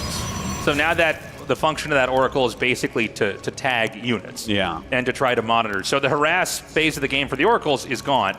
Now, a couple of Adepts are coming in. Remember that Serral didn't get the Scout, and so this looks similar to the Adept games in the last 2 games, but it's nowhere near as committed. I don't think that Serral's going to be sold on this. He doesn't seem to be too worried about this at all. He's going to let this come in here. He's going to pull the drones away. And there's enough Lings here that you can't even let the Shades finish. He's going to recall. He actually saves more than I thought he would get. It looks like he gets 5 out in one piece. And I'll tell you what, Artosis, this is a game that's, again, going to the direction we've kind of been predicting for the last 4, right? He didn't commit hard. He didn't get Adept Glaives and try to do near fatal damage. Instead, he's getting that Templar Archives. He's getting his third base up and running, and he's going to start to tag. And back here for Serral, he's in his macro phase as well. A lot of drones about to hatch as the rest of these upgrades are going to start here for Zerg. Yeah, both of them getting up into those 60s at about the same time on these workers. So that's pretty good. Serral does have, of course, his 4th base warping in. And, you know, he's at least Classic is being busy with the Oracle. He, like, clears a little bit of creep there, still keeping a little bit of tabs on what's going on with his scouting. But, yeah, this is looking like the most standard game between these two by far. So we see the Oracle just continuing to check around here. Classic's going to try to slip in a fast 4th base. And this is sort of where the late game trajectory begins for both sides. It does create a game where the Zerg basically gets to make the first move. And so we're going to see if Serral decides to try to come in here and flatten that third base, or does he try to just take even more bases and power up? Now, I think Serral's going to be more inclined to try to go with smashing the bases. Yeah. Because it seems like a lot of Zergs that also try to play, single player, so to speak, and just macro up. Usually Classic gets too powerful. That's when his Stargate tech kicks in. And just seeing Serral now beginning to make roaches, we're getting up to 12, along with a lot of these upgrades that are going to finish. I wouldn't be shocked if he starts to try to hit the third base, the fourth base, the second base in different locations. Well, he has burrow and burrow movement on the way, so definitely he's going to be splitting units up at that point, but a ton of roaches being made here on his 75 drones. So without any doubt, Serral is going for an attack. Now, can Classic hold against that? He's got 3 different locations that he has to be able to defend. This is one of the weakest points for Protoss. If Classic can defend this well, he can get really far ahead. He pops the entrance open and just goes right in, killing the one stalker that was basically blocking that, accidentally attacking the platform there on the ground, and he's going to try to come over here. He's in the main. He's going to be doing a lot of damage to these probes. There's a second attack that's winding up to hit both the second and the third. All right, yeah, looks like he goes for the 4th first here. Brings in the Roaches and Ravagers. He's going to go after this Nexus. Some probes starting to fall. How are you going to deal with this? He brings up some of his High Templars as well as some of these Stalkers. Of course, he's still clearing Roaches in his main base, but Serral is dealing some good damage out here. Had those Roaches not gotten in the main, this might be a little bit easier here for Classic to defend, but right now Classic going to have to abandon his 4th base, tuck away back here at the 3rd. The Nexus goes down. And I don't even know if Serral has to keep attacking right now. He might want to try to regroup. It's basically mission accomplished there. Yeah, the one thing we need to say is, yes, Classic lost his 4th base. He lost some drones there. Oh, man, this is the follow-up that's so good. Because I was going to say, right now, Classic's still, like, okay-ish because Serral hasn't been teching. He hasn't been making extra drones. He doesn't really have additional bases, right? But these coming into the main base, this is going to be a huge problem for Classic. Yeah, he's going to start to lose these workers. The Roaches are going to burrow and spread out to different locations, so it's just harder to find all of them. Meanwhile, we have Classic about to take a 4th base. I think this could be a mistake because it could just be wiped out in a second here from the army that's waiting to come in here and hit this. Well, it does come in, but he hasn't started that Nexus, yeah, so... He pulls the probe away. Yeah, he's being very, very careful right now. This is not an unplayable position for Classic, even though it does look bad. It does look bad. You have to take into consideration he's spent a lot of money on Roaches that he's lost. The overall strength of Classic's army is pretty darn good, even though it's lower in supply. Roaches are not very supply efficient. We have a lot of Psystorm, a lot of Blink Stalkers. You know, it's still playable for Classic, but right now, Serral is taking a 5th base. He's going into his hive. He's getting Baneling speed, multiple upgrades, Hydralisk Den. Like, Serral's doing everything right now, and Classic needs to be very decisive with how he wants to play from here. We should point out Classic just at 150 supply. He needs to get a little bit more. I agree with your point, Artosis. I think he's done a really good job of basically cleaning this up. There's going to, oh my God, I spoke a little bit too soon here. A big attack coming in here into the natural. If he can send all of this over here, it's going to be huge. Now he recalls back. He'll pull away here. But again, there's no 4th base. There's nothing down here at 6 o'clock. And so even though you see Protoss survive this, that's kind of not the point. The point is that Protoss can't grow while they're doing this. Well, we might see a counterattack. I actually feel like that's probably the best course of action because Serral is going up to his Lurker Den right now.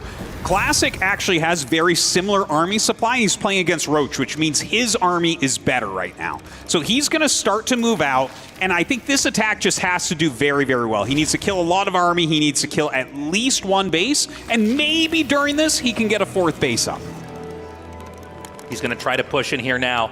If this goes well, it could swing the game into Classic's favor. If Serral can stop it, it could end the game right here, right now. Ooh, some very good Psystorms. Stop a lot of these Banelings from hitting. Psystorms on the bottom, Roaches as well. Hydra Bane Roach hits the top. Serral bringing in so many units, but as you can see, still a huge standing army here for Classic. He's going to keep pushing forward. The drones are evacuating. Classic, he has to choose. Does he push further or does he try to take out the base? He's going to do another warping round and try to target down the hatchery.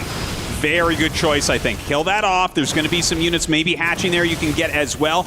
Pushes towards this next base. I'm not sure what that storm was all about, but continues to go forward, going after another Serral base. Still no fourth base up for Classic, so he has to continue to get this damage. He's a little bit all in right now. He's going to keep trying to push forward. The counterattack comes in and Warpins come to defend it. The Lurkers have burrowed over here in the main fight. He has to try to storm this. He has to do something to break this. An alternative option would be to blink into the main, and that's exactly what I think he's going to do. He might. There's a lot of Overlords here that he can get as well. Now, a lot of Hydra Bane going up there, so maybe the blink isn't good anymore. Maybe he had a window there, but he's being very careful. He brings his High Templars forward. If he blinks up, he's going to try to cast Storms, but I think it's too dangerous. He pulls back. Yeah, it seems like Serral is basically ready. This is a sign of a great player, by the way. When you don't pull the trigger, you realize, okay, I've done my damage. This Zerg's on 3 bases, by the way. Fourth one just starts in the bottom right, but point in case, they're fairly even in expansions now. They're fairly even in supply. They're fairly even in workers. Classic has now made this game very doable for himself. He really has. Now, there are Lurkers out. The Lurkers are really hard to engage with an armor like this. They absolutely shred units like Stalkers. It's hard for the High Templars to stay under their fire because of the low health, but they can throw some Psy Storms down. But that's okay because we have Immortals and Tempests on the way for Classic. You know what? I got to say, this is a beautiful game out of our Protoss player. It really is. 6 o'clock being reclaimed right now. Now, Zerg is going to try to grow back out, but Serral's a lot squishier than before. With the Tempest in play here, this is sort of where the game really starts to look good for Classic. He's the very best at this in the whole world. He's going to try to roam around the map again here. I think he could force a cancel over here on this additional base. No attention to the 6 o'clock base right now from the Zerg, although I do think Serral's doing a decent job of cat and mouse here, being the mouse in this case, trying to just run around and force the Protoss to chase this instead of wiping out expansions. Well, Serral is expanding to the bottom right, so it seems like this bottom right general area of the map is going to be where everything's contested. He does actually send some Zealots into this base that he had already killed, and Serral will push that back. I love that Prism being up there. That is going to be very useful later on. I was about to ask, I was like, does Classic know about the bottom right base? We just had a vision check that showed us he does have it. We're going to see a push here from Classic, and with a beautiful tag on the Lurkers, I mean, then the Tempest can just start to snipe those Lurkers, no problem. Absolutely. He's got a ton of Psy Storm in this army as well, so very hard to run up to it with masses of units. That splash damage will punish Lingbane Hydra so hard. Okay, the Lings are going to come down here. They're going to hit this Nexus. Ooh. And you know what? There's actually not enough, I think, to save this. Even if he blinks on top of it entirely, the Nexus goes down. No. The shield battery is the hero of this game. Saves that Nexus just barely. Very good move there from Classic to heal it up. But Serral might try again because it's going to be really low. Okay, so right now we have Classic just outside of this base. He's going to try to push in. These 2 bases on the right are extremely important. And if he sees a weak spot, and he's found one now, he's going to push in and try to take it. So the Lurkers are going to come in here. Beautiful storms here on the Lurks. And it doesn't seem like he's going to be able to actually drive the Protoss away. No, it does look like this hatch will end up falling, but another attack coming up. You can see he's put up a lot of static D around this very damaged Nexus. Might want to bring the rest of his army back as a lot of Lurkers are flooding in towards his 3rd base. I am a little bit nervous about this for him. Yeah, it feels like, okay, looks like Serral's just going to dive in. Can he get around this and do the damage? If he doesn't, Serral will have overextended, and this punish is going to be nasty. Well, he does blink forward onto the Lurkers. He wants to clear it really quickly, but he is taking a lot of damage onto his Stalkers. He clears everything, saves his 4th base. Serral, you know, he did lose that bottom right base, but he is on 4 mining bases right now as well. So we have another move out here. Right now, Classic trying to basically poke this position out here in the bottom right. I think he probably could have taken out that other base, but you know, it's funny. Classic has 1 base he has to keep saving. He just can't afford to lose it. Protoss are never going to recover health there, so that base at 6 o'clock is very fragile. He's going to come in once more. I think the Tempest can just one-shot this if he decides to turn around. Yeah, I think he will end up getting that. 1 Lurker sneaking behind here. Very, very annoying to deal with. Look at Classic. this. He has to send the entire army back to kill off 1 Lurker so that he can keep mining. How annoying. He kills it off. Wouldn't hurt to have a cannon or 2 behind the Nexus there. because Serral's being very smart. He sees there's not anything to spot behind the minerals, and so one lurker can change the entire course of a game. Classic going to move out again. We should mention that Classic is actually ahead here in supply, which means that Serral's defense is going to be very brittle. There is a world where Classic simply breaks the Zerg open and then kills every base that he has. Yeah, he might be able to. Coming in right now, but the abducts here from those Vipers are very, very strong. He's going to be able to pick off 2 of those expensive Tempests, and that's going to be painful. Oh my gosh, he sneaks another lurker. The Nexus! Tasteless! He's going to get the Nexus! It's going to heal it with a shield battery. I don't think it has enough. Oh my god, that cannon should have been started way long ago. He's going to come down, and he can't save it in time. That's so painful. That is so painful to lose that 4th Nexus. Classic can't have that many mineral patches left at his other bases. Like, he is running dry. Look at that. Just very, very few minerals left to mine on the map for him. He immediately remakes that 4th base, but it is definitely going to slow his economy. Storms come down here.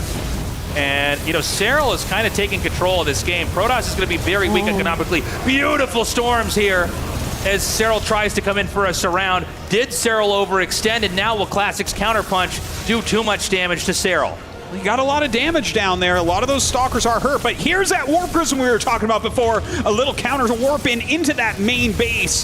That is going to be very hard for Serral to deal with while Classic is attacking into this expansion. It looks like the hatchery could be poked out here. It's low enough, it's going to go down. Meanwhile, the Zealots did so much damage there in the main. We could have another warping round even again. Classic, instead of going up to 12 o'clock, might even try to push a little bit further over here.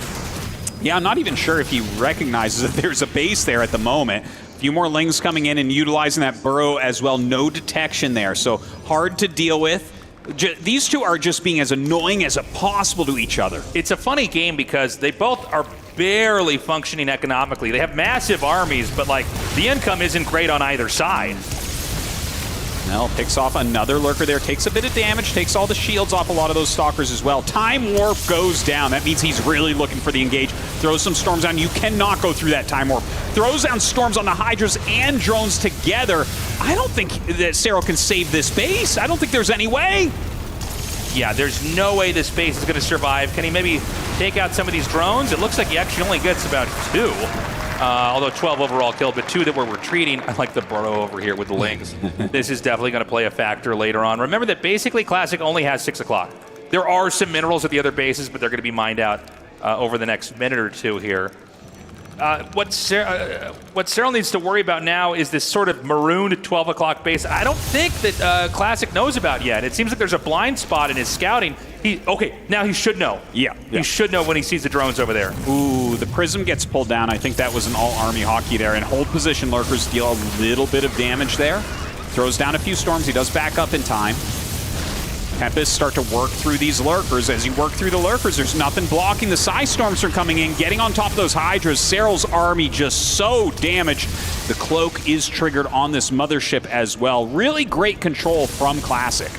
Okay, he's going to try to maneuver over here. This is a really risky move. He's going to just run by and eat some damage because he knows once he can sit on this base, Zerg is out of position here, especially with that time warp really slowing everything that's going to try to move through there. Is there actually enough? Yes, there is. GG. Classic takes his 2nd victory. And what does that make it? 3-2 for Serral right now. He was feeling on top of the world earlier, but suddenly the match a lot closer. Beautifully done there by Classic. It was so important in a best of 9 that he wins specifically that match because it's so much closer now. He has tightened up that gap. And again, what an unusual game here. I love the fact that he basically just forced his way over here. Yeah. He doesn't care if he loses a lot of these Archons and Stalkers over here in the front because once he's on top of this, it's just too difficult for the Zerg to defend. And again, this was all done off of that 1/4 base that was basically barely giving Classic enough of an income to be viable. Very, very true. This really shows Classic's skill in those bigger defensive macro games. He went for the 4 bases. He wasn't trying anything tricky. He developed his army normally, and even though Serral was able to deal massive damage to him, he stayed calm. He cleaned everything up, and he hit a massive counterattack. A beautiful game out of Classic. Yeah, masterfully done there.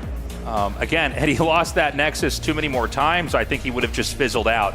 But that was Classic winning in the way we were talking about before the series started. That's how Classic beats every Zerg in the world, is he just survives into the late game. He's got the Tempest, he's got the Mothership, and his defense against counterattacks is too good, his pushes are too strong, and he plays that positional chess game in the middle of the map so well. So well. In the top right, in the red, he is Serral.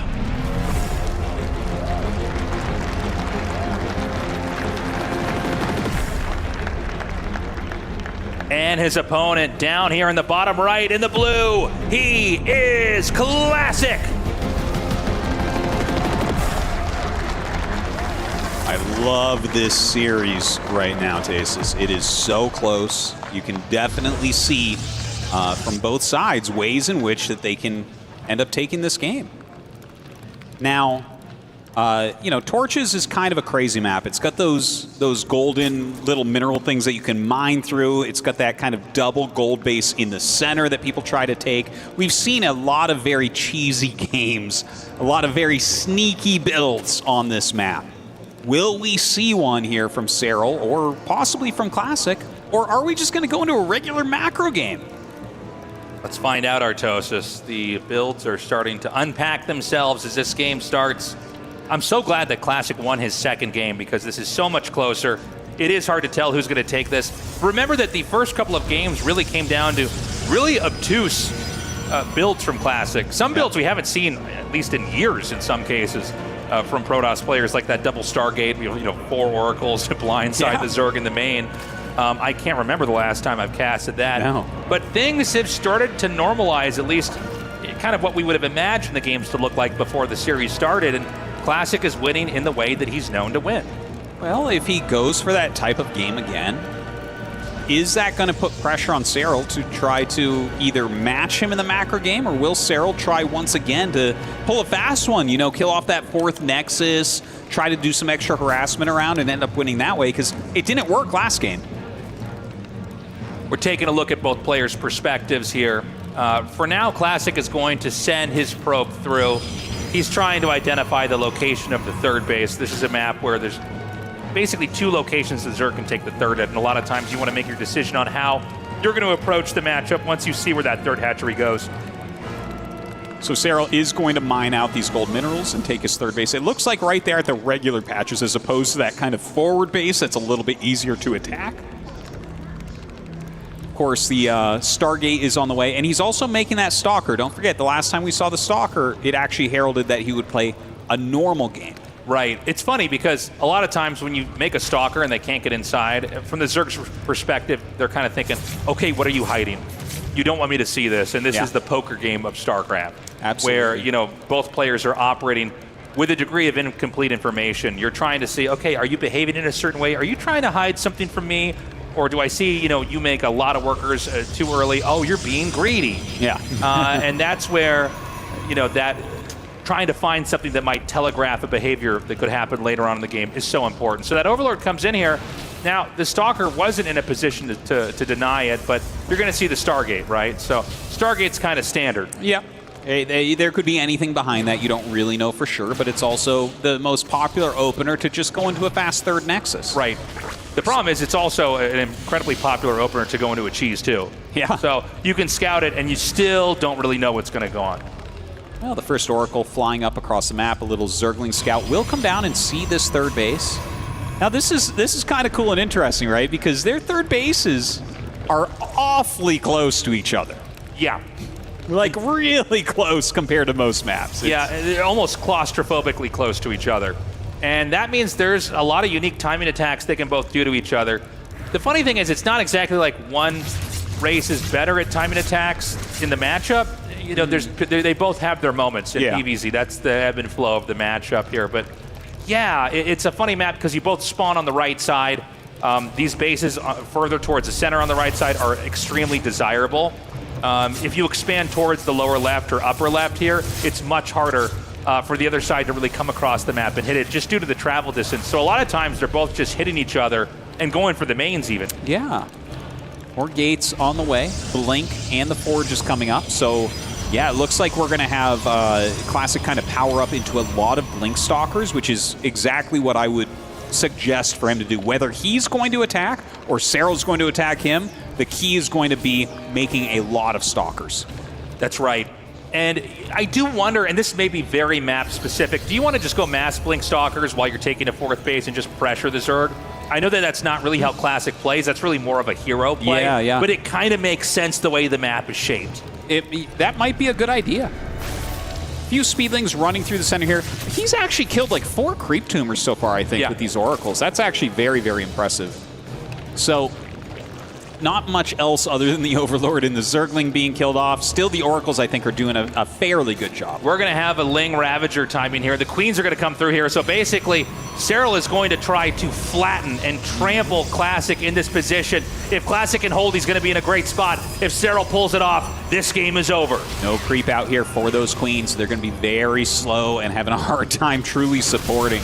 Okay, here we go. A few bios come down. He goes after some of those shield batteries. There is a cannon warping in as well for extra damage. A couple oracles over here to the side. I think he's waiting to turn those on so the Queens can't hit them. Pulling back, throwing down some force fields here as the Lings start to surround. Blink is about to finish. That's going to be really handy to dodge these bios, but it's seconds away. Oh, this is beautiful from Classic. The way he's pulled the oracles back so they can't be hit by the Queens is off, and they're really helping out a lot, but the bios are dealing tons of damage to his army. Yeah, I'm worried here for Classic. I mean, he doesn't have a lot of room to try to maneuver against this. The walls are closing in. Serral's getting further and further into this position. There's really nowhere to blink. Corrosive bios barely dodged, but there's so many Queens, Ravagers, and Roaches. This is getting very, very bad. Almost every single Stalker has fallen. The energy is gone from these Oracles. The probes have gone down, and so will the Nexus. Classic is going to give up the base. And I will tell you what, I don't know how you're supposed to win after you give up your 3rd. You lose your 4th base? Okay, well, we still have a good economy. We still have good tech. This is too early to take that much damage. Not only did he give up his base, he lost all the probes that were over there, and it wasn't like Classic had retreated to keep his units alive. He stayed there, and so he lost everything there too. It's 114 supply to 60. Serral taking a 4th as Classic has been compacted, has been smushed down to just 2 bases in the bottom right. There's very little hope here left for Classic. We're going to see what his idea is. It seems to me that he's just going to make a lot of Blink Stalkers and rely on his micro here. Well, I'll tell you what, Artosis, he did kind of win with a big counterattack in the last game. Maybe he can pull it off this time around as well. Well, he's going to try at least, right? Like, well, he throws down a new 3rd Nexus to the left-hand side. Right-hand side didn't work. Okay, let's go to the left-hand side. I don't know if I can agree with that, though. Well, I feel like that's very slow for a Serral that's already taking a 4th. He's going to get a Dark Shrine here. Ouch. 2 pylons. I kind of forgot they were there. Now he's supply blocked. How uncomfortable here for Classic. Meanwhile, the Lings come down and deny the Nexus. Things are looking so hopeless here for Classic. Yeah, this is not a good thing. Healing up that Oracle, okay, well, you may as well because it's not really doing anything else. The Dark Shrine is kind of an interesting idea here, but then the Overseer, of course, dude, Serral's scouting is so strong. This is brutal. And of course, Serral seeing what the last hope plan here is from Classic. I can't imagine how painful this game specifically is here for Classic. And Serral, this should be a cakewalk for him. Should be very easy. He's going to take this gold base up here. He's actually, not saturating the top left base with drones. So he has expansions, but he's basically using them to produce an army. He's probably thinking, I can just kill his 3rd again and then go back to drone up. Why would I make this game more complicated than it has to be? I tell you, I think he has to go Disruptor here. I don't know what else he could do. Like, he needs some luck on his side. He could try to make Immortals, but I think he gets overpowered if he goes for Immortals.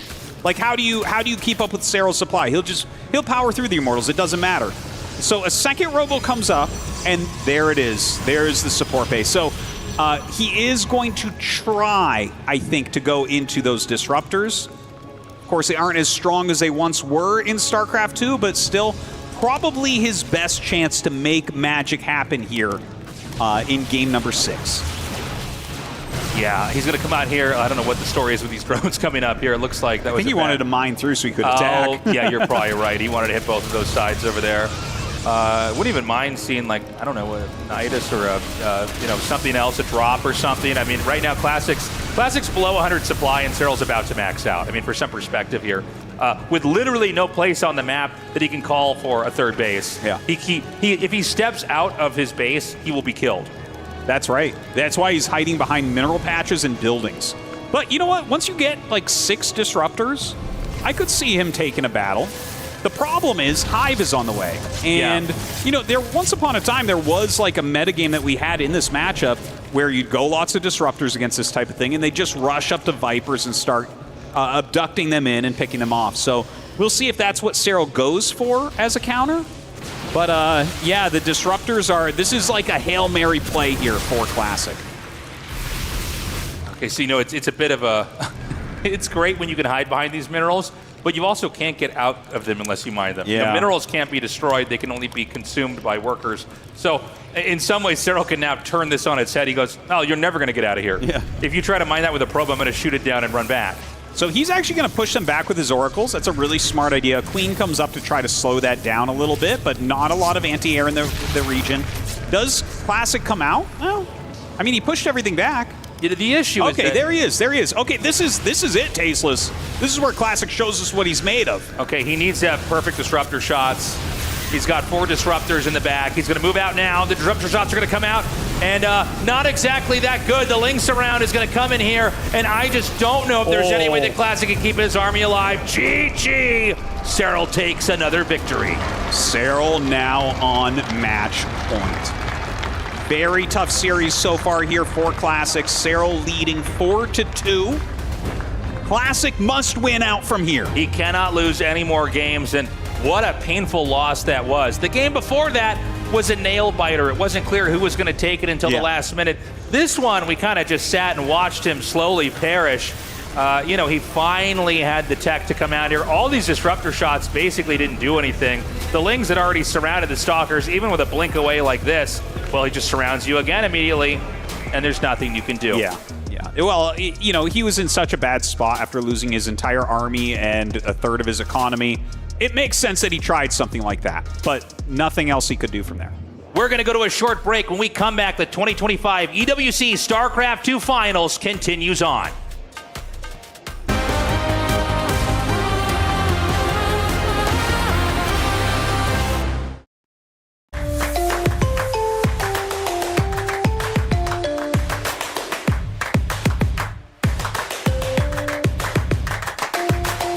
Level up your gaming experience with over 8 billion playlists, only on Spotify, the official audio streaming partner for the 2025 Esports World Cup.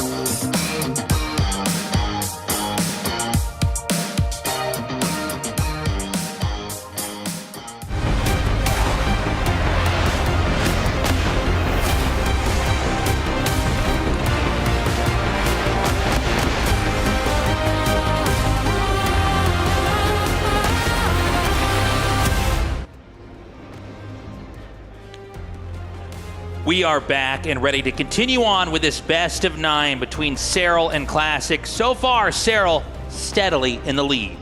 He has been playing magnificently as expected. Classic has taken a couple of games, an off-timing and a great defensive game with very strong counterattacks. That's how he won so far.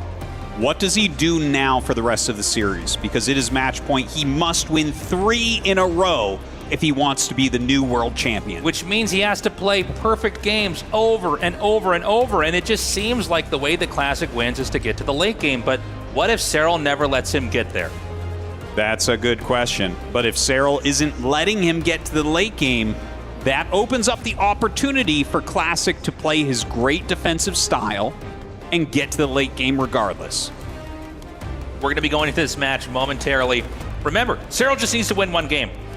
So it's an extremely challenging position. The further the disparity in score is in a series in StarCraft, the more experimental, the more high risk the strategies are that Serral, in this case the leader, can try to pull off. So Classic has a very, very difficult series to try to navigate if he's going to become the EWC StarCraft II champion. But we've seen players come back before. We certainly have. There are some sick runbacks in the history of StarCraft II. You know, this game has been out for a good 15 years now. One of these guys about to become that 15th year world champion. StarCraft II getting better and better every year, aging like a fine wine. We are so close to deciding who is going to be the Esports World Cup champion here between Serral and Classic. Again, Serral, if he wins 1 more, he's going to take it. Classic has a hard road up ahead, but it is possible. Introducing our players in the top left. In the red, he is Serral.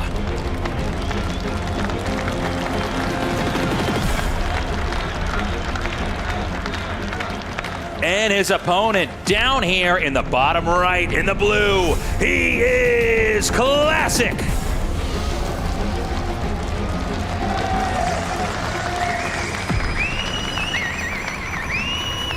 Ooh, I'm very excited to see what Classic is going to choose to do. You know, whatever he does, all of his eggs are in that basket. Right. There's no taking anything back at this point. There's no more experimentation. He must play what he thinks will win each individual game. We should point out as well, there's been 2 perfect Overlord scouts that identified what kind of game was going to happen here from Serral, and he won those promptly. Yes. He had a very, very easy game. And so, you know, the Overlord scouting being so spot on, can Classic even pull, you know, a curveball off here? Can he really have a surprise opening? It feels like it's been pretty rough. He had one where he basically forced his way through the Evo wall with the Adepts, and then he did a magnificent job killing drones. But Serral's scouting's been very good. I mean, he's really the quintessential god of Zerg, in that he is able to survey, to identify, even if it's only off of a couple of hints or movement patterns by the units, he sees what's coming and then he reacts accordingly, gets ahead, and closes it out with a win. Yeah, I really do think that Serral's understanding of the game is a step above everyone else's, including other world champions and basically everyone in the world. And I think that that really, really helps him out with his fantastic mechanics. You really do have to either catch him out guard or simply outplay him by blocking everything he does, like Classic did in one of those previous wins. We've got the scouting probe checking to see if they can find the 3rd base. It's going to be the Stargate, a familiar tech so far, I guess in general in PvZ, but certainly so with Classic. By the way, a real chance we don't have any of that hidden robo-tech Artosis. We've got to see, you know, once the Stargate finishes, the next couple of tech buildings are going to be laid out, and then we can basically identify what kind of game Classic wants to play. Yeah. Well, with that Stargate coming up, I do expect to see the Oracle very quickly. It'd be quite a shock, quite a surprise to see a Phoenix or a Void Ray started. There's the Oracle. This Adept still just kind of scouting around a little bit. It's not going to be able to pick up any damage as of yet. Just taking a tiny little bit of damage beyond the shields. And from here, like, you know, the standard play would be another Nexus coming up pretty soon. Yeah. I mean, that's what I think we're all expecting, is the Nexus. Remember that a lot of these games, Serral's been really good at sending an unusually large amount of Lings out and denying that. And I think part of that's because he knows that when the second Oracle's out, Classic tends to look for workers. By the way, we've got 2 Adepts coming through here now for a little bit of harassment. He's actually going to shade those in, and he's going to go for another worker. All right. And I think that's going to be all he can really get. Wait, one more maybe. Ooh, nice. Very good save there from Serral. But in comes the Oracle now. So a little bit more drone damage, but a lot of damage onto that Oracle as well. Yeah, the damage from the Oracle, you're not going to recover from that. So it's hard, right? Because then the 2 Oracles, when they're paired together, can't come in. He does have the Adept and the Oracle ready for the small Ling deny on the Nexus, but Serral pulls away immediately. Quick Evolution Chamber here for Serral being thrown down in the back of his base. The Lings are just going to be, probing the outside of the base, trying to get any information. Are there any upgrades coming? Can you see any kind of units that are beginning to be gathered? And the Overlord Scout comes in and sees a Forge. And a Forge, basically, in a game like this, always means you're going to be invested in a long game, because otherwise there would be no need to make it. You need upgrades if you're going to have a Forge. You see a Forge extremely early on, it would be a Cannon Rush, but obviously that's not going to be this kind of game. Looking at how Classic's playing it so far, this looks like his very standard, very normal macro play. The same can be said on Serral's side, right? He's getting his melee attack. Here's the Roach Warren still droning up as he can. A few units here and there as he feels like he needs them. But nothing too aggressive from either player. This might be the game that we've kind of been waiting for and saying that we really want to see, but we do have to hold on a minute, right? Like there is, of course, as you were saying before, timing attacks that can come out from both sides. Right. I mean, the matchup's pretty dynamic in that sense. Definitely, each of the races takes on different roles at different times. But this is sort of the game we were talking about before the best of 9 started, at least from Classic's perspective. Zerg, if they don't do something too aggro and specific, most of the time they're surveying and reacting. And so this is the game I think Classic is closest to being the best at. Yes. But again, even when he gets to play those games, Serral is a very worthy opponent and very tough to stop. The second Oracle takes quite a bit of damage as well, only stunning 1 drone. Scouting the 4th base as 9 more, actually 11 more drones are about to hatch. Baneling Nest is actually on the way here, so we might see Serral try to get some Baneling speed going, like rolling in to get a little bit of damage. Possibly, it could be like Baneling drops. Maybe he wants to go into like a Ling Bane Hydra type of composition. That's been kind of popular lately amongst the good Zerg players, and he does throw down that Hydralisk Den, so it does look like it'll be the latter. So we've got Storm halfway done. And Storm is something that basically ensures that, especially with things like Roaches and Ravagers, it's hard for them to ever get in there and do the damage they want to do. The 2 Oracles are doing a good job clearing out creep tumors. As long as they don't die, even if the health is low, they're still getting the job done. Absolutely. Clearing a bit of creep here and there. Very, very nice so far. So we've got Lings moving around the map right now. It's a quiet game. There's not a whole lot happening, and that's because they are both powering up. We see a few more Lings moving out here. I don't think this is going to be able to do that much. When you see the gateways out here like this, over at that 3rd base, because Protoss is on 4 bases, a lot of times Protoss is trying to make walls. They're like this cannon here. You're trying to defend that. You want to make sure that when the counterattacks come in, the cannon can get shots off. It's not going to be killed immediately. The Templars tucked behind the cannon can storm. You need to basically have a very good sim city, as they would say in StarCraft, a good defensive setup with your structures so that you're barricaded into your base. And that's going to be crucial because it is a Ling Bane Hydra composition coming out of Serral. This is an attack that can come in and oftentimes clear out one of the bases, whether it's the 3rd or the 4th for Protoss. Looking at how Classic's playing it, he is getting his Stargates going, adding in his charge upgrade. He's got the Robo now, so he's really trying to complete his tech tree. And it's so important that you defend properly here as the Protoss. I mean, if you can defend this, if you can keep your bases alive. By the way, we have a drop overlord set up here. Serral's the master at hitting a ton of locations at once. Yeah. And we've seen this before. So he's going to have 4 drop overlords total. And it's going to be about Classic trying to defend here, parry the next attack, ensure the main is safe, and try to keep all of that critical infrastructure and expansions alive. He Oh, he barely missed those 3 and the other one. Just barely did not see them. If he had scouted any of those, this would be much harder to pull off. But right now, Serral has the element of surprise on his side. So he's got 4 Overlords with Lings to drop in the main. He has Banelings ready, I believe, to drop into the expansion as there's going to be a hit squad over here of Lings and Banes and Hydras to hit the 4th. So this is really a game about having your opponent screen in the wrong spot. If you don't respond to this perfectly, you could take fatal damage at any one of these 3 locations. Yeah, this could go badly for Classic, but if he can block it all, if he can keep his High Templar count high, he'll be in an advantage. Remember, there's a huge gas dump here on these Banelings. He's going to storm some of these.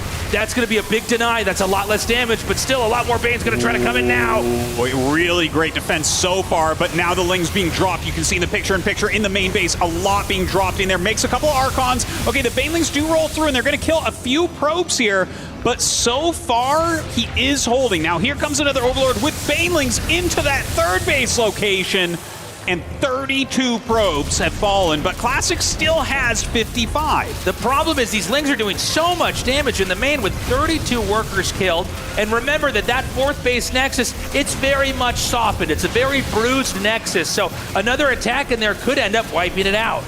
Yeah, and he is coming back for another attack as well. Ling Hydra just going to go up and target it down. Bad news here for Classic as he loses his 4th base. And he doesn't overextend. Serral decides to pull back. And that, between those two, oh my god, he's going to wind up and do another one here as well. So he's going to macro up. Serral nearly maxed out. Classic's ready to defend this, but Serral's going to rotate towards the 4th. Now, we talked about the barricaded position. He's got it. Okay, he's ready for this. Is he watching? He's going to unload, and Classic wasn't targeting. Okay, yeah, he kills a couple of them, but a lot of those get out. Now Banelings rolling into that 3rd base location. He's going to kill even more probes. 12 probes fall, and the 3rd Nexus likely to go down now as well. And with this Nexus falling, it's hard to imagine that there's any way that Classic can survive, and Serral, being careful, backs up. He's not going to overextend once more. Oh my gosh, Serral is so close right now to a 3rd World Championship. Is he going to be able to close Classic out? Classic's starting to push forward. He has a lot of Archons in here. They can do well against the Ling Bane, but there's a lot of Hydras in there as well. He slows them down. He does pick one off. Overall, a good trade for Classic, but Classic is way behind in supply right now. That's right. Some regrouping here from Classic. Now, he's gotten a lot of his tech up. Archons are going to be very helpful with the Templars. It's a little bit harder to actually get in there and do that damage. But the growth on Serral's side of the map, the fact that he's gone untouched, uninterrupted, as he continues to become a powerhouse in this game. Classic scrambling, trying to get back on his feet, as we see Serral is going to wind up here for another attack. Not even a Nexus here to deny, but why not come in and do a little bit more damage? Oh man, the Banelings roll in. He does block those very, very well, but this little attack getting into his natural, I mean, you can't be losing anything right now as Classic. You really have to rebuild your economy, not take more damage. More Lings coming in here into the main. It's just getting worse and worse here for Classic. He's just not able to put out all these fires as Serral is throwing so many things at him at once. Serral is causing more problems than Classic can deal with at the moment. He brings up some Zealots to help clear out some of these Zerglings that were in there. He does have a lot of static defense. Looks like we have more tech coming up from Serral as well, though. Lurkers on the way, Spire coming up, Adrenal Glands. He can get into Broodlords eventually. Not looking good for our Protoss. And this is a very good way to finish off the Protoss that's this behind, is you set up every kind of tech, and maybe you throw everything at the Protoss and then look at what they've got and go, okay, I'll make the units that counter that, and you close out the game. All right, Lurkers coming up to attack into this newer base. He has started another Nexus at the other location, but can he clear these Lurkers? The Lurkers repositioning slightly as he sees Classic trying to leave.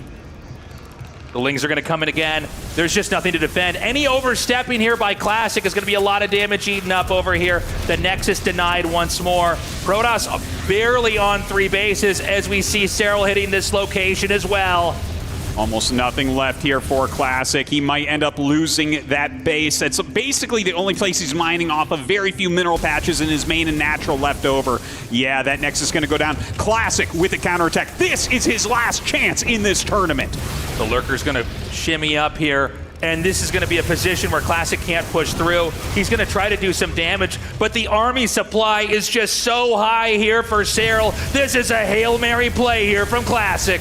A lot of Side Storms going down. The Lurker's very, very clumsy, so he is getting good damage there, but I don't know that his damage output is high enough. Ling's coming up for the surround. Lurker's burrow as well. Classic letting out a breath there as he knows that his chances are just about gone. That's right, GG! Serral has done it, defeating Classic 5-2. Unbelievable play here from the now 3-time world champion. There is no denying it. This is the greatest player in the world, Serral. An incredible series there. I thought Classic put up a great fight, but at the end of the day, you could just see that Serral was too complete, had too much of a deep understanding of the tricky stuff Classic threw at him, as well as the macro play. He was able to go toe-to-toe with Classic there too. This was just beautifully done by Serral, finishing Classic off with multi-pronged drops as well as an attack. There was nothing left for Classic to do. He tried to counterattack, but Serral was too strong. An incredible series. He has done it. He has overcome all odds, and he will now take his key and place it here and cement his place in history. Ladies and gentlemen, give it up for Serral. He is your 2025 EWC StarCraft II World Champion.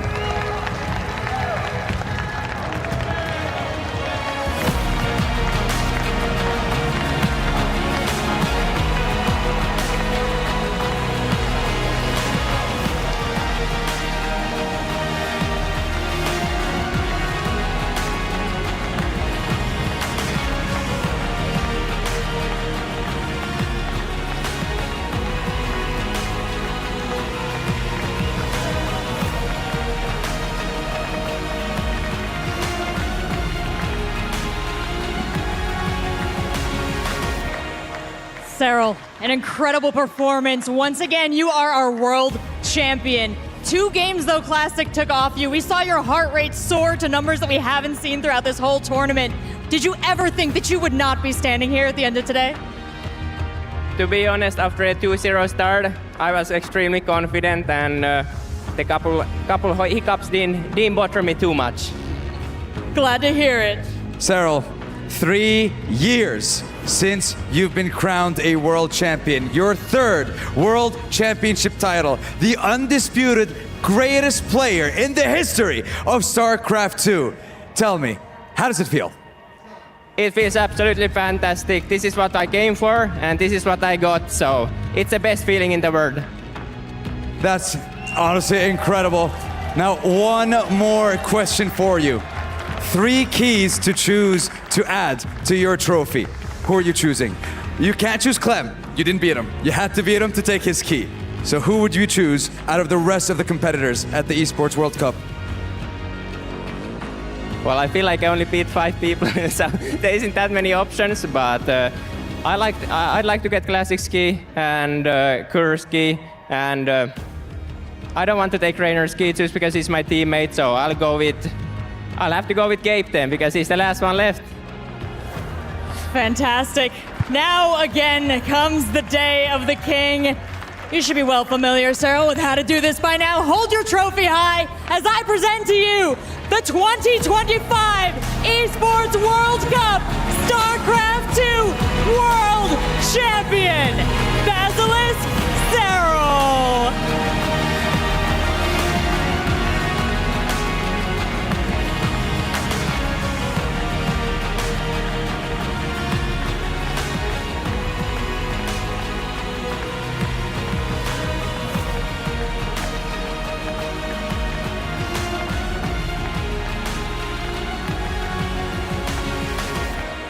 Four days ago, that man said to me, it's time for the return of the true world champion.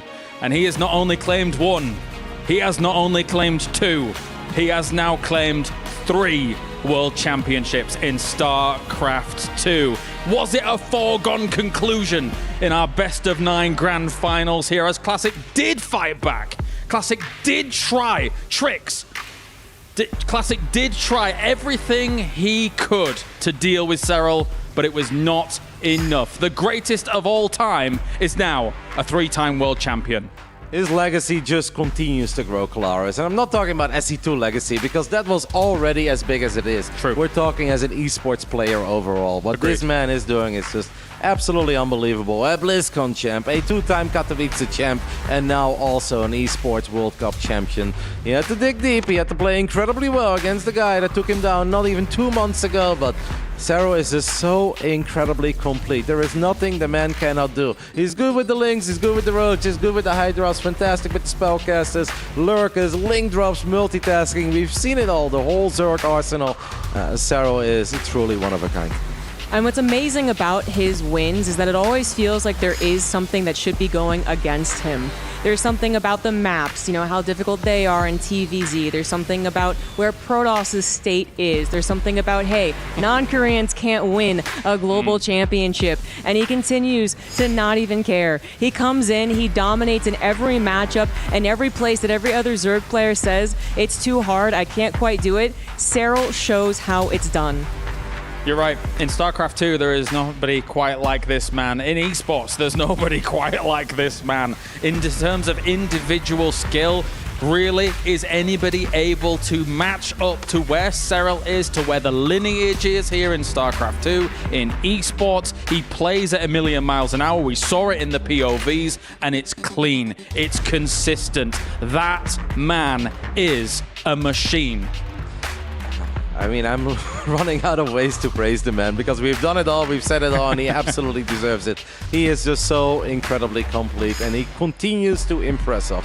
Even if we know what he's capable of, you watch it, you see how good some of his opponents look against Zerg, and you want, like, even for Serral, this is going to be tough, right? No, Serral gets a convincing win, and you're like, maybe that guy wasn't that good in the matchup. That guy continues to look impressive against everybody else that is not a Serral. And what a way, by the way, to kind of like rinse off that little last year grand final. That was obviously a painful one on the biggest stage. I mean, that is a way to set the record straight. We can sing his praise all day, and he deserves it. There's no disputing it. The greatest of all time. Yeah. It's undisputed. 3-time world champion. If there were any doubts from anybody out there now, those are gone. Absolutely. You know, there's been a bit of discourse around this, to say the least.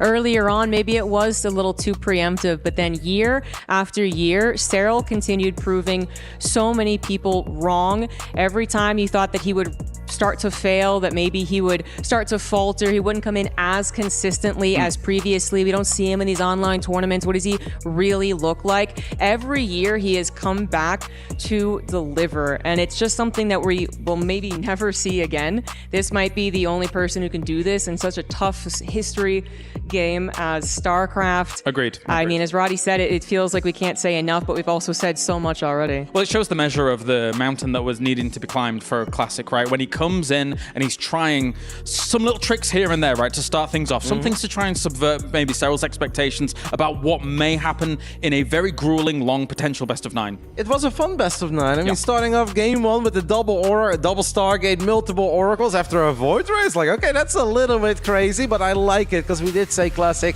as good as you are in late game, you can't just aim for the late game each and every single game. You're gonna have to switch it up. You're gonna have to keep Serral in the dark, and he absolutely tried that. And he had his moments in this grand final, right? The way that those adepts were bouncing all over the shop, killing over 21 drones. And what I love the most is that he didn't make the mistake that a lot of Protoss players make in that game on Ultra Love. You deal so much damage, and then they're like, okay, cool, so now we macro and I'm ahead, right? And they have like no units at home. Like, no, just build an extra Oracle. You've got the money, use that Stargate. He got stasis traps down, he got cannons and batteries. That was a fantastic hold. Not an easy one, but Classic also looked really good and had a lot of great moments. But what on earth do you do against the Finnish phenom? I mean, Serral's, he does it again, James. He does it again. Here's the prize pool, and congratulations, Serral walks away with $200,000 as well as the World Championship title, as we take a look at the list of players players that were littered by the wayside here and on his road to victory, on his road to the championship. We have Classic walking away with $100,000, and he also bags himself 700 points here for Virtus Pro. Basilisk, not representing in many games, will bag themselves 1,000 points here to be able to put themselves on the map. Of course, as you can see here in StarCraft 2, once your team has qualified for a certain amount of points, say for example, Reina will not be eligible for points. Only one player can earn the points, Roddy, in the club championships here in the 1v1s. That is correct. I mean, we are active in chess. We have a German chess player who's currently battling it out in the last chance qualifier over here. So obviously we're going to be rooting for him and we'll be following his journey. But even if it stays with Serral, hey, that's still 1,000 points. There are not a lot of esports orgs out there that will finish with 1,000 points or more at the Esports World Cup. So something that Serral and Basilisk can be very proud of. Meanwhile, here's the club championships as it does stand. So this has a bit of bearing on those standings. As you could see there, Virtus Pro with 1,500 points. Here's EG. It moves them up a little bit, so they can be proud of what Classic has done here for sure. Yeah, absolutely. And I think that, to focus in on Classic, please. We're talking a lot about Serral and how great he is, and we can't say enough, and he just continues to push the boundaries of what we expect from our players. Classic has pushed the boundaries of what we expect from the Protoss players. He absolutely deserves that title for this tournament, even though he did not win it. Everyone thought he was looking like the best. He looked like he really could play Protoss the absolute best, and I still think he proved it to a certain degree. It's just that Serral is the machine.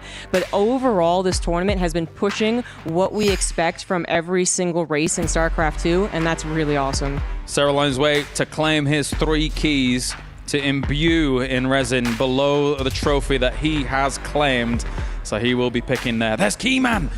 Who is Keyman? But most importantly... Right? That is Classic will be taken. So I heard, by the way, and I don't know if this is 100% accurate or not, that he's not allowed to pick Clemson. Correct. That is because correct. he is not the one who eliminated the previous champ. Only Classic was allowed. Yeah, so that is a bit of a shame because I'm sure he would have loved to put it in. I guess the second one is... Pure. Okay. He'll pick his road through the round of 8 shortly. Yeah.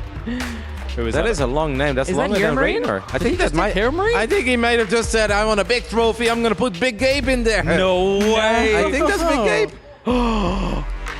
Oh my days. Maybe out of love and respect for Rainer, he doesn't want to put Rainer's crush key in the trophy. Perhaps. That is a good point, actually. That's a good yes. point. Being teammates, being oh so close. That was.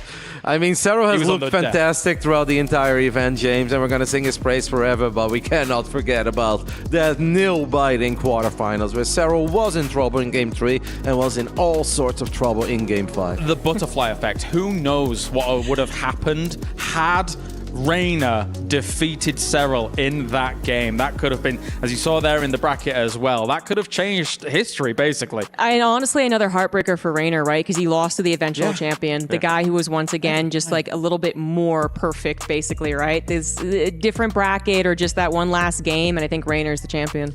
Of course, we value your feedback, and here for StarCraft 2, scan this QR code, go fill this out, and make sure they know we want to be back. We want to see more StarCraft 2, as well as everything that has been going on here. I'm not beating around the bush, guys. Like, we love StarCraft 2 here. We've had 15 years. We're coming up on the 15th anniversary of Rotterdam, and this game is unique, phenomenal, fantastic. There's nothing like it in esports. I love this page. Gives me goosebumps, James. And it's not just for us, but these players as well, right? We see how much it means to them. Like, they will continue to enjoy StarCraft, and they will continue to compete, even if it's on a smaller stage. But it means so much to them to be presented on the biggest stage there is in esports, to really have that landmark event in the summer to look forward to, where they're playing for all the money and all the legacy and all the history. It is an absolute pleasure being here, and I hope we'll be back, and I know you'll do your best. And one thing is for sure, James, if we won't be back, it wasn't because of your hosting, because that was fantastic.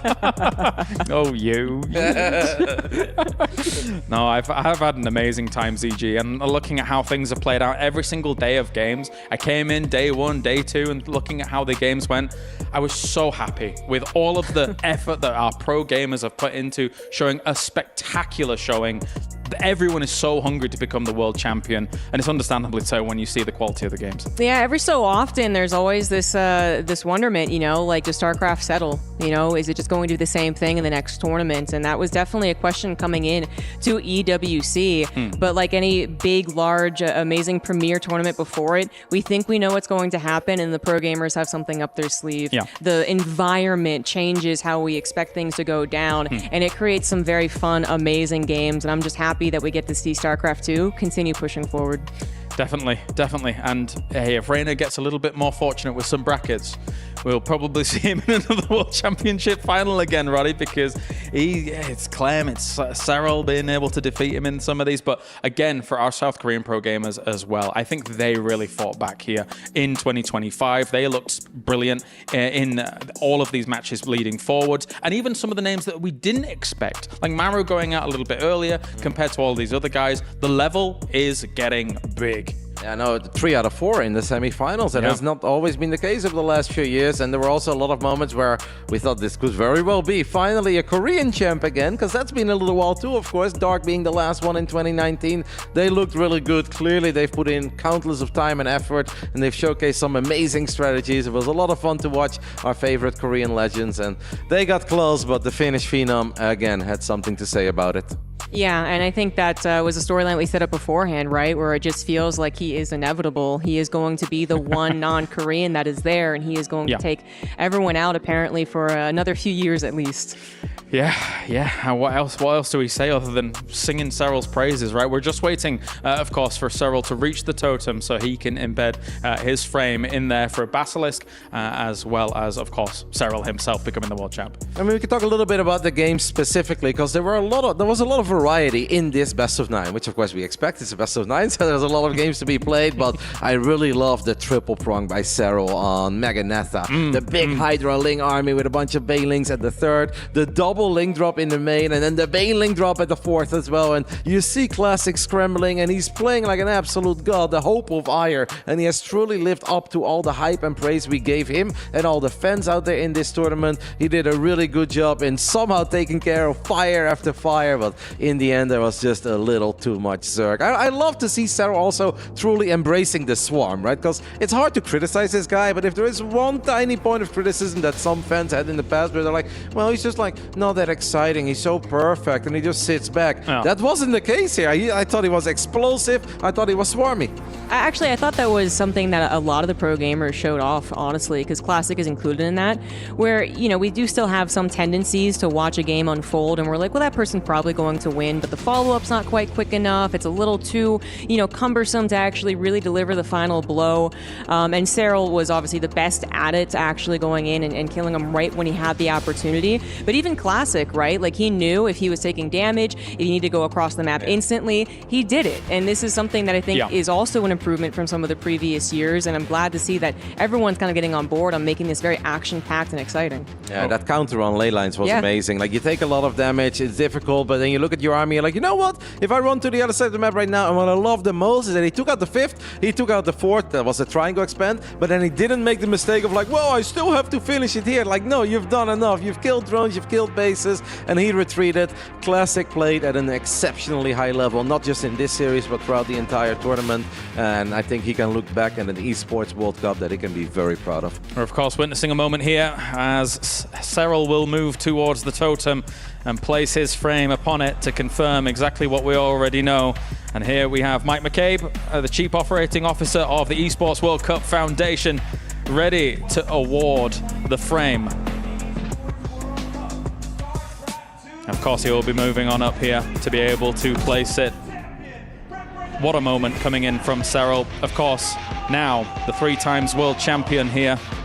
He will be making history for the Esports World Cup, and long may his reign continue. Ladies and gentlemen, we have ourselves Serral representing Basilisk as he ascends the totem here for 2025. And of course, there it is.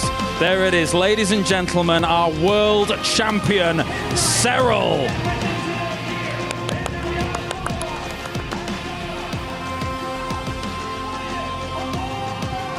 Amazing stuff coming in. Spectacular scenes. Well done, Serral. Congratulations to him, Rotterdam. I'm sure you've got to be happy about this one.